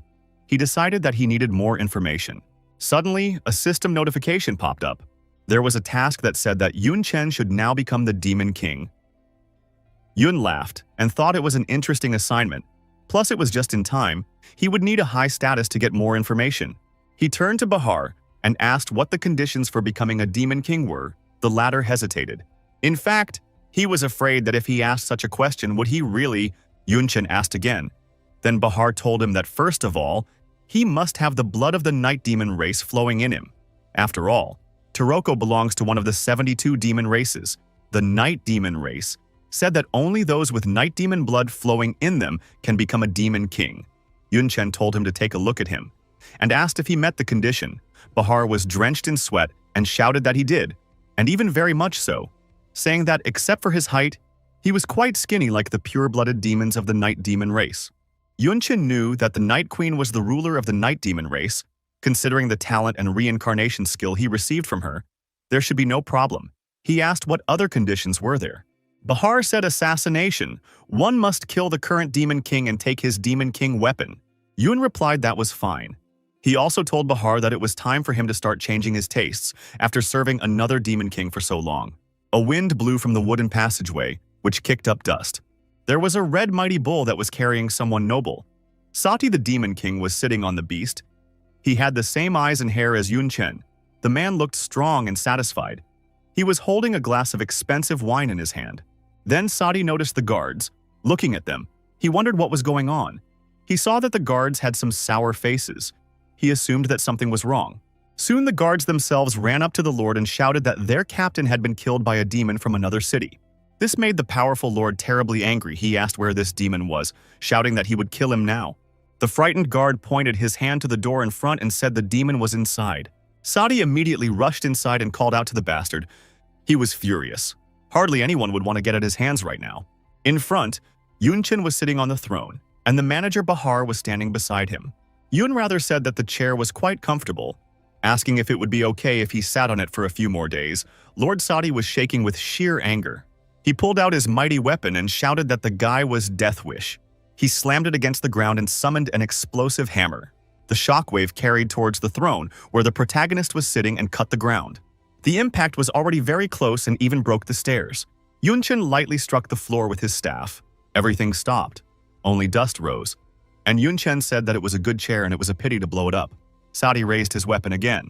Now he flew at Yun from above and shouted at him to get out, because it was his and he had no right to even touch it. Sadi's hammer was already close. Yun held his spear in his hands. He stood up from his throne and batted Sadi away. This angered the demon even more, and now they both attacked each other, a lot of dust rising around. There was a huge explosion. The guards were shocked and scared at the same time. They said that this was a battle between supreme demons. They have such power. They couldn't even interfere. Yunchin jumped up and attacked Sadi from above. This time, his target was not the demon but his weapon. Sadi held it tightly, but the spear flew right in the middle. The weapon flew out of the man's hands and Sadi himself flew backwards. When he came to his senses, his hands were burning, and a terrible smile was on his face. He said that the boy seemed weaker than the weakest, but hides so much strength he was already quite tired. Sadi asked if he was still fighting him in hand-to-hand combat. He said that it was very, very good. Iron armor appeared on his arm and he lifted him up, then turned to the guy and asked if he had attacked him a few times already. Shouted that the kid would be a stepping stone that would only make him stronger. Sadi used the Demon King equipment, a devastator. Yunchin's body began to involuntarily burn. The protagonist didn't realize what was happening. This fire was being absorbed into Sati's Lord equipment. The demon was terribly pleased with himself. He laughed and said what an exquisite delicacy it was, shouting about the strength. A continuous stream of power poured out of the stranger. Yunchin realized that the number of his attributes were rapidly decreasing and he was getting stronger. That was when he realized that this was the so-called demon equipment. It would be difficult to deal with. Sati turned to the guy again, told him that his ruin hand was not only stealing power, shouted that he would die from his own skills, and let him fall in terror of his abilities. This all made the man very happy. He laughed loudly. Sati loudly summoned a fireball and flames gathered in front of him. After the ball slowly flew towards the master, the power stopped flowing. Yunchin easily and indifferently caught the fireball. This stunned and shocked the Demon King. The guards were also shocked. One asked if it seemed like it was just now. Wasn't he a supreme demon who was on par with the Demon King? Another asked why his skill was so weak. They shouted that even they could make such a small fireball. Then Yunchin told Sati that the fact that he could steal his target's skills was beyond his expectations. But unfortunately, he would not be able to use his skills. Yun used a fusion of mage skills, a fireball and a magic swordsman, attracting raging flames. A huge-sized ball of blue flame of the Queen of Night flew at the Demon Lord. Yunchin shouted to the Lord to absorb the cloud of magical flame. The fire fell on the man, and the man screamed loudly. He managed to climb out of the flames. Sati flew at the enemy, screaming that he was a bastard and not to overestimate himself. His hand was already very close to the protagonist. Yun managed to recoil using Ghost Step before the man attacked. He asked if he wanted to steal attributes as well, saying that his royal equipment was useless if he couldn't hit it. Yun used the fusion of skills again, this time Knight, Dissecting Space Gap, and Swordsman. Provocation. Now he pointed his sharp weapon at Sati. Together these skills were Space Rift Dissecting. He cut the air with his sword. Then, Sati fell face first into the floor, and Yunchin landed neatly. Yunchin was surprised that, and is a Demon King. He thought about the fact that except for the difficulty of the Demon King equipment, he himself was weaker than he thought. He realized that Sati was not the equal of even a queen like Xiaoyu. Bahar and the guards entered the room. They were amazed at what they saw, that the king had lost, that King Sati was completely defeated. The guards asked if they had to. Bahar was the first to fall on his knees and saluted King Ushi. All the guards did the same. They repeated the greeting several times. Then Yunchin smiled.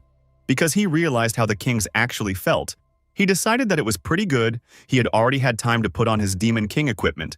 Yun decided that it was worth it to scrutinize it before using it. Demon King's equipment: Destroyer, Racial Restriction, Demons of the Dark Night, Quality, Legendary, Attributes, Strength, SWAT 800, Dexterity, SWAT 800, Effect, Steal. The success probability of stealing skills and items is increased by 40%. Effect. When attacking, there is a 20% chance of accidentally stealing an opponent's attributes or skills. The probability of successful theft decreases if the opponent's level is lower than the wielder's level. Stolen attributes disappear after 24 hours, after which re-stealing is possible. Note: the equipment has been passed down by the kings of the Dark Knight Demon Clan from generation to generation for 1,000 years, a symbol of the Great Lord of the Supreme Demons. A while later, Yunchen sat on the wooden throne and was engrossed in his new weapon. He was thinking about whether this was really a legendary equipment. This thought made him start to feel nervous, because in the human world, it would be the most valuable treasure. Even among the noble families, Bahar was standing nearby and watching the new master. Yunchen was really very happy and satisfied. He looked at his hand. It was glowing with a red light. Yun knew that he rarely used a skill called shadow stealing, as the probability of success was quite low, and having a Ruinator on his hands now, he would be able to perform a steal right in the middle of battle. The effect would be simply killer. Yun told Baharu that no, King Sadi wasn't particularly strong, even carrying the equipment of a demon king. He asked if all demon kings were at such a low level. Then Bahar had to explain to the esteemed king that he seemed to have misunderstood something. He told him that it wasn't only King Sadi who was weak, but also the Dark Knight Demon Clan country itself. Bahar told Yunchen the story of how 3 years ago, a terrifying human woman had appeared from a crack in space and led an army to destroy the demon world. And the most frightening thing was that her exact destination was their country. He said that he was only a lowly guard at the time, so he had no choice but to furtively watch it from afar. Though he only saw her from afar, the scene was memorized for the rest of his life. The demon remembered Dean Sia's face perfectly. He said that she had cold eyes and a stony expression, as if there was a real iceberg in front of him. It seemed that every demon in her eyes was like an insect that she could swat at any moment. He said that she soon did so. She started waving them around. Barak said that at that time she brought a tragic massacre to their country in just 3 days in that battle. 15 supreme demons died. The dead and wounded soldiers were not even numbered. Even their supreme commander, one of the 72 pillar demon kings, fell at her hands. What was even more incredible was that 2 of the strongest demon kings had surrendered under her onslaught. Yunchen guessed who this woman was. He didn't even expect that teacher Shio was so ruthless to massacre in the world of darkness. Bahar sadly said that fortunately, there was a powerful demon king behind her who was able to fight her back. Otherwise, their Dark Knight demon country would have been destroyed. Yunchen asked if it came out that since almost all the powerful demons were killed, Sadi had no choice but to organize summons. Bahar replied that yes, that was the case. After all, such a large territory would not be left as it was. In terms of strength, the king was much weaker than the demon kings. He said that originally their Dark Knight Demon Clan was ranked 60th among the 72 demon clans, but now it seemed to him that it was at the very bottom. This made the manager terribly sad. He bowed and said that although he didn't know why he was so unhappy with the prize warriors, but there was no way to do without such a thing. He asked the newly minted king to withdraw the order. Yunchen replied firmly that there was no way he would do that, saying that he wanted Bahar to make a new announcement, saying that from now on there would be no conscription in his territory and taxes would be cut in half. He said that in his opinion, all demons should live a good life, even if no one thought of going to war. This shocked Bahar nightmarishly. He shouted that the main task for all demons was to provide military resources to destroy humanity, saying that such a blatant violation would lead to serious problems. Yunchen asked if he was going to disobey orders. The man immediately said that he would immediately go to fulfill it. Yunchen told himself that he didn't plan to stay in the world of darkness for long, so even if there were any problems, what did he care? Once they won, it would all be over. He said that no matter what, he should first get the reward for the completed task. He opened the system. He was pleased to see that the level had risen from 42 to 46 and grew further. Yunchen examined himself and said that the system was creating worthy rewards. He gained just a huge amount of experience. In the end, his level rose to 48th. Yunchen was very happy that he had risen as much as 6 levels. The feeling was also not bad. The protagonist reminded himself that the first stage of the task was completed, so the second stage should already be unlocked. What he saw amazed him. He stared at the system window. Then sweat appeared on his face, and he said that as expected from the second stage, the system had given him a good such problem. Soon, Yunchen was walking through the demon city with Lu Miaoling and the guards. The locals were jubilant seeing him. They shouted that this was the Demon King, welcomed and exalted him, asked to look over here at them, said they would always follow him. Lu Miaoling was uncomfortable. One of the demons was surprised, called the fact that there was a Demon King man beside him strange. Another told him that this was probably the first time he had seen such a thing. Told him that she was his slave, saying that still, it was quite normal for great demons to have humans as slaves. Lu Miaoling was amazed that Junior had become a Demon King in just a few days. And besides, he seemed to be loved here. Then Yun explained that the taxes had been halved and the army recruitment had been cancelled, so how could there be no popularity? A large heavy gate opened in front of them and they went inside. Bahar was already waiting for them. He said hello to the king. He also asked what he should call the slave girl he had picked up. This offended Lu Miaoling. Yunchen replied to call her Belle and also said that she was not a slave but a retinue. Bahar said that the king is so generous to allow a person to enter his entourage. He said that the day of tribute is approaching, asked the king to go to the warehouse to recalculate military resources. The warehouse interested the protagonist, and he said he should take a look. A little while later, he and Lu Miaoling were already at the kingdom's warehouse. Inside were many shields, helmets, and other military junk. Lu Miaoling was amazed at such an abundance of supplies, and of such high quality she realized that such a thing would be enough to cover the treasury of a medium-sized country in the human world. Yunchen asked Bahar to stay outside, saying that he didn't want to be disturbed during the inventory.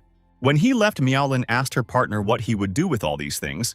She said that since they were military resources, they would most likely be used against the human world. Yunchen asked, "What could be easier?" He took out a black magic inventory and ordered it to empty the warehouse. All the items, swords, and magic stones, shields, and helmets began to fly into the protagonist's hand and disappear into the black hole. This surprised Miaolin even more. She shouted that it was impossible, that a spatial backpack wouldn't be able to hold such a volume. Moreover, he hadn't even changed class, which meant the space in his backpack should be smaller than a normal class holder. Yunchen said that he had used the information he had obtained earlier to increase the capacity of the spatial backpack, and he would be able to fit 10 more such warehouses in it quite well. Then they noticed a large car nearby. Yunchen said that from the entire warehouse this was the only thing that made him uneasy. He closed his eyes. He opened them and said that he should examine it thoroughly.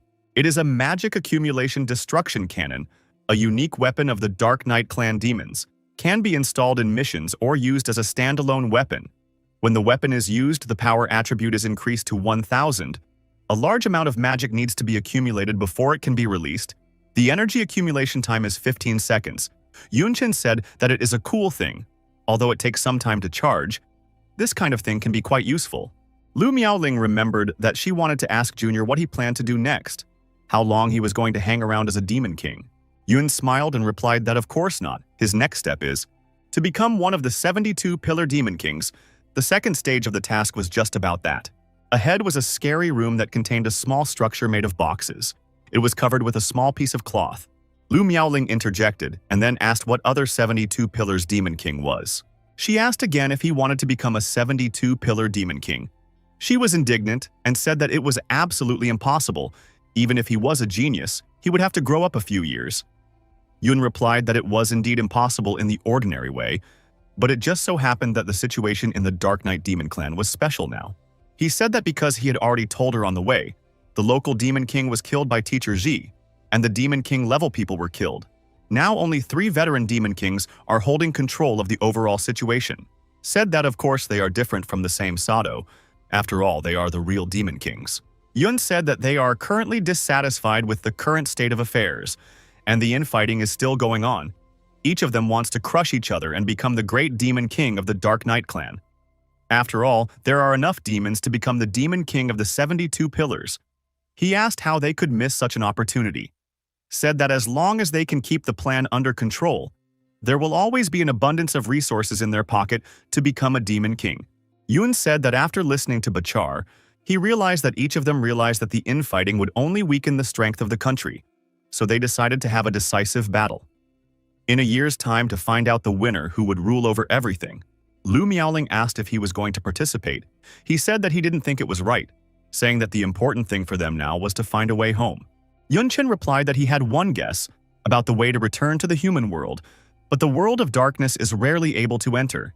He asked the president if she was sure she wanted to return. Lu Miaoling remained silent. Then she replied that she wasn't really. At least right now, they could help relieve the stress of those fighting on the front lines. If they could settle the strife between the demons, so much the better. However, she said that it would put a lot of pressure on Yun. After all, he would have to face the 3 powerful demon kings. She said right now, he couldn't handle them. Yun said that the truth was on her side, but this method would help greatly increase the strength in the shortest time possible. He shouted that he had an idea and suggested doing so. Bahar stood at the iron doors. Yun and Miaoling walked out of the warehouse. Yunchen turned to Bahar and told him that the inversion was finished and asked him to close the warehouse. The manager replied to the king that it would be done and headed towards the entrance of the warehouse. What he saw inside amazed Bahar to the core, namely that it was completely empty. There was nothing there. He hurriedly asked the new lord how it came to be. Yunchen told him that he had taken some of the items to his warehouse, asking if there was any problem with that. This frightened Bahar, because the warehouse was so empty that there was not even a hair left in it. And what does it mean that he took it? It was obviously stolen. He said that Mr. Wuxi is a king, so he can take as much as he wants, but the military resources should be transferred to the 3 demon kings. That is the problem. Yunchen replied to him that if there is a problem, let them come to him. He asked the manager what he was so steamed about. Bahar fell to his knees in despair. He felt that they were finished. He blamed himself for meeting such a king, saying that he had angered the 3 kings. Toriko Castle would be destroyed. There were 2 people standing at the cliff in front of the cliff with the cave, a demon and a demon girl. She looked forward and said it was unexpected. She said that the mountain range band is really open. This girl is the demon queen of 72 Stoppel. Interrupted night, Mi Shaji. Her eyes were the same as Yun Chen and Sadi demon. Her hair was black and she had horns on her head. She was slender and had something like wings, only without feathers. The demon beside her told me that the specific reason was unknown, but it was most likely related to the 2 people that had entered their world. He said that perhaps they had fulfilled some hidden condition. The demoness wondered about the humans. Then she said that Yun Chen and Lu Miaoling were supposedly teleported here. On the other side of the mountain range is the territory of the Dark Knight Demon clan. She said that they most likely fled there. The demon asked if he should organize a chase. Mishaji said that in normal times he should, but now there was a more important matter. She flew up and told the demons to go. They would take a look at the lands the god had descended upon. The demon did the same, asking what they were hiding there. Soon, they stepped onto the cave ground. The demons were surprised. The demon asked if it was all coffins. Mishaji said that it was interesting and she would like to see the bodies that are in them. After all, from this mountain range descended a god. Her magic enveloped one coffin, the one hanging on the chains above. The coffin swelled and creaked. The demon was horrified. He wondered what they were made of. He saw that cracks had formed on it, even after the blow from the Lady of the Interrupted Night, Mi Shaji. The girl clenched her fist with magic and ordered the object to break. Finally, the lid of the coffin broke through and it fell to the floor. Inside lay a body that had spent a lot of time there. All that was left of the body there were bones, and a skin-tight face and hair. His body also had a bandage and something black on his ribcage. The demon said that the seal on that corpse was like Daedara from the Demon Devourer clan. He shouted that he was a great genius 60 years ago, but didn't he die in the war that passed long ago? He asked how his body ended up here. The demon girl replied that it didn't matter, no matter how high his status was when he was alive. When death caught up with him, he became an ordinary corpse. There was no value in it, she said. Mi Shaji ran her hand over the wooden wall of the coffin and said that the material for the coffin seemed unusual. It didn't look like something from their world. It was even more likely that it was of the lower human world. She thought it was a very valuable thing to research, and therefore asked the demon to open everything and take it with him. The demon was frightened by this. He asked if it was worth taking everything. He said that they were still divine objects in case they offended the god. The girl interrupted him with a question about whether he thought the god would be angry with them. She leaned over the body and said they were making sacrifices to the god, so why would he interfere? She said if he did show himself. The girl stuck out her tongue and said she would like to meet him. She was curious to see what this god looked like. From above, there was a good view of the big city and its central square. There were many visitors in the church. Someone stood on a dais and thanked the nobles and kings from all walks of life for appreciating and participating in their grand auction in Ataria City. He assured those present that their auction today would feature extremely valuable pieces. Yunchen and Lu Miaoling were also there. They were sitting far away from everyone else. Yoon told the girl that for a quick way to increase strength, there was nothing better than equipment. He thought about how the blank blueprint that the system gave out was extremely convenient. To make armor and weapons, just providing the materials was enough. Yoon Chen had always prioritized equipping weapons. For him, armor is the foundation, and the lack of it is his weak point. There are 5 kinds of necessary equipment: outerwear, pants, belt, shoulder pads, and shoes. Gathering a complete set of rare equipment can get the effect of a set. Right now, there are 2 copies of S-rank materials he found in the warehouse in his spatial backpack. He is extremely curious what kind of equipment will come out if he puts 5 copies of S-rank materials into an empty blueprint. The demon announced the start of the auction, shouting that they were moving on to their first lot.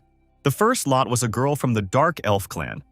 The girl was beautiful, but she was sitting in a cage and was chained to it by her arms and neck. She had a lush form and tattered clothes. The girl was obviously very scared, and the demon shouted that the starting bid was $38,000 coins of magic crystals. The demons in the audience admired her, said that in their country of Dark Knight demons, they rarely put dark elves on auction.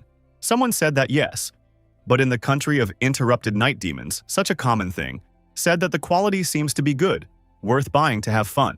Lu Miaolin was thinking about that dark elf.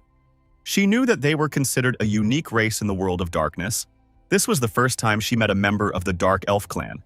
She had also heard from her junior that there were wars and disputes between demons. So it was no surprise that members of other clans were used as slaves. Except Lu Miaoling knew that Junior usually acted cold, and it was as if he wasn't interested in women at all. So he obviously wouldn't be interested in such an item. Unexpectedly, Yoon Chen made the first bid of 38,000. The demon shouted that rather unexpectedly quick bid, 38,000 large coins of their magic crystals. He asked if anyone else wanted to raise the price. The demons weren't so happy anymore. 2 of them were discussing that in an auction of this magnitude, the people sitting in the box were usually noble demon lords. They wondered what territory they were from. They also said that they were usually empty, but this time one lord had come, and also thought that it would be extremely unethical to compete with a lord for some slave girl. The demon judge started the countdown, the girl was sold to Yun Chen, and he announced the move to the second lot. There was a knock on the door to their box. Yun Chen invited them to enter. The big doors opened and 2 people entered there, a slave girl and a demon servant. He bowed in front of the king and said that he brought his slave girl. He asked to take her in. Yun Chen coldly replied that here was the money. He threw it and then said that he was free to go. The demon caught the spatial magic stone, a tool to hold the world of darkness. The demon was clearly satisfied with the payment. Lu Miaoling took her forehead, laughed and said that it turns out that Yun Chen might also be interested in beautiful girls. She said that it would be nice to have a dark elf as a maid, just like Teacher Xia. Yun Chen stood up, smiled, and told the president that it seems she misunderstood something, saying that he had a rank A soul contract that he got from Director E. He turned to the girl and the girl shuddered. The poor elf was scared. Yun said he wasn't going to use the contract on her. He walked closer and waved his sword in front of the captive. The girl all cowered. She thought she was going to be beaten. However, the dark elf was extremely startled when the chains on her arms and neck fell apart. Yun Chen smiled sincerely at her and congratulated her that she was now free again. The girl hurriedly bowed and thanked the master. She asked him to give her name, saying that she would definitely repay his kindness in the future. Yun introduced himself as Wuxi, telling her that he was the king of Tiroko Castle. He turned around and said there was no reason to pay him back. Told her to go back quickly and try not to get caught again. The elven woman rushed to escape, remembering to thank the king once again. Lu Miaolin was angry. She told him to listen to her about how dark elves were different from the elves of their world. They could even be called demons. She asked how he could buy her, just to let her go. The girl yelled that being too good was also bad. Yun was pleased with himself. He told his partner not to worry so much. He assured her that he already had a plan. The demon judge cheerfully shouted that the next thing he wanted to present to them was the 8th auction item, an extremely rare and valuable material extracted from the depths of the stone forest of the dead. Said that it could be used to forge armor or weapons, as well as extracting the power of death to greatly strengthen the body. The demon pulled the veil off the item and shouted even louder that its name was Death Energy Stone. The stone was frightening yet beautiful, blue with fangs.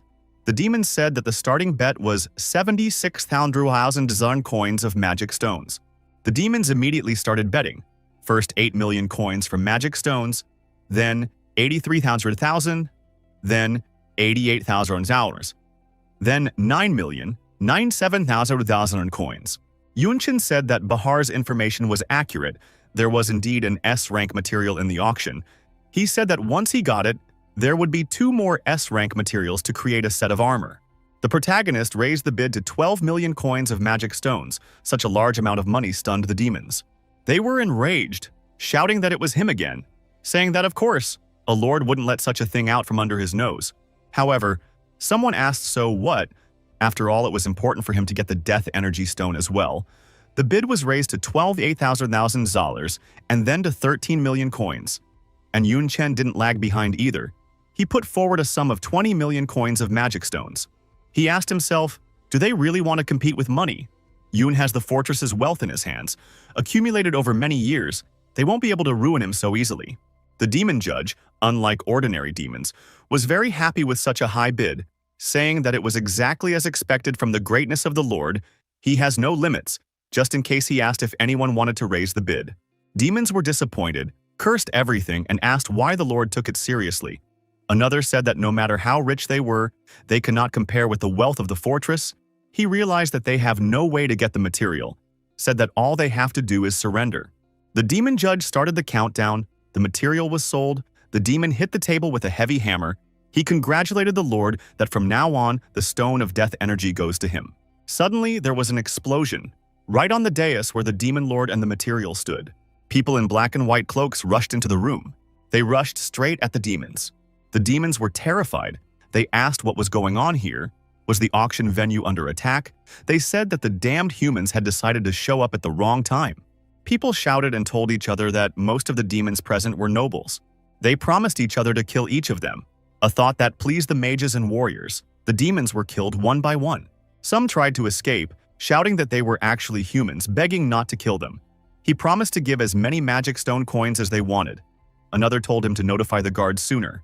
The demons were cursing and shouting that by the time the guards arrived, they would all die here. He suggested to just run away with all their might.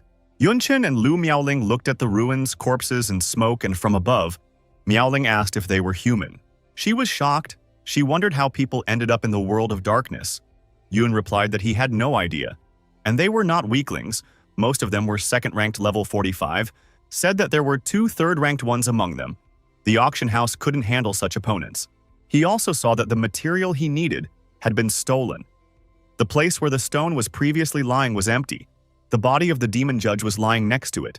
Soon a group of people came out of the room. They were laughing and saying that they had a glorious harvest this time.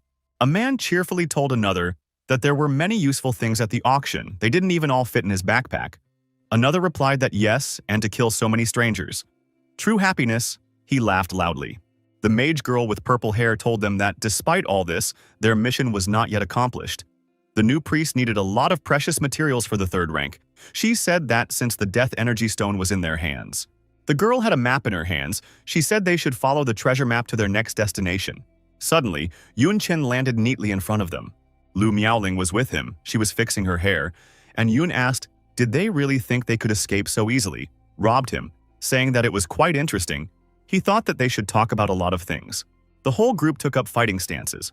One guy said he didn't think they would be chased, not afraid to die. Another man said they would finish him off quickly. Yun told them that he thought they were mistaken about something. He returned to his normal human form, smiled, and said that perhaps they could make contact. Yun Chen along with Lu Miaoling were a dozen meters away from the group of people. One of the men was greatly surprised that he was a human disguised as a demon. The mage girl also suggested that in that case, he might be a demon disguised as a human. Yun Chen heard this, and therefore said that being human, they are not affected by the aura of darkness. He also said that they do not revere demons and even kill them, and therefore they are not like dark novices. He asked who they serve and how they came to the world of darkness, what is their purpose. Then he was very surprised at something. Right at the protagonist from above flew a golden arrow of enormous size. It slammed into the ground accompanied by a violent explosion. Abun Lu Miaoling and Yun Chen managed to bounce away. At that time, Yun told the people that it looked like they were not interested in communicating at all. The mage girl stretched one hand up and loudly summoned a holy grace. All the other people were enveloped by the golden light. Some were scared. Some seemed to be going crazy with happiness. Such a man shouted that power. He was overwhelmed by boundless power. The man who was frightened soon changed his expression. Now he was also excited, saying that it looked like the bishop couldn't wait to smash them. All of them rushed towards the young men, Lu Miaoling and Yun Chen. The bald man attacked Miaoling. The girls shouted that they weren't lying to them. They were really humans and not disguised demons, saying that it was rather stupid to kill each other in the world of darkness. The attacker smiled and asked who they were and how dare they call them their kin. He only wished them death. Yun Chen was attacked by several people at once. He fought off each one. Everyone was tense in their battle with the protagonist. The spear of one of the attackers came very close to Yun's head. Luckily, he managed to change his position. He asked if they were attacking to kill, if they felt the joy of a rare meeting with fellow countrymen. The man who fought him shouted that whether they were humans or demons, anyone who did not serve the Lord was a stranger. He shouted for them to atone for their sins at the cost of their lives. He threw a spear of divine power at Yun. There was a lot of golden smoke. People cheered and shouted. He was definitely turned into ashes by the third rank master's full force strike. Another said that his soul and body were purified. He sincerely wished him to rest in peace. The man who had struck was also satisfied primarily with himself. Suddenly, his expression changed to one of fear and shock. The smoke cleared, and Yun Chen calmly held the man's spear by the very spout. Yun revealed that he had killed all the third-rank demons, and he was a third-rank paladin. Yun equipped his iron hand on the Demon King and asked if he was thinking of killing him. The god worshippers were already starting to get on his nerves. He started to come closer and said that since he had failed to clear him, he would in turn clear the man's head, and the man was terrified. He didn't understand what kind of weapon the enemy had. Yun shouted that the only difference was that he would do it physically. Yun Chen clenched his fist and used a fusion of martial arts master skills, a crushing fist and a fighter, striking with all his might. As he aimed at his opponent, his face looked wild. There was another explosion of even greater magnitude. From under the smoke, a hand showed itself. When the dust had more or less cleared and the man was seen lying on the ground, his teeth were knocked out by the shockwave and his pupils rolled backwards. Yun Chen said that the gap in strength was obvious, but they could have just talked. It didn't end there. Two more men ran up to him, one from above and one from the side. They shouted that there was no greater honor in this life than to die for the Lord God. They shouted that it was time to kill the kid. Yun Chen thought they were truly crazy. Soon, the battle was over. 3 were lying senseless, and 2 were sitting in front of Yun and Miaolin. The mage girl and the 4th guy were left alive. They were both looking down. Lu Miaoling was really angry. She said that they were crazy. And yes, all their attacks were deadly. She said that she had no free time, so she killed them. Yun Chen said that everyone was dead. He said that as expected of them, they never showed gentleness at critical moments. Said that most of their classes are paladins and swordsmen, and this woman is a high priestess of the 3rd rank. He said that they are so-called saints. Lu Miaoling replied that it is true. These classes are very common in the Holy Empire. But this is the world of darkness. Yun Chen looked up at the priestess, said that if he was right, they are the kind of people who often attack demons and wreak havoc in the world of darkness. He asked them to tell him about their goals and the power behind them. He said that he might even join. This made the high priestess laugh. She shouted that their parish organization could only have those who sacrificed everything to their lord join. A small wing in a golden sphere appeared on her forehead. Lu Miaoling noticed this and hurriedly pushed Yun away. She shouted that it was a wing of commandments and should be dodged sooner rather than later. The girl's brow glowed brighter. Her face rose to the sky and her eyes rolled back. She shouted that they were creatures and that they should die. Something happened. Yun and Miaoling were thrown back by the shockwave. Yun Chen used a fusion of mage skills, magic shield and druid skills, guardian vine. He placed the shield he had built right in front of the golden wave that flew towards them. The entire ground in the neighborhood began to smoke. The bald guy opened his eyes. He figured this was a great opportunity. There were white clouds in the sky. The golden wave had finally disappeared. Now in a small crater in the ground lay the things and the material Yun had bought. Lu Miaoling said that the commandment wing was a unique item of the sacred empire. As soon as the user thought that he had broken a commandment, an explosion would happen, like a self-detonating device. Yun Chen replied that engraving such a thing on one's body was really crazy, but that in itself helped them. Yun held a white small feather in his hand, said that after the explosion, a death energy stone and other things such as a treasure map fell out. Besides all this still, Yun did not see any information about the feather he held in his hand. He said that this white feather is the same as the black feather he got from the Dark Novice. It is impossible to identify. Maybe it is some kind of identification mark. Said that in addition, before she died, This woman said that she was from the parish organization. He asked if she was related to the parish of their world. Lu Miaoling replied that there might be other organizations with the same name. After all, the parish organization worships demons and hopes for their coming, while the guys here act the opposite, killing demons and showing no loyalty to the human world. Yun said that yes, he also wondered what the local parish organization was trying to achieve. He also told the president that there was something else they needed to deal with. He turned back and said that one of the people they thought Lu Miaoling had killed had managed to escape, which surprised the girl. Yun and Miaoling walked closer. Yunchen said to his partner that she intentionally left that guy alive. The girl replied that there was nothing to hide from him. There were 2 corpses lying near them and all their belongings were lying around the bodies. Lu Miaoling said that it was still hard to get information out of crazy people like them. She said that leaving a witness would pave the way for them, and if it came out, there would be a chance to get into their organization. They both looked at the corpse of one man.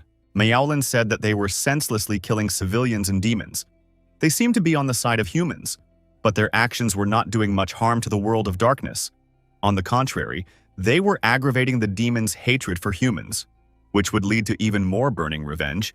The girl said that in the long run they were serving as a catalyst for war. Saying that being human doing such a thing was nightmarishly vile, he decided that she should find out their true intent. Yun replied that she could do as she knew, but he wouldn't be able to go with her, saying that not to mention how dangerous it was for a human to act in the world of darkness. Lu Miaoling climbed closer and said that it was so touching that Junior was worried about her. She said that she was also going to join the human organization.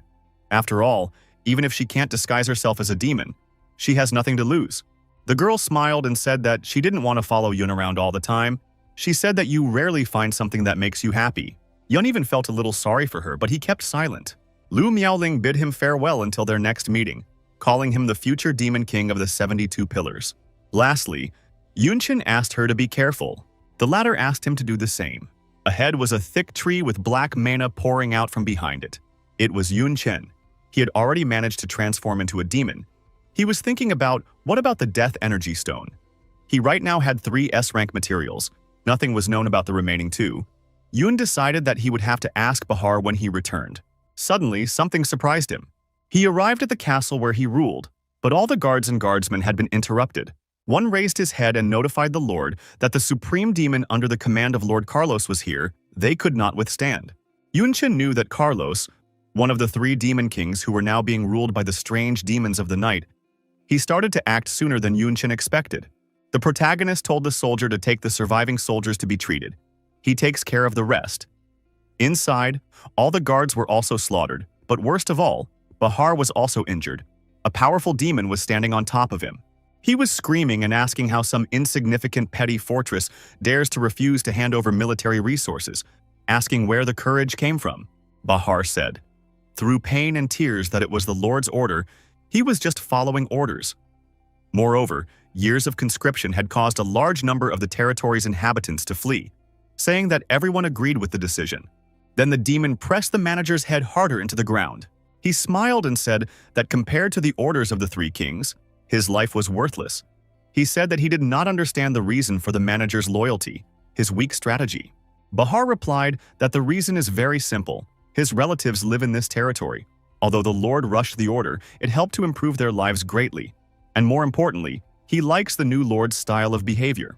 He said that since the Dark Knight Demon Kingdom was overrun by that terrifying woman, Taroko Fortress has changed more than one lord, saying that since everyone knows that kings who rule by force are not strong enough, there will always be higher demons who are dissatisfied with their behavior and want to replace them. However, no matter who the king is, they are no exception. The 3 kings only know how to suck up. Bahar shouted that King Wuxi was different. He rose up on his elbows, shouting that he wouldn't lower his head no matter who he faced. Serving such a guy was much more pleasant than these scum. Bahar was sharp of tongue. For such harsh statements, the demon slapped him on his back and asked him if it was more pleasant. Bahar spit out quite a bit of blood. Now the demon was hitting him with all his might, asking him if it was still pleasurable, shouting at him to repeat his pleasurable, asking him to give him more pleasures. Then the demon reached around his neck, lifted Bahar by his throat. The man said that when the king returns, he will not let him get away with it. The demon smiled and asked if it was true, said he was not catching on. The king of this fortress will be replaced soon. He said the king ordered him to kill Wuxi and take his place. Before taking the lead, it would be a good idea to clean up the place first. Someone took the demon's hand. It was Yun Chen. The demon was greatly surprised. Yun told him that it was not his place to enforce order in his territory. Yun squeezed the demon's arm so hard that its armor crumbled. It was very painful and the demon screamed loudly in agony. Then the protagonist threw it back. The demon thought that something was wrong. He didn't feel his presence at all. This guy's strength exceeds all his expectations. He is no opponent for someone with the equipment of a demon king. His whole body was already shaking from the pain. No longer was he so proud and complacent. Yun Chen ordered him to get out and tell Carlos that he would come after him himself in a year and finish him off. In the meantime, let him wash his neck and wait. The demon leaving asked if he too wanted to encroach on the 72 tables demon, saying that it was fine and he would pay for his arrogance. Yun, seeing that the demon was in a hurry to leave, said that he was not finished. Yun said the demon could leave. The man asked in a trembling voice what he wanted. Yun punched it in the stomach with his fist. Even though the demon was much bigger than Yun, the protagonist definitely exceeded it in strength. The demon curled up in pain. Then Yun Chen used a fusion of skills of Shadow Flow Hype, Shadow Steel, and Martial Arts Master Light Arm combo. From all sides, blue magic arms started to reach out to him. Together with the weapons, these skills became steel. The hands reached for the demon. They simply threw themselves at him in an unstoppable stream. The guards were shocked. One asked what it was just now. Another said that it was obvious that the king was just beating him up. However, even so, it was clear that guy. Soon there wasn't even any armor left on the demon. Only his underwear. He was angry and shouted that he had been stripped naked. He hesitated at first, and then he still called his opponent a bastard. He gathered his courage and shouted that he would kill him. Afterwards, he threw himself at Yun with his fists. His fist flew into Yun Chen's face, but only a small, quiet thud was heard. Yun looked at his enemy from under his forehead. The demon was furious and bewildered. He wondered why it didn't work. Maybe his defense was too strong. Then he refuted it himself, saying that no, it was more like his own attack had weakened to a minimum, also his equipment. Yun Chen told him that the attributes, equipment, skills, and money, he took everything away with his touch. He reached out his hand to the demon's black body and said that he was now weak to this extent. The protagonist pushed it lightly. The demon was thrown far back.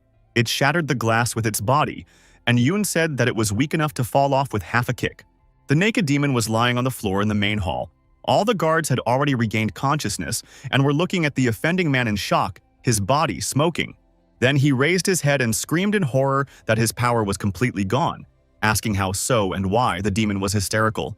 The guards marveled that King Wuxi had defeated a supreme demon in such a short time, in addition to stealing everything the demon possessed. Another said that their lord possessed such terrifying strength. Yun Chen finally sat on his throne and told his guards that it seemed like the demon had taken care of them properly last time, asking if they were just going to watch him get so weak. The guards froze. One of them said that he was King Carlos's subordinate. So how could they? Said that if they attacked him, they could be retaliated against in the future. Besides, he was an honorable supreme demon. Asked what right they had to beat him. Yun Chen turned to Bahar. Yun became very angry and asked if he also thought the same as them. Asked if it was just because he was Carlos's subordinate, just because he was one of the three great kings. His voice spread a wave of vibrations throughout the castle. It was very loud. Yun said that Bahar was like a bedbug under the demon's feet. The king asked if he had any objections. Bahar was silent. Then he turned around and headed in some direction. The guards were even more shocked. They asked what it was that Mr. Manager was going to attack. They could not believe it. They said that even considering his opponent's injuries, he was still restrained. And now this. Someone agreed and said that he might be good at business, but fighting, for some reason, he called it a good joke. The demon laughed loudly too, calling Bahar a lowlife living in a remote territory, asking if someone like him thinks he is worthy to touch him, shouting that his lord has stepped on a slippery slope. King Carlos will finish him off sooner or later. He said Bahar is not stupid enough to die with him, asking if he is. His screams were interrupted by Bahar's attack. He stepped right on his face. This left the guards in shock and deep horror. They swore and shouted that he was a subordinate of King Carlos. They said that if the manager dared to hit him, there was something wrong with him. They thought he was crazy, that Mr. Bahar had gone mad. Bahar's eyes were blazing. He towered over the demon and asked the guards if they hadn't heard. He said that this was how the three demon kings treated them. They showed no mercy to the members of their own clan. He asked if they really wanted to remain their lowly ants. He said that an opportunity has arisen in front of them. Their king Wuxi intends to become one of the 72 tables demon kings. He pointed at Yun Chen sitting on the throne. shouting that even the supreme demon who dared to touch him has lost his power. What qualities do those cowards who have demon left in them possess to lead the people, and what qualities does he possess? Then Yunchen stepped in. He held out his hand to the guards, told them to work for him, and together they would overthrow the 3 demon kings, or they would prefer to continue to grovel as insects under their feet. His voice echoed around the spacious hall, and he said again, giving them a choice. Now the eyes of the demon guards were burning just like Bahar's eyes. They were shouting that they had long wanted to get rid of the 3 demon kings, that the number of soldiers allocated to the front line should have been equally distributed among each territory, but they were forcibly distributing their share between them, making the civilians hate and fear them. They said that Uncle was now a subordinate of the future demon king of the 72 tables, and his personality had changed. The mere thought of beating a noble supreme demon made them tremble with excitement. They all towered over the supreme demon. Right now he was really scared. He was asking what they were up to, shouting that they couldn't escape the consequences if such filthy and unworthy creatures dared to touch him. The guards started beating him with all their might with the whole crowd. They shouted for him to go to their demon kings. Then they would see how he would like the beatings, compared to the future demon king of the 72 pillars. Some supreme demon is nothing. Their meeting with him would allow them to ascend in the future. They shouted that a bastard like him deserved only to be a stepping stone on their path. They told each other to beat him as hard as they could. The supreme demon shouted that they were creatures. Then they threw him as hard as they could out of the hall. He fell down. The demon had many bumps and abrasions on his face. He called them creatures and promised to report everything. When the beating was over, the guards were frightened. Many were shaking with fear. One said that the words of the Lord had a magical power that took control over him. Another sobbed on his knees about what he had done. They thought that now everything was over. They would be avenged and killed. They did not know what to do now. Bahar was also sitting in a corner in despair. He thought that he was obviously mad for doing such a thing. He said that soon the fortress would be destroyed. Only Yunchen seemed to be satisfied. He said that it was normal to be frivolous when they were young and they had nothing to fear. In fact, he was having a hard time getting them to be brave. He thought that if he hadn't hooked them with his skills, they probably would have never dared to do this.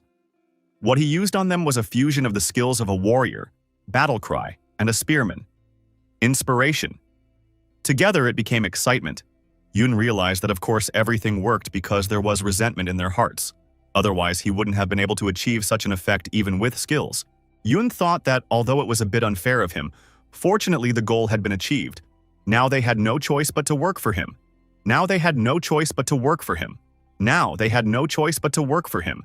And also he would fulfill his duty to raise their status in society. Then Yunchen threw something to the manager and said that he had a new task for him, to spend all the money and resources to maximize the quality of the guards. He was holding a spatial backpack in the shape of a magic stone. Bahar saw that inside was most of what the Lord had taken last time from the warehouse. He realized that, although everyone knows that the truth is force, but is Lord Wuxi still going to spend all the savings? Yunchen asked if he had managed to learn anything new about the S-rank materials they had talked about earlier. The demon shook his head and replied that there was nothing, saying that such things were extremely hard to find. And the fact that he had managed to find out that such a thing would be at the auction was just luck. The protagonist then threw a treasure map on the desk he was sitting at and said that it seemed that this map was the only clue right now. He asked Bahar to take a look and then asked if it was reliable. The question made Bahar think. He said that the route is not difficult, but the goal can be reached through the endless desert, the swamp of the lost and the city of nothingness until it reaches the purgatory of the fire demon. Suddenly, some idea popped into the manager's head. He shouted, asking where he got this treasure map. His demeanor changed very abruptly. He shouted that this was obviously some idiotic idea. Yunchen stood up and asked if he was serious. Did he mean to say that the map was fake and no treasure actually existed? Bahar replied that this was not the case, said that if he followed the map, not to mention the S-rank materials, he would also find valuable boundless treasures. But the problem is that the destination is the fire demon purgatory, the territory of the exploding flame demon clan. He said that the explosive flame demon clan is a race of demons that existed before the demon of nothingness divided the demons into 72 races. They have great power, and the strength of their head is as strong as any demon king of the 72 pillars, but one day the entire clan was suddenly destroyed. Told that there are many theories about what the specific cause was. Some say they angered a god and were destroyed by him. There are also rumors that their demise was due to the fact that they angered the demon of nothingness, But regardless of what it was due to, the purgatory of fire demons is full of various treasures, but powerful demons and demon kings, not to mention the treasures, already coming back from there alive, is a great fortune. Bahar apologized to the king for his rudeness, but he had better give up. He explained that even if not talking about the fire demon purgatory, there are countless monsters in the vast wilderness. The Lost Swamp is even more dangerous, and no demon has ever gotten out of the city of nothingness alive. Yunshin replied that he, in turn, thought it was worth a try. At least this way the money would not run out.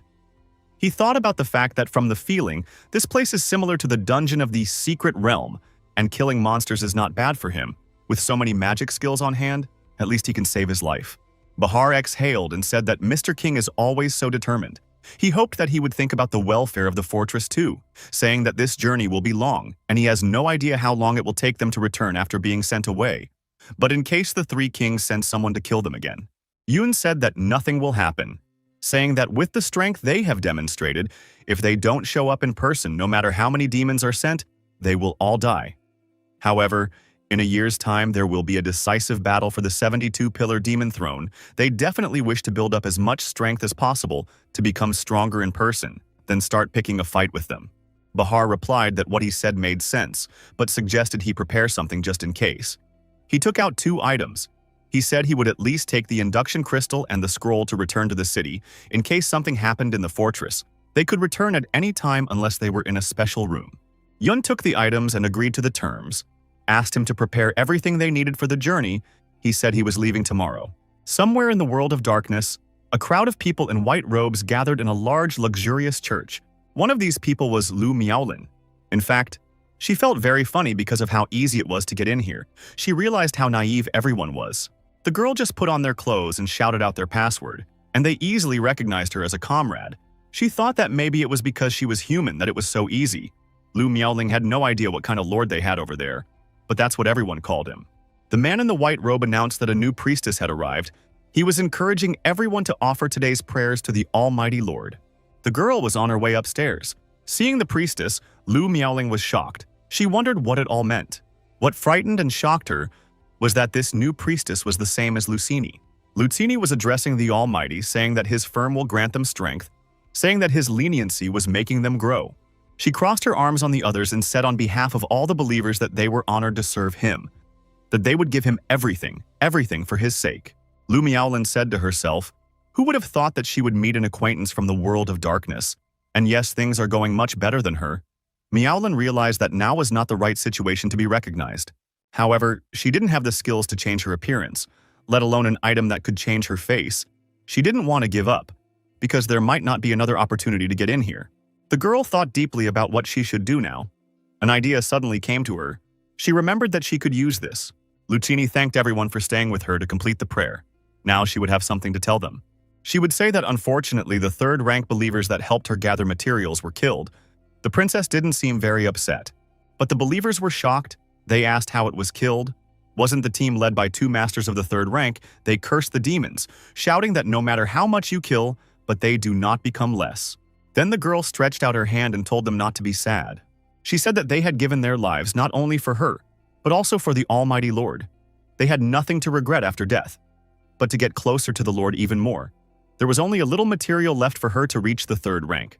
The believers said that the priestess is the representative of the Lord and can even communicate directly with him. They said that she is more important than any of them. But the materials requested by Priestess Lucini are too difficult to obtain. One said that although they can give their lives without hesitation in the name of the Lord, they can do much more for him. For such a life, they have to take huge risks. Lu Miaoling shook the believers, shouting that they are idiots afraid of death. Asking if this is all the faith in the Lord they can show, the girl wrapped bandages around her face. She had now passed all the young and not-so-young people. Now she stood almost beside Princess Lucini and said that the noble lady priestess just needed materials. For her sake he, and steal, loot, and die. She asked, isn't this a given? Why do they oppose it? Lucini was happy to hear such a thing. She admired the girl and her sincere and pure faith. She told her to rather approach her and tell her her name. Lu Miaoling introduced herself as Xiaolingzi. She blamed herself for forgetting to think of a name, and she had to use one of the many that her junior had made up for her. Lucini said that the strange believer had a very interesting name. She asked why she was wearing a bandage on her face. Was she injured? Lu Miaoling replied that she was. She told her that she said that it was disfigured by one of the demons, but she believes that the Almighty Lord will turn her face sooner or later. Lutini said that such devout faith was intoxicating, but also told her that there was a single flaw in the girl, her voice. It was very similar to the voice of a certain Sao the princess knew, so she said. Lu Miaoling told her to herself that she herself was a Sao. And her whole family, the girl was angry. She couldn't stand the princess. However, she had to force herself to calm down. Lucini rushed to comfort Xiao, shouted that she did not deserve to be compared to Xiao, promised to report to the Lord about her sincerity. Suddenly, large black wings grew out of the priestess's back and enveloped her and Lu Miaoling. Lucini said that the Almighty would definitely help her transform. The believers shouted that this was a miracle of the Lord, that her sincerity had touched the Lord. They said that even if they had to steal, or die, they would definitely help the priestess gather materials.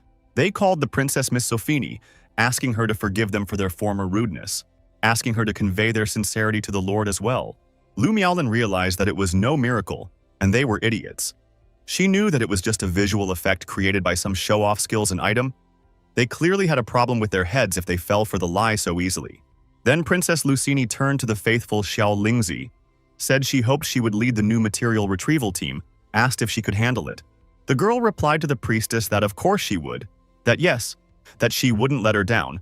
Lucini slipped her hand right under Miaoling's nose. She could hardly contain herself. She wondered if she was amused by the kissing. Lu Miaolin thought it was an absolute abomination, wished the princess would wait until sooner or later to make her lick her feet. There were someone's footprints on the ground. These footprints were left by Yun Chen's bare feet. He was heading somewhere while reading a book.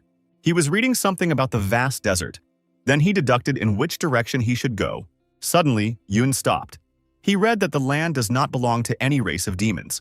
The area itself is dangerous, that's how it was named.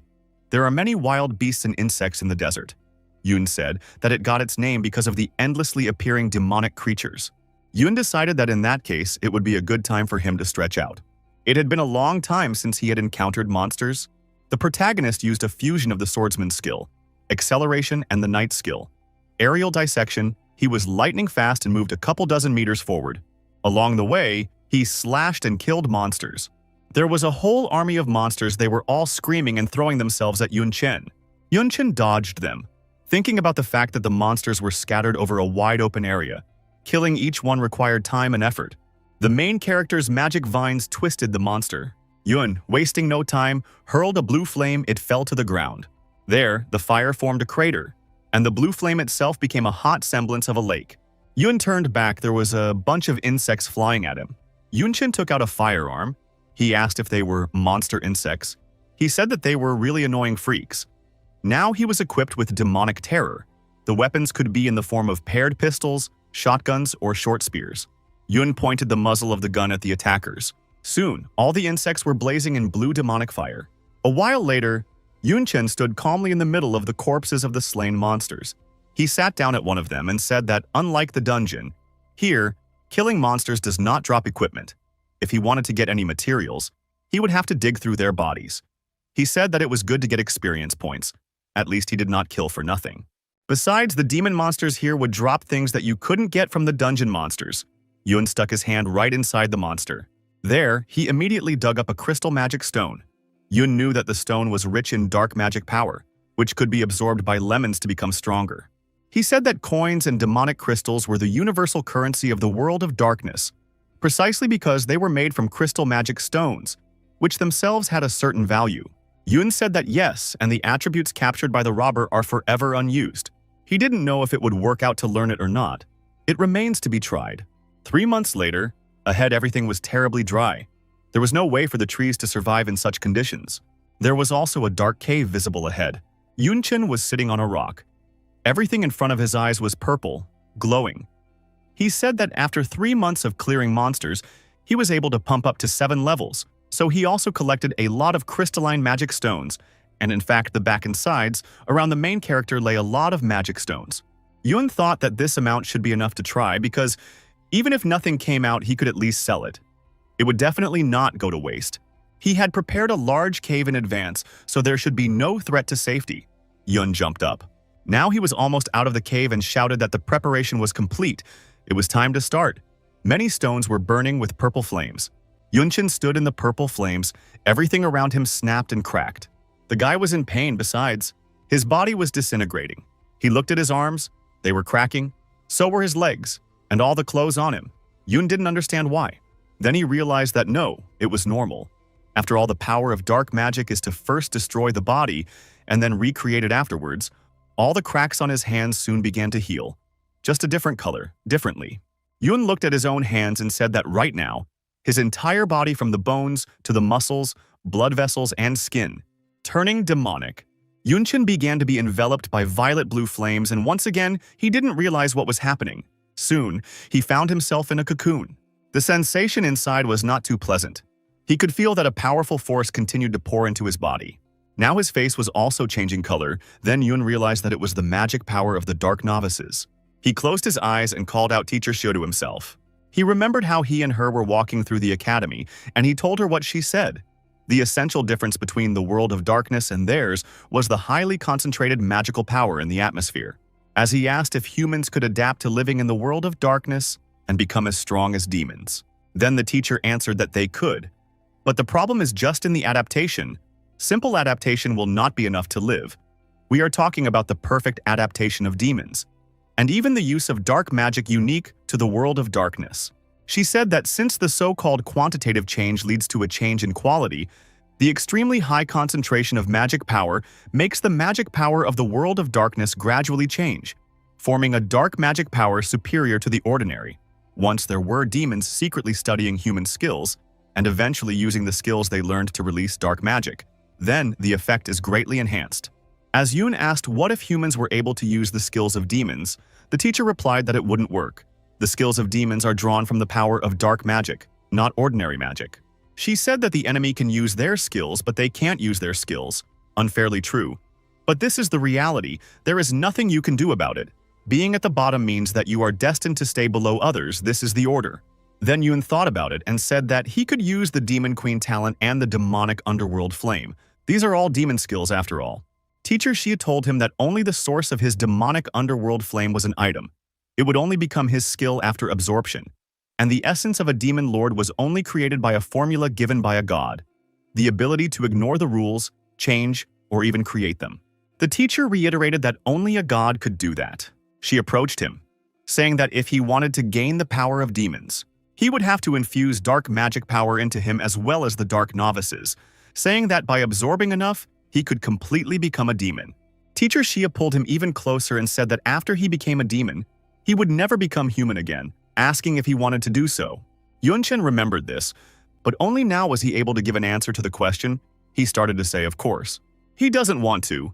Yun ripped the horn from his body and began to resist the magic, screaming that after all it was just an attempt, and he would stop at nothing for the sake of power. And since he couldn't possess dark magic being human, the guy already had a second horn growing on his head. The first one he had broken off. Yunchen said, refusing to devour it, he tried to tear off this horn as well. Suddenly, something stopped and surprised him. He looked at his hand. His hand began to grow long and sharp nails, claws. Then he realized that the transformation did not stop. Yun looked at both of his hands already and panicked, asking if the already started it wouldn't reverse. He activated super self-healing. He said even super self-healing didn't work, which meant this wasn't a normal injury. Yun realized that it was more like he had broken a certain rule, and now that rule was going to erase him. He thought that the cross of rebirth wouldn't work in this case. The whole thing was falling apart, but for some reason he said it felt so familiar to him. He realized that he was dying again. Yun remembered lying in the hospital with a girl sitting next to him. The pulse meter beeped rhythmically. Yunchin finally opened his eyes. He was all skinny like death. Yuntang was sitting next to him sobbing profusely. The poor girl was screaming at her brother not to close her eyes for anything, that he should keep his eyes closed. The girl was so scared that she was shaking all over. She was begging him not to leave her. Yunchin couldn't answer her anything out loud, but to himself he apologized to Yuntang. He said that he also wanted to live, but he could feel his consciousness fading away little by little. His eyes closed again. He blamed himself for not being able to linger, even for a second. He could do nothing in the face of death. The protagonist felt like he was floating in water. He realized that his consciousness was dissipating, and he couldn't stop it. Again, that feeling of powerlessness. The same as back then, Yoon knew that if he didn't do anything, it would all be over for him. But no, he did not wish for that. He decided that this time was different. He had already died once. Death was known to him. Now he had a feeling as if he had surfaced from the stream, deciding that there must be a way to survive. Utopia was not for him. Now Yunchen was sitting on dry land and thought about the fact that even the naked eye could see that the human body structure was not much different from the demon body structure. The significant difference was that the demon body could safely use dark magic. Dark magic was just a type of power. As if through ice, he looked at his reflection. Only on one side was an ordinary appearance. On the other was the essence of the Night Queen. Yoon thought that he just needed a suitable vessel such as a demon body. In this case, if he uses a false demon body created through a skill to deceive her, perhaps he would be considered a vessel. Yoon felt as if he had pulled himself out of Utopia. From within the cocoon, Yoon could be heard calling out to someone. He spread his arms out to the sides, telling her that he would no longer resist, and if she wanted, she could enter his body, shouting for her to dissolve into his shadow, to mingle with his skills, saying he would accept everything without abandon. The magic began to envelope him. It hurt, and the protagonist screamed loudly in agony. The cocoon began to crack at the seams. Then came a massive explosion that tore it from the inside. Many rocks and blocks were now flying back to the ground. Yunchen possessed a Dark Knight evolution. It seemed that behind his back was a halo and black wings. He was a primordial darkness, a demon's body. Yoon looked at his hand and said that he seemed to have succeeded. He now had horns, claws, and long white hair. He had gained the body of an S-rank demon, primordial darkness resulting from the fusion of dark magic. In the state of the demon body, the effects of various attributes and skills are enhanced, and the body is completely turned into a demonic body. And dark magic and ordinary magic can be used at the same time. Darkness was not only a genuine skill of demons, but also a skill that had the effect of transformation, connected to the body and able to evolve. Yun Cheng's disguise was related to his own body, which appropriated the power of dark magic so that it transformed his appearance. Thus, it was not him that was transformed, but the form of his skill.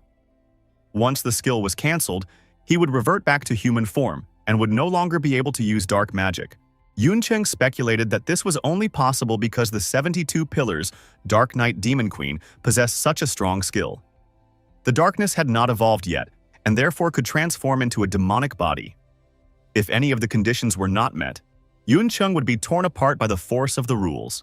With his actions, Yun Cheng went against the rules, but the one who made the rule somehow didn't notice it. Just as suddenly, Yun Cheng heard the noise of demonic beasts nearby. A crowd of demonic beasts, attracted here by the absorption of dark magic, were moving towards him. This was a great chance to test his new strength, and so Yun Cheng used the Eye of Night. Immediately afterward, all the doors froze in place. The Eyes of the Night have undergone tremendous changes. The key to the evolution of skills is probably dark magic. The Eyes of Night has evolved to S+ rank, allowing Yun Cheng to stop enemies until he runs out of dark magic. Yun Cheng decided to use dark magic to test his other skills as well. He used a basic druid skill, Restraining Vines. Thanks to the dark magic on the vines of the industry, they were able to increase their damage while retaining their basic properties. After which he used the Fireball. The coverage area as well as the power of the explosion also increased. Their power became much higher. In addition, what surprised Yun Cheng the most was the cloning skill, because he could create another clone if he used skill fusion repeatedly. Yun Cheng combined Haunting Raging Flames and Summoning Lightning to create a fire clone and an electric clone. Both puppets inherit 65% of the user's attributes, possess all the skills of the assassin class, and attack using their element. Yun Cheng ordered the clones to destroy, immediately after which they dealt with the remaining demonic beasts in no time. 4 months later, Yun Cheng recognized that this place really deserved to be called a vast desert, as it took him 7 months to completely cross it. Of course, it was also because he had destroyed all the demonic beasts in his path. The harvest was quite rich, as he had literally filled the space in his backpack with the corpses of demonic beasts. Yun Cheng's level had risen to 62, and all attributes had exceeded 900, making him not inferior to awakened ones with hidden rank 3 classes. After all, the essence of a demon king and the daily tasks from the system had helped him increase them significantly, even though there was a huge gap between the 4th rank divine level awakened ones.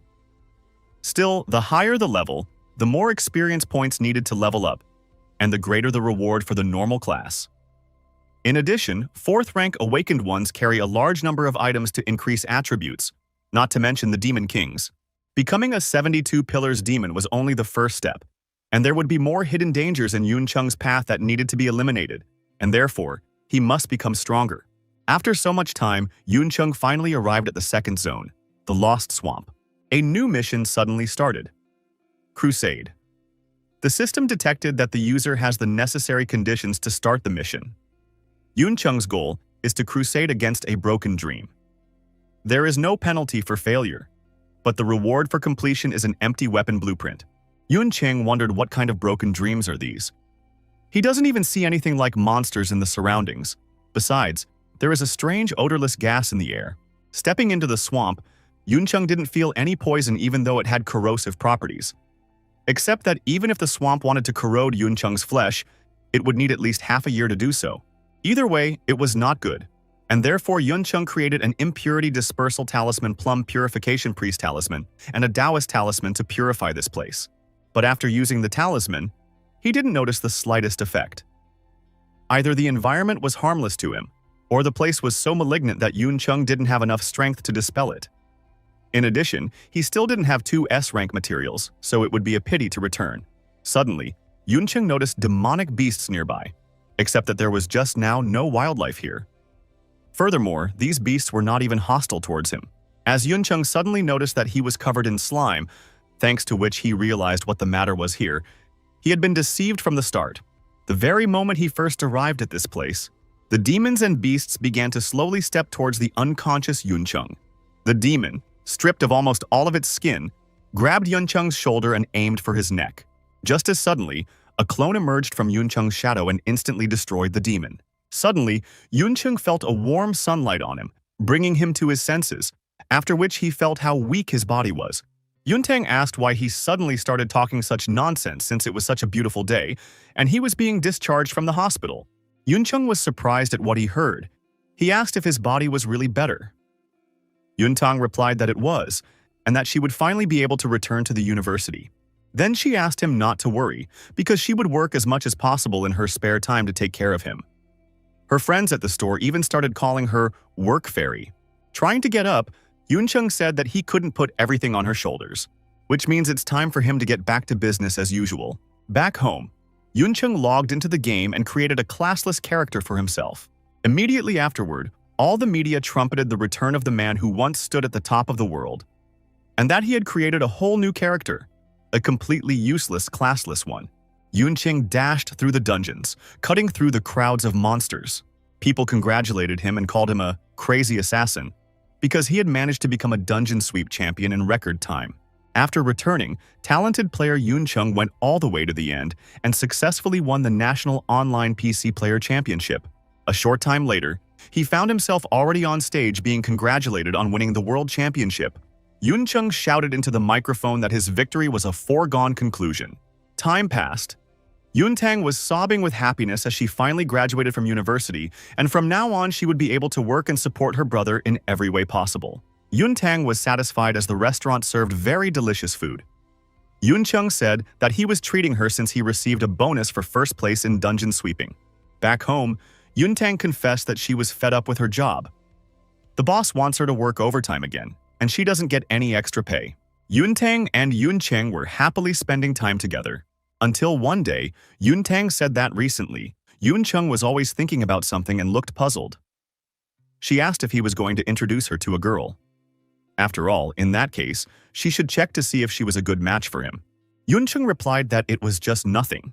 It's just such a beautiful world, but unfortunately not a real one. Everything comes to an end sooner or later and it's time for him to go back. Yun Tang was surprised at what she heard. She assumed that Yun Feng had long ago found out that she and this world were not real. Yun Cheng explained that no matter how real the illusion was, in the end it was still an illusion. Such a thing could not confuse him. Yun Tang hugged her brother and asked if he could not leave, to which he replied that he couldn't, because his little sister was waiting for him. And there are a lot of things to deal with. Yun Cheng said no matter whether reality brings joy, sadness, or happiness, one day one will have to face it. Staying here is just an escape from reality. Yun Cheng finally came out of the illusion. He had concealed the shadow puppet in the shadows beforehand when he entered this territory. Otherwise, his consciousness would have drowned in illusion. As suddenly someone called out to Yuncheng. Turning around, he saw the president and asked if she was going to infiltrate the parish and why was she here. Lu Miaoling explained that she was helping the leader gather materials and had even brought a few believers with her. But they didn't seem to be going anywhere. The believers nearby were exalting the lords stuck in their illusions. According to her observations, once the local fog accumulates on the body to a certain extent, it turns into slime. The slime not only plunges people into illusion, but also paralyzes their nerves and senses. Even if one's hands and feet are cut off, they will not regain their senses. Those with weak wills or strong desires can easily get lost and cannot return. That is why this place is known in the world of darkness as a suicide paradise. Many who have lost hope voluntarily go here to die in a perfect illusion. Not only demons but also misguided demonic beasts are immersed in the illusion since they can eat limitless amounts of meat. Lu Miaoling asked Yuncheng what had become of his appearance. After all, he looked more like a demon than before, causing her to not even immediately recognize him. Yuncheng explained that his skills had changed due to absorbing dark magic, but fortunately he was lucky and was able to retain his humanity. Lu Miaoling was delighted by what she heard.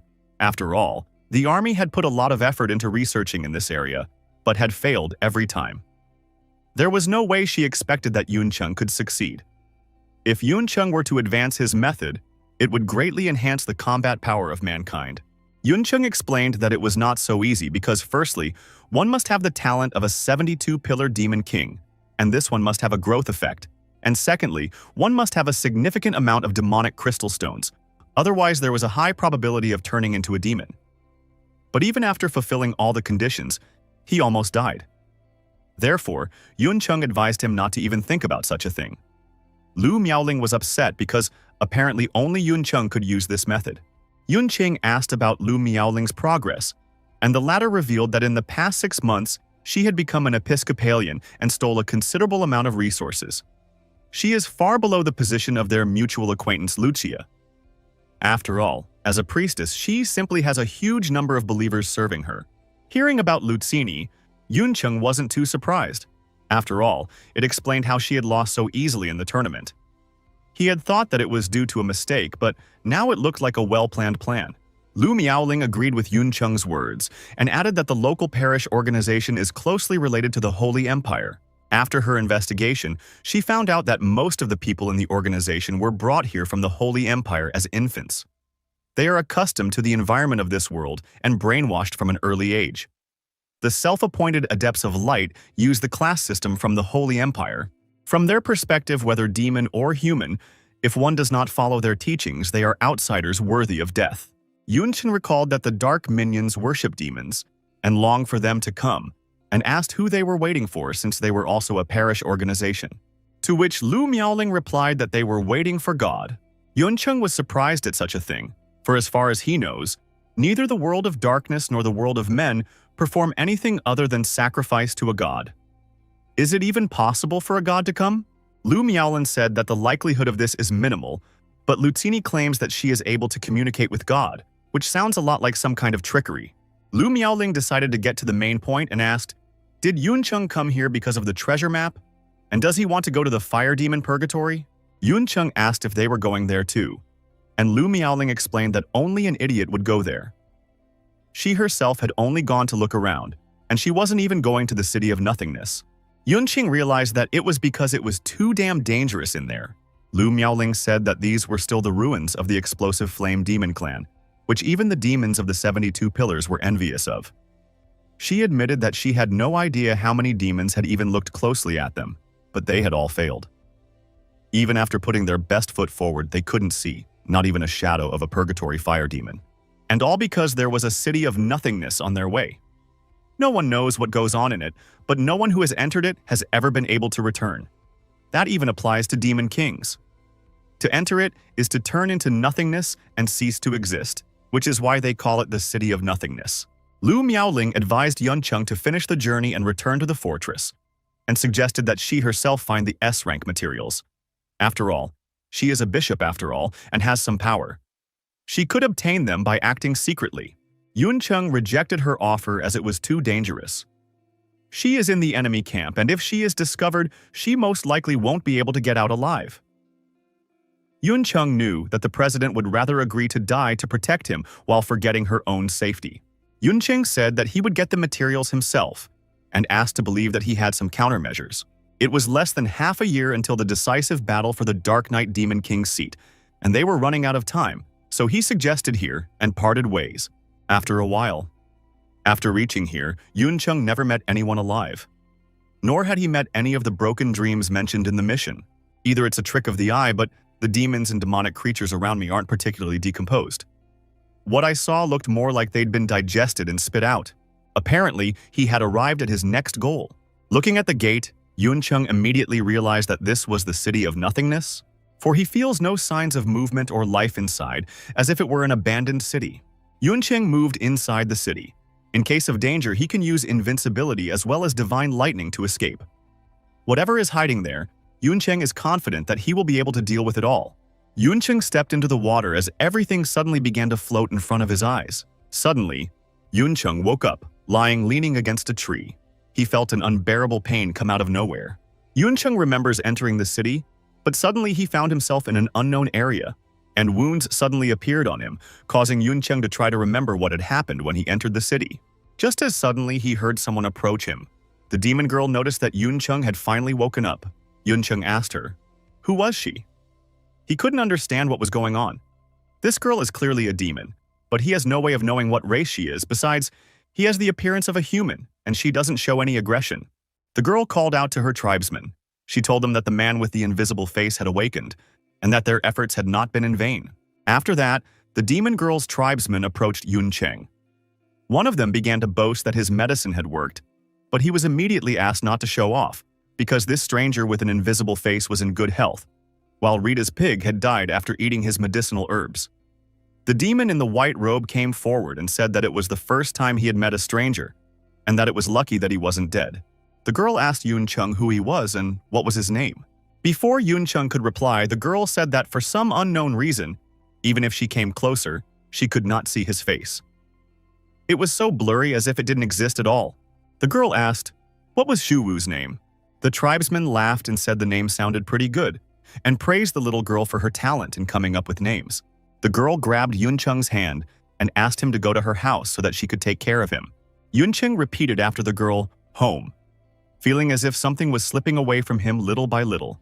That's how little Nana took him to her house. The people living in this village happened to be the ancestors of demons who came from war-torn places. They fled here in fear of war, isolated from the rest of the world for hundreds of years. No disputes or wars, like a true paradise. For some unknown reason, they are unable to see Yun-chung's face. His voice seems neither harsh nor rough to them, and his body is highly vague, making it difficult for them to determine his appearance and gender. To them, he feels like an illusion, as if he doesn't exist, which is why she thought the name Shu Wu was appropriate. Living with them seemed comfortable and satisfying to Yun-chung. Fortunately, they welcomed him with hospitality and courtesy. Because of this, Yun-chung began to think that perhaps staying with them forever would be a good decision. This kind of life is full of oddities and interesting things with limitless possibilities, and so it's no wonder they've achieved it all. Suddenly, Yun-chung once again felt that unpleasant feeling. For 3 months after coming here, he had been constantly muttering some incomprehensible words that he was unable to understand. Even words that he had never thought about. At the same moment, Nana came out of the house and said that, as they had agreed yesterday, she would teach him to read and write. And she decided to start with the most important one, his name, Shu Wu. Just as suddenly, Yun-chung heard the demons passing by the house saying that they were here again and that they needed to hurry. Yun-chung asked the demon about what was going on, and the demon told him that they had found some more injured strangers. But these strangers are different from him, because their faces can be clearly seen, and they look very similar to Shu Wu. This means that their village has new comrades. Nana said that everyone in the village had actually been very frightened when the strangers had first arrived. Everyone was worried that they might be bad guys, but they turned out to be extremely nice and kind. In addition, the current strangers resembled Shu Wu, so no one was afraid and immediately gave them a warm welcome. Yun-chung said that this kind of thinking is quite dangerous. The wounded demons were resting not far from the village. The illusion cliff was more dangerous than they'd thought. Their leader never found the treasure, in addition to receiving wounds that caused him to admit he should have heeded his father's advice. One of the demons reminded the young head that the head had repeatedly warned him not to set foot in the swamp of the lost and the forest of illusions. But he kept insisting on the expedition, the young head asked, so they wouldn't forget who he was. Even though he stole the induction crystal from the old man wouldn't do anything to him unless he came here, which means they don't have to worry about wasting time. After all, the territory of the explosive flame demon clan is behind the Cliff of Illusion, and the Swamp of the Lost is connected to the cliff. Even his old man would have to work hard to get here. Furthermore, they were at the junction of the Swamp of the Lost and the Cliff of Illusions, but they suddenly plummeted down. Suddenly, the demons heard the sound of footsteps nearby. They were joined by the locals who were happy to see their guests. The explosive flame demons thought that they were clearly unlucky, because they had only just arrived here when they were confronted by the demons of another clan. Even though they could not see their clan affiliation, they were lucky that these demons were weak, so they should take the initiative before the locals notified anyone. As suddenly, the young leader stopped his demons and asked them not to move, for it didn't look like the locals wanted to fight. The demons began to discuss how their head suddenly changed, because he likes to kill more. Meanwhile, the head was thinking about how ignorant fools are with him, because the locals have purple badges, ancient dark seal. These guys are purebloods from a long-extinct ancient race written about in books. The young leader asked the demons for help because he was wounded and would die soon. He asked if there was a good man among them who would be willing to help him. The pureblood ancients have been extinct for 1,000 years, and these guys are living ancient fossils. By selling them as slaves or letting them be used for research, they are of unprecedented value. Upon returning to the village, the villagers announced that new strangers had arrived, but they were seriously injured and needed medicine to cure them as soon as possible. The young leader laughed mentally, for everywhere he looked, there were free, pure-blooded ancients at every turn. If you grab them and start breeding them, you can get immense wealth. Little Nana decided to help the guests too, but Yuncheng advised her not to go to them. Yuncheng realized that the peace that had lasted too long had made these demons forget about the dangers of the outside world, and their strength was not as great as the new generation, which means that they don't even realize that the newly arrived outsiders could lead to a terrible disaster. Nana asked Shu Wu why he won't let her go. Shu Wu decided to explain to her as he suddenly realized that he couldn't tell her. This situation had happened more than once before, like some situations in the outside world that needed his words to change their minds, but he couldn't utter them. Even if he is present on the stage in person, he is only a spectator. He can only watch the events unfold, unable to change anything. And given the situation, he can guess at further developments. After a week of treatment in the hospital, the demons of the explosive flame clan had fully recovered and left under the escort of the villagers. The day after that was a brisk morning. Shu Wu, as usual, went to the mountains to chop wood to contribute to the common cause. And back in the village, he saw how things had changed. The young head of the explosive flame demon clan held Nana by the neck and laughed. He said that this was exactly what happens if you cross him. Since none of them are willing to become his cattle, they should all just die. With tears in her eyes, little Nana tried to tell Shu Wu about how strangers are very... Before Nana could finish speaking, the young head squeezed his hand, followed by a cracking sound. Seeing this, Shu Wu came to anger. He said there was life in them too, and asked why then were they so mean and vile. Immediately after which, Shu Wu turned the two demons into a bloody mess. Yuncheng shouted that he would finish them all off, then struck the ground, causing great destruction.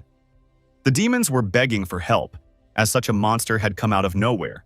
The surviving young head said that Shu Wu was not like them at all. Then he asked if he knew that his father was the head of the demons of the explosive flame clan. If he dared to touch him, he would die a painful death. But Shu Wu destroyed the young head with a wave of his hand and said, "Let the head come." Immediately after which, a pillar of flames rushed out of the sky and the head of the explosive flame demons landed beside Shu Wu. He asked Shu Wu, "Who the hell is that guy? And why can't he see the face of his son's killer?" To which the latter replied that he just wanted to and killed. After a while, Yuncheng finally woke up. It was all over. Yuncheng said that no matter how real the experience was, it was still an illusion. He managed to get rid of even the illusion with Yuntang, and therefore this kind of stuff doesn't work on him. But the setting looks familiar, like he's seen it somewhere. Walking through the burned village, Yuncheng suddenly stepped on a suspicious stone. This is the same rock that little Nana wrote his name on. Yuncheng wondered, Was all of this not an illusion at all and had actually happened? A familiar village, familiar places, and a familiar stone slab. The only difference being that everything here has been destroyed to the point of ruin.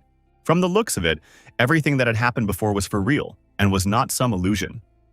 More importantly, it wasn't even directed at Yun Cheng. He just happened to interfere. After all, he was just a spectator, not participating in anything and not changing anything. According to Bahar, the explosive flame demon clan had existed for a very long time, and the actual time of the illusion's appearance had lasted for almost an eternity. Except that after the destruction of the clan, the local environment should have recovered by now. Why was it so bad? Suddenly, Yun Cheng realized that it was all about this raging volcano. The volcano rumbled and released a rain of lava in all directions. Yun Cheng dodged the lava flying at him as he suddenly noticed something strange about it. Demonic monsters began to emerge from the lava. They immediately attacked Yun Cheng, shouting about how hungry they were. Yun Cheng dodged their attacks, pondering the fact that they were dead people in composition with a living organism. But regardless of who they were, he decided to just destroy them. Yun Cheng attacked the demon in the forehead, but his spear didn't go through as it was too strong. Immediately after that, the demon attacked Yun Cheng, although Yun Cheng blocked the blow, but suddenly his spear began to melt. The demon put in more effort and sent Yun Cheng flying. These demons looked like a solid mass of mobs, yet they possessed such great strength. Yun Cheng realized that he couldn't win without starting to fight seriously. Suddenly, the demon spat out a blob of flame at Yun Cheng, causing him to dodge. As soon as he dodged, the other demons took the chance and shot at the defenseless Yun Cheng. But Yun Cheng managed to save himself by using divine lightning. Before he knew it, a new clot was flying at him and he couldn't dodge it. Even though these monsters looked like they didn't have any rudiments of intelligence, yet they were able to predict where he was going to land. Yun Cheng couldn't help but praise their fighting instincts. All this time, there was a certain blurry silhouette watching Yun Cheng. He realized that this child had invaded the lands of his memories, and that he was clearly alive for a reason, because he was human. But how could a human be here? Dealing with several disparate forces is very difficult, which is why the demon decided that the guy is not qualified enough to explore the depths. He hopes that he will be able to realize this, and will not put his life at risk. Yun Cheng absorbed the underworld demon's flames and became extremely resistant to flames. However, he was burned during the battle, because of which Yun Cheng assumed that these monsters were using an unusual flame that was at least at the level of an underworld demon. Originally, Yun Cheng didn't fight seriously since he considered these monsters to be underdeveloped rookies, but now he was serious. Yun Cheng merged the water curtain with the flow of ice, creating an ice soul waterfall, thanks to which he was able to stop the flames. Immediately after, he merged the lightning strike with the ionized wind and destroyed the monsters with a hurricane of lightning. Seeing this, the figure in the sky realized that he had encountered an extremely entertaining creature. He recognized that it was not bad, but also curious. Disappearing, the demon said that in that case this would not be their last meeting, for there, Yun Cheng would be able to familiarize himself with the rules. At this moment, Yun Cheng sensed someone else's presence, but looking up into the sky, he saw no one. Yun Cheng decided that he had just had a vision and decided not to give it a second thought. Yun Cheng thought that these beasts were at the level of third-rank awakened beasts. However, the explosive magic stone left after killing them was different from the demonic beast's stones. The ejected lava turns into such powerful creatures, which means there must be some kind of frightening creature in the volcano. Yun Cheng decided to climb the volcano and see. As he approached the volcano, Yun Cheng saw a huge number of monsters. Fortunately, although the monsters have developed fighting instincts, they don't have a hint of intelligence. As long as Yun Cheng doesn't enter a combat state, they can be dealt with thanks to the assassin's stealth. As he got closer to the volcano's vent, Yun Cheng saw that there was someone below, but he couldn't see them due to the distance. Yun Cheng used the eagle eye of the hunter class and was surprised by what he saw. After all, inside the volcano is the head of the explosive flame demon clan, Jiangnan Academy. Students of the academy gathered in the square. Ye Qinglin asked Guo Feicheng what the third-year students were doing here, since today was supposed to be the opening ceremony for the second half of the second semester, to which he replied that he had no idea and assumed that the dean was going to make an important announcement. After that, he asked her to look at the people behind the dean. Judging by their uniforms, they were from the army. They fought on the front lines every year, and now they had shown up at the academy in their spare time, which meant that something important had obviously happened. Ye Qinglin admitted that she had begun to suspect that they would have to suffer more grief the moment Brother Yun disappeared. Right after that, The number of courses had increased, and practical training had to be done in their free time after class. Guo Feichen sweated when he heard about Yun Cheng, and hurriedly shut Ye Qinglin's mouth, after which he asked her not to talk about Yun Cheng, for behind her stood a gloomy Nicole. Guo Falcon recalled that once Nicole hears about him, she immediately goes into a rage. Ye Anfu demanded silence from the disciples. Afterward, he told them that he had summoned them to make an important announcement. He suggested that some students might have already noticed some changes. The number of courses with combat practice has increased dramatically over the past year, and all dungeons forbidden to students because of their danger have been opened. This resulted in casualties not only among the students, but also among the instructors. And the reason why all of this happened was because, as of today, all sophomores to third graders are sent to the front lines with their teachers to take part in the war. All the courses and real-life combat operations described have been conducted in order to ensure that students are able to survive on the battlefield. The students were shocked by what they heard, because last year only fourth-year students were sent to the front lines. But now the range had been expanded to second-year students, which meant that the situation on the front lines was much worse than everyone thought. In addition, even fourth-year students are seriously injured on the battlefield, and they will immediately fall off their hooves without experience. The dean explained that the soldiers of the military department would now divide the students into suitable combat zones, according to their level and grade. He asked them to cooperate as their lives depended on it. Meanwhile, the military officials arrived at Xia Qingcheng's office. They bowed to her and asked her to return to the war office, for on the front lines, things were getting worse and they needed her help. Xia Qingcheng asked if it was the Sacred Empire's fault. After all, she had warned that if they didn't nip it in the bud, they would become a hidden danger, to which the chief among the ranks replied that it was simple for her to say. The Holy Empire and their country of Xuanlong are among the 5 great countries that are the main force in the fight against the world of darkness. Not to mention that both sides might suffer during the confrontation. Even if they defeat them with the least losses, the remaining 4 countries would not be enough to fight the demons.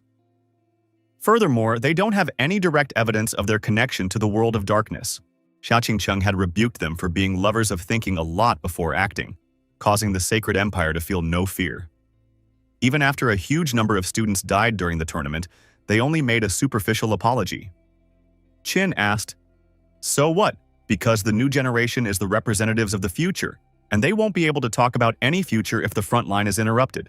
Xia Qingcheng asked, "Didn't their tolerance mean that the Holy Empire would give their all during the confrontation on the front lines?" To which the ranking official replied that this is the way it is, and asked what they could do about it. Many high-ranking officials in a large number of countries realize that the Holy Empire is a cancerous tumor, but all they can do is let it expand.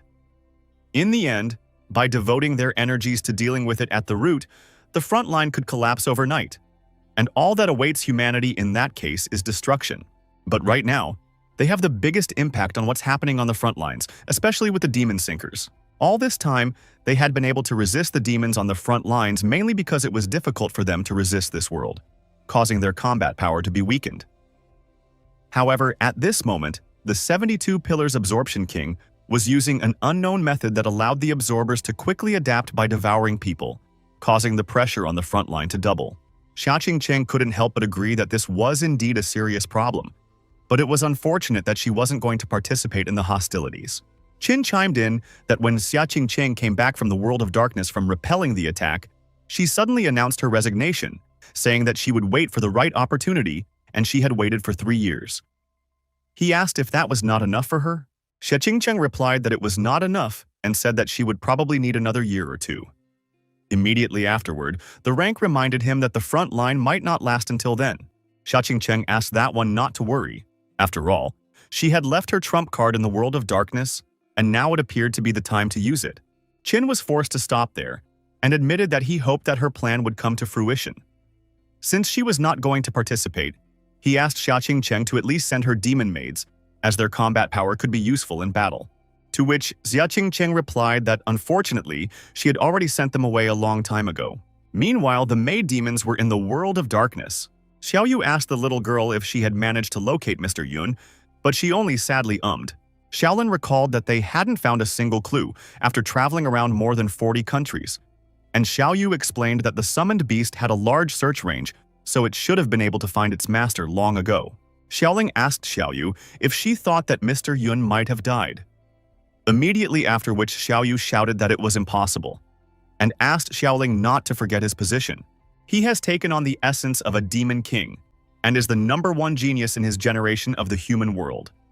Such a being could not die so easily, and if he did, his corpse would have to be hung up and put on display, boosting morale, which makes the odds of him being alive pretty high. Xiaolin asked, what if he didn't die but was captured? It's a scary place, and it's most likely the same as Mistress. Xiaoyu trembled when she heard that, and asked Xiaoling not to make such a guess. Since they can't find it, they should activate the trump card left behind by the mistress. After which, Xiaoyu remembered that they hadn't been home for a long time, causing her to wonder how their city had changed. Chained in chains, the head of the explosive flame demon sighed, talking about how hungry he was. Yuncheng had in no way expected such a powerful demon to be imprisoned here and tortured. And from the looks of it, he's been imprisoned here for quite some time without any food or drink.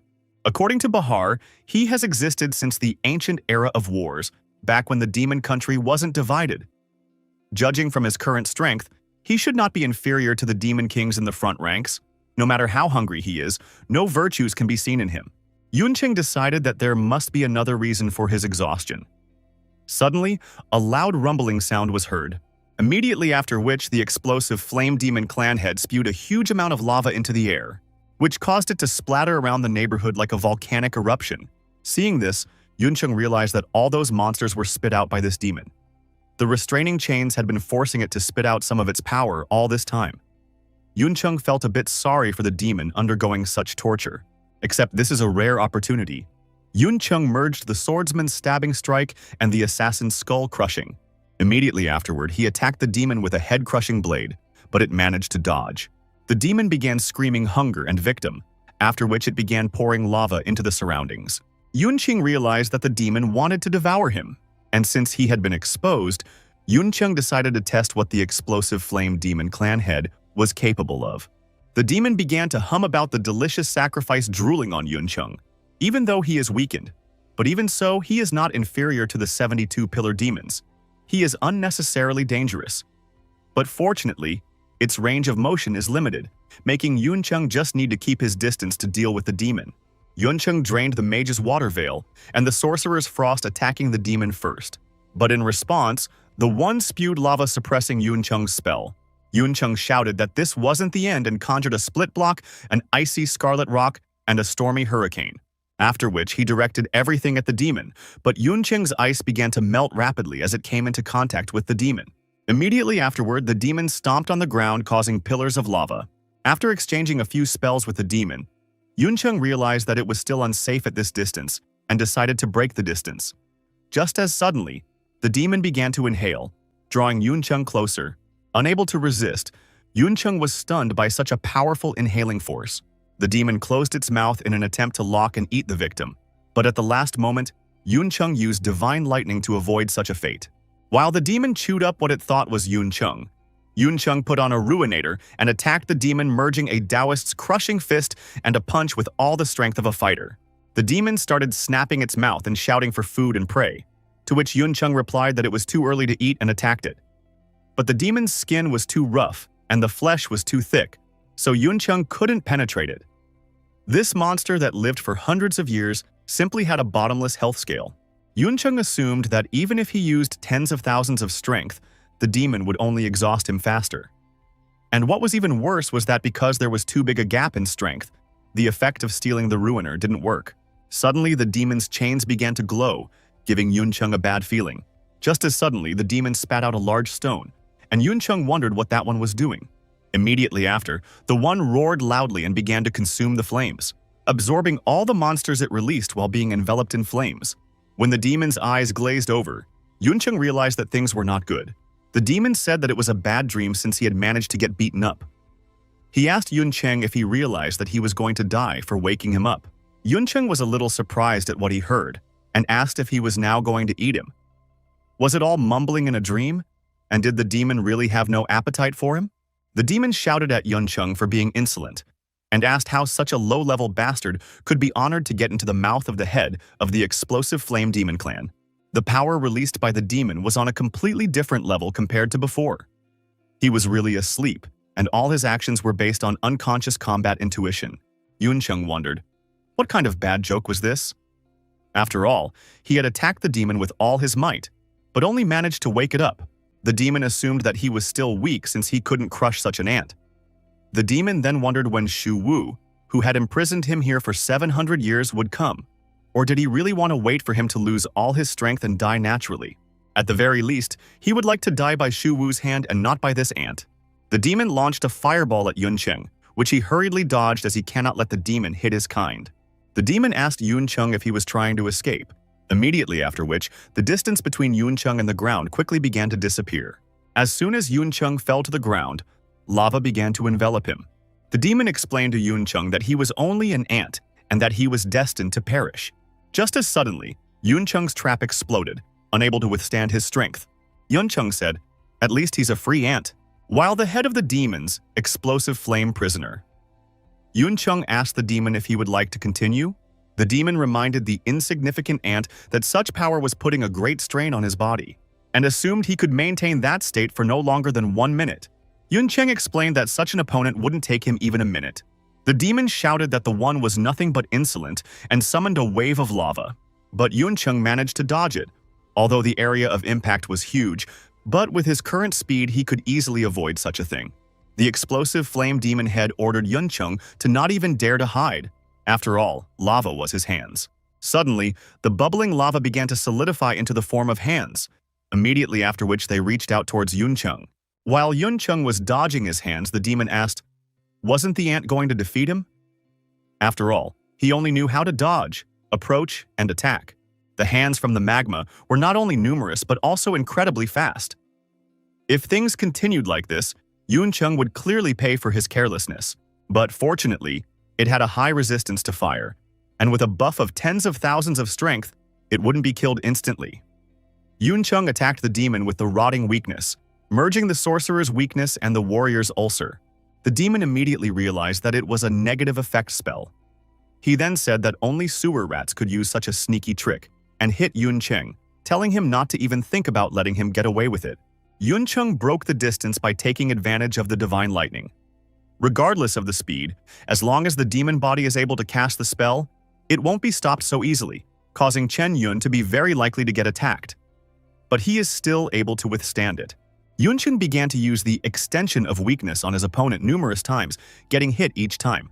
Even though the boy couldn't get close and attack, but he was getting hurt every time, and was also having a negative effect on the demon. The head of the explosive flame demons assumed that the ant was weakening its defenses as it prepared to deliver a killing blow. The demon didn't know if he was imagining it, but his wounds began to worsen, as if the boy was getting stronger and stronger. All this time, Yuncheng was using the berserk's primary skill, Awakening Rage, which increased his strength by 3% for every 1% of health lost.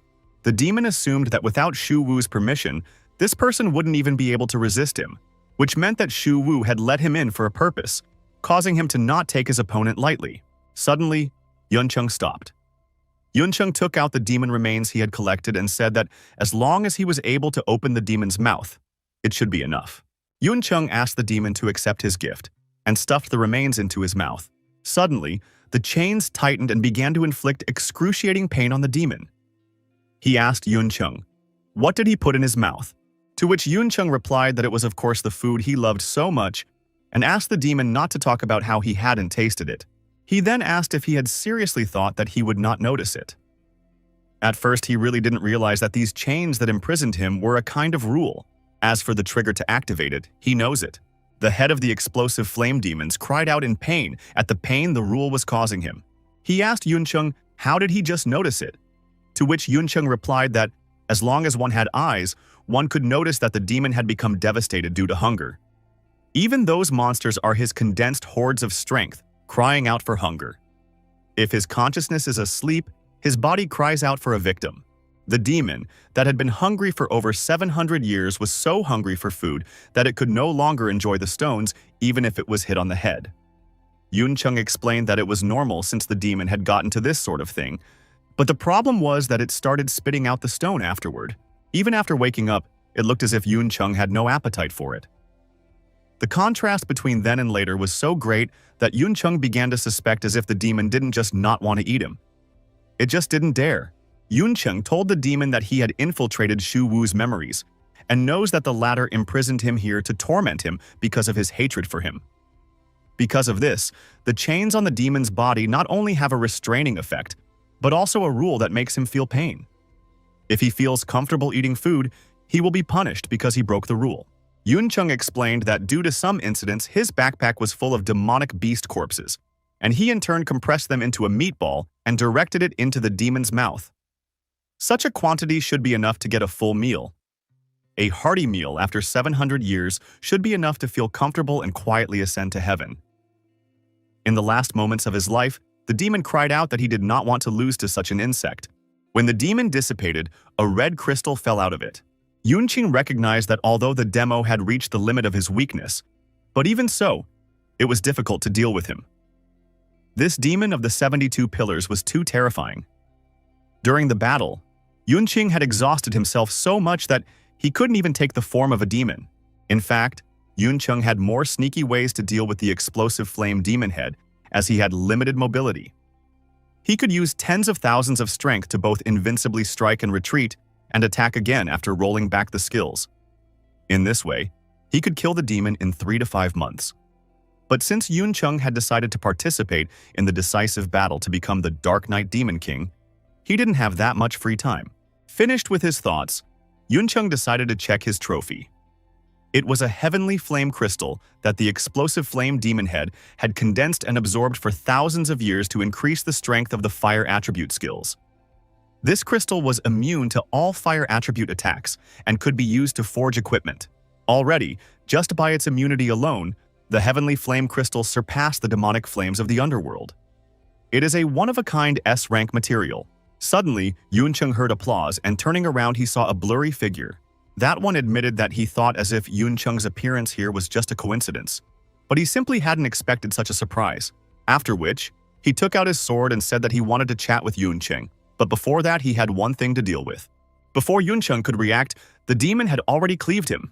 But to his surprise, Yuncheng did not feel any damage. On the contrary, he even felt more calm. Yuncheng asked, "What did the man do to him?" To which the figure replied that there was nothing wrong with that. He was just cutting off the connection to something. After all, it wouldn't be good if it noticed his existence. After which he lifted several boulders into the air. Just as suddenly, Yuncheng realized what the matter was. It was the system. His system doesn't appear. The demon assumed that Yuncheng was rather uncomfortable talking to someone whose appearance he couldn't clearly see, so he used an image that the latter had already seen. After which, he admitted that he was surprised that Yuncheng was not afraid of him. Yuncheng said that he could understand his temper. After all, he had played his part by immersing himself in his memories. Besides, if the latter wanted to kill him, he wouldn't put it off until now. Yuncheng asked the demon of nothingness if he was right, to which the latter replied that this was indeed the case. Then he added that Yuncheng should be glad that he was a human, because according to the rule that had been formed, any demon who entered the city of nothingness would be killed. The nothingness demon did not expect that Yuncheng would get through the loophole after all. He was a human after all. The demon of nothingness said that he kept his precious memories in that place, and that he didn't want anyone to interfere with them. As a result, he met Yuncheng by chance, and now he couldn't tell whether it was good or bad. Yuncheng was convinced that the demon of nothingness was indeed a supreme being, ruling the world of darkness and dividing it into 72 demon countries. Except, wasn't it only a god alone that could make the rules and change them? Really? The demon of nothingness asked Yuncheng not to think about such nonsense. After all, he was not what they called a god. Yuncheng asked the demon, "Who is he then? And why can't he clearly see his appearance?" The demon replied that everything is because of too much gap in life levels. No one can see an existence they cannot understand, including Yuncheng himself. While the demon of nothingness itself sees right through Yuncheng because of his higher standard of living, including the other soul in this body, and the so-called system, and even his migrant personality, and all the things he possesses. Yuncheng asked the demon, "Who was that demon?" The feeling of being seen through terrified him, but the demon said that at this moment Yuncheng has no right to know that. As long as he can prove that he won't be lying in that coffin, it's all talk. Hearing about the coffin, Yuncheng remembered the coffins he had seen on the mountain range. Did the demon mean that the coffins seemed familiar to him because he would probably lie in one in the future? And was this really his final resting place? The demon of nothingness said that Yunchen killed the head of the explosive flame demons, which can be counted on as helping him in the form of getting rid of his obsession. And in gratitude, he gives the eternal calamity stone. It is probably just what Yunchen needs. In addition, the demon asked Yunchen to get a blank blueprint to teach him something. Yunchen thanked the demon for its help and took out a blank blueprint. Afterwards, the demon of nothingness explained that the blank blueprint was a useful thing, but you couldn't just shove materials into it at random. The main material for the set should be selected properly, and then use other auxiliary materials to create a complete set.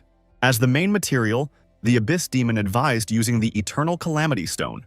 After adding the main material, the scroll rolled up, and the Tribulation Demon told Yunchen to add the rest of the materials. Immediately after, Yunchen took out a Heavenly Flame Crystal, a Death Source Stone, a Hessian Core, and a Golden Crystal Worm Marrow. After finishing with the materials, Yunchen said, "Fusion," immediately after which the scroll began to wrap around his body, eventually evolving into a new set of equipment, the Eternal Melting Set. It gives a huge boost to characteristics, full immunity to fire skills, and resistance to negative effects. The kit also has 2 effects. 1 effect, melting. Once a day, you can release an accumulated wave of flame for melting. The power of the flame is accumulated for 24 hours. 2 effect, eternal calamity. Killing done in any way is automatically absorbed by calamity to accumulate and use the power of calamity. Yunchen was pleased with the acquisition, as melting was the trump card of the head of the explosive flame demon clan. Although accumulating the power of eternal calamity was more difficult, but it probably possessed simply frightening power. Adding the super high attribute gain, it was exactly what was expected from a legendary set. Yunchen assumed that with this kit, he would easily deal with the 3 Demon Kings. Right now, he didn't even know how different he was from the Demon Kings. Suddenly, Yunchen remembered his quest and asked the Abyss Demon if he knew where the broken dreams were located. The system had given him this quest a long time ago, but he had never found any clues. The Abyss Demon replied that Yunchen had actually seen her a long time ago. He just hadn't noticed her. For it is everywhere, this whole volcano and all that surrounds it, and everything around it. All of this is the body of a broken dream. In ancient times, when the 72 clans were not yet divided, there were many dangerous places in the world of darkness, the biggest of which was the Cliff of Shattered Illusions. At that time, only the Demon Clan heads knew that the Cliff of Shattered Illusions was different from other dangerous places. It was all because of a huge demonic beast that had been sleeping for millennia, and it was called the Shattered Dream. Hearing this, Yunchen realized that this was the reason why those corpses looked like they had been digested. The Swamp of the Lost was a surface organ crushed by dreams for food extraction. Releasing a hallucinogenic gas, the slime would paralyze the approaching creature, causing it to lose consciousness, and then slowly digest and consume it afterwards. At the junction of the Cliff of the Collapse of Illusions and the Swamp of the Lost, there must be a crack leading straight to the broken dream, which may be its backside. Little Nana's ancestors got lost and fell into the Shattered Dream, thanks to which they managed to avoid war and live in peace. But unfortunately, it was destroyed by strangers who wandered there by accident. The Demon of Nothingness said that for many years, thanks to his City of Nothingness, all demons were destroyed and no one was able to cross it. Over time, the existence of the Cliff of Shattered Illusions was forgotten, but in return, the legend of the Explosive Flame Demon Clan continued to live on. Yunchen asked the demon if the Explosive Flame Demon Clan had been destroyed by him, to which the demon replied that it was enough to imprison the clan head to make them pay for what they had done. He did not destroy the clan. The rest was the work of a broken dream. Originally, the territory of the Explosive Flame Demons was near the Cliff of Shattered Illusions, but because of the clan head, the broken dream didn't dare to attack. She had no fear for them, and once the head was imprisoned, the broken dream simply absorbed all the demons associated with it.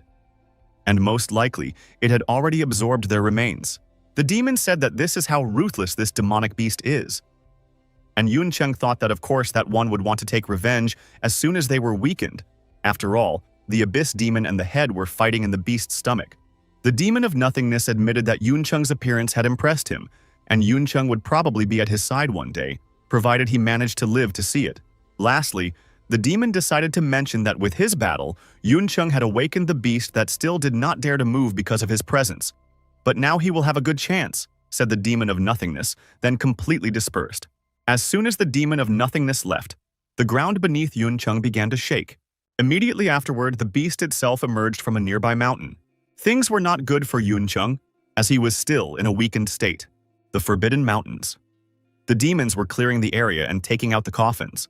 31 higher demons, 128 middle demons, 545 lower demons. You can take over several territories with this kind of power, but due to the difficulty, only about 30% of the coffins were opened in a year. Karat said that opening the coffins is a major blow to Mrs. Mishaji, and so she's dumped it all on their heads, and everyone has to plow in as hard as they can for 3 to 5 days, which is just a terrible breakup. Suddenly, one of the demons reported to Lord Karath that something was wrong with one of the coffins. It was moving. Karath was amazed at what he heard. After all, the coffins should only contain dead people. Is there really anyone alive in there? As he approached that coffin, Karath saw that it was shaking, and someone was banging on the inside trying to get out. One of the demons said that all the demons in the open coffins were outstanding individuals in their lifetime. There were even a few legendary beings among them, and they can't let such monsters escape. Though the coffin was moving, Karath could not feel the breath of life inside. And he had a vague sense of danger. The demon asked if he should report this to Mishaji-sama. Kiran replied that she had enough problems as it was, and why would she waste her valuable energy on a few coffins? Karath ordered the demons not to touch the coffins for now, and said he would handle it himself, and they could go about their business in the meantime. As he left, the red-haired demon whispered to his partner that he had heard that Mr. Karat had been admiring Mrs. Mishaji for years, and that he was probably doing it to get credit for the investigation. To which he replied that Mrs. Mishaji is strong and beautiful, and that it is hard to find someone who does not admire her. If one wishes to become worthy of her, one must be at least a demon king. Mr. Karat is a bit behind. After the demons left, Karath took care of the coffin. His Demon King tool is very special. He is better at identifying and analyzing than fighting. If there really is something incredible inside the coffins, then Mishaji-sama will be just happy. Land of the Demons of the Dark Knight. The capital of the Dark Knight. There were many spectators gathered in the arena, and 3 Demon Kings sat on 3 thrones. Demon King Carlos, Demon King Pullo, and Demon King Rook. They are the 3 Demon Kings who rule the land of Dark Knight. One glance is enough to see their power. Although all the kings may be involved in this decisive battle, the internecine war is between these trema. Either way, tonight's battle will determine the future lord of the land. The king left at the end will sit on the supreme throne and become the only king. The guard asked manager Bahar if he was sure their king would show up, although they don't dare to doubt his power. But the 3 Demon Kings are very strong, and if King Wuxi doesn't show up, King Carlos will obviously show them a good life. Bahar told the guard to have faith in their king, for he never breaks his word. And at the same time, they must believe in themselves as the Lord's guards. They are no worse than other demons. Hearing this, the trio of demons nearby began to discuss this petty lord from the backwater. If Wuxi had really decided to come here, he was clearly asking to die. The guards came up to them and asked them if they wanted to die since they dared to slander their king Wuxi. One of the demons said, in fear that they had only mentioned him in passing and had meant nothing of the sort. Bahar told the guard that killing would do no good on such an important day and ordered them to leave them alone. Seeing the guards, the surrounding demons began to wonder if these demons were really from that beggar fortress of Tiroko, from the backwater. After all, it was rumored that the demons in those places are cowards who can be easily crushed, but apparently that was not the case. In addition, the equipment of these bodyguards are valuable items worth a lot of money, which does not fit with the rumors. The demon host walked onto the stage and shouted out that their Dark Knight demon clan had been abused over the years, and their status was at the bottom of the ranking of 72 clans. Tonight it will be over, and the new king will lead them to restore the greatness of the clan. The rules of the decisive battle are extremely simple. Any supreme demon can enter the stage and accept the challenge from the other kings. The one who can resist to the end will become their new king. Now he announces the start of the decisive match. The demon host motioned for the demons who wished to join the fight to come on stage, as suddenly one of the demons jumped onto the stage as if he was just waiting for it. Dita said that he was the one who would be the new king, and if anyone wished to challenge him, they could attack. The surrounding people immediately began to discuss Lord Dita of Lofu Fortress. He was rumored to be the strongest of the middle demons, and became even more intimidating after obtaining the equipment of a demon king. He is also known as the strongest among the 3 demon kings. Only he could have such confidence, for the first one to enter the stage would face a fierce battle. Suddenly, a demon flew out of the crowd and shouted to Dita not to be so arrogant, as he had not yet received the title of Demon King. Dita smirked as he saw the first victim, immediately followed by a tremendous explosion in the arena. The spectators were astonished to see such power. If not for the special stage rule, they would have been hurt by the upcoming attacks. This was exactly what everyone expected from a duel between 2 supreme demons, which was quite frightening. Xiaoyu was upset that such a thing was called a battle, after which Xiaoling said that she hadn't even considered that their city would fall into such disrepair that every weakling would begin to think themselves worthy of a battle for the king's throne. Suddenly, the Thorn Fairy woke up and started waving her arms cheerfully, causing Xiaoyu to ask what was wrong. The fairy replied that the master would be here soon. Xiaoyu was surprised at what she heard and asked, "How is it that Mr. Yun is coming soon?"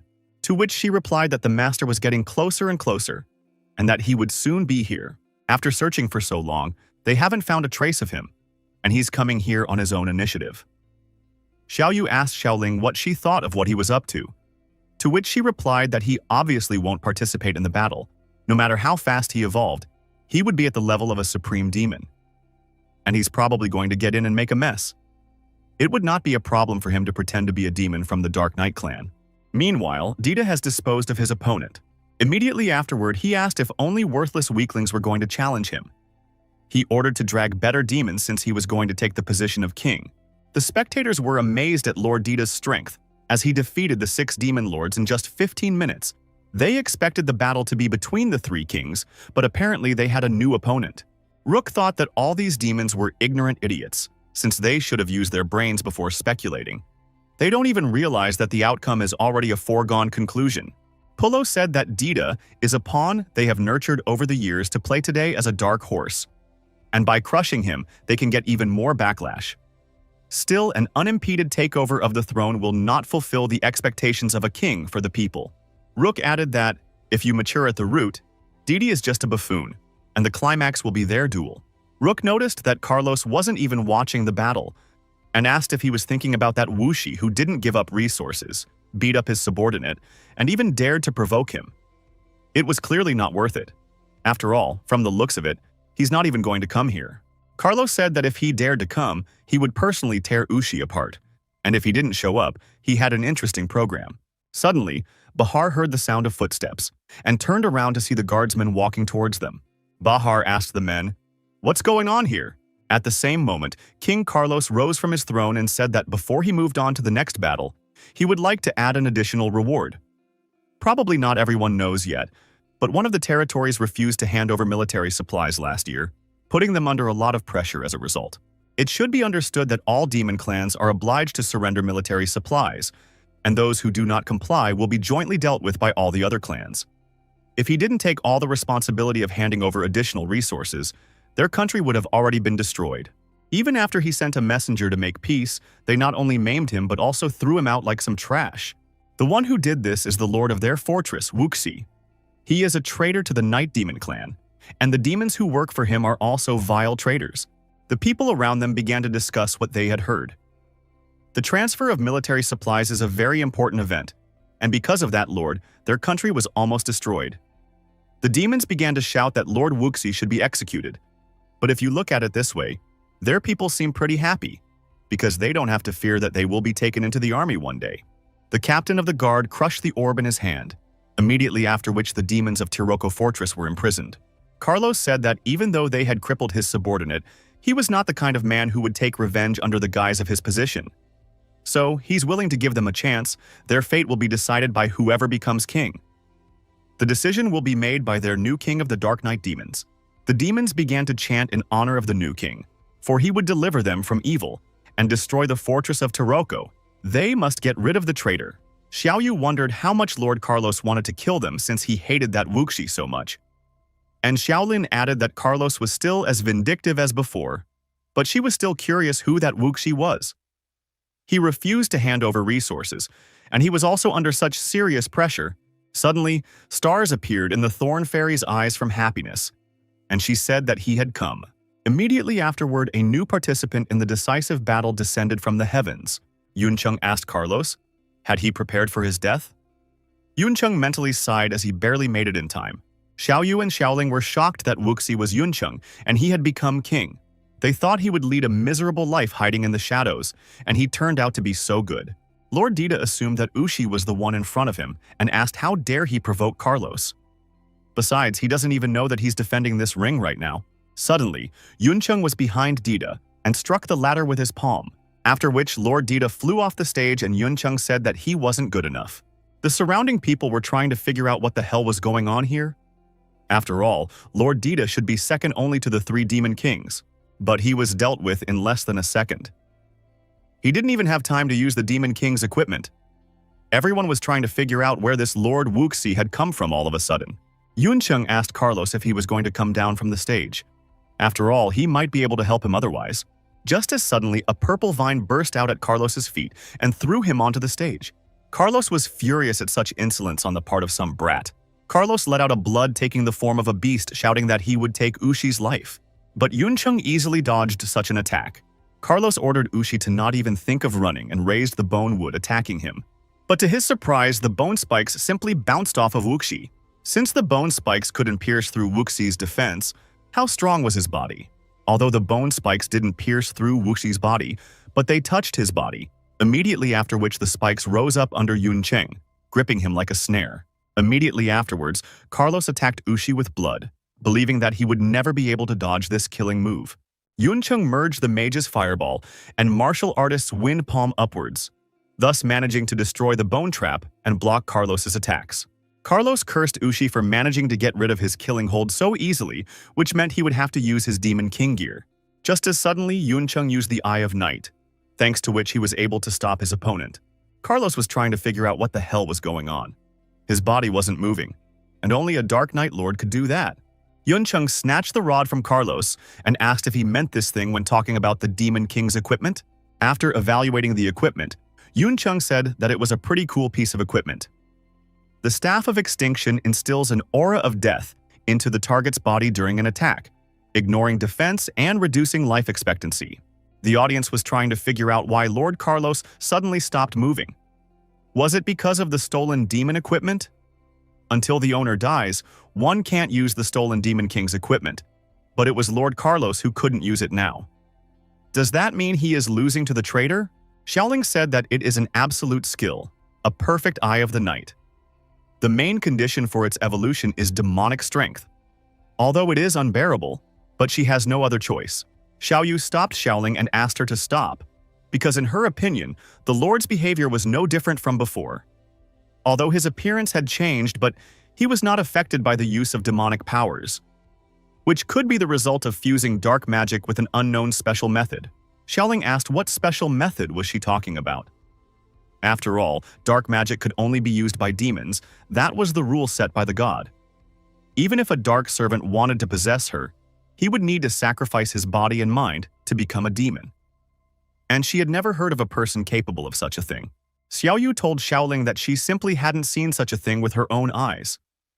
The feeling might be vague, but Mr. Yun had done two impossible things before their eyes. The first time, he absorbed the demonic flames of the underworld without harming himself, and the next time, he killed over 60 rank 3 demons when he was below level 30. She wants to trust him again. Meanwhile, Carlos was trying to figure out how Ushi had managed to get the eyes of the Queen of Eternal Night. He obliged to kill him, or he would be able to become the new king. Carlos asked Rook and Polo if they were going to keep watching that damn traitor become king. Polo asked if he was wrong with the skill, and Rook replied that it was indeed the supreme technique of the Dark Knight Queen, the Eyes of the Night. Eyes of Night is one of the gifted skills of their lineage of the Dark Knight Demon Clan, with an extremely low probability of awakening. Including the Dark Knight Queen, 3 other demons have managed to do such a thing in history, and none of them are the supreme king of their clan. Even if we ignore the power of the ability, the mere fact of awakening is unusual. But fortunately, most of the demons have not yet noticed that these are indeed the Eyes of the Night. Once they find out, they will immediately start desperately supporting this guy as their king. Pulo reminded them that they had discussed long ago that no matter who became king, 50% of the resources would be divided between the two of them. Once Ushi takes them, there will be nothing left for them. Fighting him alone is a fool's errand, so they must attack together. Pulo and Rook pounced on Ushi, screaming that he had betrayed his clan, causing their country to almost be surrounded by outsiders. And a traitor with such a criminal temperament does not deserve the right to participate in the battle for the throne and must be destroyed. Yunchen used the Eyes of the Night, freezing the two of them. But Rook used the Demon King's equipment, a transference ring, so she was able to rid them of the eye effect. Suddenly to themselves, three of the onlookers suddenly found that they couldn't move. Yunqing realized that the targets of the Eyes of the Night had been redirected to other demons, and dealing with the ability of her equipment would be difficult. Carlos shouted that it wasn't over and attacked Ushi with the Great Demon's Bloodblade. Immediately afterward, he asked Pulo to help him, and he used the Demon King's equipment, a grimoire of enhancement, strengthening Carlos's blade. This time against Yuncheng, the Demon King's skill-enhancing equipment was used. The attack radius was too large, making it impossible for him to dodge, so he would have to fight back. Yuncheng used the blazing afterlife flame palm. Rook asked Wuxi to stop resisting and once again used the ability of her equipment, thanks to which she was able to redirect Ushi's attack towards himself. Ushi was hit by his own attack as well as Carlos's blade. The audience marveled at the strength of the three kings. After such a thing, that traitor should be dead, and there should be no ashes left of him. But once the dust cleared, everyone saw the surviving Wuxi. Pulo was amazed that Wuxi was still alive and asked, how was that possible? After all, his enhancement grimoire was capable of greatly increasing the strength of his abilities, to which Yuncheng replied that there was nothing wrong with it, it just had high enough attributes. Yuncheng mentally asked those people, how were they going to get rid of the Demon King? After all, he is in the legendary set. Even though it was true, it would be a bit difficult to deal with this trio since they had teamed up. There are many demons around, and therefore Yuncheng decided not to recklessly use tens of thousands of strength, as he will be in a weakened state after the battle. Although he doesn't know why Xiaoyu and Xiaoling are here, but he doesn't want to rely on them. Xiaoyu told Xiaoling that although Rook, Pulo, and Carlos wouldn't compare to them, it would be hard for Mr. Yun, so she offered to help him. But Xiaoling reminded that they didn't even know what his situation was, if he had completely turned into a demon. Fairy Spikes said that the master had already noticed them, and relayed that he wanted them to stay out of it. Xiaoling wondered how it was that he had noticed them but was not hostile. And Xiaoyu explained that it showed that there was nothing wrong with Mr. Yun, and that he had once again accomplished the impossible. She suggested to listen to him and intervene if necessary. First of all, Yunqing decided to deal with Rook, since her Demon King equipment was the most troublesome. Yunqing released a fireball at Rook, and the latter asked, how did he still dare to use his abilities? Rook asked, he doesn't take his sister seriously? Then used her Demon King gear, redirecting the fireball back. Immediately after, Yuncheng attacked her with multiple fireballs thanks to his quick reading and dual spells. Rook asked if he wanted to win by numbers. That's too naive, since she can move multiple targets. Rook redirected all the fireballs at Yuncheng, drowning him in blue flames. Xiaoyu with Xiaoling and Fei was worried for Yuncheng. Xiaoyu shouted out that Mr. Yun was too reckless, because as long as the skill power did not exceed his own limit, the Demon King's equipment could carry him over. Rook is not the kind of opponent that can be defeated by brute force. Suddenly, Yuncheng broke through the blue flames and tore towards Rook. Rook was amazed that he had managed to remain unharmed after such an attack. Yuncheng said that unfortunately for her, his fire resistance was enough to resist all of his attacks with the fire attribute without taking damage, and no matter how much she redirected his attacks, it was all useless. Swinging for a decisive strike, Yuncheng told the demoness that it was over, but the one asked if he had completely forgotten what she had said. Immediately afterward, Yuncheng was attacked by Carlos with Pulo, because of which Yuncheng had to block their strikes instead of attacking Rook. Rook explained that what Yuncheng did was ridiculous, deciding to end the fight by targeting only her. After all, Pulo and Carlos realize her importance and know who they should protect. Rook shouted out that targeting her was a reasonable decision, but staring at her was simply indecent. After which, she attacked Yuncheng. Yuncheng asked, who even needs to look at her? Besides, she is the one who is watching him intently, so that she didn't notice what was behind her back. Noticing the clone, Pulo and Carlos shouted to Rook to dodge, but it was too late. The clone had managed to take her out of the fight. Rook was furious that Wuxi had the cloning skill, she asked. When did he only have time? Yuncheng replied that he did so when she used the ability to deal with him. Her field of vision was blocked by the flames and he let the shadow puppet hide in the shadows. The puppet has the invisibility skill, which made it easy for him to hide behind her back. Rook complained that he spoke as if it were nothing, for it was rare to find a clone that could hide in the shadows and become invisible. Rook thought about the fact that since the clone had managed to suppress her, it must have simply terrifying attributes. Yuncheng explained to the demons that without Rook's help, they wouldn't be able to fight him without kneeling down and surrendering. Polo asked, "What kind of joke is this?" After all, it was still unclear which one of them would lose, and began to inhale a lot of air. Immediately after, he released a dark mist covering the entire arena. Yuncheng asked Pulo, did he use the mist because of his fear of the eyes of the night? Except that it was useless.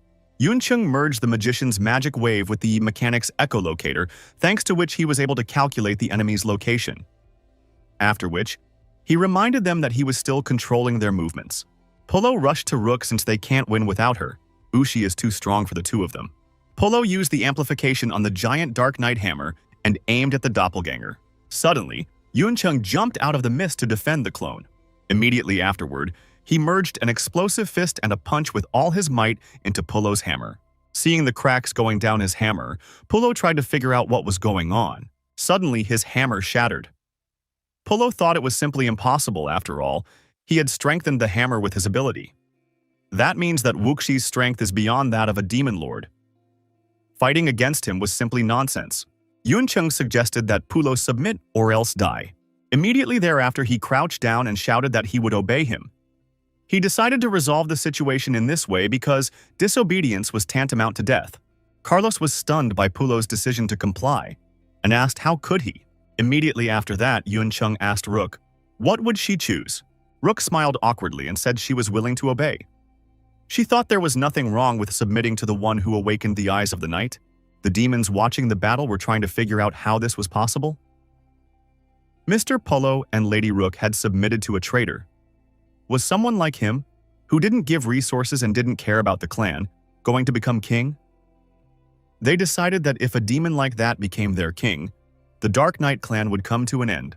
Carlos asked, what kind of bullying is this? No matter how strong Ushi is, he's still a traitor. To let someone like that become king, yes, it would be easier to destroy the country. Carlos shouted that for the sake of the lives of his people, he would not give up, even on the brink of death. Carlos was not going to back down. Since he had already committed the crime of insulting Ushi, he had nowhere to go. Carlos's guards shouted that the bloody traitor had no right to be king. Their Lord Carlos thinks of everyone's lives, and he's more of a king. Whereas following Ushi equals death. Then the other demons began to demand that Ushi get out of here, because for them it would be better to die than to follow the traitor. Xiaoyu and Xiaolin realized that Carlos's guards were setting the pace. Hence, it was their time to take the stage. Xiaoyu and Xiaoling asked the demons, what if they recognized Wuxi as the king? The people of the demons recognized them as Lady Lubella and Lady Ailenbella, formerly the strongest lords of their country. Everyone tried to understand why they had decided to appear, and whether the man had made them his slaves. Xiaoyu said that making them slaves sounded ridiculous, and Xiaoling said that they then pretended to surrender so that they could hide next to that woman and avenge their lord. And so having done the deed, they came back. When Carlos heard this, he rebuked them for lying, because they are probably spies sent by the people. And since they support the traitor, they also want to destroy this country. Carlos began to panic as they were too powerful. Carlos's guards with the rest of the demons started shouting that Lord Carlos is absolutely right. The demonesses suddenly appeared and sided with the traitor, which shows that they are spies.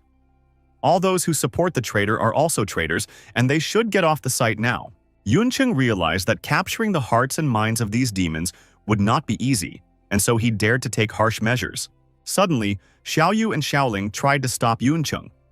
Xiaoling reminded that they were their kin and that they were just provoked. She asked Yuncheng to be merciful to them. Xiaoyu said that they actually have a simpler way.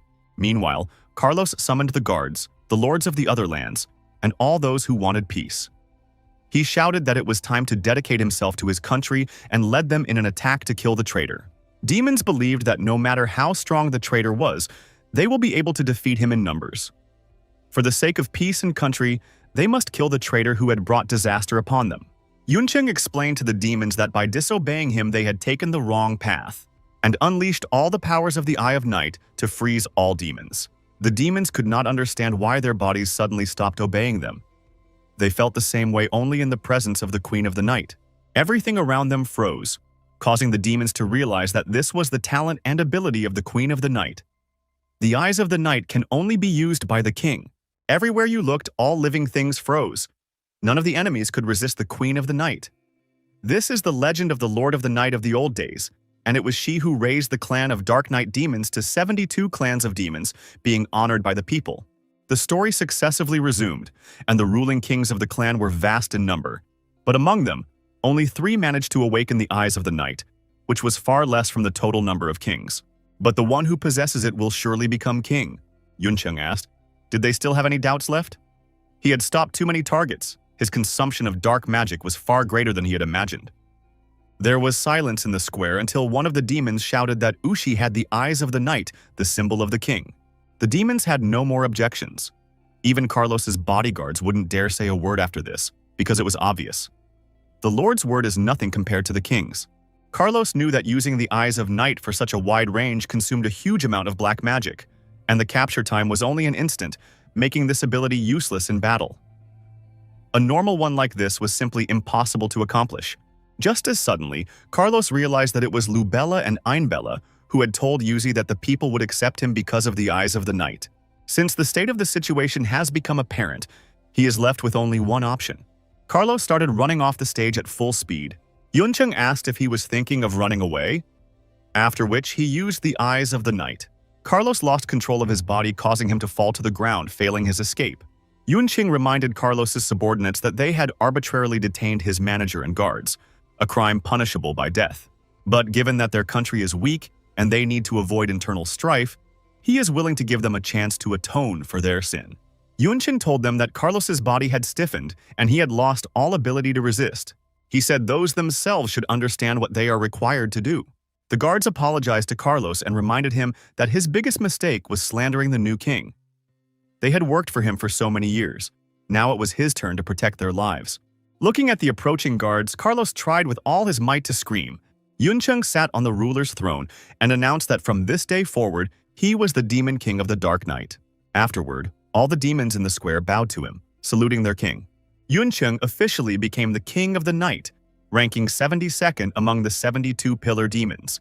The news of this quickly spread throughout the world of darkness, causing furious reactions from demons from various places. They believed that the Dark Knight clan had finally fallen since a demon had suddenly appeared as their king. And calling the Night clan as one of the 72 clans was simply ridiculous to them. The meeting place of the 72 pillars. The demon at the head of the gathering assumed that everyone was already aware of the news regarding the King of the Night, and so he decided not to repeat it. This demon is the second pillar, the Lord of Gluttony. He said that it had been too long ago, and that very soon they would meet him in this place. The other demons of the 72 pillars asked the Lord of Gluttony if he wanted to let him participate in the meetings of the 72 pillars, and what right did he have to do so? After all, the position of the demon of the 72 pillars was simply cheap if it could only be obtained by defeating a few lords. They refused to recognize the King of the Dark Knight. It was just a mistake. One of the meeting participants suggested simply removing the Dark Knight clan from the list and replacing it with a stronger demon clan to fill the gap. After all, saving the 72nd pillar for the demons of the night was just a waste of time. The Gluttony Lord agreed with the words of the 21st pillar of Mishaji. The Dark Knight demon clan had suffered serious losses due to the interference of a person named Xiaqing Cheng. But their legacy still exists. As long as there was soil, sooner or later, they would be able to nurture new strong demons. More importantly, now that they are at war with humans, the low and middle demons are the main force on the battlefield, and at this moment, their value does not compare to the small demon clans. As long as military resources are contributed and supplied, and great contributions are made for the sake of the world of darkness, anyone can become king. The Lord of Gluttony assumed that if the first pillar or the demon of nothingness were here, those would agree with such a thing. The rest of the pillar demons started to object. Too many years have passed since the first pillar escaped. Even his clan members don't know where he went. While the demon of nothingness is even more erratic, no one has seen him since he divided the world into 72 countries. Right now, the Lord of Gluttony makes all the strategic decisions, and he also has all the power in his hands. The Lord of Gluttony explained that order determines everything. If anyone wanted his power, they could just take it away. But who could do it? There was silence among the demons of the 72 pillars, none of them daring to cross the Lord of Gluttony. After the meeting, the servant of the interrupted night shouted out that this was simply outrageous. After all, no demon could be equal to Lady Mishaji. Mishaji said that it was the Gluttony King's decision, and that no one would object. The Dark Knight Demon Clan has a significant legacy. Although no high-level individuals had appeared among them for many years, the contribution of martial resources had always been stable. But what bothers her is the King of the Night, Ushi. His appearance is too unusual, as if he came out of nowhere. He first appeared in Taroko Fortress, killed the former Lord Sati, and became the new lord, and after a year's absence he took the throne of the king. Also, Mishaji heard that after becoming a lord, the latter refused to transfer military resources and stopped military conscription in his territory. Until now, the locals had never heard of Wuxi's existence. All these signs are very strange. The demon suggested that perhaps Wuxi was a hermit who lived in the territory of demonic beasts. Although such demons are rare, but there is still a chance. They have been fighting demonic beasts since childhood, and their own combat power is very great. Except that almost nothing is known about them, because they rarely come into contact with other demons. Mishaji admitted that such a thing was possible, except she had a bold assumption. Last year, Yuncheng and Lu Miaoling teleported here in reverse order. Their point of displacement was the territory of the demons of the interrupted night, which meant they had to deal with them. Therefore, she sent Karat after them, but unfortunately, the chase was unsuccessful. Instead, however, he spotted an open, forbidding mountain range. Considering the importance of the forbidden mountain range, she had given up the pursuit, and if you think it over carefully, the exit from the backside of the forbidden mountain range is very conveniently located in the territory of the demons of the Dark Knight clan. And the closest territory to them is Taroko Fortress. The servant asked if she meant that the Night King was actually a human Yuncheng. After all, this is impossible, as there is a thick aura of darkness emanating from his body, and the demons watching the fight can confirm this. He simply cannot be human. Mishaji explained that it wasn't a big deal, as a single reason was often enough.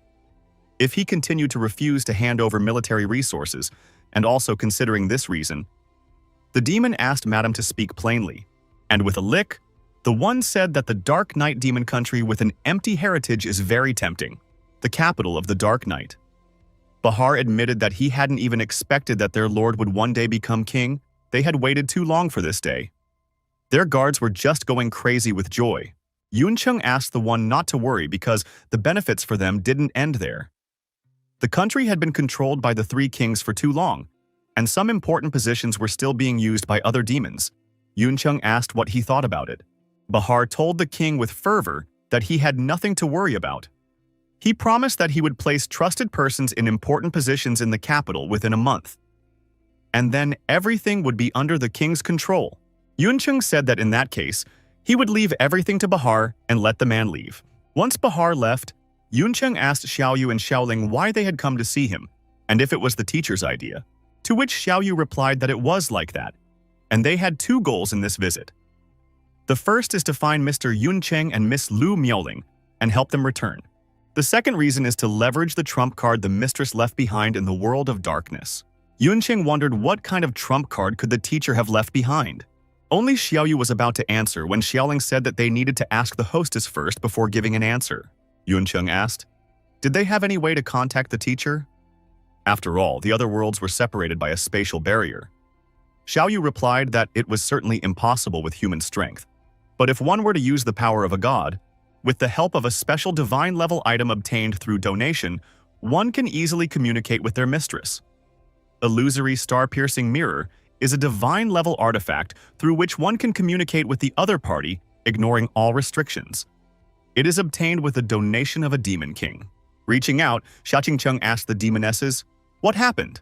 Xiaoyu happily explained that they had found Mr. Yun, and that he was so awesome that he had become a 72-pillar demon. After explaining, Yuncheng greeted his teacher. Xiaqingcheng was surprised by her disciple's achievement. After all, it was simply an amazing achievement. She asked him to tell her everything in detail. After listening to Yun Cheng's story, Xia Qingcheng recognized that although the situation in the Dark Knight Demon Country was special, the defeat of the three lords was already a great progress. She said that she was sorry for not being around, as she would have rewarded him generously for it. Yunqing said that she shouldn't do that after all, she'd already given him too much. After which, he remembered that he couldn't get news from the human world and asked how their situation was, to which the teacher replied that things were very bad. It was because of this that she sent Xiaoyu and Xiaoling to him to make changes on the battlefield. Now she felt that it would be better for him to stay in the world of darkness. Yunqing asked if she meant. Xia Qingcheng explained that the best way to reduce the pressure on the front lines was to start a war between demons. After which, she reminded that she still didn't know what level the one was at. Yunqing recognized that although it was embarrassing for him to say this, at least he wouldn't lose to the Demon King. The legendary equipment set gave Yunqing an excessive amount of confidence. The demonesses shrieked at the fact that Mr. Yun had said something so terrible. He considers himself invincible in front of the Demon Kings, which means he probably forgot about their mistress level. Xia Qingcheng laughed and then said that it was very interesting. She asked Xiaoyu and Xiaoling to take Yunqing there so that she could give him a long-forgotten test. On the way, Xiaoyu told Yunqing that he would suffer, and Xiaoling started to feel sorry for him. Yunqing told them that it wouldn't come to that, and asked if Teacher Xia was going to personally beat him up. Just as suddenly, Yunqing remembered that despite the teacher's brilliant fighting merits, she is a level 3 master, which is lower than Demon Kings. If she were to be opposed, his defeat was guaranteed. Xiaoling admitted that she found it difficult to say, after which Xiaoyu asked, "Where did Yunqing go after entering the world of darkness?" Yunqing revealed that he had traveled to the vast desert, which could be regarded as a treasure hunt. He decided not to mention the incident with Shu Wu, because even the blank blueprint he left behind could not be explained by the system. The journey was not easy at all. To merge with the dark magic, I was almost destroyed by the rules, and after saying goodbye to Shu Wu. At that time, he was weakened and couldn't deal with the sudden monster on his own. Fortunately, his attributes were higher than before, and he was able to move to some extent while in a weakened state. Combined with the insane amount of food and the use of terrain, he had somehow escaped for a while. Running away, Yunqing deliberately plotted a route and gathered the monsters together, and relying on his skill set, he split with them in one fell swoop. Before more monsters appeared, he fled to the entrance of the City of Nothingness, which he miraculously took refuge in. If he had messed up the road at that point, it would have been a dead end. After a while, they finally arrived at their destination. Yunqing was surprised to see such a powerful magic circle. He felt that he wouldn't be able to break through it alone, and wondered who had set it up in such a place. To which Xiaoyu replied that of course it was their mistress. Behind the magic circle is the hidden treasury of the Queen of the Night. Yunqing asked how the hidden treasury had managed to survive. After all, it was in the possession of 3 lords. Xiaoyu told her that the mistress's magic circle also has a concealing effect, and Yunqing can only see it because of the fact that they are near him. Opening the magic circle, Xiaoyu asked Yunqing to enter, since inside and is the mistress's trial. Behind the magic circle was Xia Qingcheng. As soon as Yunqing stepped inside, Xia Qingcheng attacked him, shouting for the demon to die. But moments before Yunqing was beheaded, Xiaoyu asked the mistress to stop, explaining that it wasn't a demon, but her disciple that she had gotten after returning to the human world. Yunqing was astonished that he couldn't even see the teacher at such a frightening speed. He didn't have time to react. Xia Qingcheng asked, where could she have had time for such nonsense as a disciple? She reminded the demonesses that they should be aware of the consequences of lying to her. Xiaoyu asked, how could they lie to her? After all, they would want to live for many more years. Xiaoling then recalled that it had been 4 years since they had put her here, and told her that their names were now Xiaoyu and Xiaoling. These were the names Mistress had given them when they returned to the human world. If she didn't believe it, at least she could believe herself. At that moment, they'd just met the landlady. Even though the shower contract had been signed, she didn't trust it much. Xia Qingcheng confirmed in the mirror that Yunqing was indeed her disciple, and admitted that she was willing to call him her favorite disciple without exaggeration. She said that including Xiaoyu and Xiaoling, they could be fully trusted. Local Xia Qingcheng admitted that she believes herself in the mirror, except it's still hard to believe, even considering that they are the same person. She knows her talent and her strength very well, There is no point in accepting a disciple. It is a waste of time. Xia Qingqing in the mirror admitted that she thought so too at first, but something happened in the aftermath that made her unable to do otherwise. Xia Qingqing said in the mirror that she needed to know more and help her test the boy's strength. She let her start hitting in earnest, but asked her not to overdo it. Yuncheng couldn't stand it and asked, "What is going on here? Why is the teacher in the Dark Night Queen's treasury? After all, she is in the human world. Could the local be a clone?" Except that one personally said that it had been 4 years, while an ordinary clone couldn't last that long. Xia Qingqing has noticed that in the face of an emergency, Yuncheng is able to think calmly, quickly find the key points of the problem, and even make rough guesses. She really likes this kind of aspect, and thus she is not surprised to call him her favorite disciple. Xiao Yu told Yuncheng that he guessed correctly. The mistress here is a clone of the real mistress. But it's not a skill, it's a special divine level item. She has all the skills and strength of the mistress from 4 years ago. After the mistress killed the Queen of the Night, she found her treasury, which contained the collection she had gathered throughout her life. Unfortunately, the treasury was opened using specific methods and could not be opened in a short time. Because of this, the mistress had to create a clone and set up a protective magic formation so that no one would disturb the clone while the main body attacked the rest of the country. Later, the mistress was seriously injured and hurriedly returned to the human world, and the clone was successfully forgotten in the treasury. Such a mistake turned into a trump card. Xia Qingqing said that she had never been able to open the treasury. This kind of thing could not be done by brute force. There must be a corresponding hidden condition. If one tried to destroy the treasury by force, the treasures inside would self-destruct. Yuncheng was astonished by the power of divine treasures, for in front of him is a clone that has the strength of the original and can last for 4 years. While his shadow puppet is only able to use some skills and the attributes are diminished. It simply can't go in any comparison. Clone Xia Qingqing asked Yuncheng not to exaggerate, as the clone still had great flaws. After that, she suggested to finish talking about it for today, because now was the time to test it.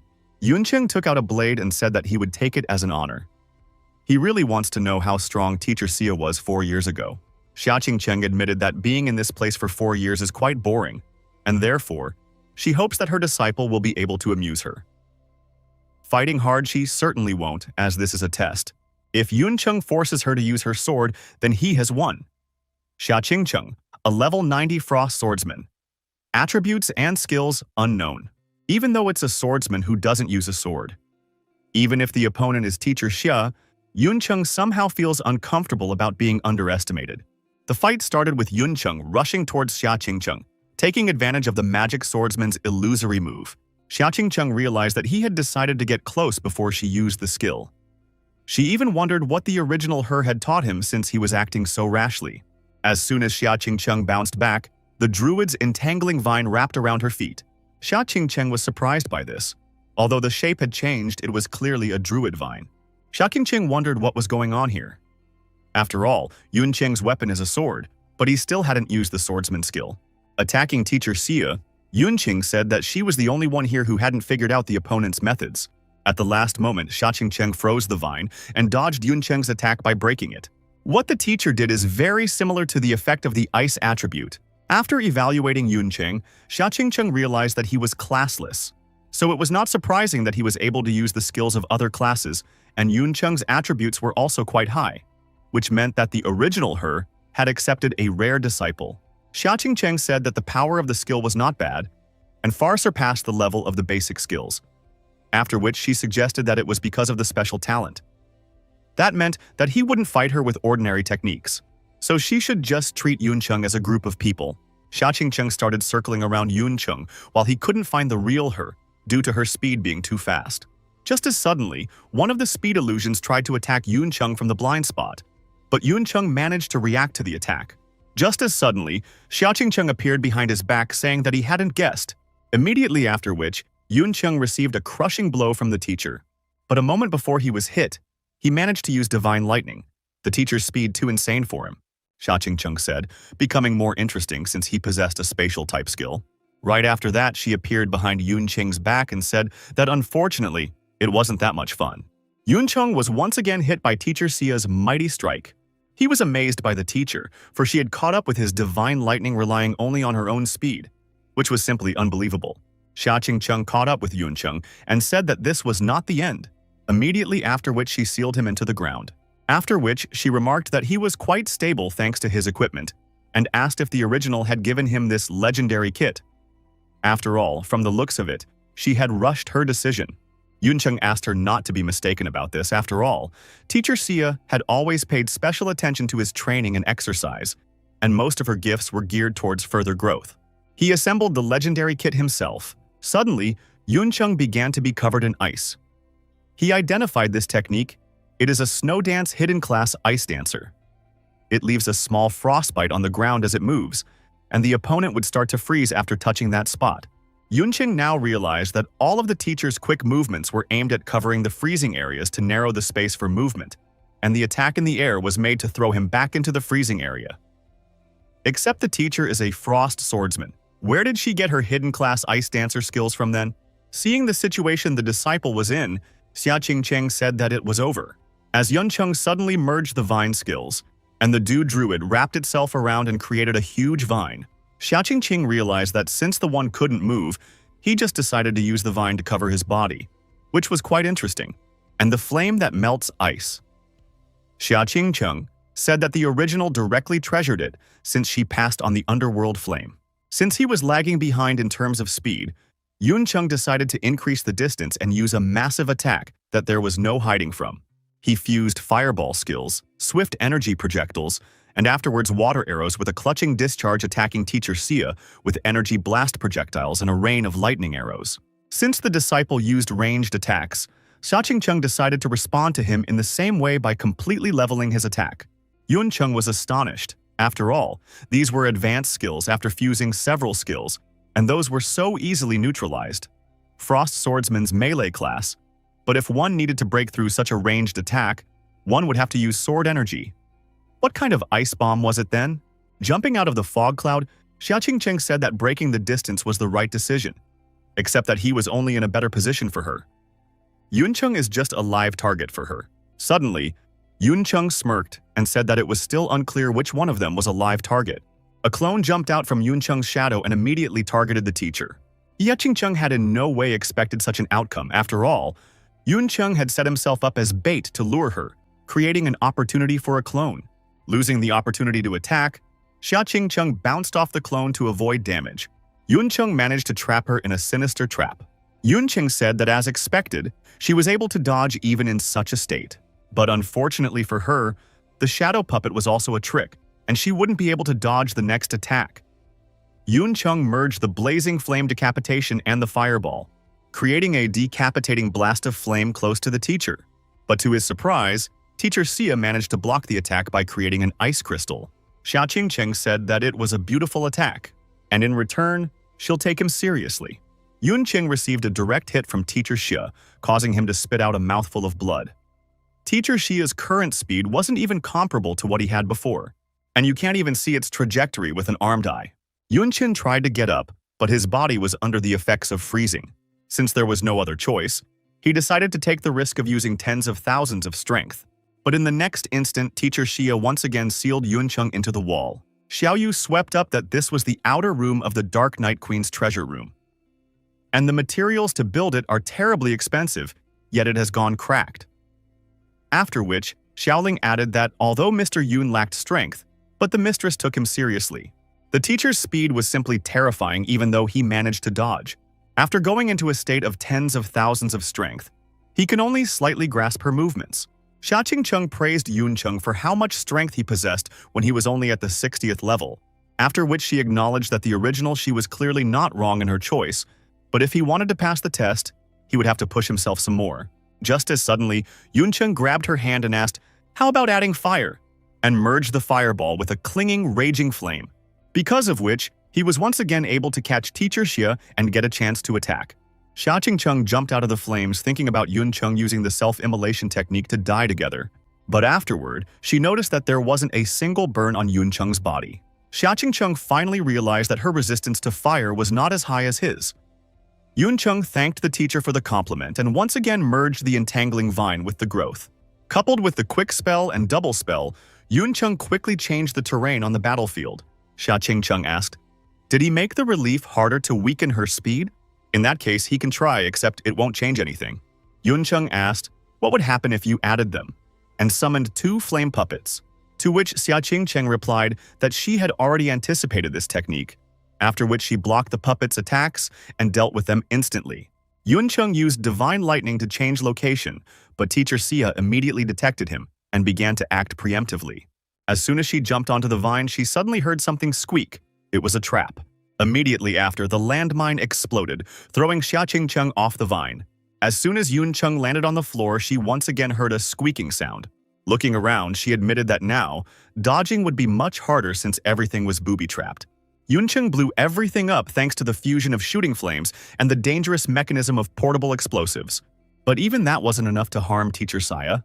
Combining different skills with each other, reinforcing them, covering them, and continually showing up. Xia Qingcheng said that if Yuncheng had the same level of strength, he would be one of those opponents that she would never fight. The original her had found a simply amazing guy. Yuncheng told the teacher that she had nowhere to run to now, then merged the free wind with the whirlwind. Xia Qingcheng realized that things were not good and began to retreat. But Yuncheng didn't give her a chance by using the eyes of the night. There was no way Xia Qingcheng's clone expected him to have this skill, although he could only delay her for a moment. But it was already enough to cast a spell. Xia Qingcheng could no longer avoid the storm at its zenith. Xia Qingcheng realized that the flame clone and traps with attribute were not for attacking at all, but to divert her attention from burning the plants. The wind was now helping the fire and increasing the intensity of the large-scale attack to block her actions and corner her. She recognized that it was quite good and took out her blade. After which, she reminded Yuncheng that she was his teacher, and if she couldn't figure out a trick like this, she wouldn't be called him. With a swing of her sword, Xia Qingcheng chopped the hurricane at the zenith, after which she told Yuncheng not to be so arrogant. Seeing this, Yuncheng was astonished by teacher Xia's true strength. She managed to destroy everything with one swing of her sword. Xia Qingcheng congratulated Yuncheng for completing the challenge. And as for the award, that treasury is the collection of the Dark Knight Queen that she has collected all her life.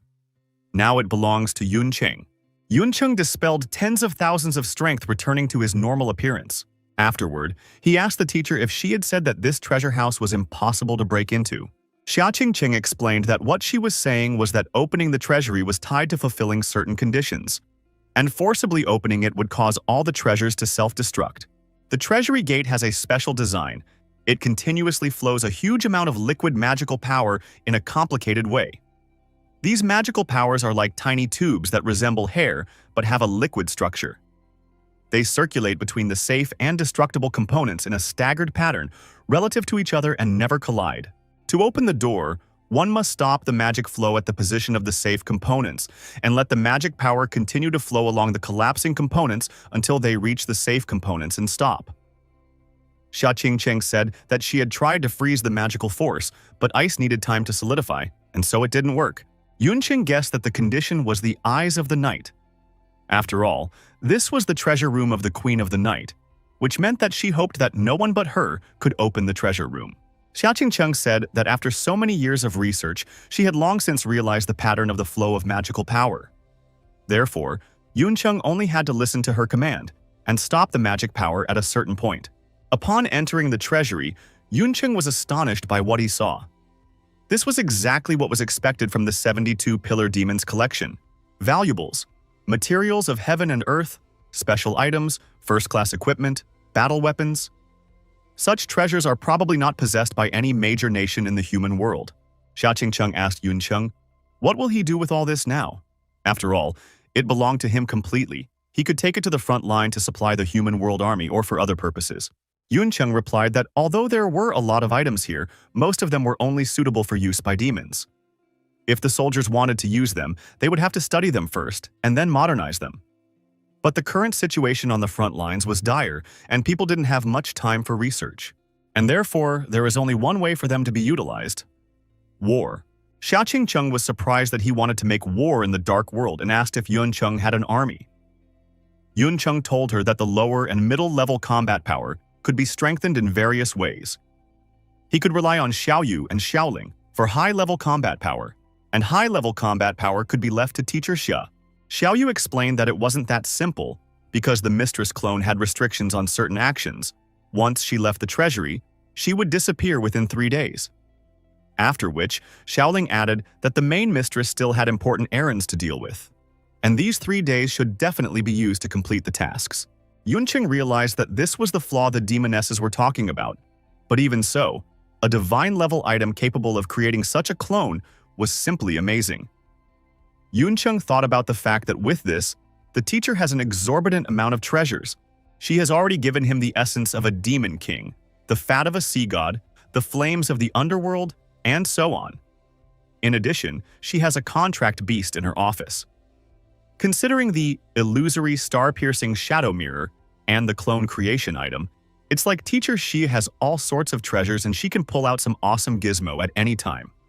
In this regard alone, Dean E, who has a rank 4 rank, is no match for her. But where did she get all these treasures when she's only rank 3? And her terrifying strength, which even a system wielder was nothing. Yunqing suspected that it was not just talent. Yunqing recognized that he had tried hard, but he still wasn't sure if he would be strong enough in a battle with a 72-pillar demon king. Although their levels are within the 3rd rank, but Teacher Xia is able to instantly finish off a demon, up to a 72-pillar demon.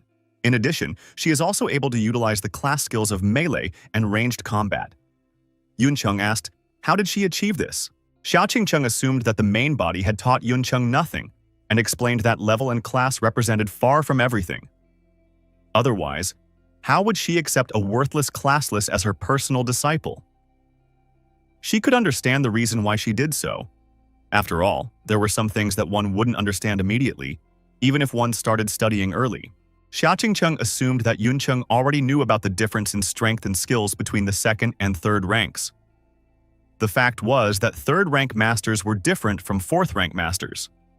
Reaching the 4th rank not only gives one a high attribute increase, but also a skill enhancement to the 4th rank.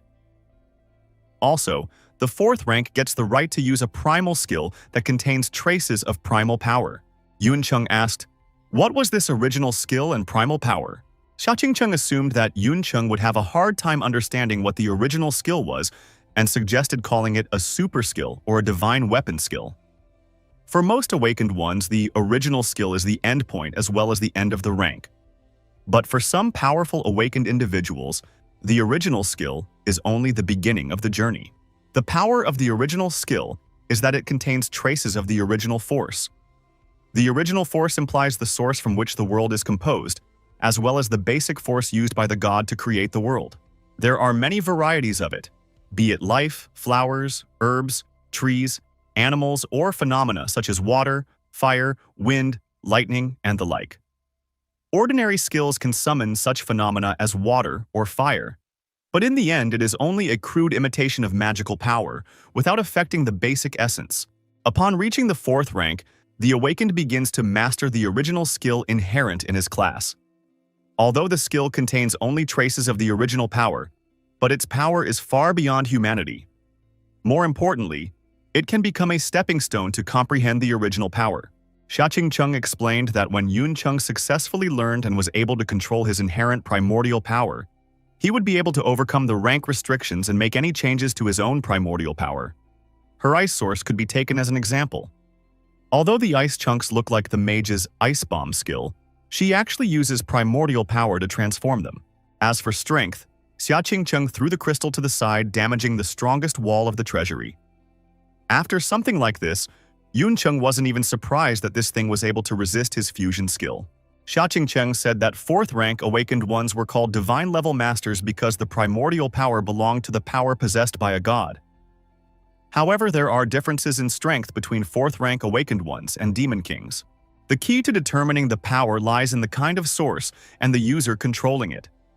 An ordinary awakened 4th ranked demon king can use the original skills while not understanding the power of its source, and it is quite possible they will never gain an understanding of it for the rest of their lives. However, those who have reached the level of a 72-pillar demon are quite capable of controlling the original power. Yunqing guessed that Teacher Xie had such brilliant martial merit because she possessed an original strength that even demon kings didn't have. But where did she get her original skill from if she hadn't reached the 4th rank? Xiao Qingcheng explained that for lack of rank 4, the original skill could be acquired in other ways. For example, by using a special top-level item, material, equipment, and other ways. Unfortunately, the original one wasn't here, and the Dark Knight Queen's treasury didn't have anything like that, so she would have given Yuncheng some such items. Hearing about the equipment and original skill, Yuncheng realized that he had something similar. A month later, Yuncheng asked Bahar about his progress, and the one reported that with the king's eyes of the night, they had no problems. Currently, all the important posts in the capital were entrusted to their men. Without a doubt, King Wuxi had all the actual rights, and any order he gave would be carried out without delay. Yuncheng praised the counselor and, throwing a spatial stone, said that he had a new task. Looking at the crystal, Bahar asked, astonished at the new task. This spatial magic crystal was too huge, and inside it is a huge amount of valuables, equipment, supplies, and materials. Bahar asked if the king had emptied the treasury again. Yuncheng replied that there was still a lot of money in the treasury for the stable functioning of the country, and half of the items inside he had smuggled out. Bahar wondered if it was really okay to hand him such riches. After all, Yuncheng approached Bahar and reminded the man that he had followed him from Taroko Fortress and had been through a lot, and therefore who could he trust but him? Bahar was flattered by his master's words. Yuncheng asked Bahar to let him spend it all within 3 months and increase their country's overall combat strength, after which Yuncheng revealed that there were still plenty of powerful demons in this country that were not present in their capital system. Some of them are tired of fighting from the shadows, while the rest are joining other clans. Bahar should try to win them back with money or resources. Yuncheng asked Bahar to remember that what matters is quality, not quantity. In addition, they must hold a national battle tournament. The first-place winner will be able to become the new lord of the territories under Carlos's control and will receive a staff of weakening as one of the Demon King's equipment. All the other top 50 participants will enter the formation of the capital's guards and will be generously rewarded according to the ranking. Bahar said that all these orders sounded like preparations for war. Yuncheng confirmed that it was indeed a war. He said that after that, he would leave for a while, during which time Bahar would report all matters to Lord Islandbella, who would make decisions on behalf of the king.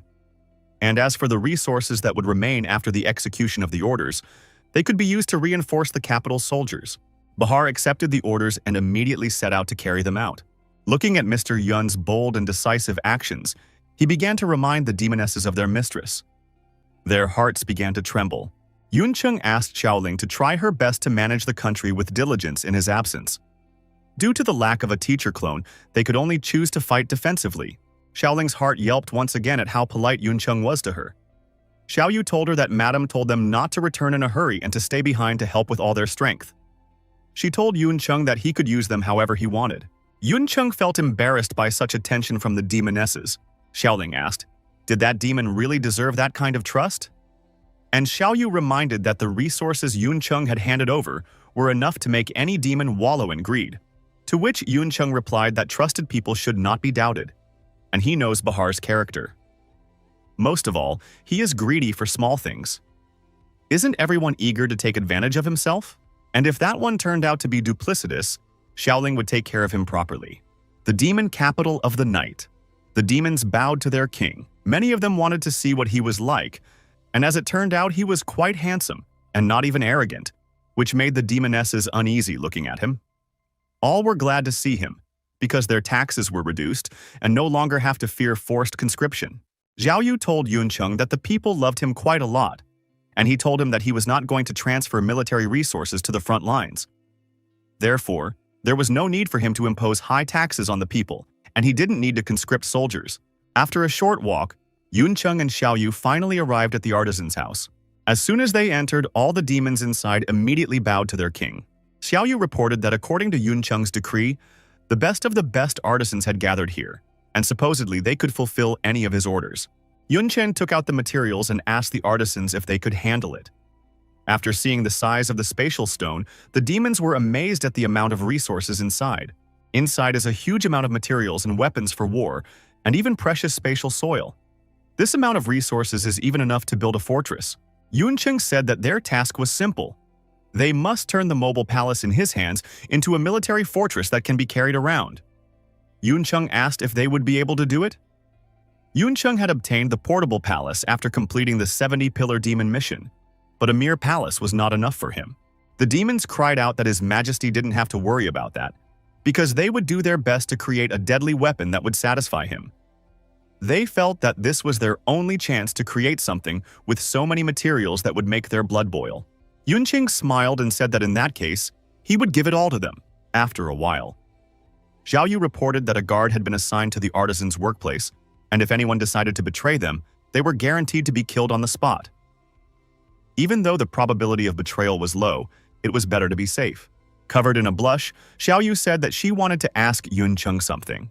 He had brought her to a desolate mountainous region by any chance to… Yunqing praised Xiao Yu's sharp mind, thanks to which she was able to figure out his plan.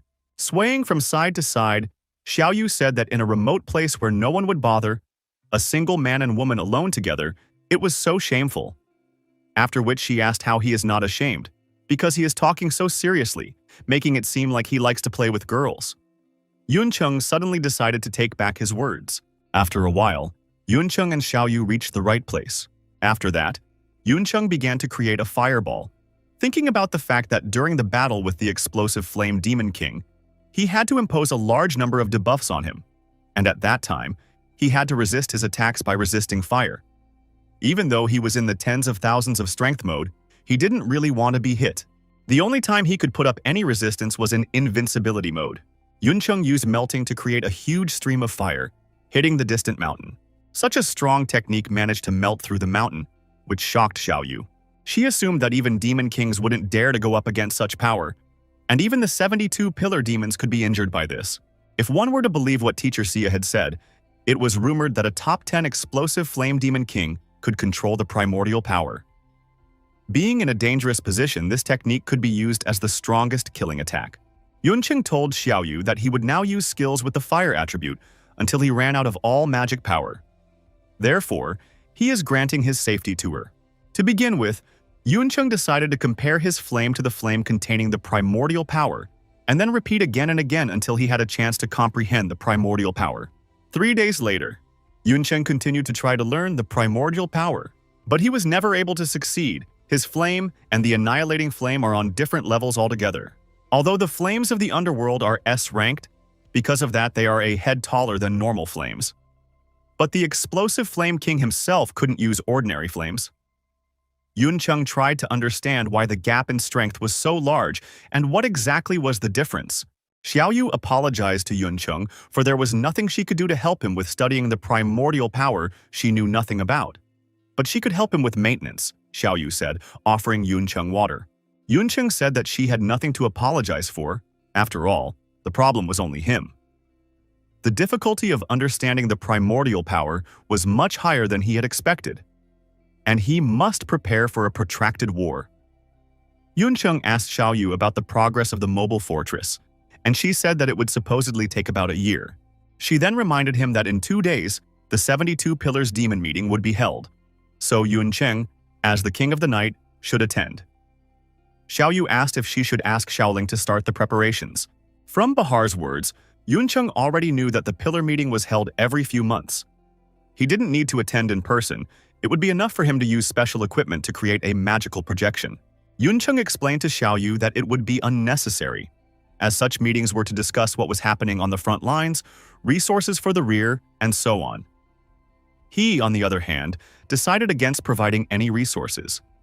Yunqing thought that by participating in this kind of jousting, he might inadvertently reveal his identity. After finishing, Yunqing once again returned to his training. Parish organization. Princess Luzzini told Xiao Lingzi that promoting Tu to bishop was the right decision. After all, she had helped her gather the materials they had planned to gather in 3 years of trekking in 1 year, which made her happy. Luzzini asked what she wanted as a reward? Wealth? Status? Xiao Lingzi replied that serving the Lady Priestess was a great honor for her, and she couldn't think of any reward. But if she would allow it, she would like to go to a certain place. Luzzini asked if she wanted to ask her out on a date. Unexpectedly, she is admired by many people, but even so, she accepts Xiao Lingzi's proposal. Leaving, Luzzini said that she would personally visit Xiao Lingzi when she reached the 3rd rank. Lu Miaolin was already looking forward to this date. After all, she would be able to make a deep impression on Luzzini. Yunqing created a huge pillar of underworld flames. Tired of constantly trying, Yun Chung summarized that no matter what fire attribute skill he used, or combined with other skills, it was all different from melting. Yun Chung tried to figure out, what should he do? Xiao Yu turned to Yun Chung and said that she might have imagined it, but she felt as if the Lord's magic power was volatile, but compared to the original skill, it was as if it was illusory. As if one of them was a single entity and the other was impermanent and incorporeal. Yun Chung thought about illusory and condensation. He was unable to sense anything that Xiao Yu could see. Because of which, Yun Chung came to the conclusion that due to the exertion of training, he had forgotten to look around. Since those words are rather vague, he decided to find out for sure. And the best way to feel it was directly from the body. Yun Chung created a fireball using melting. Immediately afterward, he stuck his hand into the melting ball, but a moment later, he grimaced at the pain and heat he felt. Yun Chung had never expected that he would be able to burn himself with his resistance to fire. Yun Chung felt that such a thing would not be enough and climbed inside the melting ball to experience even more. While in the fireball, he screamed relentlessly, suffering unthinkable pain and heat. Xiao Yu shouted out that even rank 4 masters can't resist the original skill, because the power of the source comes from divine power. Even if he has a high resistance to fire, Master Yun doesn't have full immunity. Yun Chung murmured back that this was the reason why he was doing this with his own body. Just as suddenly, the melting ball dissipated, and the burn-covered Yun Chung shouted out that he could feel it. Xiao Yu rushed towards the falling Mr. Yun, but the one managed to hold on, immediately after which he used a fireball. Yun Chung had a grasp on the word and couldn't let go. Yun Chung began to condense the fireball, reducing its size, causing it to take on a red hue. But that wasn't enough. Hence, Yun Chung used all his strength to compact it even more. As suddenly, a black and red flame began to manifest inside the fireball. Xiao Yu said that this small fireball makes her feel a sense of danger, and asked if it was a primal skill. Immediately after which she added that it still doesn't reach it yet. It looks like an ordinary skill with the rudiments of a primal skill. Yun Chung said that it was still his first time doing this, and this was the limit at his level. But anyway, he was just getting started. Yun Chung fainted from exhaustion. Right after that, he was caught by Xiao Yu. Xiao Yu said that she would take care of his safety and asked Yun Chung to rest. The treasure trove of the Queen of the Dark Night. Xia Qingqing told the clone that this was her last assignment, and that no matter the price, she should give her best. The clone asked for the main body not to worry, for while she has the same memories, feelings, and abilities. Without the inherited lust for life, death means nothing to her, except that she can't complete this task immediately, as Yun Chung might need her help within half a year. Xia Qingqing didn't mind postponing the task, after all. The front line wouldn't collapse in half a year. Since they had talked about the most important things, Xia Qingqing's clone asked the original if she could tell her everything. After all, it was hard for her to imagine what could have happened at that time, even the unexpected acceptance of a disciple. Xia Qingqing froze for a while, pondering over what had happened, after which she said that they were still alive. The clone interjected what the original had asked. Tears sprang from the clone's eyes. She wanted to know if they were really still alive. They are indeed alive, Xia Qingqing mentally said, but she would not wish for them to live like this. They should be dead, but she couldn't do it alone. Unfortunately, she couldn't do it alone. If the antagonists are them, then it's true, and she already knows what she should do next. Meanwhile, Xiao Yu was cooling Yun Chung by placing him on an ice block. She was surprised to see such severe burns, as Mr. Yun's resistance is very high. She was afraid that if she hadn't intervened at that moment, he would have been burned to death the moment he came into contact with the fire. But fortunately, the state treasury is not short of medicines to cure wounds. Yun Chung should soon recover, thanks to the ice lotus jade oil that Xiaoling sent. After a while, Yun Chung finally recovered. He thought it was ridiculous that he almost burned himself with his own flames. In doing so, however, he managed to make a lot of progress. Yun Chung asked Xiao Yu what she thought of this skill. Xiao Yu replied that it was very strong, completely beyond advanced skills, even being stronger than the skills of 4th grade masters. However, it is still vastly inferior to the original. Yun Chung agreed with Xiao Yu's words and said that this was only a prototype. By continuing to refine it, this skill would be able to match or even surpass the original skill. Xiao Yu asked how would this happen? To which Yun Chung replied that he would do it the previous way. He would use melting on himself because there was no other shortcut. Only in this way would he be able to understand the original skill and then use his flame to mimic the annihilating flame. Once the two were on the same level, They would purify and shrink. After repeating this, he would have to comprehend the power of the source. Xiao Yu said it was too risky since he almost died after the last time. To which Yun Cheng replied that it was fine, because as he understood the nature of the annihilating flame, its harm to him would become less and less. Xiao Yu couldn't do anything about it, which meant she would have to stock up on burn products. 6 months later, the meeting place of the 72 pillars. The pillar demons were angry about the king of the Dark Knight, who had already missed 3 meetings. Not only that, but he was also refusing to hand over military resources, provoking them by making himself look special. The pillar demons demanded that the king of gluttony give the order sooner. After all, such a demon was not fit to be a 72 pillar demon. They proposed to openly destroy the Dark Knight demon clan, after which they could make up for the lack of other demon clans. The king of gluttony has noticed how mean everyone is, after which he asked which one of them was ready to launch an attack. Hearing this, the pillar demons fell silent, unable to do anything. The king of gluttony grinned because of this. For just a moment ago those were yelling, but suddenly gave up. He reminded the pillar demons that if a real battle started, it would be a great loss for each clan. He thought it was entertaining that no one wanted to suffer a loss, but at the same time wanted to make a profit. The 5th pillar, the head of the shadow underworld, explained that this was not what the conversation was about. Each of their clans had sent a large number of soldiers to the front lines, and even the kings of many countries were fighting in the human world, because of which there weren't many strong demons left here. But if the Glutton King agreed to withdraw his main forces, destroying the Dark Knight clan would be nothing. The King of Gluttony disagreed with the 5th pillar, as the battle situation on the front lines rarely became favorable, because of which they would only give humanity a breather.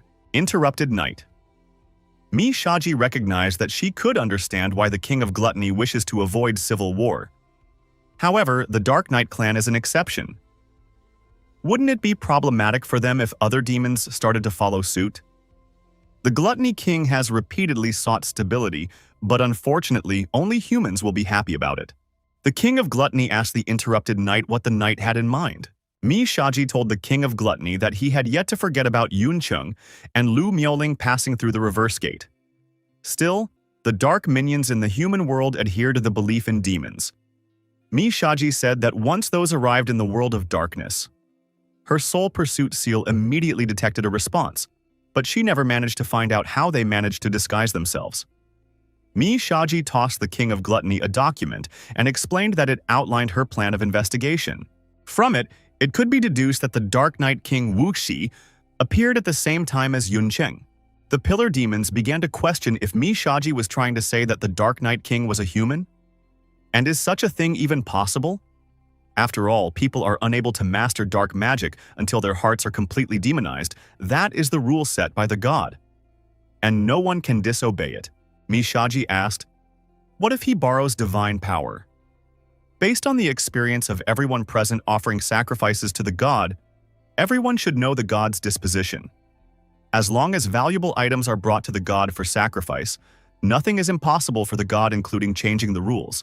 The King of Gluttony admitted that although he didn't think that Yun Cheng might have made a valuable enough sacrifice, such a thing was quite possible, and a civil war was exactly what he wanted to avoid. After which, he suggested that if Interrupted Night was trying her best to push this through, she must surely have a counterplan ready. Mi Shaji revealed that since the forces that the Glutton King could summon were limited, each clan could contribute to forming an allied demon army. Even if it was a small portion, it should be enough to destroy the demons of the Dark Knight. And of course, leading in this battle will be the demon clan of the Ragged Knight. Her clan will also put in their best efforts. The 5th pillar reminded Mi Shaji that, as discussed earlier, she would have to succeed him at the front lines of the human world within half a year. Therefore, she has no time to command any allied army. Mi Shaji replied that she remembered that, and asked if she had said that she was going to personally command her. Although the Dark Knight King has a loud reputation, he is only a demon lord, and is only worthy of being the king of the weak Dark Knight demon clan. Because of this, she only needs to give orders to her subordinates to decide his fate. The King of Gluttony said that he has already given the King of Dark Knight a chance twice. He was willing to tolerate the fact that he didn't attend the meeting the first time because the new king had a lot of things to do. He tolerated the second time when he refused to transfer military resources because he needed a certain amount of forces to defend the territory. But he does not intend to tolerate a third time, and so the king of gluttony ordered the king of the dark night to be disposed of. After the meeting, Shaji explained to the demon king Paladi that he would be the commander of the allied army, as she believed that he would be able to handle such a job. To which the latter replied that Shaji had nothing to worry about, as destroying the Dark Knight demon clan was a mere trifle.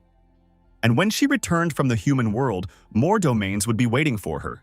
Shaji warned Paladi not to underestimate the enemy. After all, Wuxi was able to become the king of the Dark Knight in 1 year. Such an incident was unique. Even though Paladi would not be the only demon king in this battle, strength alone on paper would be enough to defeat Wuxi, but even so, caution should be exercised. Just in case, Shaji handed Paladi a crystal seal that sealed one of her skills that could handle everything. Meanwhile, Yuncheng could barely stand on his feet near the crater he had created. Xiaoyu congratulated him, for he had managed to succeed after all. She said that she could feel the power of the source within him. After half a year of hard training, he still managed to reach the same level as his mistress. Trying to catch his breath, Yuncheng explained that he would use up almost all of his magic and physical strength while using it, not to mention his transformation form. He was still far short of Teacher C's level, and thus needed to train even more. Suddenly, Xiaoling arrived at their place. Xiaolin immediately began to tell her that she had received news that demons from every clan. But upon seeing the crater created by Mr. Yun, she cried out in surprise. Xiaolin said that it was unbelievable. Xiaoyu then admitted that she herself wouldn't have believed it if she hadn't seen it with her own eyes. When they first met Yuncheng, he was just a weak classless, nothing more than an ant compared to them. If he wasn't the mistress's disciple, they wouldn't even look at him, let alone respect him. So far, he had exceeded their expectations and was getting stronger and stronger. And they can only hope that with such a person as the Demon King of the Dark Knight, they won't have to be sad in the future. Yuncheng asked Xiaoling what she wanted to ask him. Xiaoling cried out as she had almost forgotten about it. Xiaoling reported that all the clans had sent a large number of soldiers to the Dark Knight Demon Country to form an allied army. They don't even try to hide their goal, which is to attack the non-demons of the Dark Knight. Yuncheng wasn't surprised at what he heard, after all. It was most likely due to the fact that they weren't sending soldiers and resources to the front lines, which was a pretty good reason to create an allied army. And since that's the case, it's time for them to go back and start preparing for war.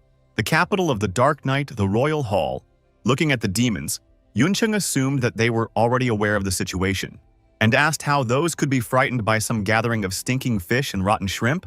When Pulo heard about the fish and shrimp, he grabbed his head and asked what kind of joke was this.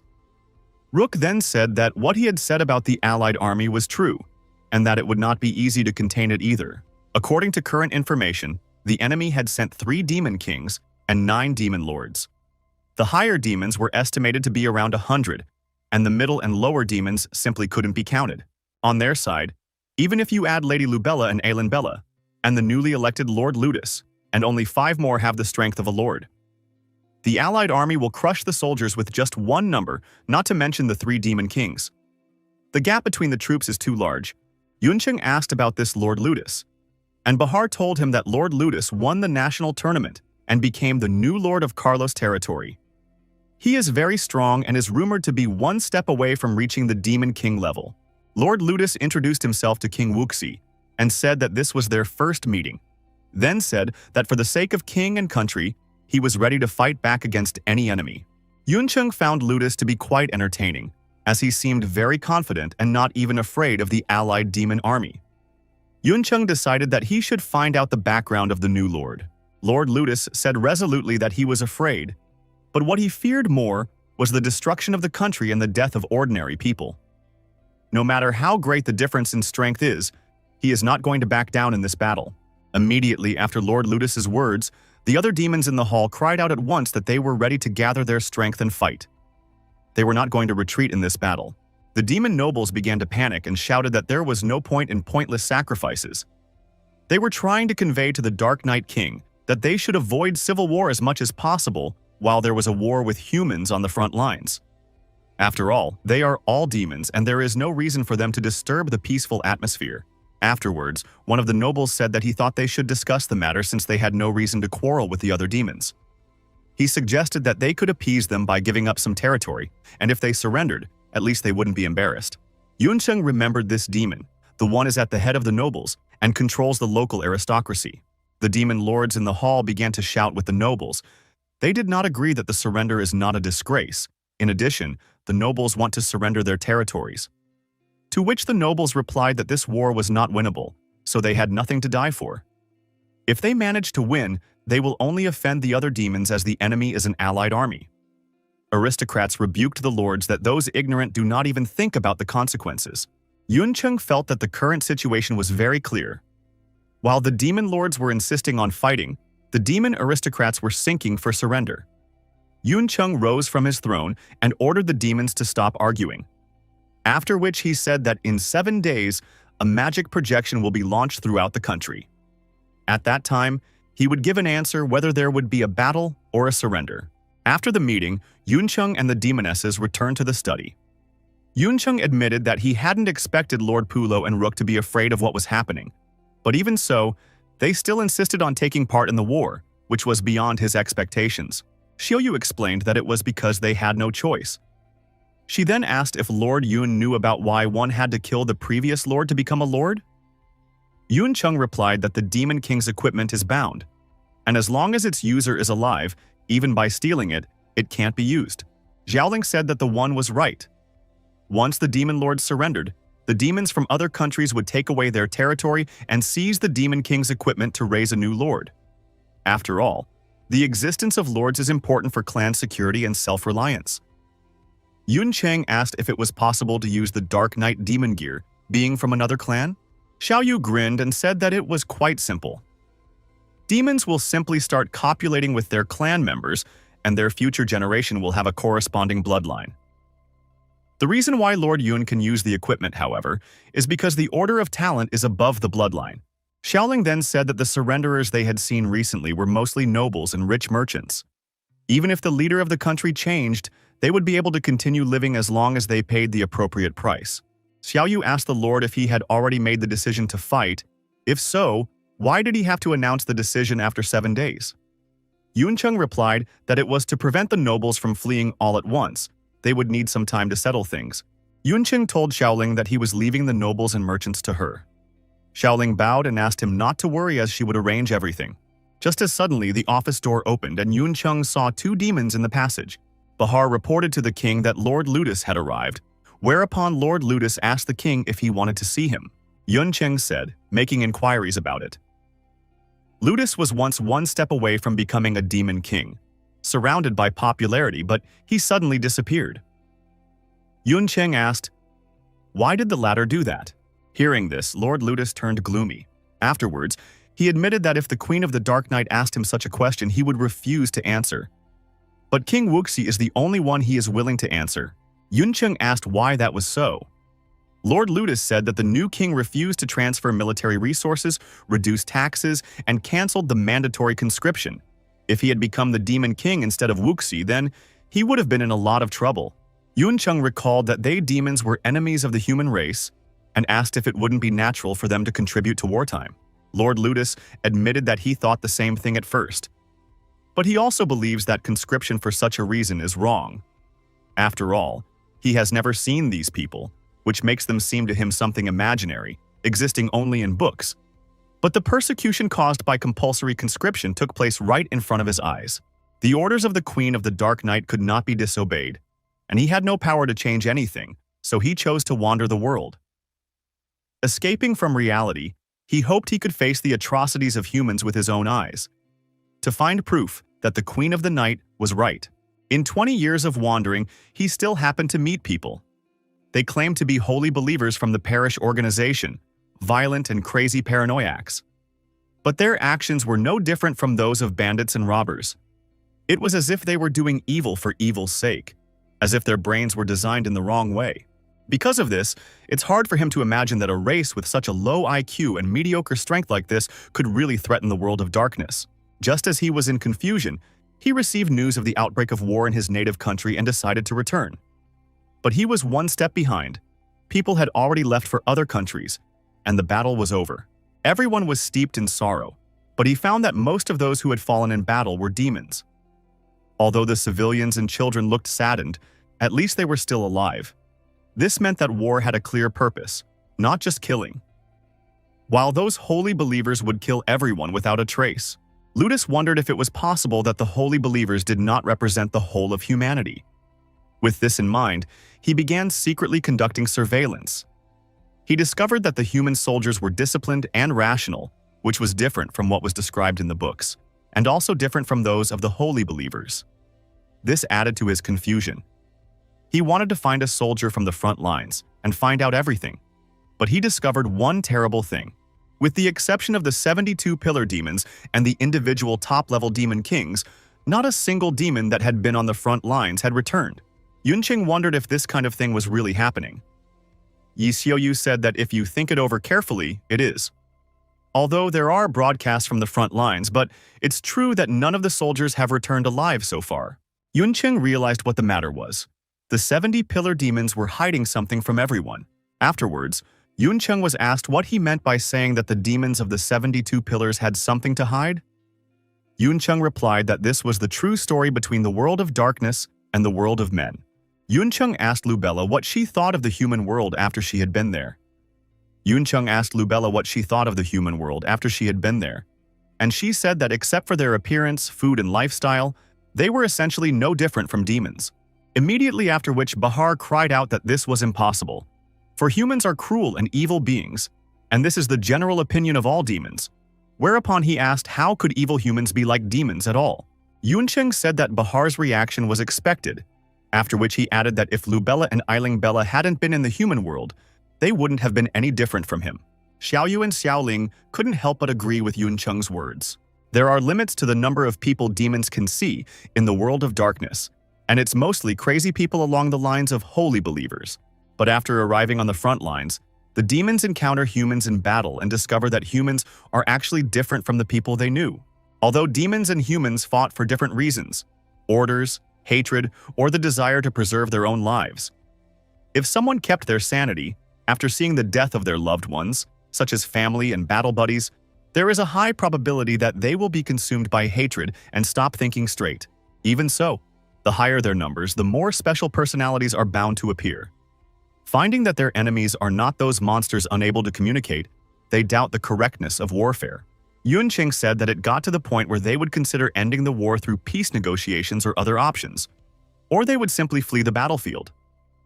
After all, at the end of the day, no one wants to die. Once this kind of thinking spreads throughout the world of darkness, it will cause serious damage to the demons, capable of shaking their faith and the foundations of their rule. This is what the demons of the 72 pillars wish to avoid.